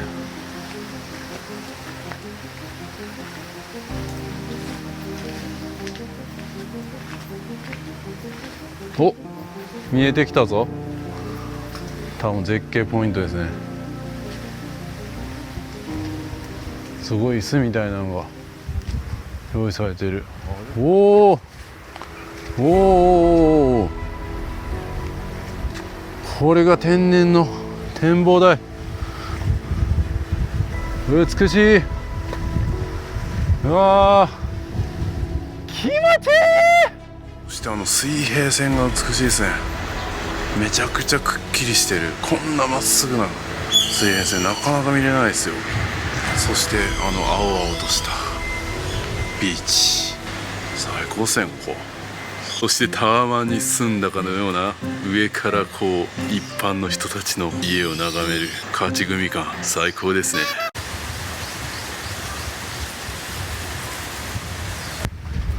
さあまだまだあります。お、なんか湧き水ゾーンがある。おお、湧き水すごい。これ天然の湧き水っすよ。そこから水が流れてきて、ここに水が流れてきて、ここにたどり着いてるんですね。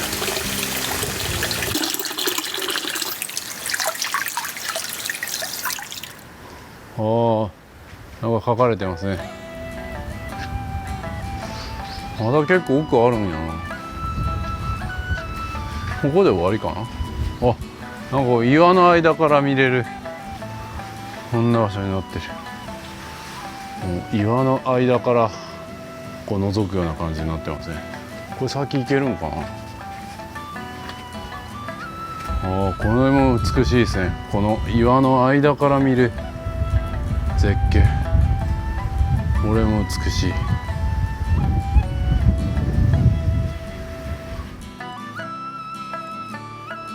この先も多分行けるっぽいけど、ちょっとこれは難しそうやな。ここまでにしときましょう。いや、素晴らしいですね。すごい気持ちいい風が吹いて最高です。いやー、マジで風が気持ちいい。こんなね、混じり気のないこう風でもうこの大自然見れて、そして絶景見れる。ここいいっすね。ここで仕事したいわ。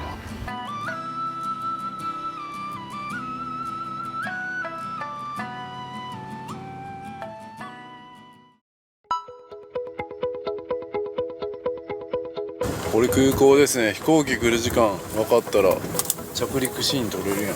はい、それではね、こう空港のすぐ近くです。そこのゲートがありまして、ここを越えて、歩いて馬鼻崎の方まで行きたいと思います。ここにテキサスゲートがあって、そこを越える感じですね。でここからは結構足元険しいんで、靴を履いていった方がいいっていう風に書いてたんで、靴に履き替えました。サンダルだと厳しいです。で馬糞とかもね結構落ちてるんで、馬糞にも気をつけないといけないですね。すごいですよ。ここからは本当にもう大自然そのままの景色になります。でこの先でドクターコトーのポスターとかよく見る、そのコトー先生が座ってる場所とかにつながるらしいです。ちょうどね飛行機とか来たらいいんですけど、ちょっとまだ来そうにないですね。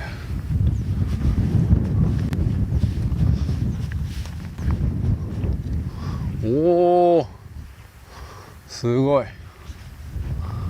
いや、これは道に迷うな。どう行ったらいいんや。あ、でもここちょっと車が通ったような跡あるんで、ドラマのロケとかではここ多分通ってるんでしょうね。さすがにコトー先生にここ歩いてもらうわけにはいかないんで、車で行ってるはずです。馬糞があります。気をつけて。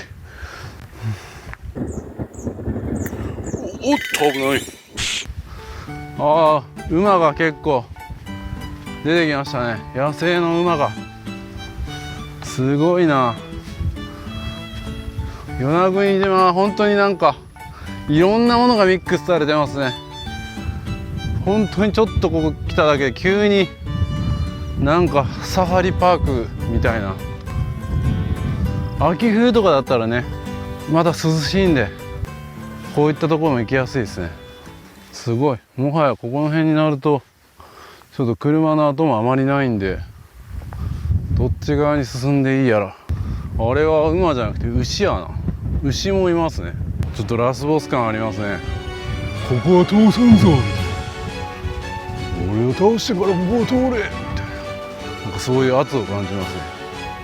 大丈夫か、いきなり突進してこんか。なんかこっち向かってきてる気がするぞ。うわ、逃げてるやん。全然ラスボスちゃうやん。あーでもなんかちょっと痩せ細ってるな。餌が足りんみたいな。この辺はもう牛がいっぱいいる。やっぱこう同じ種類でこう集まるんですね。おっぱい飲んでますね。微笑ましいですね。いやー、今度は馬ですね。馬がめっちゃいます。いやー、こんにちは。こんにちは。おー、すごい。もう本当にこの辺まで来ると僕がこうお邪魔してるみたいな感じになりますね。もう人間の世界観じゃない。いやー、涼しい、気持ちいい。この辺で撮影したのかな。でも実際馬糞だらけですけどね。撮影の時は多分掃除したんでしょう。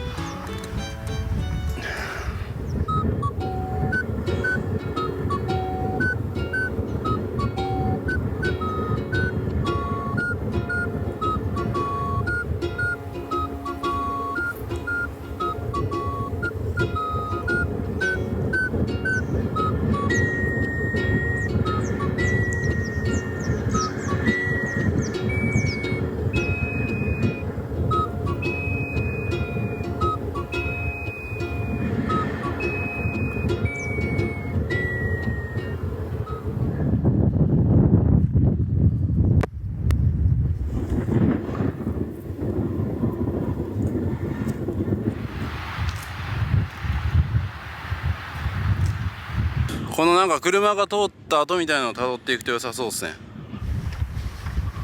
いやー、すごいな。なんか急に別世界に来たみたいな。ここが馬崎花咲。おお、すごい。これは絶景や。うお、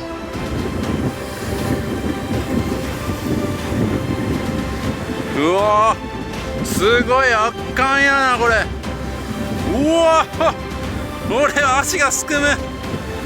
飛行機も。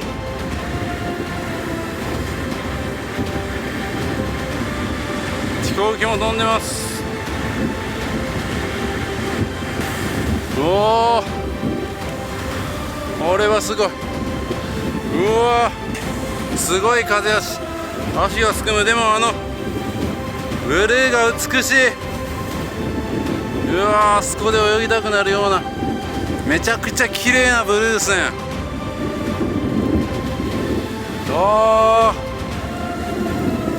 すげえ、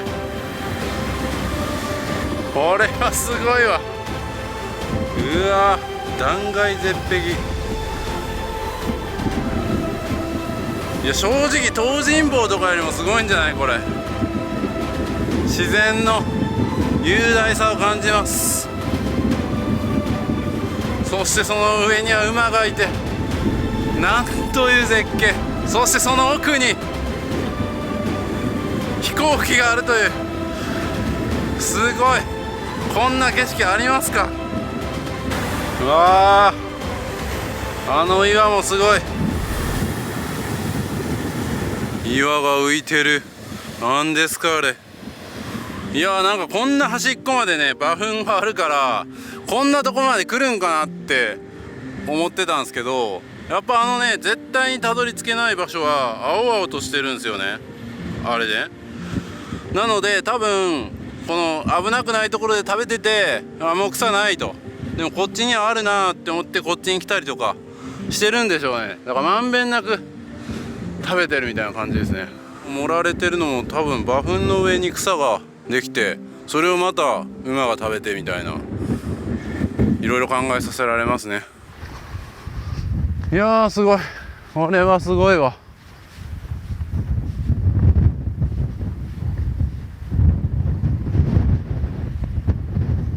もうこの辺になってくると馬糞だらけで絶対踏むなこれ。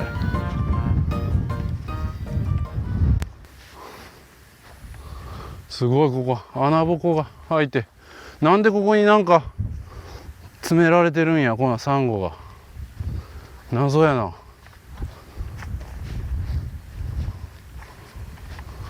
なんか骨みたいのがあれ、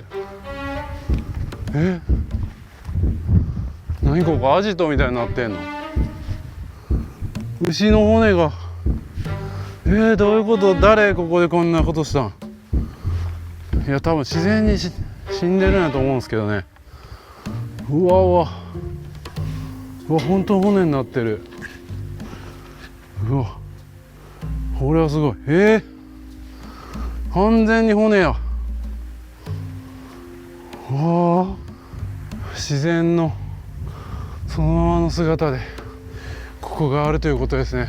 なんか結構馬とか牛が倒れて死んでるみたいな話も聞きましたけど、うわー、これも見応えあるな。半端ないこれ。うわ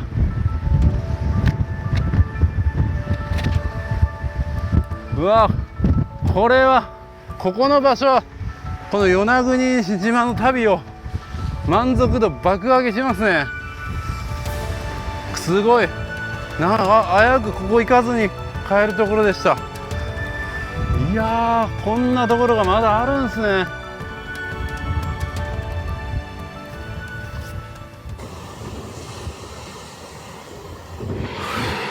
飛行機が飛びそう。間に合うか。急げ。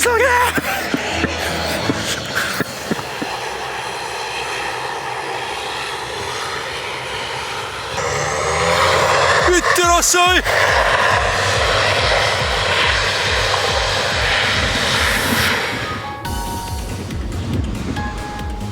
さあ飛んでいった。素晴らしいですね。僕もこの後2時間後ぐらいかなの飛行機で石垣の方に行きます。与那国島ってね、結構遠いイメージがあって、実際遠いんですけど、こうやって飛行機を乗り継いでいけばね、全然遠くない。飛行機のパワーすごいです。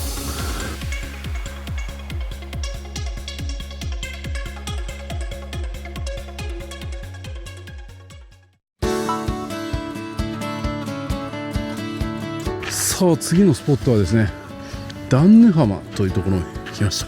このね、円の入り口が結構特徴的ですね。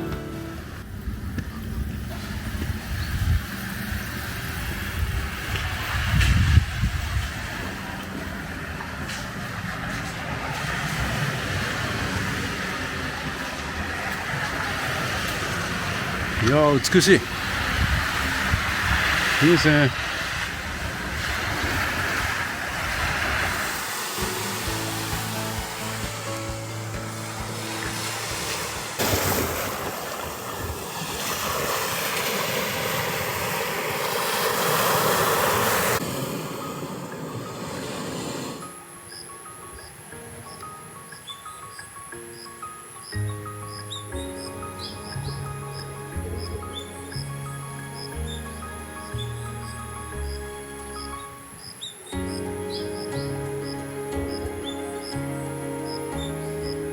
希望の日、ナチスウブキ、カンギヤヨウ、バーイヤと多銀街西とか書いてますね。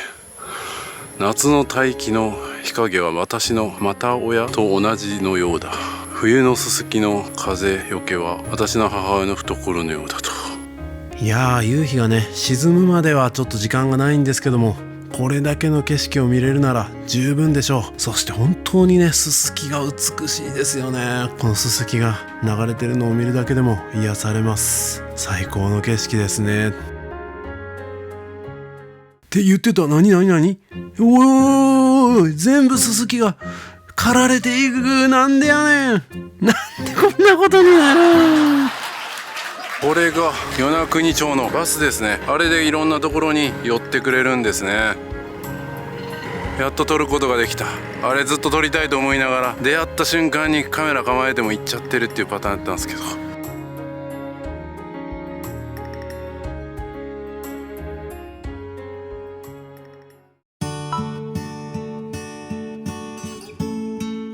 詐欺がいますね。詐欺が空港に。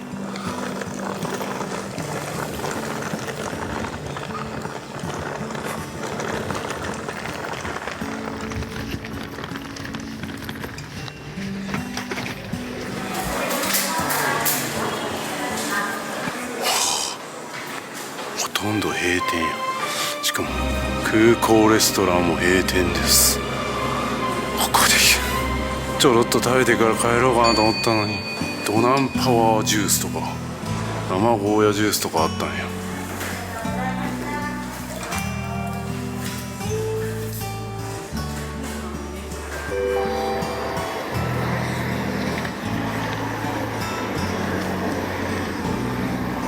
いやー、美しいっすね。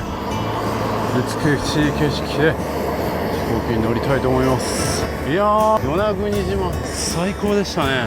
いや、結構ね、今まで行った島の中でも上位にランクインするような素晴らしい場所でした。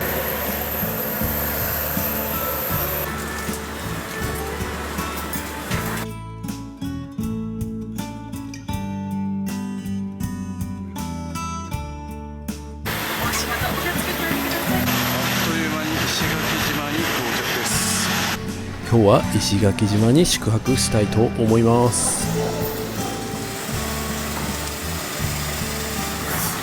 来ました。これで行きます。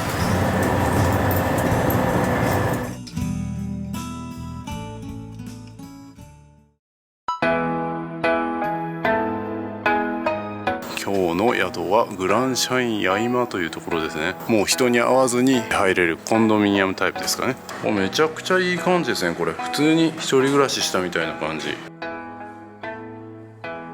洗濯機があるのがね、めちゃくちゃありがたいですね。乾燥機まである。お風呂入れるじゃないですか、まさかの石垣島で。キッチンスペースもあるんで、何か作って食べることもできますね。最近ね、石垣島は飲食店高騰してるんで、値段が。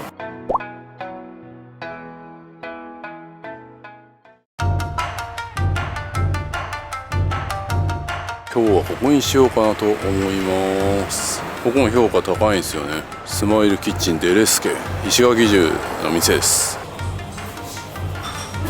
もも肉ステーキ食べました。こだわりの地元価格で石垣島の地ビールですね。来ましたね、石垣島。たった30分で。島豆腐のサラダです。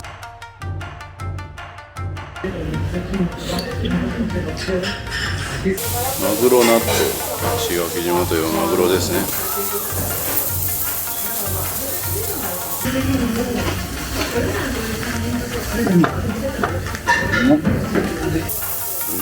そう、何これ、ゴーヤ卵。う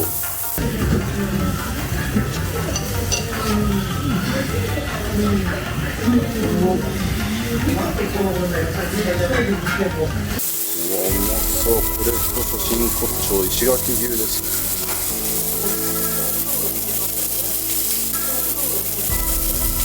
石垣牛。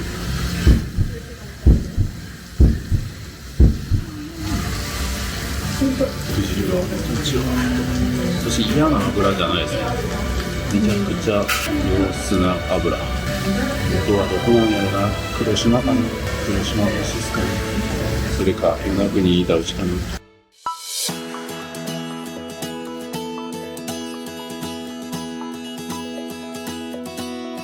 はい、まずはチケットを買いに行きたいと思います。はい、来ました。はい。あ、そうなんですか。あ、全然大丈夫です。300円のコインロッカーにスーツケースとパソコン。はい、ちょっとおにぎり買っときましょうかね。鬼笹かを。はい、6番乗り場に行きたいと思います。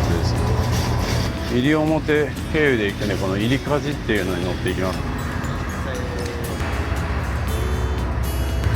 2階デッキもある。2階デッキ行こうか。こんにちは。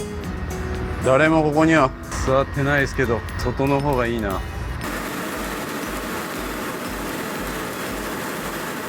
さあそれでは鳩間島に向かいたいと思います。石垣島からね、鳩間島へは基本的に高速船で約45分で行くことができるんですが、朝の時間はですね、西表島の上原港を経由していくので、1時間ちょっとかかる感じですね。で料金なんですけども、料金はだいたい5000円台で往復買うことができるんですが、これも燃油サーチャージとかのね事情でいろいろと金額変わるので、実際は窓口でお確かめください。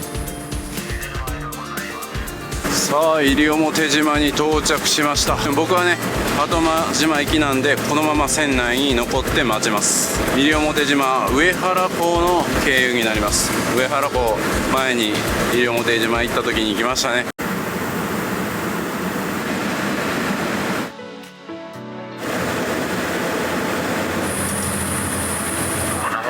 さあ鳩間島到着しましたよ。さあ鳩間島はね、人口50人程度の本当に小さな島で、徒歩だけでも回れると。で魅力は何といってもサンゴがいっぱいのシュノーケル、楽しみにしております。天気にも恵まれました。シュノーケルも十分できる穏やかな海、めちゃくちゃ楽しみですね。それとやっぱり全くね未開拓というか観光地化されてない穏やかな空間を楽しみたいと思います。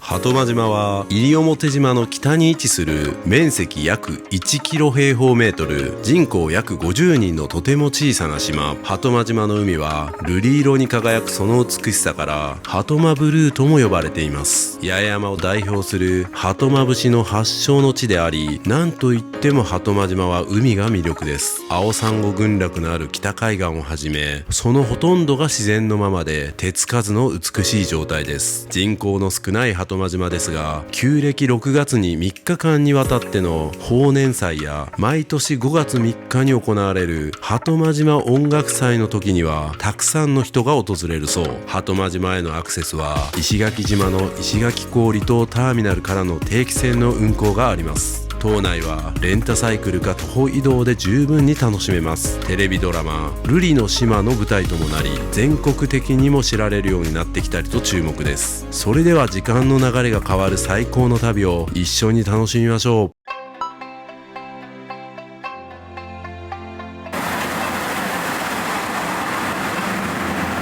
さあ到着しました。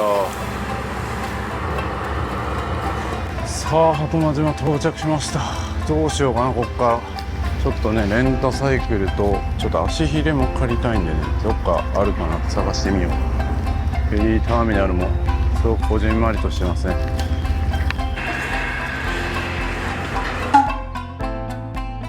い、このような感じになってますね。今こちらにいて、この辺が集落になってるんですね。やっぱ港の周りが集落になってて、もう Google マップにはねこの辺の道は全く載ってないんですよ。この辺しか載ってないんですけど、道がちゃんとあるみたいですね。舗装された道ではないんですけど道があるみたいです。この辺を、歩いても回れますし自転車でも回れるということで、ちょっと自転車で回りたいなと思います。で最初立原浜かこの島中浜っていうのが結構綺麗みたいなんですよ。でもちょっとね満潮になると結構外洋も入ってくるんで、あんまり無理しすぎると良くないということで、満潮がだいたい4時ぐらいで帰りの時間が4時なんですよ。なのでいい感じで楽しめるんじゃないかなと思ってます。一泳ぎしてまた一旦戻ってランチして、またもう一箇所ぐらい泳いで、あとは全体的に回るようなプランで行こうかなと思ってますね。見どころ自体は そんなないです。本当に何もないところをゆっくり楽しむっていう楽しみ方になると思います。まさに大人の楽しみ方ですね。それでは行ってきます。いや本当に何もないし、普通なんかだって港降りてくるとレンタサイクルどうですかとかね、結構あると思うんですけど、それすらなかったですね。あんまり商売した人がほとんどいないっていうことの表れですね。はい、ここにもなんかビーチというか泳げそうなとこありますね。ここは食堂ですね。ここもなんかすごく良さそうな感じ。ここちゃんとクレジットカード払いとかもできるんですね。ランチの時間13時半までランチやってますね。あとカフェもやってるんや。じゃあちょっと後で寄りたいな。ハトマグッズもあると。こっちにもなんか道があるな。ちゃんと書いてくれてるな。屋良浜まであと 800m ということで行くこともできるみたい。こっちも道あるな。舗装されてない道が結構あるんでね。果たしてシュノーケルとか自転車どっかで借りれるんかな。何人かフェリーに乗ってたはずやのに、もうすでに全員バラバラで、もはやもう一人ですね。誰かについていくこともできない。サンゴが積まれてますね。いやー穏やかですね。このサンゴが積まれた感じもいいですね。いやー、どこに自転車とか借りれるんやろ。全く分かんない。誰かに聞いたらいいかな。こっちにまっすぐ進んでいくと食べ飲みどころとかっていうのがあって、そっから左に曲がるとなんかマリンサービスっていうのがあるんで、ここでもしかしたら足入れ借りれるかもですね。すごい。車も、車も走ってるんですね、ここは。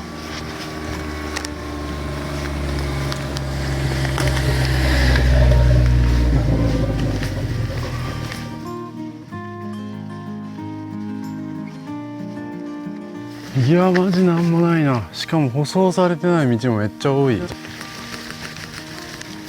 これはなんや、すごいことになってる。すごいことになってる。なんか家を建て直してる。あそこなんか郵便局っぽいのあるの。 U パックって書いてる。あそこ郵便局かな。ヤギがいる。ヤギなんか結構丸々としたヤギやな。貫禄を感じますね。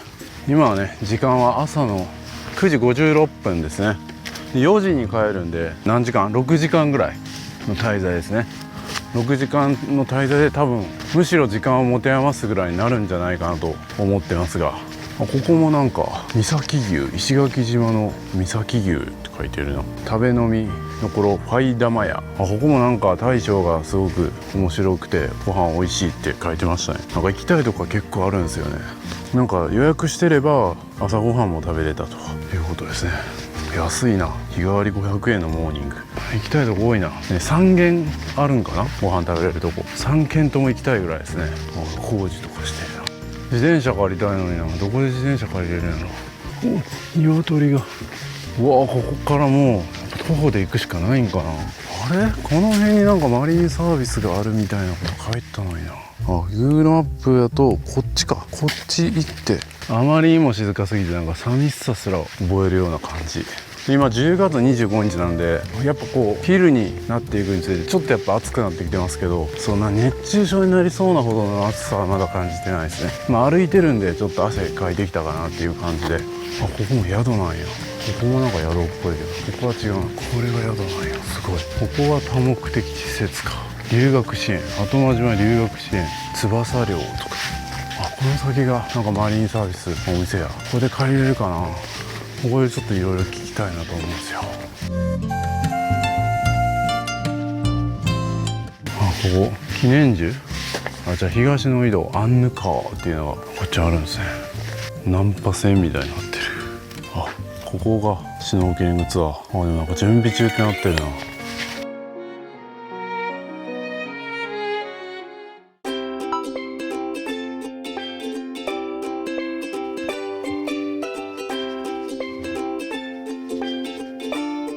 すいません、足ひれとかって借りたりできるんですかね。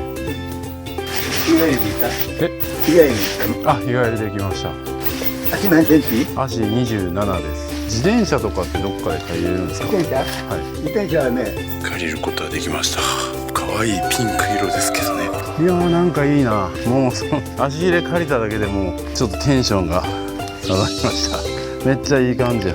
足ひれを貸してくださったおじさんが言うには、そこですね。この寮を右に曲がってずっとまっすぐ行ったところに自転車借りるとこがあると。ありがたいですね。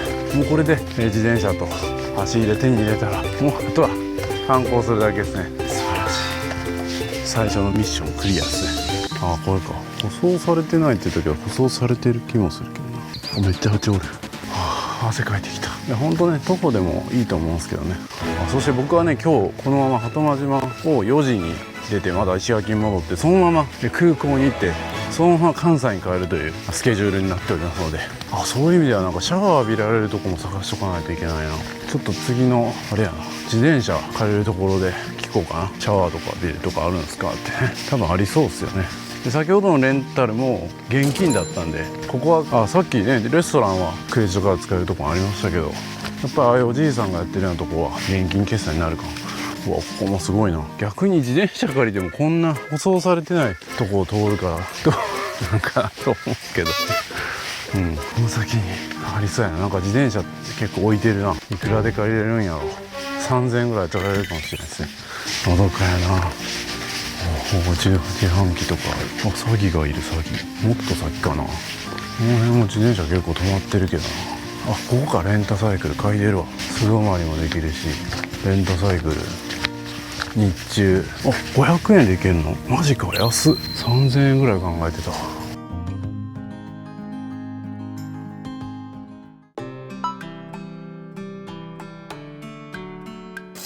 すいません、自転車借りたいんですけど。はい。ある何台かあります。あ、500円借りていっていいですか。あとなんかここってこの辺ってシャワー浴びれるとことかあるんですか。シャワーはアダナスタンド、青いペンキ。はい。ああ、はいはいはい。向こうがアダナシっていう民宿だから。あそこで。ここでお願いしたら。あ、わかりました。ありがとうございます。各島の魅力をこう伝えるみたいな。で今日初めて鳩間島に来て。そうか。はい。一生懸命 PR して。はい、そうですね。はい、盛り上げます。はい、好きなの乗っていってくれと。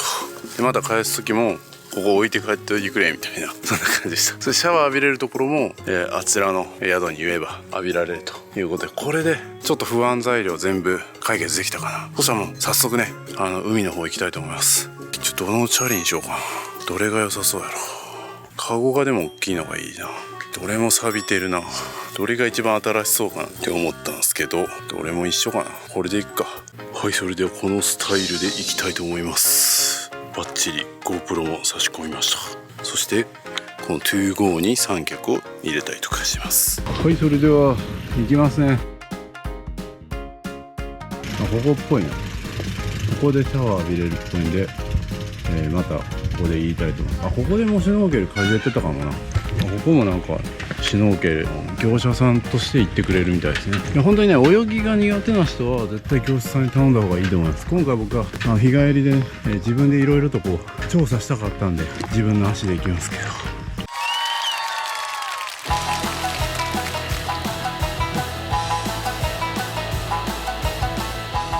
あまずはここ右に行ってみますか。いきなり本当にこの道で合ってんのかみたいなゾーンに来ましたね。これ自転車で通るね。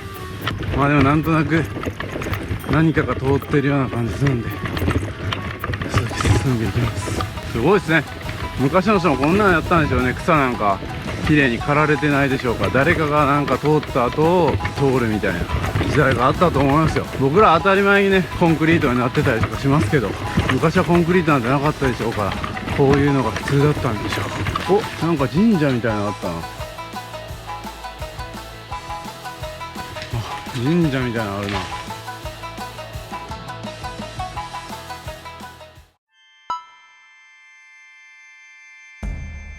はい、こんな感じで神社があるんですね。どんな島にもありますね。うわ、なんかすごい、なんか厳格な空気が漂います。すごい、なんかパワーがありそうな木がたくさんありますね。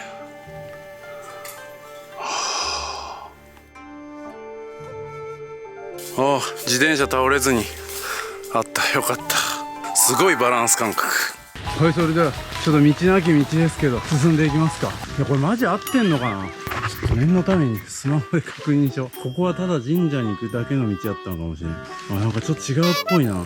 あ、これ荒川五国っていうとこやったんですね。ちょっとなんか道違う気がするな。ちょっとやめとこう。ここ一旦戻って違う方向から行きます。ここで遭難したらもう動画もお届けできないですからね。やっぱりもういい大人なんでね、無茶は禁物なんですよ。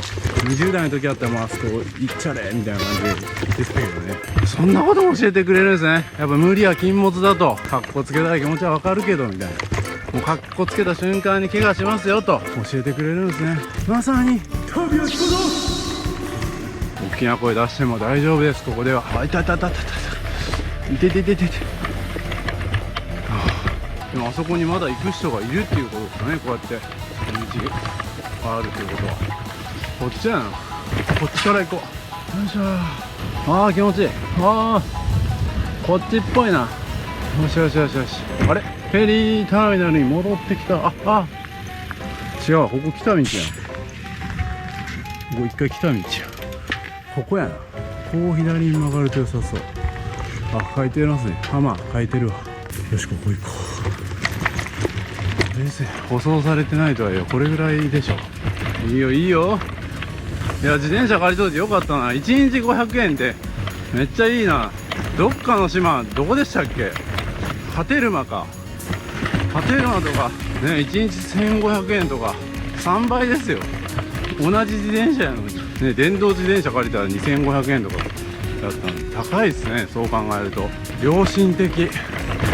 いや、そういうところがいいですね。なんか石垣島もどんどん価格高騰してて、なんか皆さんってやっぱ僕もそうですけど、島に行くってなったらなんとなくこう穏やかな風景のんびりできて、車も止め放題でみたいな、みんな鍵かけずにみたいなね。でなんかレストランとかも島プライスみたいな感じで、そういうのをね僕は結構楽しみに来るんですけど、もはやねもう宮古島とか石垣島とかもちろん沖縄なんかはもう普通にリゾート価格で全然島価格じゃないですからね。もちろん島価格でやってるお店もまだいくつか生き残ってると思うんですけど、なかなかおおシュノーケルが落ちた。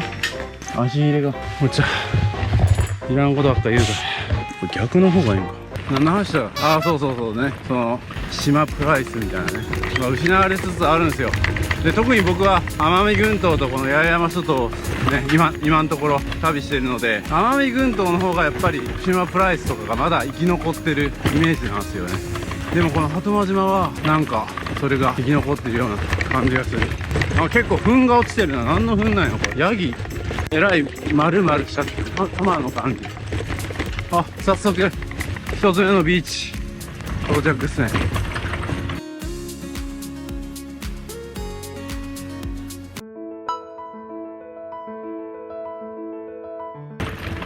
屋良浜着きました。この辺はね中国とか韓国の捨てられたゴミが漂着してくるということで、結構ねそれが問題になってるみたいで、海に出たらそのゴミとかを拾ってここに入れてあげてください。僕も今日そうしたいと思います。それではビーチの方行ってみたいと思います。いやほんと手つかずな感じですね。全然整備されてない。それがまたいいですね。おお、いいですね。人が一人いた。おお素晴らしい。綺麗。めっちゃ穏やか。風も一つもない。これは素晴らしいですね。で今ちょうど干潮に近いので割と潮引いてますね。でも透明度素晴らしい。いやー素晴らしいですね。めっちゃ穏やか。透明度もすごい。ちょっと僕今靴なんでね履き替えないといけない。サンダルに。めっちゃ透明度高いやん。何これすごい。いやー飛行機の音と波の音しかしないわ。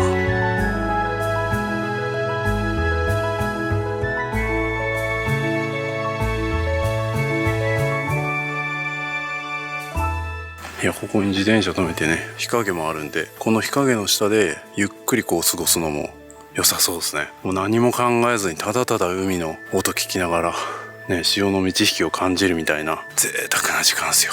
一生に一度は体験してみたくないですか、そういうね。いやー素晴らしい。はい。そういえば今回船乗ってても思いましたけど、外国人の方もねこの鳩間島訪れてる人多いっす。そういえば漂着ゴミなかったな。僕は見つけられませんでした。綺麗でした。なんか北の方の浜の方が多いらしいんで、そこはしっかり撮りたいなと思います。ビーチ向かいます。さっきの外国人の方は歩いてきてましたね。歩きでも十分行けると思います。だから散歩がてら行きたい方は歩いてもいいと思います。ああ、花とかは綺麗ですね。ちょっと足を止めて花を撮ったりもします。いやいやいや、これは素晴らしいな。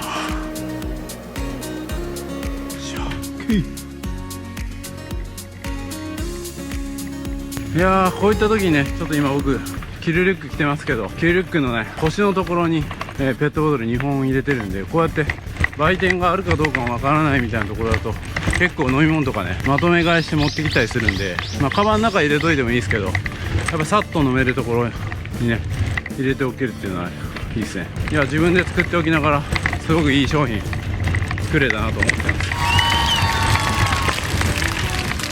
うわー、ここも綺麗。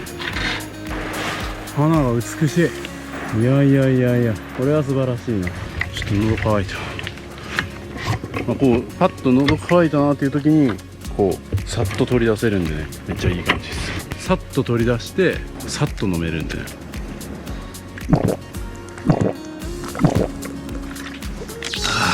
熱中症避けないといけないですからね。それでここにねさっと入れるね、これで OK。 めっちゃ便利。キルリュック最高。ほんまに商品できたと思ってるんやけどな。時々ね僕の動画からお買い上げいただいてるんですけど、まだまだねこんなもんじゃないと思ってますよ。こんな旅を楽にしてくれるアイテムほんとないと思ってるんで、もうそろそろかな。歩いていける感じだとするともうすぐかな。これでもうこの島の北側に上がってきたみたいな感じ。あ、来た来た来た。立原浜、ここですね。ここは多分さすがに人いるんじゃないかなと思いますけど、あ、いないわ。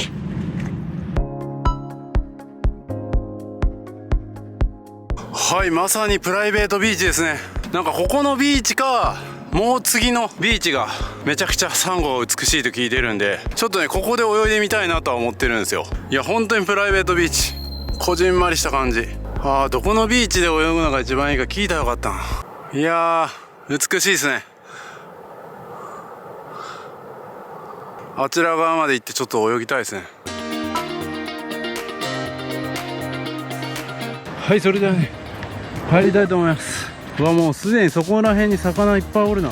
冷たくて気持ちいい。これはやばいな。透明度半端ない。これは今から潮が満ちてきたらもっともっと美しくなるでしょうね。で多分奥の方ね、リーフの向こう側、ちょっと安全に行かないといけないですけど、あの辺はかなりサンゴがぎっしりいるんじゃないかなと、そういう情報を聞いております。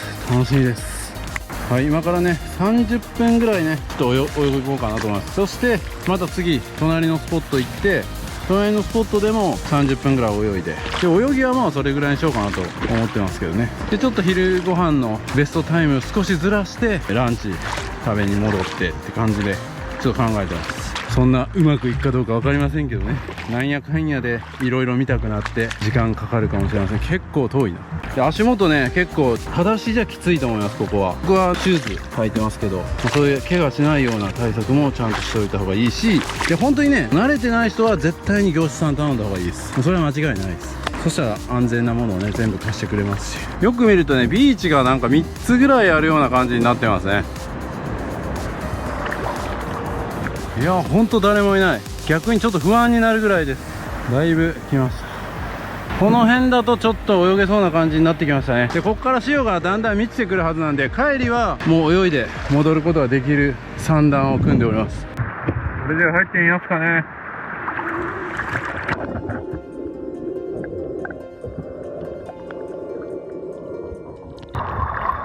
まだ浅すぎるな。でもサンゴすごい。もうちょっと奥まで行ってみましょう。あの辺青いんで、あそこら辺すごそうです。サンゴを踏まないように気をつけていかねばなりません。あ、人がいるかもな、一人。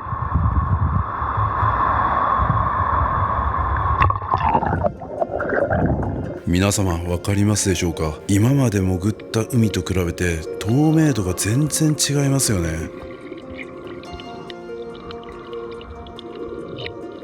いやすでにねものすごいっす。めっちゃ良さそう。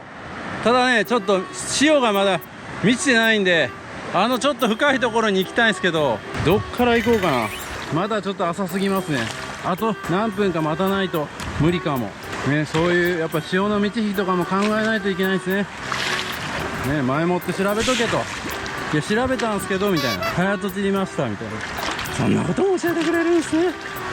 うわ綺麗。あそこのブルー、あそこめっちゃ綺麗でしょね。天然の水族館みたいに色してる。でもなんか行けそうな気がしてきた。でも厳しいな。その手前がめっちゃサンゴがある。あそこに入れば行けるか。行けそうな気がしてきた。行けそう。おおすげえ。うわここすごそうやぞ。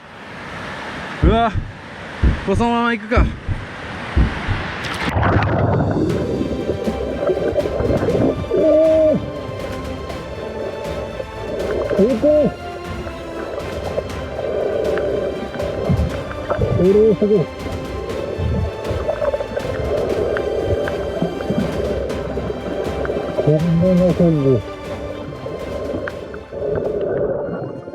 いやー素晴らしいですね。これは八重山諸島ナンバーワンと言われるだけありますね。もうサンゴの数だったりこの海の色、青さすごくないですか。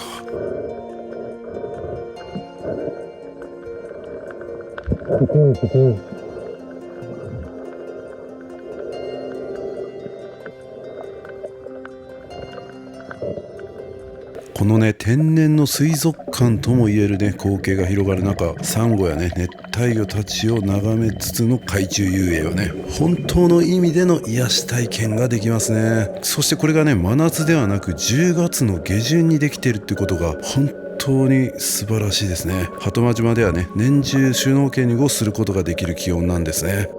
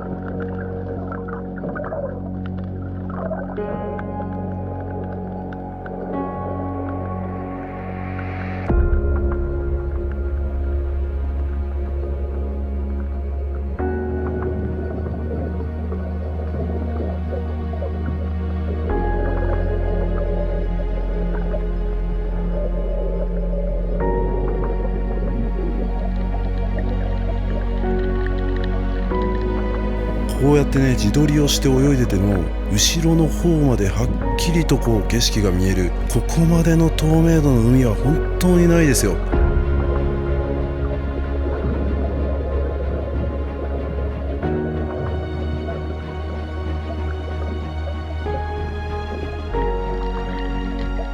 それではねここからは皆さんがご自身で泳いだのを想像して見ていただければと思います。少し長めに尺を取って音楽もあえてなくしております。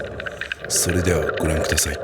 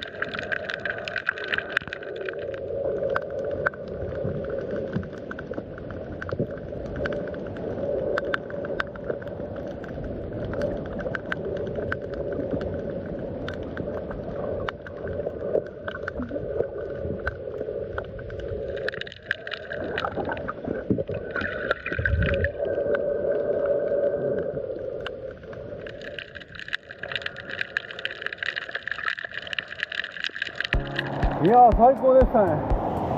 いやすごくねこじんまりしてます。もっと向こう行ったらまた違うんかもしれないですけど、まあね僕のレベルなんでこの辺で今回とどめときましたけども、すごかった。ここだけでも八重山諸島ナンバーワンと言われてるだけありますね。またさらに向こうに行くともっと素晴らしい光景が見れるかもしれないですけど、そうですね、まあ、一人で来てるんでねちょっと微妙かなっていう感じで、まあそれと向こうに行けるまでまだ潮が満ちてないんで、ここではもうこんだけにしとこうかな。十分満足です。だってめちゃくちゃ綺麗じゃないですかね。ここ泳いでるだけでめっちゃ癒されます。でもう次のビーチ行って、次のビーチにもし人とかがいたらねなんかまだ泳ぎやすいかなと思うんでね、はい、まあそれだけ人がいないんすよね。こんなとこありますかね。八重山諸島でも竹富島とか行ったらめちゃくちゃ人いるのにね、ここにはこんな人いない。そんなに変わんないですよね。情報があんまりないとかマイナーなだけで、いやー穴場っすね。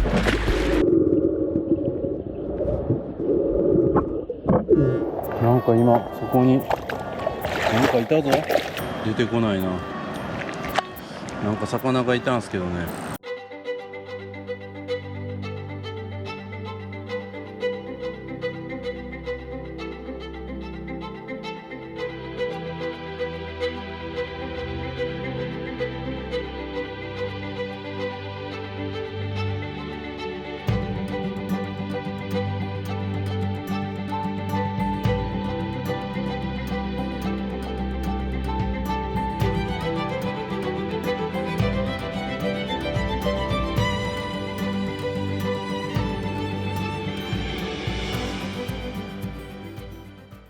はい、それではねちょっと行ったことがない方向から一旦戻りたいと思います。先ほどの方も歩いてきたっぽいんで、やっぱ歩きで全然行く人も多いんですね。ここの魅力は何ですかって聞いたらやっぱ何もないところが魅力だとおっしゃってて、まあその通りだなと思います。あ、ここがあれか、なんか城下町みたいになってる。すごいこう花がいててててチクチクする。ここにお城があったんですかね。城跡みたいになってます。石垣が積まれて城みたいな感じになってますね。はい、こんな感じになってます。ここもなんか石が積まれてますね。俺はいけんのか。ジャングルやん。俺はすぐいててて黒島で体験したみたいな。ここはもう携帯の電波も入りません。集落の方に行けば入りますけど、さっきビーチいる間は全く入りませんし、ここもなんか道になってるな。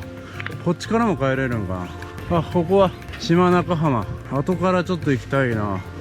俺は後から行くか。真ん中からちょっと帰ってみるか。この真ん中から帰ってみよう。これが命取りになるか正解なのか分かりませんが、なんか間違ったような気もする。何か絡んだ。おお、これ合ってんのかな。カメラおかしなってので、すごいな。俺は GoPro の手ぶれ。うおお、びっくりした。野生のヤギがいる。野生のヤギが今出てきた。いきなり出てくるっていうのは噂に聞いてましたけど、なるほど、糞がちょろちょろ落ちたのはヤギやったんすよ。ヤギこの辺の草も食べといてくれよ。びっくりした。いやすごい体験。あ、でもなんかたどり着きそう。普通こんな道通ろうと思わんけどな。島に慣れてくるとここで正解かなみたいな感じになってきました。よしよし、何ここ。謎の施設がありますね。まだ道があった。歩きじゃしんどくないかな。なんか灯台っぽいのがある。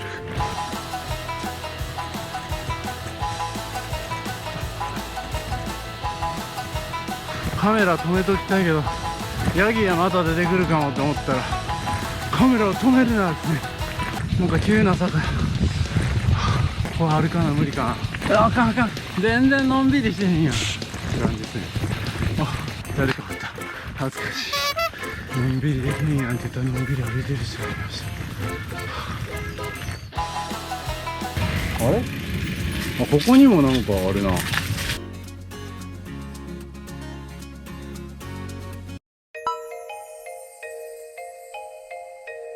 灯歌木、大切な聖地です。関係者以外何人たりとも出入りを禁じます。ということはさっきのとこ入って大丈夫やった。さっきのところ入ってはダメだったみたいですね。入れるのは女性だけだったんですね。申し訳ございません。無念です。いや、集落戻ってきた。あ、人がいる。安心ですね。人がいることがこんなに喜ばしいことなんか。むしろ自転車乗ってる方が珍しいですね。案内がなかったらやっぱ皆さんレンタサイクルまでたどり着かない感じなんですかね。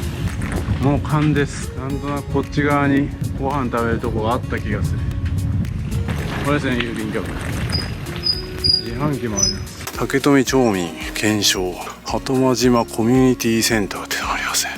そしてこちらがなんかイベントスペースみたいなのがありますね。でこちらでライブやったりとかするんですかね。バランスいいでしょね。集落見て海行って、そのまま海行ったらずっと海で飽きるからまた集落戻ってきて、ちゃんと考えてるんですよ、皆さんが飽きないようにね。お、なんやこれ、ヘリコプターや。あ、ヘリポート、ドクターヘリとか飛ぶんでしょうね。そしてここが小学校あるんや。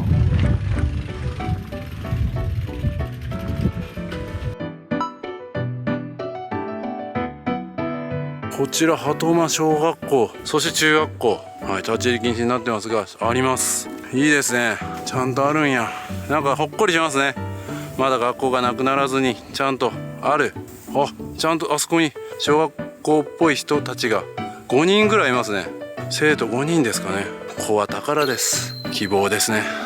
5人は先生かな。5人目は先生かもしれん。1人大きかった。はい、のんびりしてたらご飯の時間終わってしまいそうなんで急ぎます。ここは違うの。あれ、この辺やったような気がしたのにな。ちょっと放置してるから違うっぽい気がする。やばい、通れへんす。ちょっと回りましょう。やばい、こんな小さな集落で迷った。う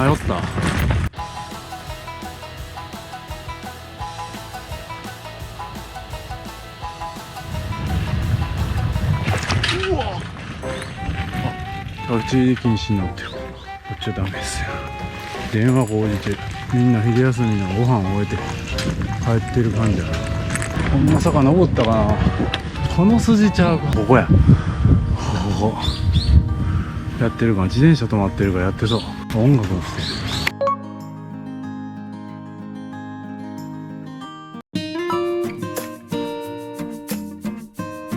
る。やってる奇跡。閉店中っていうのも期待して考えたんですけど開いてます。定番の中ではどれが一番人気なんですか？カレーがいいですか？じゃあカレーにします。はい、さあカレー来ました。うまそう。いただきます。うまっ。石垣牛かなこれ。肉がしっかり味付いてうまい。めちゃくちゃうまい。辛すぎないですね。どちらかというと甘いぐらい。泳いだ後のカレーはほんまうまいな。ビール飲みたいけど自転車やから。ごちそうさまでした。いやー、疲れが癒えましたね。ちょっともう一軒なんかコーヒーとか飲みに行けたらなと思うんでちょっと探してみます。で、さっきのお店の方にどこで泳ぐのが今一番いいんだって聞いたら、僕がさっき泳いだところの後にその曲がったところですね、後で見ようみたいな感じで曲がったところ、そこが一番いいと。ただ若干中級者になってくるということなんで、初心者の方は今の時期だと下の波が変わってるらしいので、今の時期だと堤防をずっとこういった南側の場所で泳ぐと枝サンゴが見えるのが2番目におすすめと。で、安全だということで、初心者の方はそっち行くといいかもしれないですね。なのでどうしようかな、反対側から今度は入っていって、最終的にここで泳ごうかなと思ったところで泳ごうかな。その前にちょっと船が来てますね。ここはまた違う。こういう感じになってる。どこのビーチのことを言ってたんやろ。あの堤防かな。なんか堤防を行くとビーチになってるって言ってたけど、どこの堤防やろ。あっちの堤防かな。ここのカフェ行きたいな。ここ行こうかなと思った。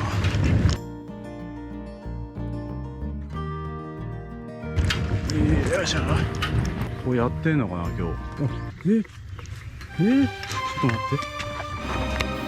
ここで食べようかな、なんかカフェでも楽しもうかなと思ったらなんか閉まってます。臨時休業。マジか。こんな鳩間島でもこんな目に遭うっていうか、鳩間島はね結構シーズンオフになると全然開いてないお店とかもあったりするらしいんで気をつけましょう。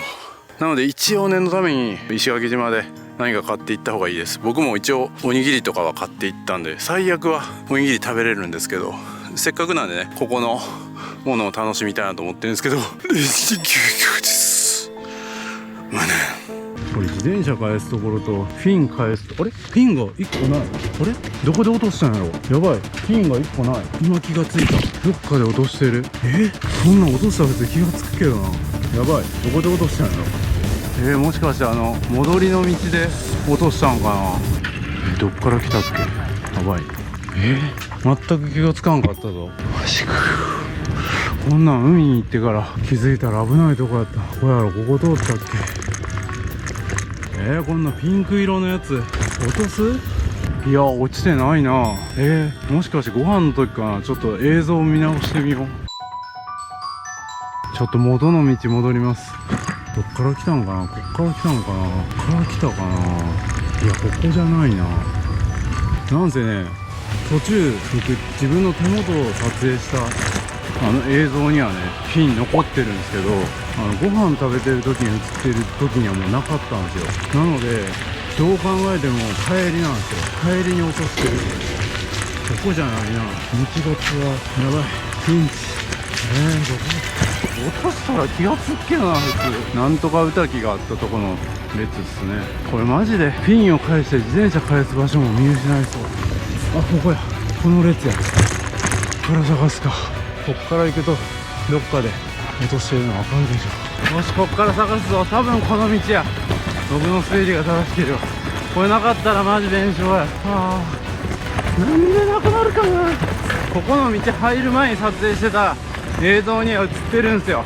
でご飯食べた時にはなかったんで、普通に考えるならこの道にある。本当はここ通るつもりなかったのに、よく見ておこう。研ぎ澄ませ。ここで一旦止まったな。こことかも落としたら絶対わからん。ゆっくり確認しながら。ヤギに持って帰られたりしたらもうそれこそわからん。いやここガタガタっすからね、落ちてもおかしくない。いやでも気づくやろ普通。何やってんねん。見当たらんな。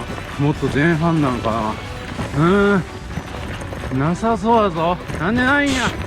ここまで来てしまった。なかったな。じゃあこっちか。また戻るんか。いやこの辺ので撮影した時はもうなかったぞ。実はもっと街中で落としたのかな。マジかよ。見当たらん。全然ない。この辺でなんか撮影した気がするけどな。自分の手元誰かが通って拾ってくれたみたいなのも多分なさそうやしな。もう通ったな。こんなんもうすぐやん。この辺はさすがにこの辺止まって写真撮ったりしたな。ここも自転車止めたし、ここでしたもんね。こっから来たからなかったな。ないな。1個しかないよな。どこで落としたんやろう。マジわからん。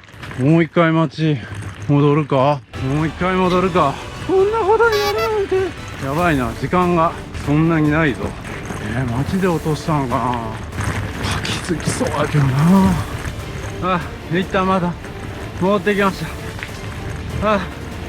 小学校とかも行ったからそういうとこかな。どこで落としたんや。街中やったら誰かに拾われてそうでなくなってしまいそう。なんか郵便局があるからって郵便局の方行きましたね。なんてこった。ゆっくりカフェで休むつもりがこんなことある。郵便局を取ってでここ行きましたね。でここでなかったかな。こっち側行ったような気が。いやこんなとこ来てない。ここのビーチかな。多分初心者向けのビーチ。ここ通ってないな。あそこ小学校やもん。ヘリポートがあるとか言ったな。あっち側行くか。一応ちょっと見ましょう。この辺かな。堤防があって。おいおい、一体何を見させられてんねん。見つかるんか。ここ綺麗そうやな。ね、ここもおすすめのビーチって言ってた。ここも行きたいですね。今日はちょっと無理かな。なんせ足ひれがないんでね、探さないと。なんてこった。どこにあんねん、足ひれ。もう素直におじいちゃんのとこ行って、1個なくしちゃいましたって連勝しよう。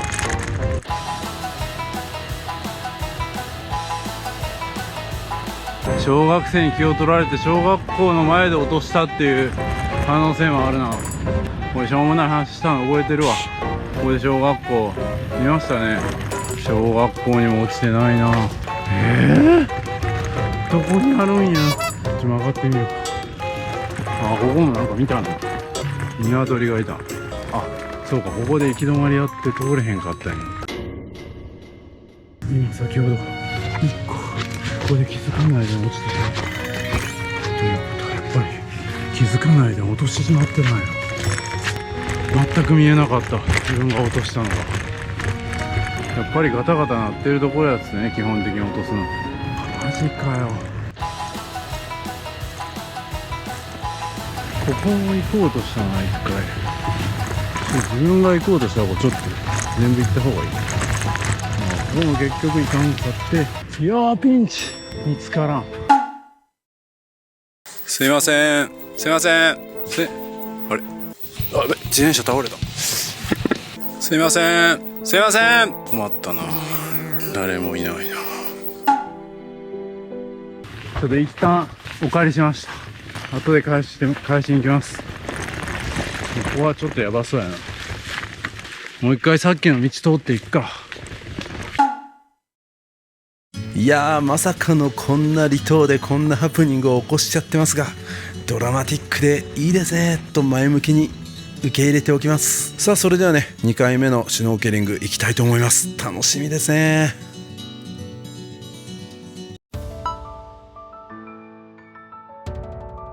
やってまいりました。さっきよりはだいぶ潮が満ちてきた気がします。これやっぱ夏になるとこっち側がいいみたいですね。リーフがだいぶ近づいてきているということですね。秋冬になると完全プライベートビーチですね。いや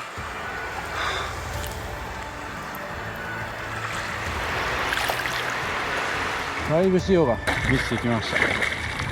でも泳いでる人は1人いるかな。あれ1人泳いでるかな。人なのかどうかもちょっとわからん。いやー、1人寝そべってリラックス。いやー、最高。これぞ楽園。なんで誰も来ないの？こんな最高なのに。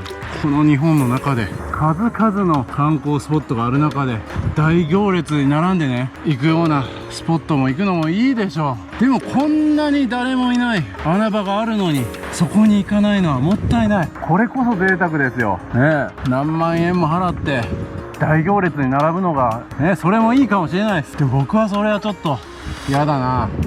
やっぱこう誰もいない空間で独り占めですよ、ビーチね。高級ホテルのプライベートビーチね、貸し切りのプライベートビーチ、それもいいです。でもこの誰もいない、でも無料ですよ。よくないっすかね。こんな透明度高い海が独り占め、ありがとうございます。今日ここ僕貸し切りますね。そんなこと許されますかね、この時代に。いやー、素晴らしい。それではちょっと奥の方まで行きたいと思います。いや皆さんも本当にね、毎日ね皆さん頑張ってると思います。本当に今の時代ね、生きるのに必死ですよ。本当に僕もね必死に YouTube やってます。それは素晴らしいこととね、日本の中では言われますけど、でもやっぱこういうねゆとりも大事だと思います、かといってなんかゆとりばっかりが強くなってしまってただただ頑張らないっていうのも、それもまた違う気がしますね。メリハリですよ。旅しながら生きてていいですねとかよく言われます。でもそんな最初から旅して生きれてたわけじゃないんですよ。やっぱこう踏ん張った時期があって、その頃の努力があるからこうやって旅しながら生きることもできるようになってる。全てそうじゃないですか。あの経営者めっちゃ儲けてタワマン買って羨ましいなって言うけど、その経営者もめちゃくちゃ努力してた時期があるはずなんですよ。いやもちろんその時今も別の意味での努力はしますし、圧倒的なパフォーマンス発揮してると思うんですけ這う本当に地べた這いずり回って頑張ってた時期があって、皆さんもあると思いますね。小学校の頃かもしれません、中学校の時の部活かもしれません。何かしらめちゃくちゃ歯食いしばって頑張ったっていうことがあって、なんか最近それをねあんまり良しとしないような風潮も出てきてますけど、でも僕は大事なところあると思います。その上でこういうねリラックスした空間をご褒美として味わうね、人生の一つの醍醐味として味わう、より喜びが深まると思います。まあその長い話はいいんだよ。でそんなこともね教えてくれるんですよ、この鳩間島は。まさに旅は自己投資やね、旅は自己投資です。じゃあ行きましょう。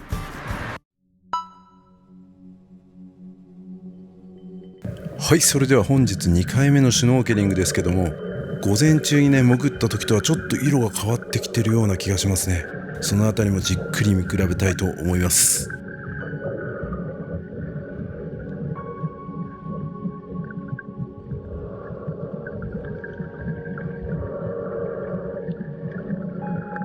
上からもね魚がバッと動いてるのとか見えますね。あそこに魚の群れがいますね。こんな浅いところに群れが。ちょっと潜ってみてみますか。いやー、本当に透明度が素晴らしいですね。これは八重山諸島の中でもナンバーワンと言える本当に素晴らしい透明度だと思います。こんな浅いところなのに幻想的な風景がね見れるということは、泳ぎがね得意じゃない方もこんな風景が見れるということですよね。いや、そんな素晴らしい場所があるのに僕が一人で泳いでるという奇跡。ぜひ皆さんもねこの景色自分の目で見てほしいなと思います。あの辺が綺麗そうなんですけどね、ちょっと怖いな。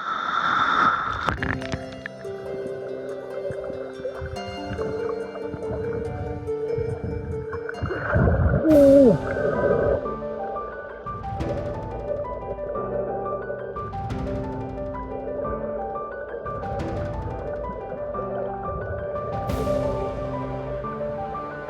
これはすごい。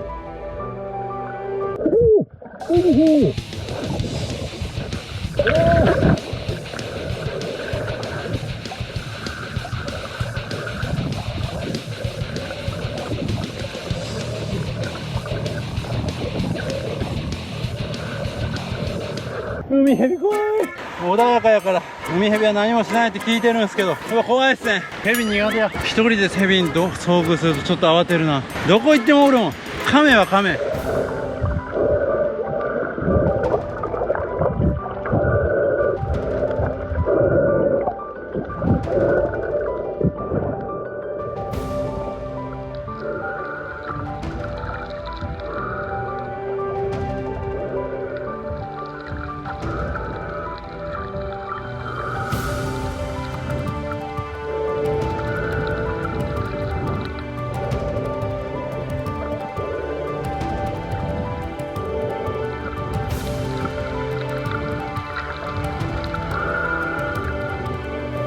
この溝も素晴らしいですね。まさに鳩間ブルーがこう垣間見れる、そんな素敵な場所ですね。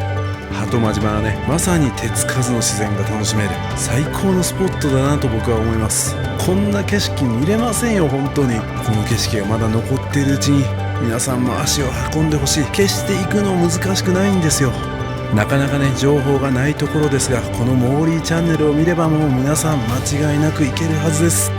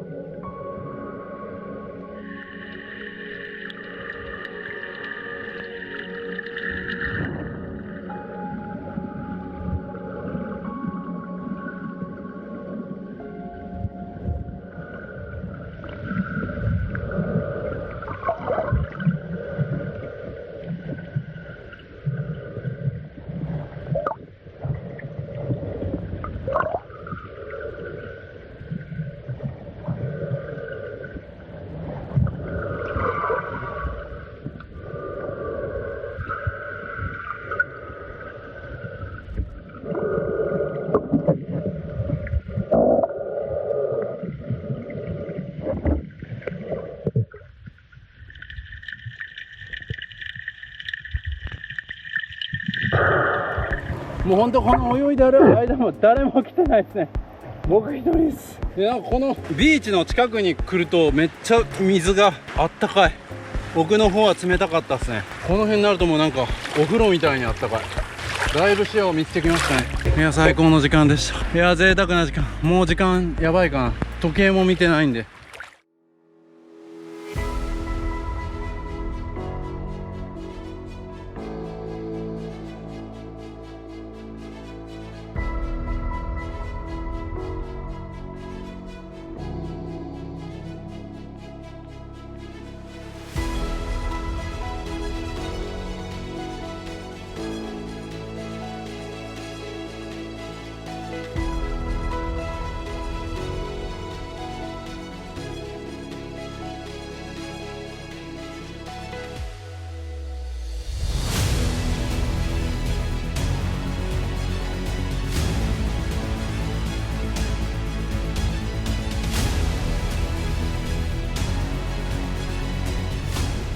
この島中浜も素晴らしい場所でした。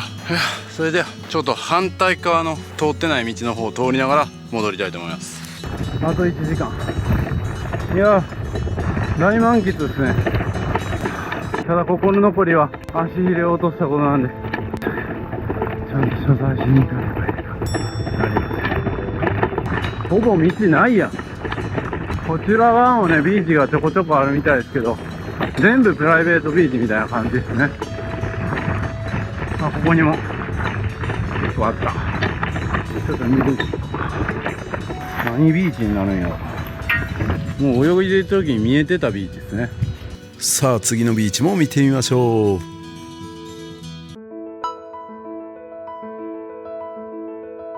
はい、ここももう本当に自分のためだけにあるようなプライベートビーチですね。こういったビーチが多いですね。一つ一つ名前ついてますけど、同じところに繋がってるといえば繋がってるし、ほぼ一緒ですね。この北側は素晴らしい。はい、それでは次どんどん行きましょう。時間がない。何が時間忘れてゆっくりやねん。普通はこんなビーチをね全部回る必要ないんで、自分の一つ決めたビーチでゆっくりすればいいと思います。マジ電波も入らん。ずっと県外よ。道なき道を行ってるな。これでもうちょっと北側から抜けたかな。いやほとんど人と出会わなかったな。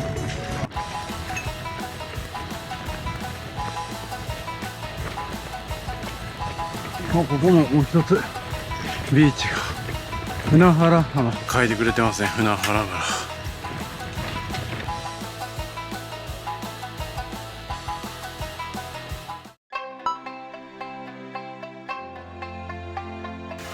はい、こちら船原原。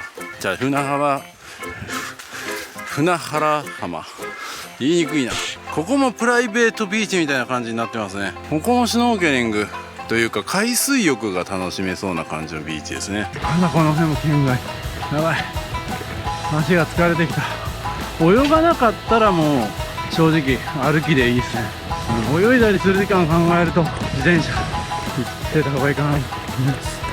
さあ僕はちょっとね若干時間ロスしたんで、あと昼ご飯食べた後にゆっくり過ぎました。戻ってきた。早速足入れ返して謝りに行って連絡に戻ってきまし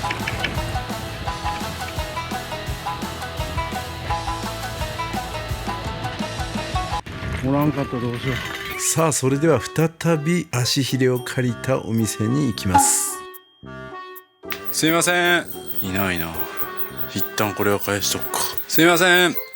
困ったな。ちょっと他の場所で聞くか。さあそれでは自転車を返しに行きます。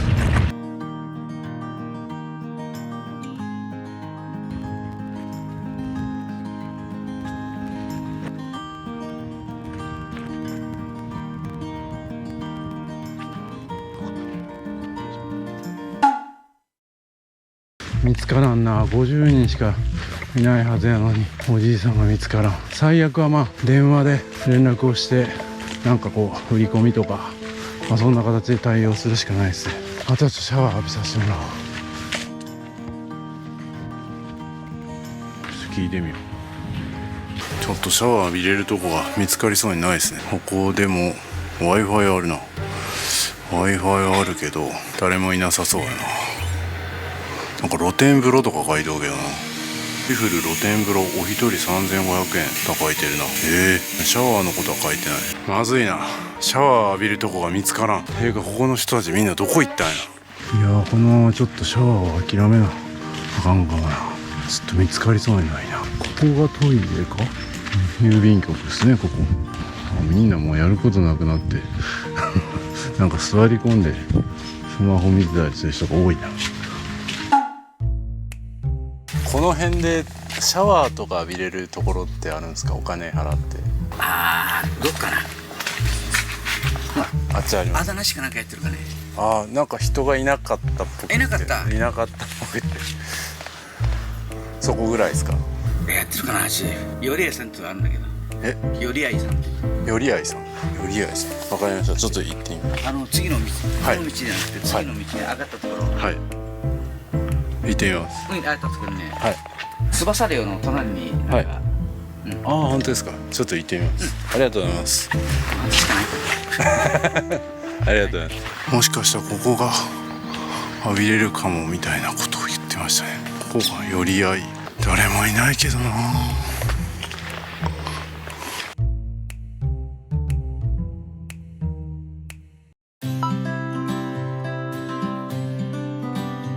ここら辺でシャワー浴びれるところってあります？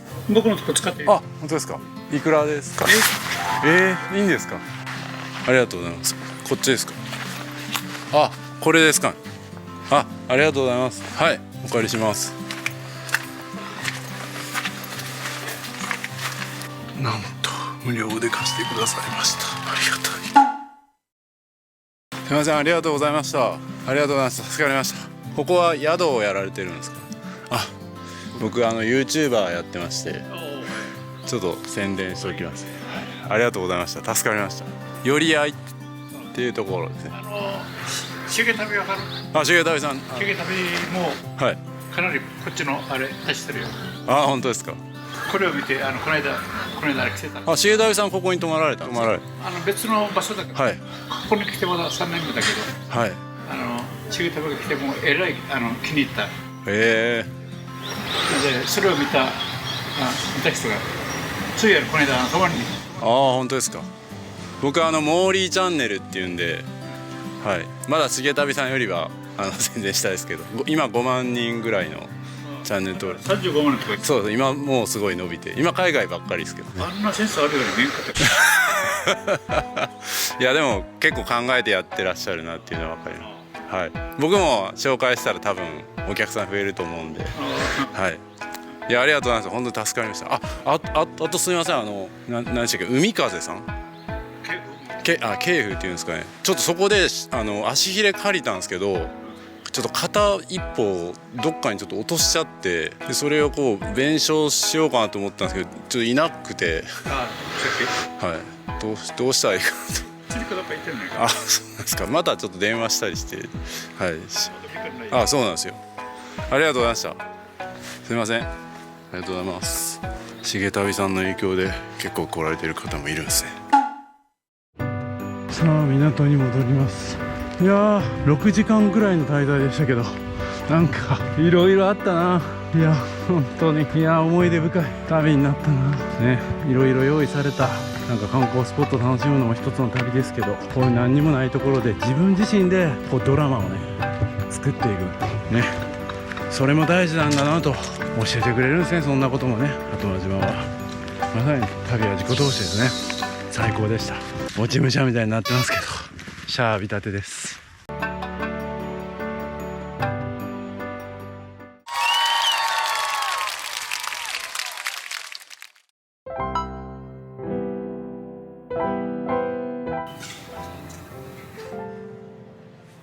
穏やかすぎる。船がやってきました。ここの水の透明度も半端ないですね。もう底が見えますね。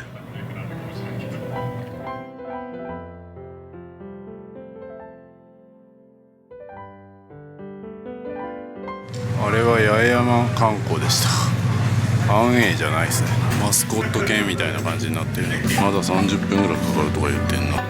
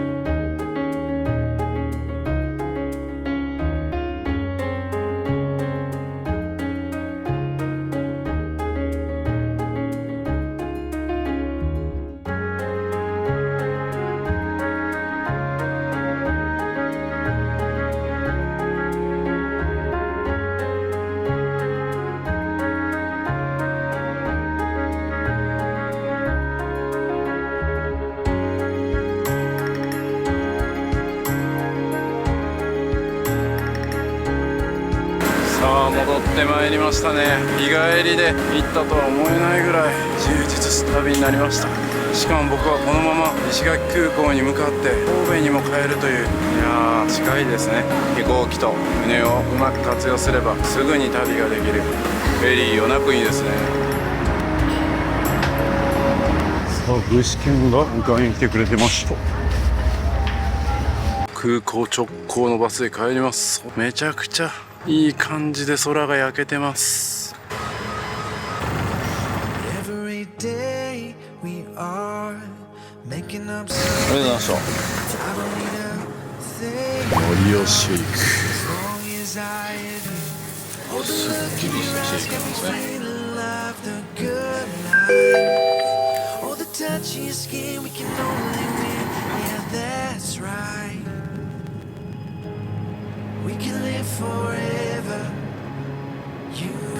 いやー、八重山諸島周遊合計13日間疲れましたけど最高すぎる旅でした。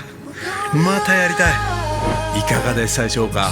本当に長時間の動画最後まで見ていただきありがとうございます。八重山諸島の旅、本当に充実した内容になっていたと思います。八重山諸島周遊の旅をするのにね、フェリーも結構複雑ですし、グルメなんかもどれを選んでいいのかわからなくなるので、ぜひ参考にしていただければと思います。全部の島を回らなくてもね、どれか一つの島を巡るだけでもかなり思い出深くなりますので、ぜひ何度も動画を見返していただいて参考にしていただければと思います。このような動画をまた出してほしいと思ったら、ぜひいいね、コメントよろしくお願いいたします。メンバーシップではここでは言えない裏話など公開中ですので、ぜひご覧くださいませ。 LINE 登録でお得な情報を配信いたします。登録お願いします。僕と一緒に仕事したい方はぜひ気軽にメッセージください。詳しくは概要欄をご覧ください。人気のキルリュック、モーリーショップで買えます。旅行にめちゃくちゃ便利です。皆さん旅行行くのにキルリュック使ってますか？これ今僕着てるんですけど、見てください。これパッと見そんななんか物入ってるように見えないですけど、実はめっちゃ物入ってます。財布はここに入ってますし、名刺、パスポート、イヤホンも必要ですね。急にスイッチやりたくなったら任天堂スイッチあります。で対戦したいなって言ったらもう1本入ってます。それ入れても薄いんです。そして鍵ね、車の鍵つけたりとか財布だったりとかも入れることができます。財布何個入れんねんって話ですけどね。そして外側にももちろんポケットが2つついておりまして、除菌シートだったりとかも入れれますし、なんと後ろにですねペットボトルもですねもう入れることができるんですよ。これだけでもめっちゃ入れやんって思うけど、なんとこの後ろにですねパソコンまでで、これだけ物が入ったらもう旅行先でご飯食べに出かけよう、でもスイッチやりたいかもしれんし、仕事ももしかしたら入るかもしれん、喉も渇くかもしれんみたいな、そんな心配性なあなたでも全部入れていけます。リュックとか背負ったらスリにあったり怖いじゃないですか。キルリュック、旅行する人には絶対必須です。旅は自己投資。キルリュックベストの新作キルリュック2も出ました。ここにはポケット追加されまして、さらにサイドファスナーだったりとか隠しポケットも追加になってめちゃくちゃパワーアップしてます。肩幅も細くなって女性の方でも着やすくなってます。ブラックとネイビーどちらが好きな方をどうぞ。旅は自己投資。僕のことをもっと知りたい方はサブチャンネルをチェックをお願いいたします。